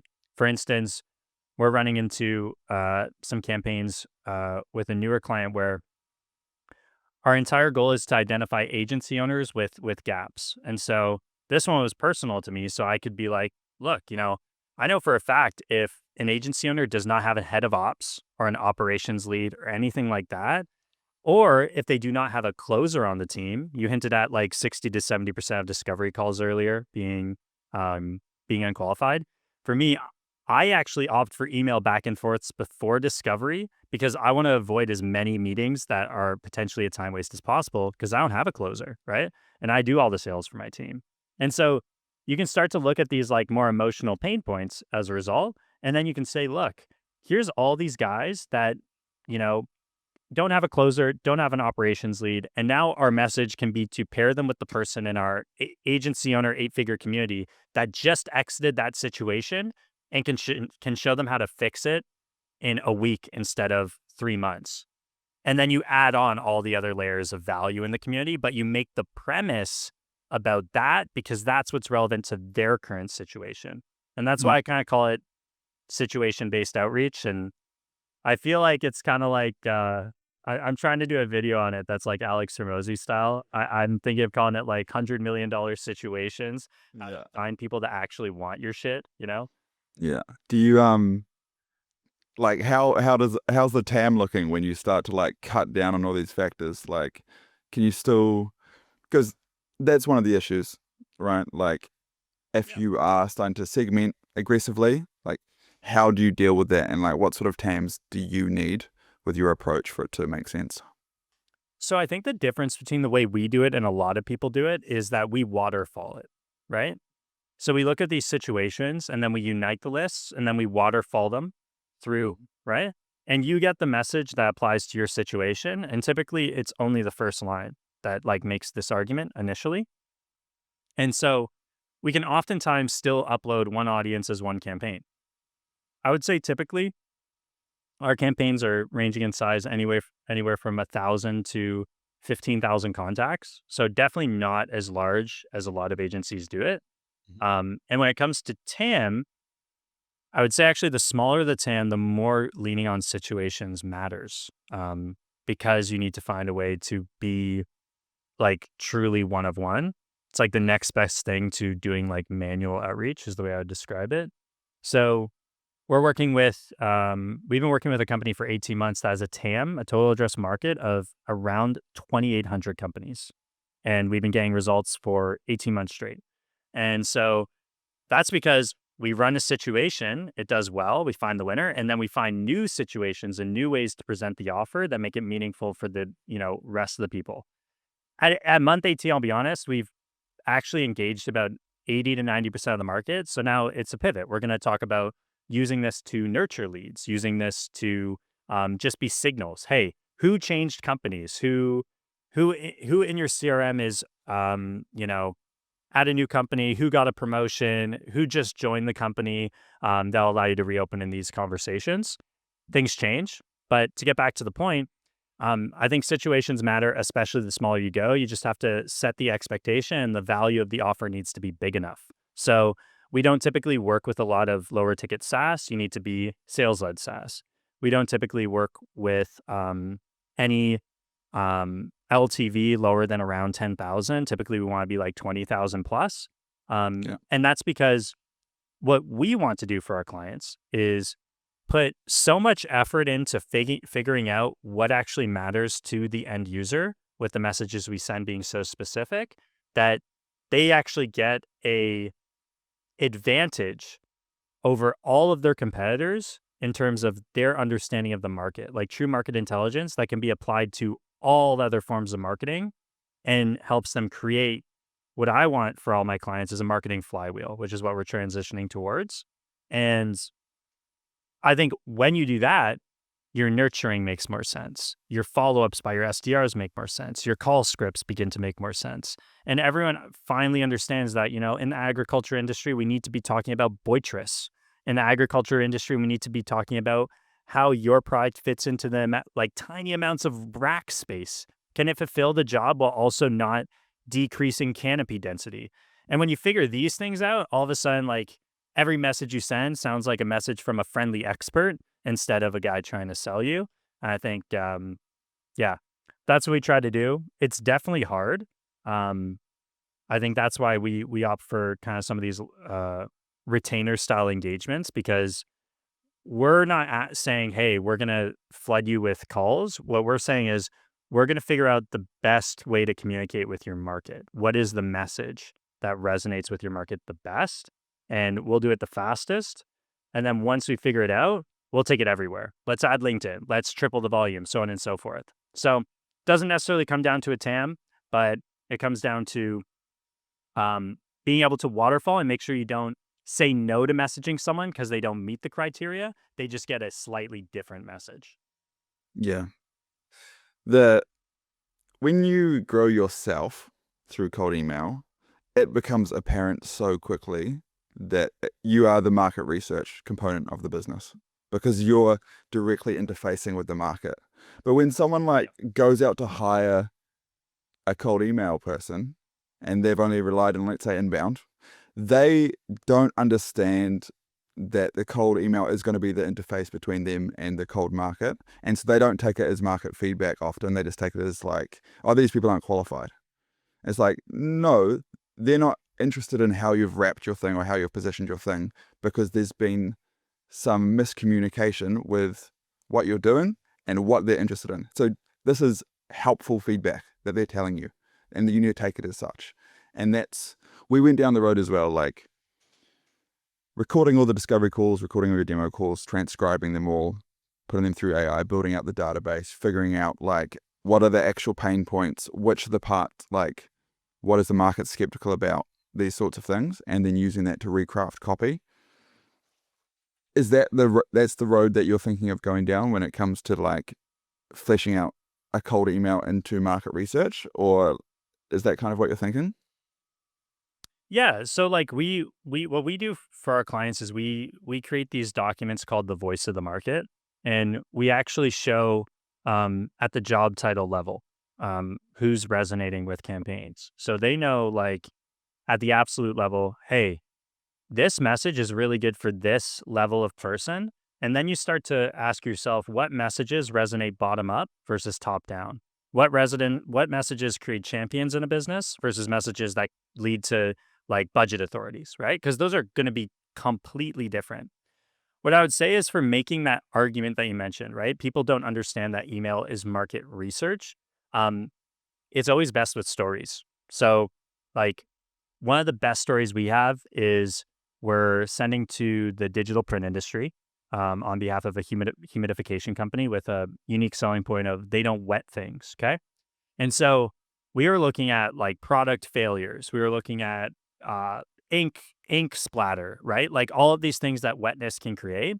But one thing we would never know is what we got as feedback for a campaign, which is that ink heads dry out all the time as a result of their humidification systems having to be turned off to reduce sweating.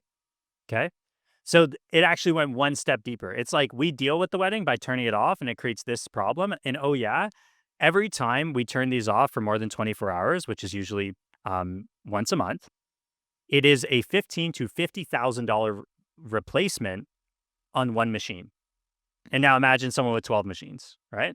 I was like, oh my God, we got to try this. Overnight, 4 times the discovery calls rolled through. Like overnight, quadrupled campaign performance, 35% positive reply rate. And so the best way to resonate with people is always stories. And so the moment I tell those stories, people are like, oh, 100%, I'll send you all my call transcripts. Yeah, you can have access to our CRM to see the notes that our SDRs are taking on these leads, so on and so forth. But yeah, that's the thing that does it for me. I'm sure you have your own stories where you discovered something. And if they don't resonate with that, they're not a fit as a client. And like we said, we're looking to work with people who understand what we do. The discovery call, my best discovery calls are the calls where I go, oh, it's good that you answered that way because if you were more in this situation, I don't think we would be a fit. Right? Being able to say that to someone completely changes the presentation of your business because it shows that you're trying to work with people that you can help the best rather than work with people you can just help because you want to make money. You know what I mean? Yeah. It's when you're getting into the space, it's really hard to say no. And arguably, you shouldn't say no, but you shouldn't tell them that you definitely can help. You can say like, I don't know, I will try my best. Let's figure out something where if I try my best and it goes well, I get paid. And if it doesn't go well, it's okay for both of us. Like that's the starting point we started on with like the agency in general, like cold walk-ins, asking for free trials at restaurants, like during their lunchtime. And they told us to piss off because there was lots of people around. But Yeah. What for someone just getting into cold email, let's just say like an agency owner that's just trying to do it for themselves, do you have any advice for them? For cold email people that are trying to do it themselves. Yeah, like they're trying to, the- yeah, So do two things. Definitely do immediately website visitors. Definitely do engagement to your own profiles. Definitely do number one tip.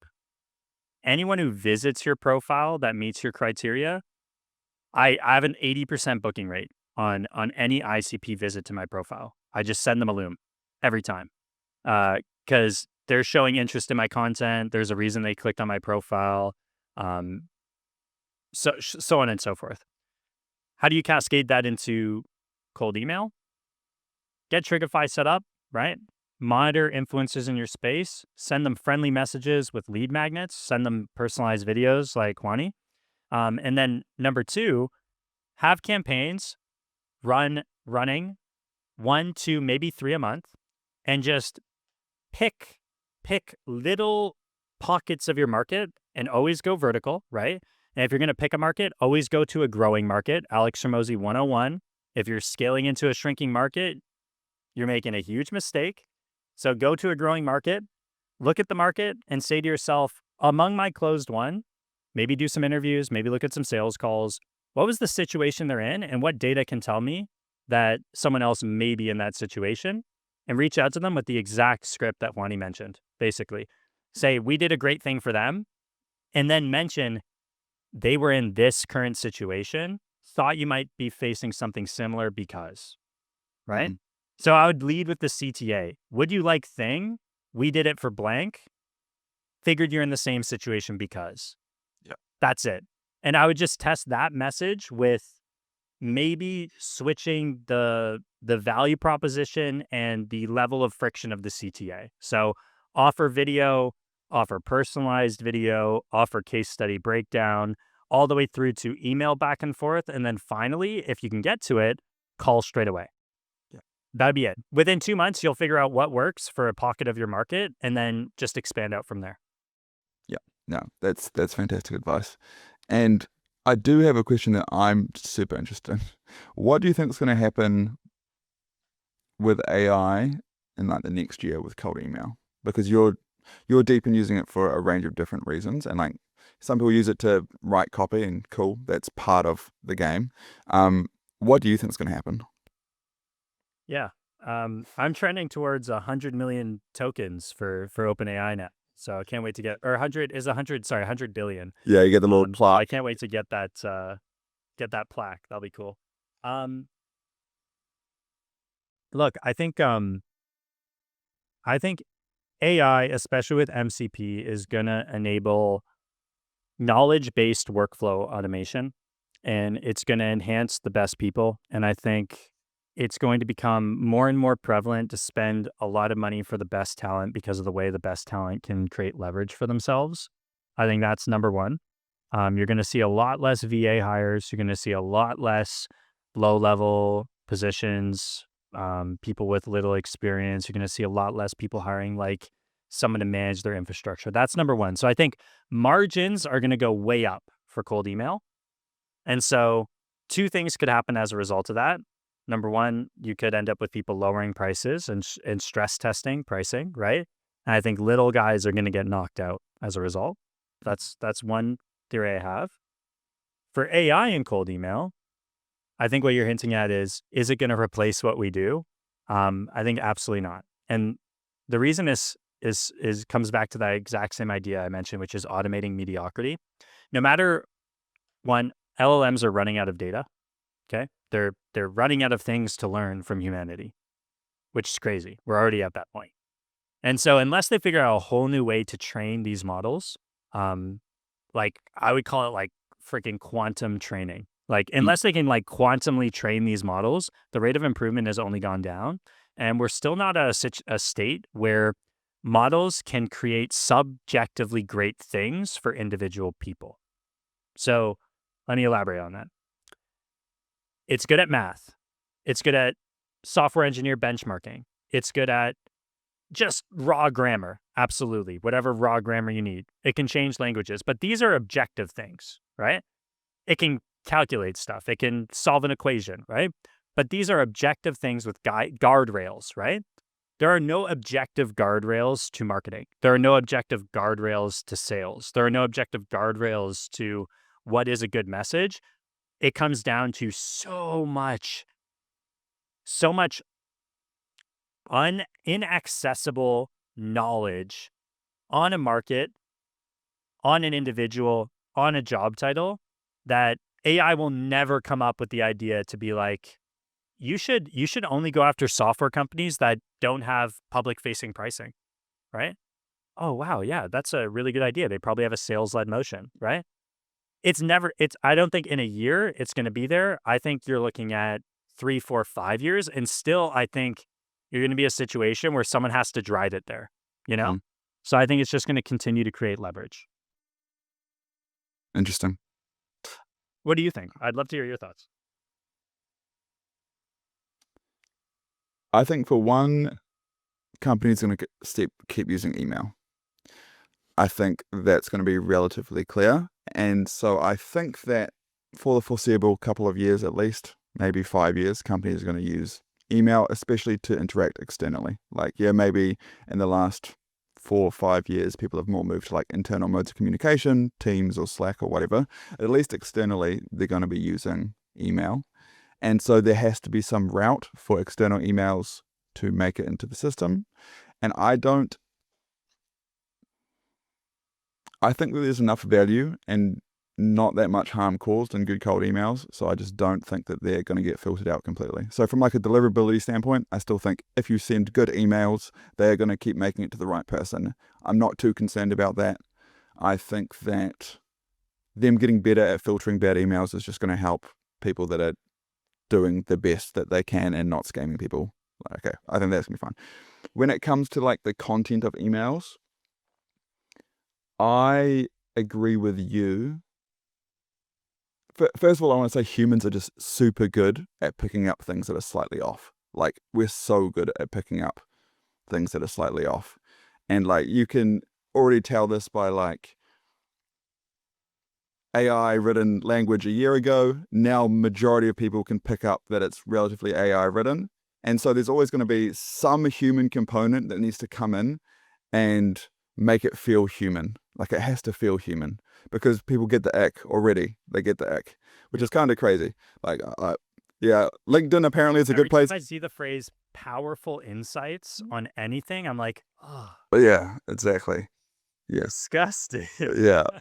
It's like, I hate LinkedIn because I like 95% of the stuff on there, I'm just like, this is not genuine. And so unless there is, right, you can tell AI, write it more human, write it more human, write it more human. Like, do it 50 times, it's still not going to feel human for whatever reason. And look, it comes down to the sophistication of the market. I think a lot of people are constantly thinking SaaS is the only place to sell their products and these highly tech kind of optimized industries. If you send these like AI style messages to certain local businesses, certain manufacturers, like, you're still probably going to find success. And actually, maybe it'll make them go, wow, this is so personalized. But you're seeing this like race to the bottom effect happen with personalization. And the same thing is going to happen with intent, which is why we don't focus on intent signals. If everyone, the moment you post a job post, sends you the same thing about, your hiring, chances are you're going to become the noise, right? You're no longer the signal, you're the noise, which is why I hate calling them intent signals. I think they feed into more broadly, situations, right? So you almost don't want to mention the hiring at all in the email. You'll actually stand out a lot more to be like, yeah, we've been helping team scaling ops do X, right? Don't even mention that you saw the job post, right? Yeah. We've been helping teams scaling ops do X. Figured you might be in a similar situation, right? That becomes way more meaningful than, I saw you're hiring someone in Georgia, which means that you're looking at a remote hire for your operations team. And it's just like, Yeah. Okay, creep, like get a hobby. Yeah, 100%. That like the stimulus fatigue cycle, right? Like I always say when I'm trying to explain this to clients, like you send out a cold email, doesn't get a response. If you sent it via like carrier pigeon and it came like flying in the window at me and landed on my, like I'm going to read it. And not only that, I'm going to reply because the stimulus of the thing of how it got transported to me was interesting enough that the message doesn't actually need to carry that much weight, right? So, and that stimulus fatigue goes in cycles, right? Like, yeah, maybe direct mail is going to be the next thing because they were like, no one's sending direct mail at the moment is novel and unique, and the stimulus of getting a direct message, like a direct physical thing, is now interesting and it makes sense again, right?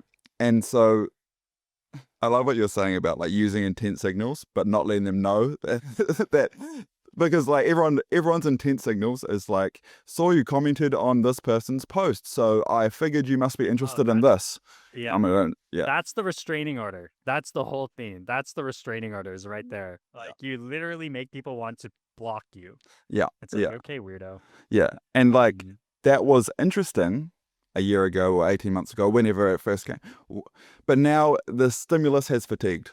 And so what's going to happen is it stops working. So people would stop using it, and maybe in like 3 or 4 years, no one's used it in a while, they'll start using it again and be like, oh, this is working again because these people haven't been, attacked by this stimulus in a while. And there was a moment when like that same thing happened with personalized videos even.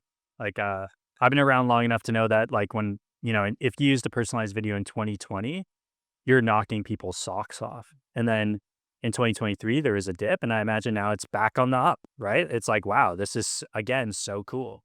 At least when you're not trying to like over AI generate it, I would say for sure. Yeah, we don't. Like what you're doing?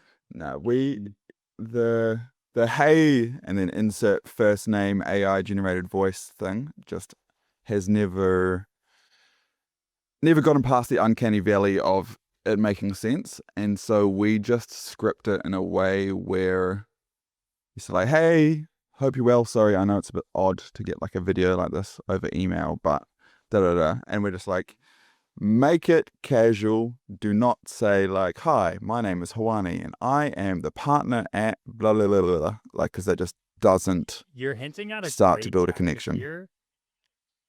You're hinting at a great tactic, and it's actually the basis of that restraining order campaign, and it's calling out weirdness. So if you're in an industry that has a very saturated offer, for instance, e-commerce, you can actually become cool by calling out the things people hate. So for instance, e-com, UGC, would you like 3 free ads on the house? Hey, dude, I'm not going to be a weirdo and pretend I know your industry better than you do and offer you 3 free ads on the house. Right? That's all of a sudden a very attractive opening statement because you're showing that you just understand their current situation. That's precisely what you're doing with the personalized video. You're actually making an argument against what the rest of the market is doing. And that makes you seem, again, like an expert. You really need to come off as an expert, helpful expert. That's another tactic that you can employ for saturated industries. You could almost say the anti-stimulus fatigue. You know what's they're fatigued with, and you attack that with your outreach to be like, I'm late to it. Yeah, I'm levels above. All right, let's wrap this up here, Mitchell. But I really do appreciate you taking the time, man. Yeah, 100%. Cool. Thanks for having me. Let's just get into this a bit, Ben. I found you from your Loom content, essentially, because my plan was like, hey, I want to dominate like the Loom YouTube space. Let's see who else is in there. And I found you, and I liked your video. Do you want to give me a bit of a rundown about like your journey with Loom Outbound? Like, how did it start, and like where is it sort of evolved to? Yeah, man. So I remember years ago, the first time I did Loom was when I was working as an agency. For an agency, when I was basically just freelancing, helping them with their lead generation. So I would get like a small base salary, and then they would pay me commission on any deals that I had to generate the lead and then close the deal as well. So I was like, shit, like what do I do for cold outreach? and we were still running like instantly campaigns, and we did a bit of LinkedIn, and we used to do like DMs on Instagram and stuff like that. This agency used to reach out to like fashion brands and like e-commerce brands, people selling products. And I remember seeing some videos on like how to, do Loom videos, but this was before any sort of before there was any sort of platforms like Replic or what's the one that you use, Pitch Lane or anything like that. So basically, we just had to go and do it manually. And I remember, obviously, this was a fair few years ago when the Looms were not smooth at all, and because there was definitely a lot of trial and error. And I remember we had a VA, and what I would do is I would basically record the first snippet of the Loom. So I would record like the first like 10-15 seconds to make it personalized to them, and then I would basically snip that into like an evergreen ending of the video for the end of the 2 minutes, and that worked pretty well. Like, it got some good meetings and stuff in there, but it wasn't that great for the amount of hours and effort that we put in. And I just found that just doing manual Looms, just literally recording a 5-minute Loom, spending that time, make it personalized, and then just sending it to them was way more worth it. You get such a bigger ROI just doing that rather than trying to snippet them together. And then like Replic and other tools like Pitch Lane came on the scene, which is what you guys obviously use as well, where you can sort of customize it. And now I'm using another one called Sender. So yeah, that sort of streamlines things. But through and through, if you've got time to go and record a 5-minute Loom and you actually you go, right, I really want to work with this person, I really want to reach out to them, just recording a normal Loom video, it crushes. Like, it doesn't really take that long once you've done it so many times and you're just relaxed about it. You've got a nice aura about like actually reaching out, and you're not trying to like hard sell and hard pitch someone. It works really well. Yeah. It's funny that you talk about like snipping them together. We straight just copied what Charlie Morgan said, which was like, we just recorded the audio and then we had a VA play the audio and record the Loom video and scroll on the website, and then we'd just turn the camera off. So the camera would just be like a photo with the audio playing out of their phone, I assume. And then we just play it and then chuck it into a Google Sheet. And those were the Looms, and they were fine. We were still getting like a 6% book call rate off those Looms. It was kind of crazy. When you talk about, like, I know a lot of my content, I'm like, the main thing's the tone of the video. Like, we're sitting here, we've probably spent a decent amount of time in front of camera now, like doing this. So when we make a Loom video, it's very much like, hey, sorry, I know this is a bit weird, like, da-da-da-da. And it's very like level, genuine feeling. How heavy do you place weight on like what you're saying as opposed to like how you're saying it? Because I'm probably in the camp of like, the goal of the video is to build trust and rapport. Like, and so how you're saying it's the most important thing. Whereas I know some other people in this space, rightly or wrongly, are more like, you're trying to disqualify people, and you're trying to have it like a compelling offer and everything like that. Where do you kind of sit on that spectrum? I'm more so sitting on the spectrum of all the video is there for is to build trust. So you're just not in that bucket of people where someone's just sending like a cold DM or a cold like LinkedIn message or a cold email. Like, all it is, it doesn't really matter what you say. Like, I know your approach is very much like pretty much just have a few sentences in there, and it's kind of just like building that trust. Whereas I'm a bit more like, you've got to show proof and things like that. But my big philosophy around it is obviously building trust and actually adding a bit of humor. Humor goes such a long way, man. Like, if you can mention something just to make sure that they know you're not just a robot and you're not just like glued to your laptop, like, oh God, I've got to record this because I need this meeting. It's like, mate, just relax. Like, people can smell the desperation that like, either if you're on a sales call or if you walk into like a car showroom and someone's like trying to like sprint over to you. Like, if you're giving that vibe and you're giving that aura and it looks like you need the meeting, otherwise you're going to die, then that will just turn people off. So I'm just in the camp of like, send it, make sure they can trust you, and humor and trust sort of go hand in hand. Because if you can make someone laugh and sort of break the ice, they're more willing to like open up to you. So I always try and mention something, and I'm not comedic genius or anything like that, but it's just something to sort of break the ice. Yeah. What's your like if you're making like, okay, let's say you're sitting down and making 20 of them, how do you make them funny? Like what are you doing? Yeah. Well, the classic one, if you can't think of anything, which is, I know you said that you do it a lot, which is basically just saying like, sorry, I know this is pretty strange. Don't worry, I'm not a weirdo, just like sending you this. Or you might say something like, you know, so, not to be creepy, but I'm sending you this message here. But another good one is just to actually like spend a bit of time. So you can only really do this if you're doing it personalized, or you know like what niche you're going after. But if you're doing the personalized videos where you're just spending like 5 minutes per person, you can just have a look on their LinkedIn profile, and you can have a look on their like website or something and try and mention something. So I think on my YouTube video, I did an example where I basically booked a call with a physio, well, an physiotherapist, and my back was actually hurting that day. I think I mentioned on the video, I was like, you know, hey Phil, nice to meet you. I noticed that you're a physio, and that's interesting because my back's been absolutely killing this week, because I've been sat in this chair all week doing work. And then it kind of just like humanizes myself. So little things like that work, but yeah, you're not going to be sat there like sort of cracking jokes. Like it needs to be. Yeah, but it's also like a realization that decision makers, or let's just call them business owners, depending on who you're reaching out to, like they want to connect with other business owners and they want to grow their business like actively, but they don't want to get pitched and they have their time wasted for stuff that's not genuine.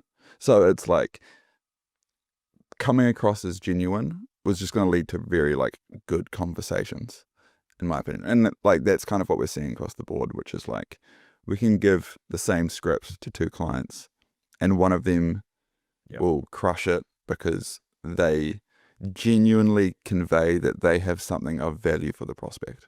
Like what you're trying to do is be like, you believe you have an opportunity for them and you have to convey that to them, right? And like, one, if you don't believe you have an opportunity for them, it's not going to work, and you shouldn't be reaching out to people saying that you can help them. Okay, so we're just assuming that you do have something that you believe will help people.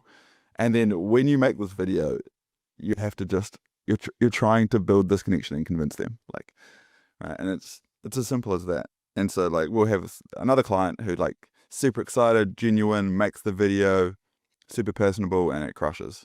When we're doing these, like you call them like personal, just for anyone who's wondering, there's kind of 2 strategies that people use at the moment.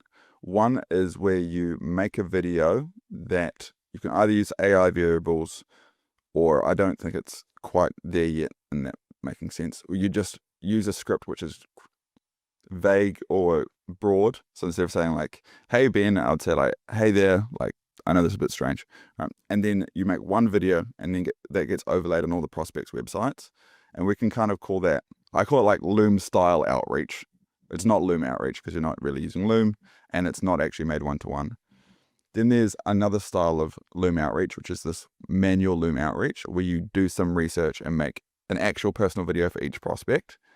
And there's 2 ways that you can do this style of outreach. One is that you can literally email, you can pick like 500 people and go and email them a Loom.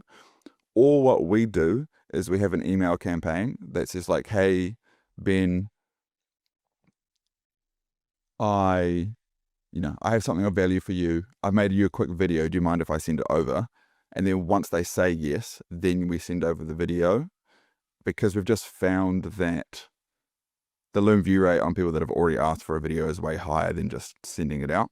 But how do you do that, Ben? Do you just like have a Dream 100 style list where you just identify people that you want to go after and then you send it to them on multiple platforms? Or are you asking if they want a video first and then are you sending them a video? Yeah. I mean, man, I've tried everything. I've tried both. I've tried just sending it up front on multiple different platforms. There's no exact science, to be honest. I think, just in my opinion, if you've got that sort of hit 100, your Dream 100 list, you should basically just send that regardless, like straight away. Like if you've already done the work, just get it out there and then follow up with them. Because if they're your Dream 100 list, why would you send an email to them basically saying, you know, hey, do you want to see this? Because I've got a really good idea, an opportunity for you. You want them to see it anyway. So if they're your Dream 100 list, you want to actually work with them. You've got some, like you were saying, an actual valid idea that you believe in, then you should record it and send it to them. But if you want to sort of be tactical and be a bit more efficient with your time, then I think it's a good strategy. If you're going to do volume, then ask them if they want to see the video to begin with. But I don't know what your thoughts are on, like, what do you find is going to give you the best results? Like, are you basically just recording the pre-recorded Loom video and then basically uploading it to a campaign? Or are you starting with that first message where it's like, hey, do you want to see a video? Yeah, I think so. Typically, we do some testing. Like, we'll set up a campaign that's both pre-recorded and asking if they want a video. Why? Because you still have to put the effort into making these videos each time. And like a lot of the clients or companies that we work with, they're used to inbound lead flow, or at least lead flow that they don't have to do too much like lead nurturing on the front end. E.g., they don't want to be making like 15 looms a day. But like if someone came to me and was like, hey, I really want to, you know, grow, I would say like set up your email infrastructure and send out like the maximum amount you can, 100,000 emails a month. Let's say you've got a total addressable market of like 300,000 and you're like, I really want to grow as fast as I can. I'd be like, okay, split that in, like scrape the whole list, verify the whole list. You're going to send out 300,000 every 3 months. So 100,000 a month. And you're going to ask, you're going to have something compelling. Hey, we're working with a similar company in Chicago and we're getting them great results through doing LinkedIn outreach to connect them with moving companies, which results in referral opportunities. I think the same approach could work for you, Ben. And I've made you a quick video. Do you mind if I send it over? And then you want to set it up so you're making like 30 looms a day to people that have already said yes. Because you're going to book in a ton of meetings, and those meetings are going to be with people that already like have seen your face, heard your voice. But what people do is they mess up two parts of it. One's the scale. They're like, oh, I'll make 2 Loom videos a day. And then like, you know, a third of them will result in calls. And so you'll have like 3 calls a week. It's like, if you're serious, like you want 30 calls a week.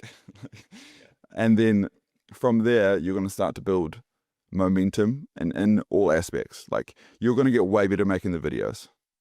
One, you're going to get better at refining what email copy works too. You're going to be getting better at doing that initial discovery call. You're going to record your discovery calls. You can run them through AI. You can see the common objections. You can put those back into your Loom videos that you make. Be like, hey, da da da. So one of the main objections that other companies run into when they do this is, and then you already can pre-tackle them. Then you have your demo calls. Again, you can watch your demo calls, see which parts of the presentation they get like, bored, eyes glaze over, confused, and you can start refining this until there's like a clear arbitrage opportunity where you're like, I'm spending $10,000 a month on this outreach, and that's making me X amount of money, which is way more than 10,000. That would be like my advice, but people don't do that, so it's fine. I know why they don't do it, because it's like scary and they haven't done it before and they don't want to make all these videos and all that thing. So typically what we do is they shoot the video once per niche or per industry. So if you've got, like we've got an M&A client, they're reaching out to, let's say, different types of home service businesses, plumbing, HVAC, roofing. They'll make a plumbing video that gets overlaid over all the plumbing leads. They'll make an HVAC video, gets overlaid all the HVAC leads. And we still get heaps and heaps of positive feedback, which is like, oh my God, thank you so much for making this video. Like, you guys, I haven't seen this before. This is crazy. Which is cool.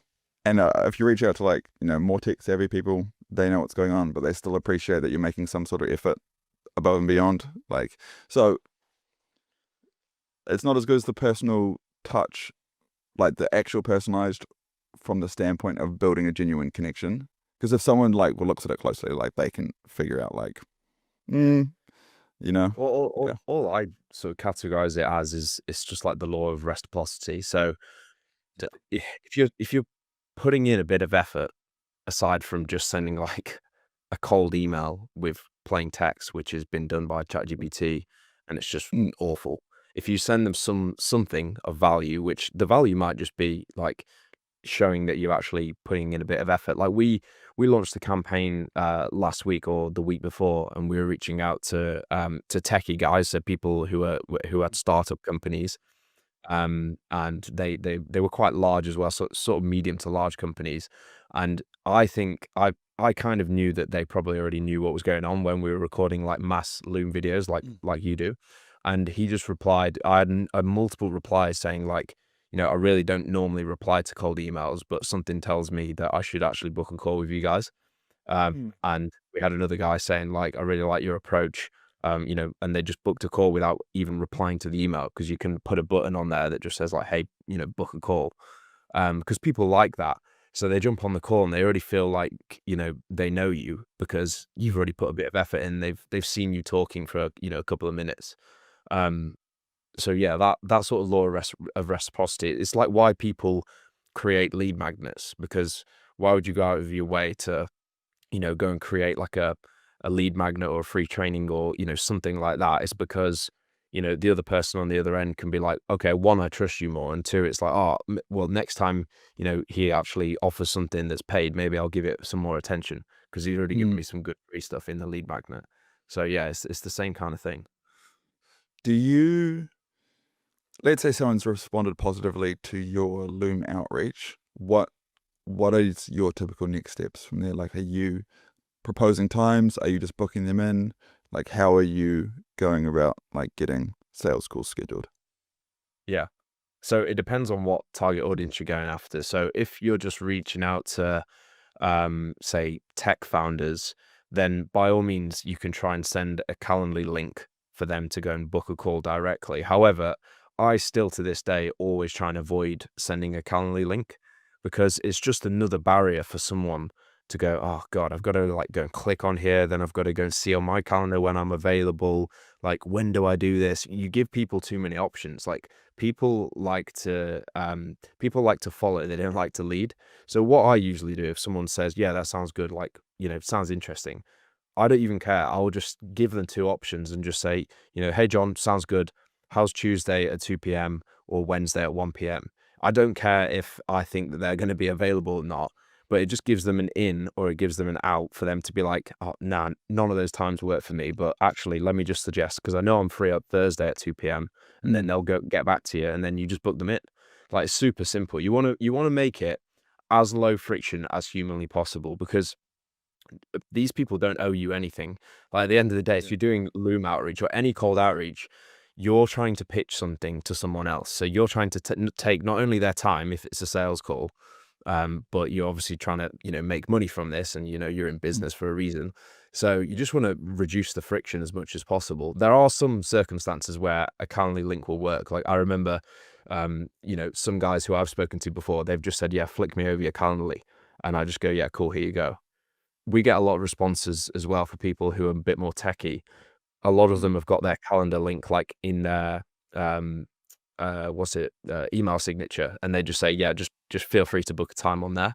We've had that's happened I think 3 times last week. But yeah, what do you do? What's your sort of process? It depends, and we've tried everything. So I would say at a baseline, our most common practice is we'll propose times unless we classify the lead as a very positive reply, which is someone that not only has responded positively, but there's like positive sentiment with the email. Like, hey, thank you so much. Like, I really appreciate it. And so what we'll do is we'll propose times, and then essentially our inbox, our lead nurturer at the end of the day is going to go in and say like, hey, Ben, just a note that my day's filling up, so I've booked us in for one of the time slots. Let me know. And then to send the calendar link and said, like, you can use this if you need to reschedule to a better time. Because I want something in the calendar. If they've said yes, they're open to a call and the reply is positive, like, I need something in the calendar at that point. So we kind of classify the replies as like, yes, we can propose times, or it's like a very positive reply. And I would say like 30%, 40% of like positive replies we classify as very positive, and that gets more call volume because, like, again, it's even lower friction. It's in their calendar now, and they respond to positive sentiment, so we don't get any like pushback on that. So I would say that's a trick for anyone out there that's trying to figure out like, hey, I'm getting positive replies, but I'm not booking any calls. Just go and book them. We also, on the other end of the spectrum, if we've got a client or a business which we're generating like a really high lead flow for, and they're now on the point where they want to improve call quality, which we all hate the term of because we all mean completely different things when we talk about call quality. If you want to improve show rate and people knowing that the call is happening and turning up to the call ready, this is the time of call quality I'm talking about, then we do send a calendar link for the purpose of disqualifying people, because people that aren't as serious will not book through the link. That doesn't, it's not like the bigger businesses with more money will book through the link and the poor businesses with less money won't book through the link. So when we talk about call quality, it's just like, how ready are they for the call? That's what we're disqualifying on. That's like the fallacy, which is like, oh, the bad businesses, if I send a calendar link, only the good businesses will book. It's like, no, you send a calendar link, only the poor businesses will book. So like, don't get it twisted. So we use it as a filter. I saw someone post on LinkedIn and they were like, it's so rude that someone would just reach out to me and then just send me a Calendly link and then expect me to book a call. It's like, who cares? For me personally, I'd way prefer it. I don't want the back and forth, but I just know the 99% of people would rather just like hash it out over a couple of emails and say like, hey, you give them 2 time slots available. But for me personally, I was laughing when I saw that LinkedIn post. You see some wild stuff on LinkedIn. Yeah. I was just that's not even the icing on the cake. But yeah, I was just like, is it really that dramatic? For people, someone replied in the comments, and I think he was like a head SDR at some sort of tech company, and he was like, I don't think you realize how much time it saves from you not having to, go back and forth with someone using like a Calendly link. Like it saves a lot of time, which I get it, like, and people can reschedule. But if you're targeting like plumbers, they're not going to use a Calendly link to get working. Yeah, 100%. It's like with outbound, what you're defending against is life. Like, and what I mean by that is they don't know or trust you, or if they do, it's a very low level of trust. And what that means is like, if they stub their toe on the way to the meeting, like that's more important, and they have no obligation to let you know, right? Because they don't know you. Like what? It's not important. So you're defending against everything that can happen in their life for this meeting to not move forward, because you're the lowest priority, because before you've had a conversation, you haven't had any opportunity to build trust or rapport. It's not like my brother's gone and said, hey, go and you have to talk to Ben, like he's the man, and so I'll feel obligated to show up to that meeting, right? That hasn't happened. There's no obligation. And so you're trying to remove this friction in heaps of ways. And like you said, like for maybe like blue collar jobs, sending a link's more friction because they don't want to click on suspicious links or whatever. And for like tech jobs, you do want to. Why? Because any friction, you've got so low a level of trust and rapport that you're not going to be able to get over that friction. And that's why sometimes you just book in the call. Now there's no friction, but you could, on the other end, face consequences of them not being available or piss them off or these other things. So it's like this balancing act, which is quite niche dependent and industry dependent.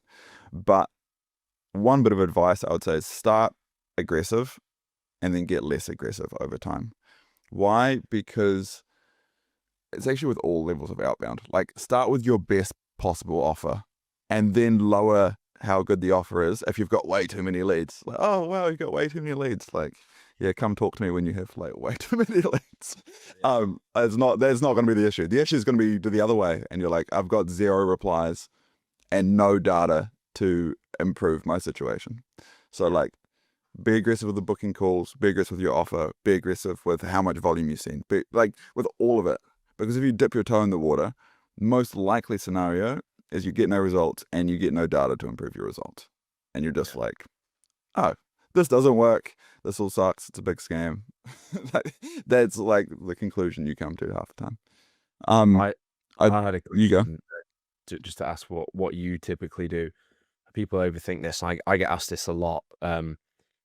So for example, on if you are sending Loom videos for your cold outreach strategy, you've got to title it something. And what do you title it as? So, you know, when it shows the GIF on email, because I know you guys do email, like what do you title that as? Yeah, we title it as like question for first name. Which is not sophisticated, but like when we do like for subject lines, and I think I put a video out on YouTube recently about subject lines, like you'll think you've got the most amazing subject line and you'll split test it against like question first name and it'll lose and you'll be like, fuck, I'm an idiot. But it's just like question first name, in my opinion, everyone reading it knows it's a sales email. Like they're not an idiot. Like they know what's happening, but at least they're reading it in a slightly neutral sense for the most part. If you say like free leads for some or like Facebook ads for $298, I feel like they're almost reading in a negative headspace, because if you make it any promise in your subject line and then under deliver on that promise in the email, you've just ruined it. Because they're just gonna see me under deliver on every step of the way. So at least question first name is something like, this is like a cold outbound message and I'm not telling you what it's about yet. That's kind of the headspace.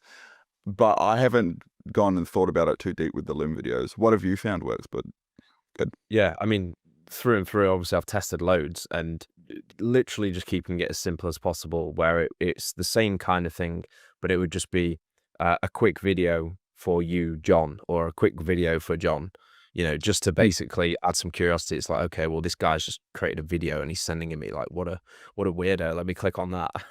Yeah. But I think with like the subject lines and stuff, you're right. Like the more simple the subject line, the better, as long as you're not sounding like salesy. But if you are going to try and do different subject lines, I always try and make sure that the body of the email actually pays off the subject line. So what I mean by that is, like, you know, if you click on a YouTube thumbnail and it's telling you like how to run Facebook ads, and then they start talking about SEO, like they haven't paid it off. So it's the same with the subject line, because you've got to click on it, and if it doesn't hook you straight away, so if you are saying like quick question for, you know, whatever, or question for Ben, then you've actually got to have a question in there. Otherwise they're going to be like, well, why have you just wasted my time? Like you're just trying to pitch me instead. Yeah. So I always just try and pay it off, especially when you're speaking to, if you're doing like we work with clients who are targeting a really sophisticated market where they're like multi-million-dollar multinational global organizations. Like these guys aren't receptive to quick question because they're just a more established buyer. They're working in company sizes where they've got, you know, 1,000 employees. They ain't going to open that. So we have to think about like what would they seem curious to actually click on that's so relatable for them, and it's so specific to that person's job role. It's hard for them not to, you know, not to actually go and click on it. I know that sounds a bit wishy-washy, but yeah, like just knowing exactly who the job title is and who it is that you're reaching out to definitely helps. And you know, yeah. Are you, when you're doing these more complex, let's say buyers, are you trying to write subject lines which they would assume is like an internal email? Or are you trying to write subject lines where they know it's like a sales email, but it's something that they're interested in? Because those are the typical approaches. Like, like you could say like, are you open on Monday? Let's say, if you assume that it's an email subject line that they get a lot, and so that they'll read it. But like when you trick somebody into opening an email, like you just have to be wary of the headspace they're going to be in when they realize you're just trying to pitch them something. Or the other way, where you're like, they know it's kind of an email where it's like a salesy email, but now they're entering it with this probably frame of like, this person's just going to pitch me. How do you go about that? Yeah, I'm also, it's a bit of a combination between the two, but I'm also swaying towards, if the email looks as if your colleague has just sent you an email, or like, you know, your mate has just said like, hey, like Ben, look at this. So what we do is just like, you don't want to look salesy, but the guys, they know it's a sales email, like especially these guys in like the big corporate companies, for example, like they get pitched all the time, but these guys open their emails because they have to. It's their job. They're in a 9 to 5. Like, whereas if you're reaching out to like small to medium-sized business owners, they probably just don't even open it unless it's an email from their accountant saying like, you need to sign these paperwork or these documents. Yeah. But yeah, like you're right. Like if you're gonna like try and pull the wool over someone's eyes, and it's like you're just not gonna get a great reception unless you've got like a very good email. So I try and stay away from that. But you want to try and sound as human and as if I was just sending you a quick email, or like someone next door, or someone who's in your work office, just like a very quick casual message. And I think that's where the video really pays dividends, because like they can be in the wrong headspace or whatever when they read the email, but then they watch a video of being funny, and it's all fine. It's all forgiven because this guy is just genuine. Like, this is crack up, like, fun. And then they go through it. So I just think like it gets very messy trying to convey complex ideas in 2 lines of text to somebody that you don't know. Like you're gonna get it wrong most of the time. But when you then make a video and they're like, hear your tone, how you're speaking, the words you're using, you can convey far more complex ideas. You can come across as being genuine. You sound like them. You look like them. You're not trying to scam them. You've got a genuine opportunity. All these things. It's just so hard to do them over text, in my opinion. And that's like why we're like so deep down the video outreach kind of path. I did want to ask you, I'm not deep in the LinkedIn game yet. It feels odd to me. I'm spending more time on LinkedIn, and I don't know if it's just my corner of LinkedIn, but I'm like, most of this is just like AI slop at the moment. Like, I would say half the comments on my posts, I'm just like, hey, is this you or is this AI? And they don't reply, and I'm like, okay, well, this is obviously not you. Talk to me about Outbound and LinkedIn, and specifically how it like relates to video outbound, if it does at all. Well, you're posting on LinkedIn, so you're in the 1% club, where only 1% of users on LinkedIn post regularly on a weekly basis. So all of those comments that you're getting is just people plugging into like automation tools using AI to comment on your post, probably. And there's people, it's just flooded with a lot of crap at the moment, where just people using AI to just generate posts and just pump it out, which no one engages with, by the way. So it's just like, it just tarnishes your reputation. So most people are just using LinkedIn for, outreach or connecting with other business owners. All it is a B2B networking platform. It's the biggest one in the world. And the reason why I like it so much for outbound doing lead generation, it has got its limitations, because you can only send like a certain, the amount of volume is so minimal compared to doing email, which is infinite. You can just keep buying email inboxes. But for LinkedIn, you're maxed out at like 200 connections a week. It always changes, and it depends on what plan you're on. But yeah, it's around about that point. And the reason why it's so powerful though for outbound is because you can use a tool called LinkedIn Sales Navigator, and it's the only platform where literally someone has their job title, their location, where they work, their seniority level, so how senior they are. Obviously, if you're doing any outbound, you want to reach out to people who can buy your stuff and make decisions. There's so many like filterings that you can do on the platform, like that are directly native in the platform, that it makes outreach very easy. And you can include certain job titles, exclude certain job titles. You can target people who have recently posted, like you, on LinkedIn, so people are probably going to be reaching out to you soon. Yeah, I saw your recent LinkedIn post. I'm like, cool, man. Yeah. We can go down that AI sort of personalization rabbit hole. But yeah, no, I like it though, because basically if you connect with someone, someone can basically make a very quick judgment call by just clicking onto your profile. And if you look somewhat legit, you've got a profile picture, and you're not just looking like a ghost, and you've got your company page attached, and it's like, oh, okay, well, Ben does lead generation for companies. I actually need help with lead generation. Cool. Let me check his page out. Take you 30 seconds and you can go over. So instead of you having to leave the platform and maybe go and like either book a call with me from a cold email, or like go onto my website, go check it out, and then you get lost in the source, you can basically just quickly go, okay, well, if this guy looks legit, yeah, it looks legit, yeah, I'm going to respond. And it's a lot more casual as well than email, where someone can just flick out their phone and you've got a notification. It's almost just like texting your mate, or like texting someone on WhatsApp, or text. So it's pretty casual, but like I said, it's got its limitations. You can only send a certain amount of LinkedIn connection requests, otherwise you'll get You'll get spam blocked by LinkedIn. And yeah, I mean, yeah, I would say that's just the main downside is the volume. And do you use LinkedIn, let's say outreach with like Loom video outreach? Like, do you send Looms via LinkedIn? Is that part of the strategy? Yeah, for me personally, I don't do that anymore, but I used to do it a lot because and it is perfect as well on so if you record a manual Loom video, for example, and you copy the link and then you send it to someone, the GIF will still show up, so you can see like my face smiling in the corner, and then again it just piques that curiosity, and it's like quick question, and then I'm cracking jokes, and then it's impossible not to not to book a call. Joking, I don't always crack jokes, but yeah, so it still works with the Loom strategy. You can actually do that automated as well. So it's the same process. You would basically record your evergreen Loom video, and you can have it going over the LinkedIn profile or the website going in the background, and then you would render all the videos. So let's say you had 100 just stock standard videos.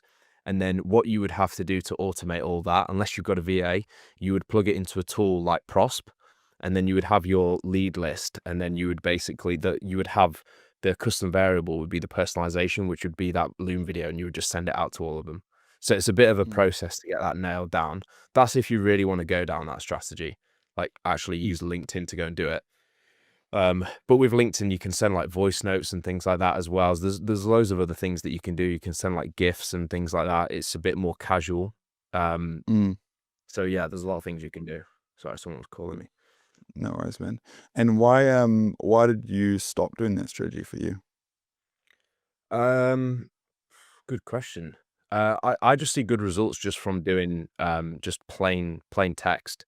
And maybe some voice notes in there, because if you're using automation tools as well, you can like send automated voice notes. So just like you were saying, you don't have to explain your business to the nth degree. You're basically just showing that you're a real human. You're sending them a voice note. But generally, because it's more of a text-based platform anyway, like they try to introduce the TikTok style videos on LinkedIn, and they basically wiped it. It's more of a text-based platform anyway. Text works really well, just sending people messages back and forth. Okay, cool. Yeah, I always liked like voice notes. I feel like it is, I don't know about you. It depends on which like friend group you're in. Like in some friend groups, they always just send voice notes. I'm running late. Like I'm trying to get to the office, but there was whatever that's going on. And so I like that you can take that tone, put it in a sales context, and it depends on your style. Like we're obviously, I think casually doing outreach is a good way of doing it because it helps to break down these walls of skepticism and trust and all these sorts of things. And I think that voice notes is a good way to do it. Like what we have done is in the sales process, if someone like hasn't reconfirmed a call, like sending them a voice note via like iMessage can work well.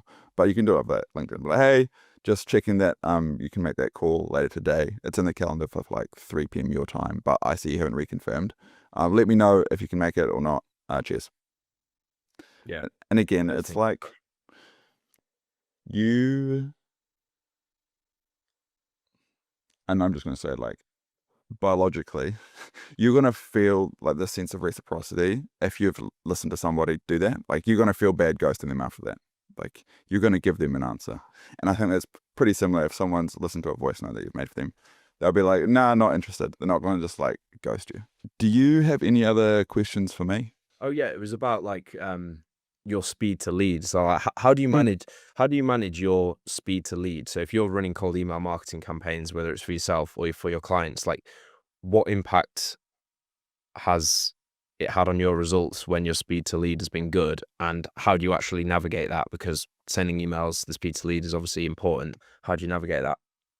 Yeah, it's a really good question. And it's not something that I would say like we've perfected.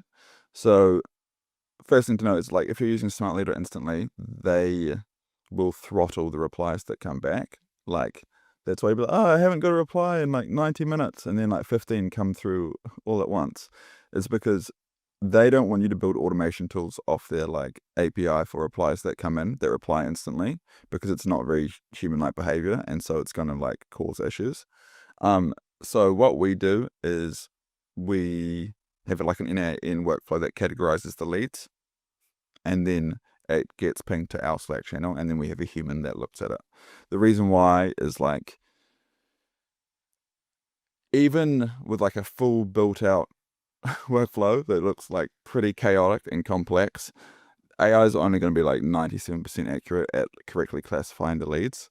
And so we still have a human that works full-time US hours to check every lead as it comes in and work it. And so the speed to lead is slower than we would like, because let's say there might be like, in some days there's like a 6-hour delay in Smartlead, which is crazy, but it is what it is. Some days it's like there's no delay. And so it kind of depends on a range of different factors. Perhaps there's stuff on their side, or they're trying to throttle it somewhat.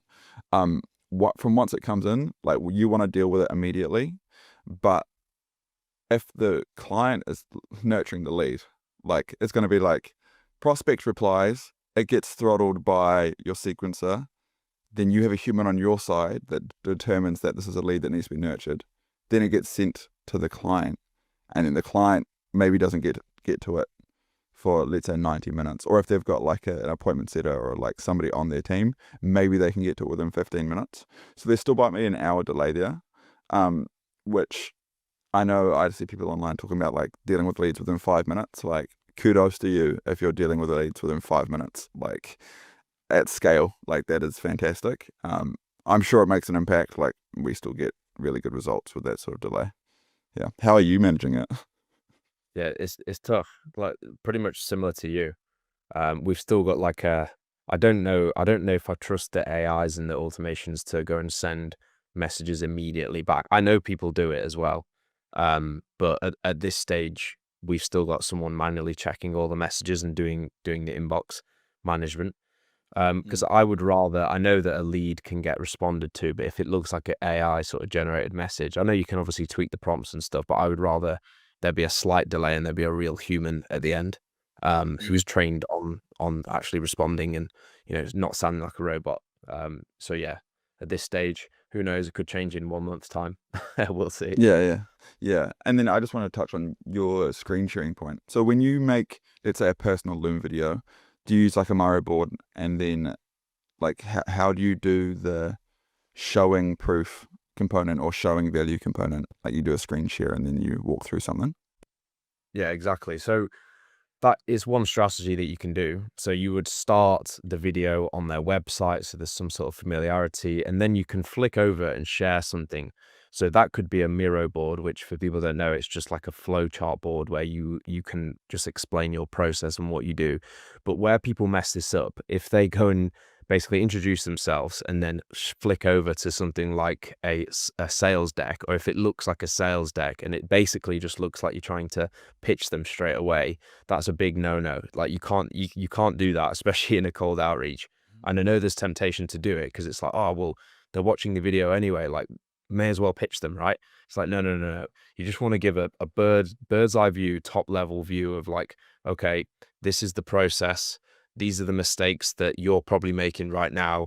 These are our solutions. Here's some proof. Here's some case studies, or here's our process. And then there's just going to be a simple call to action. So the screen sharing thing is almost just to give a bit more curiosity in terms of like, okay, well, yeah, he's kind of talking my language. I know that he knows what I'm struggling with, what my pains are, because you should have like a deep understanding of like, what keeps this person up at night, and then you can customize your pitch to that.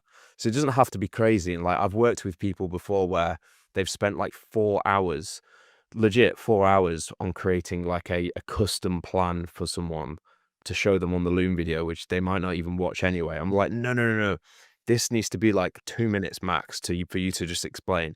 And ideally, you've got a system or, some sort of solution which is, replicatable for each and every one of your clients, or you would show your process and how you do things. Like, you're not reinventing the wheel every time. So you should be able to do those at speed. But yeah, the main rule of thumb is just not to basically position it as a pitch. Like, it's not a pitch. It's just for you, just to give an intro. Yeah, it's to build curiosity, and it's to, like I said, you're trying to convey to them that there's an opportunity for them. So you can be like, hey, like this is another company that we're working with in Chicago, and like they're having these problems, and this is how we've solved it. And I can see from your side that you're having the same problems, and I know that it's going to work for you. Like that, like you don't need to sell them on anything beyond that. Okay, perfect, Ben. I do really appreciate you taking the time, man. Yeah, thank you. If you have made it to the end of this video, then I am very, very impressed. Feel free to send me an email, hawani@carrotsnotsticks.com, and just tell me that you've made it to the end of this video, and you can make me a Loom video explaining your situation, and I will make one back, seeing if I can help in any way. If you own a business and want this entire system that I covered in this video implemented for your business, then you can book in a call with somebody in my team below. Thank you for watching, and I'll see you in the next one. Peace.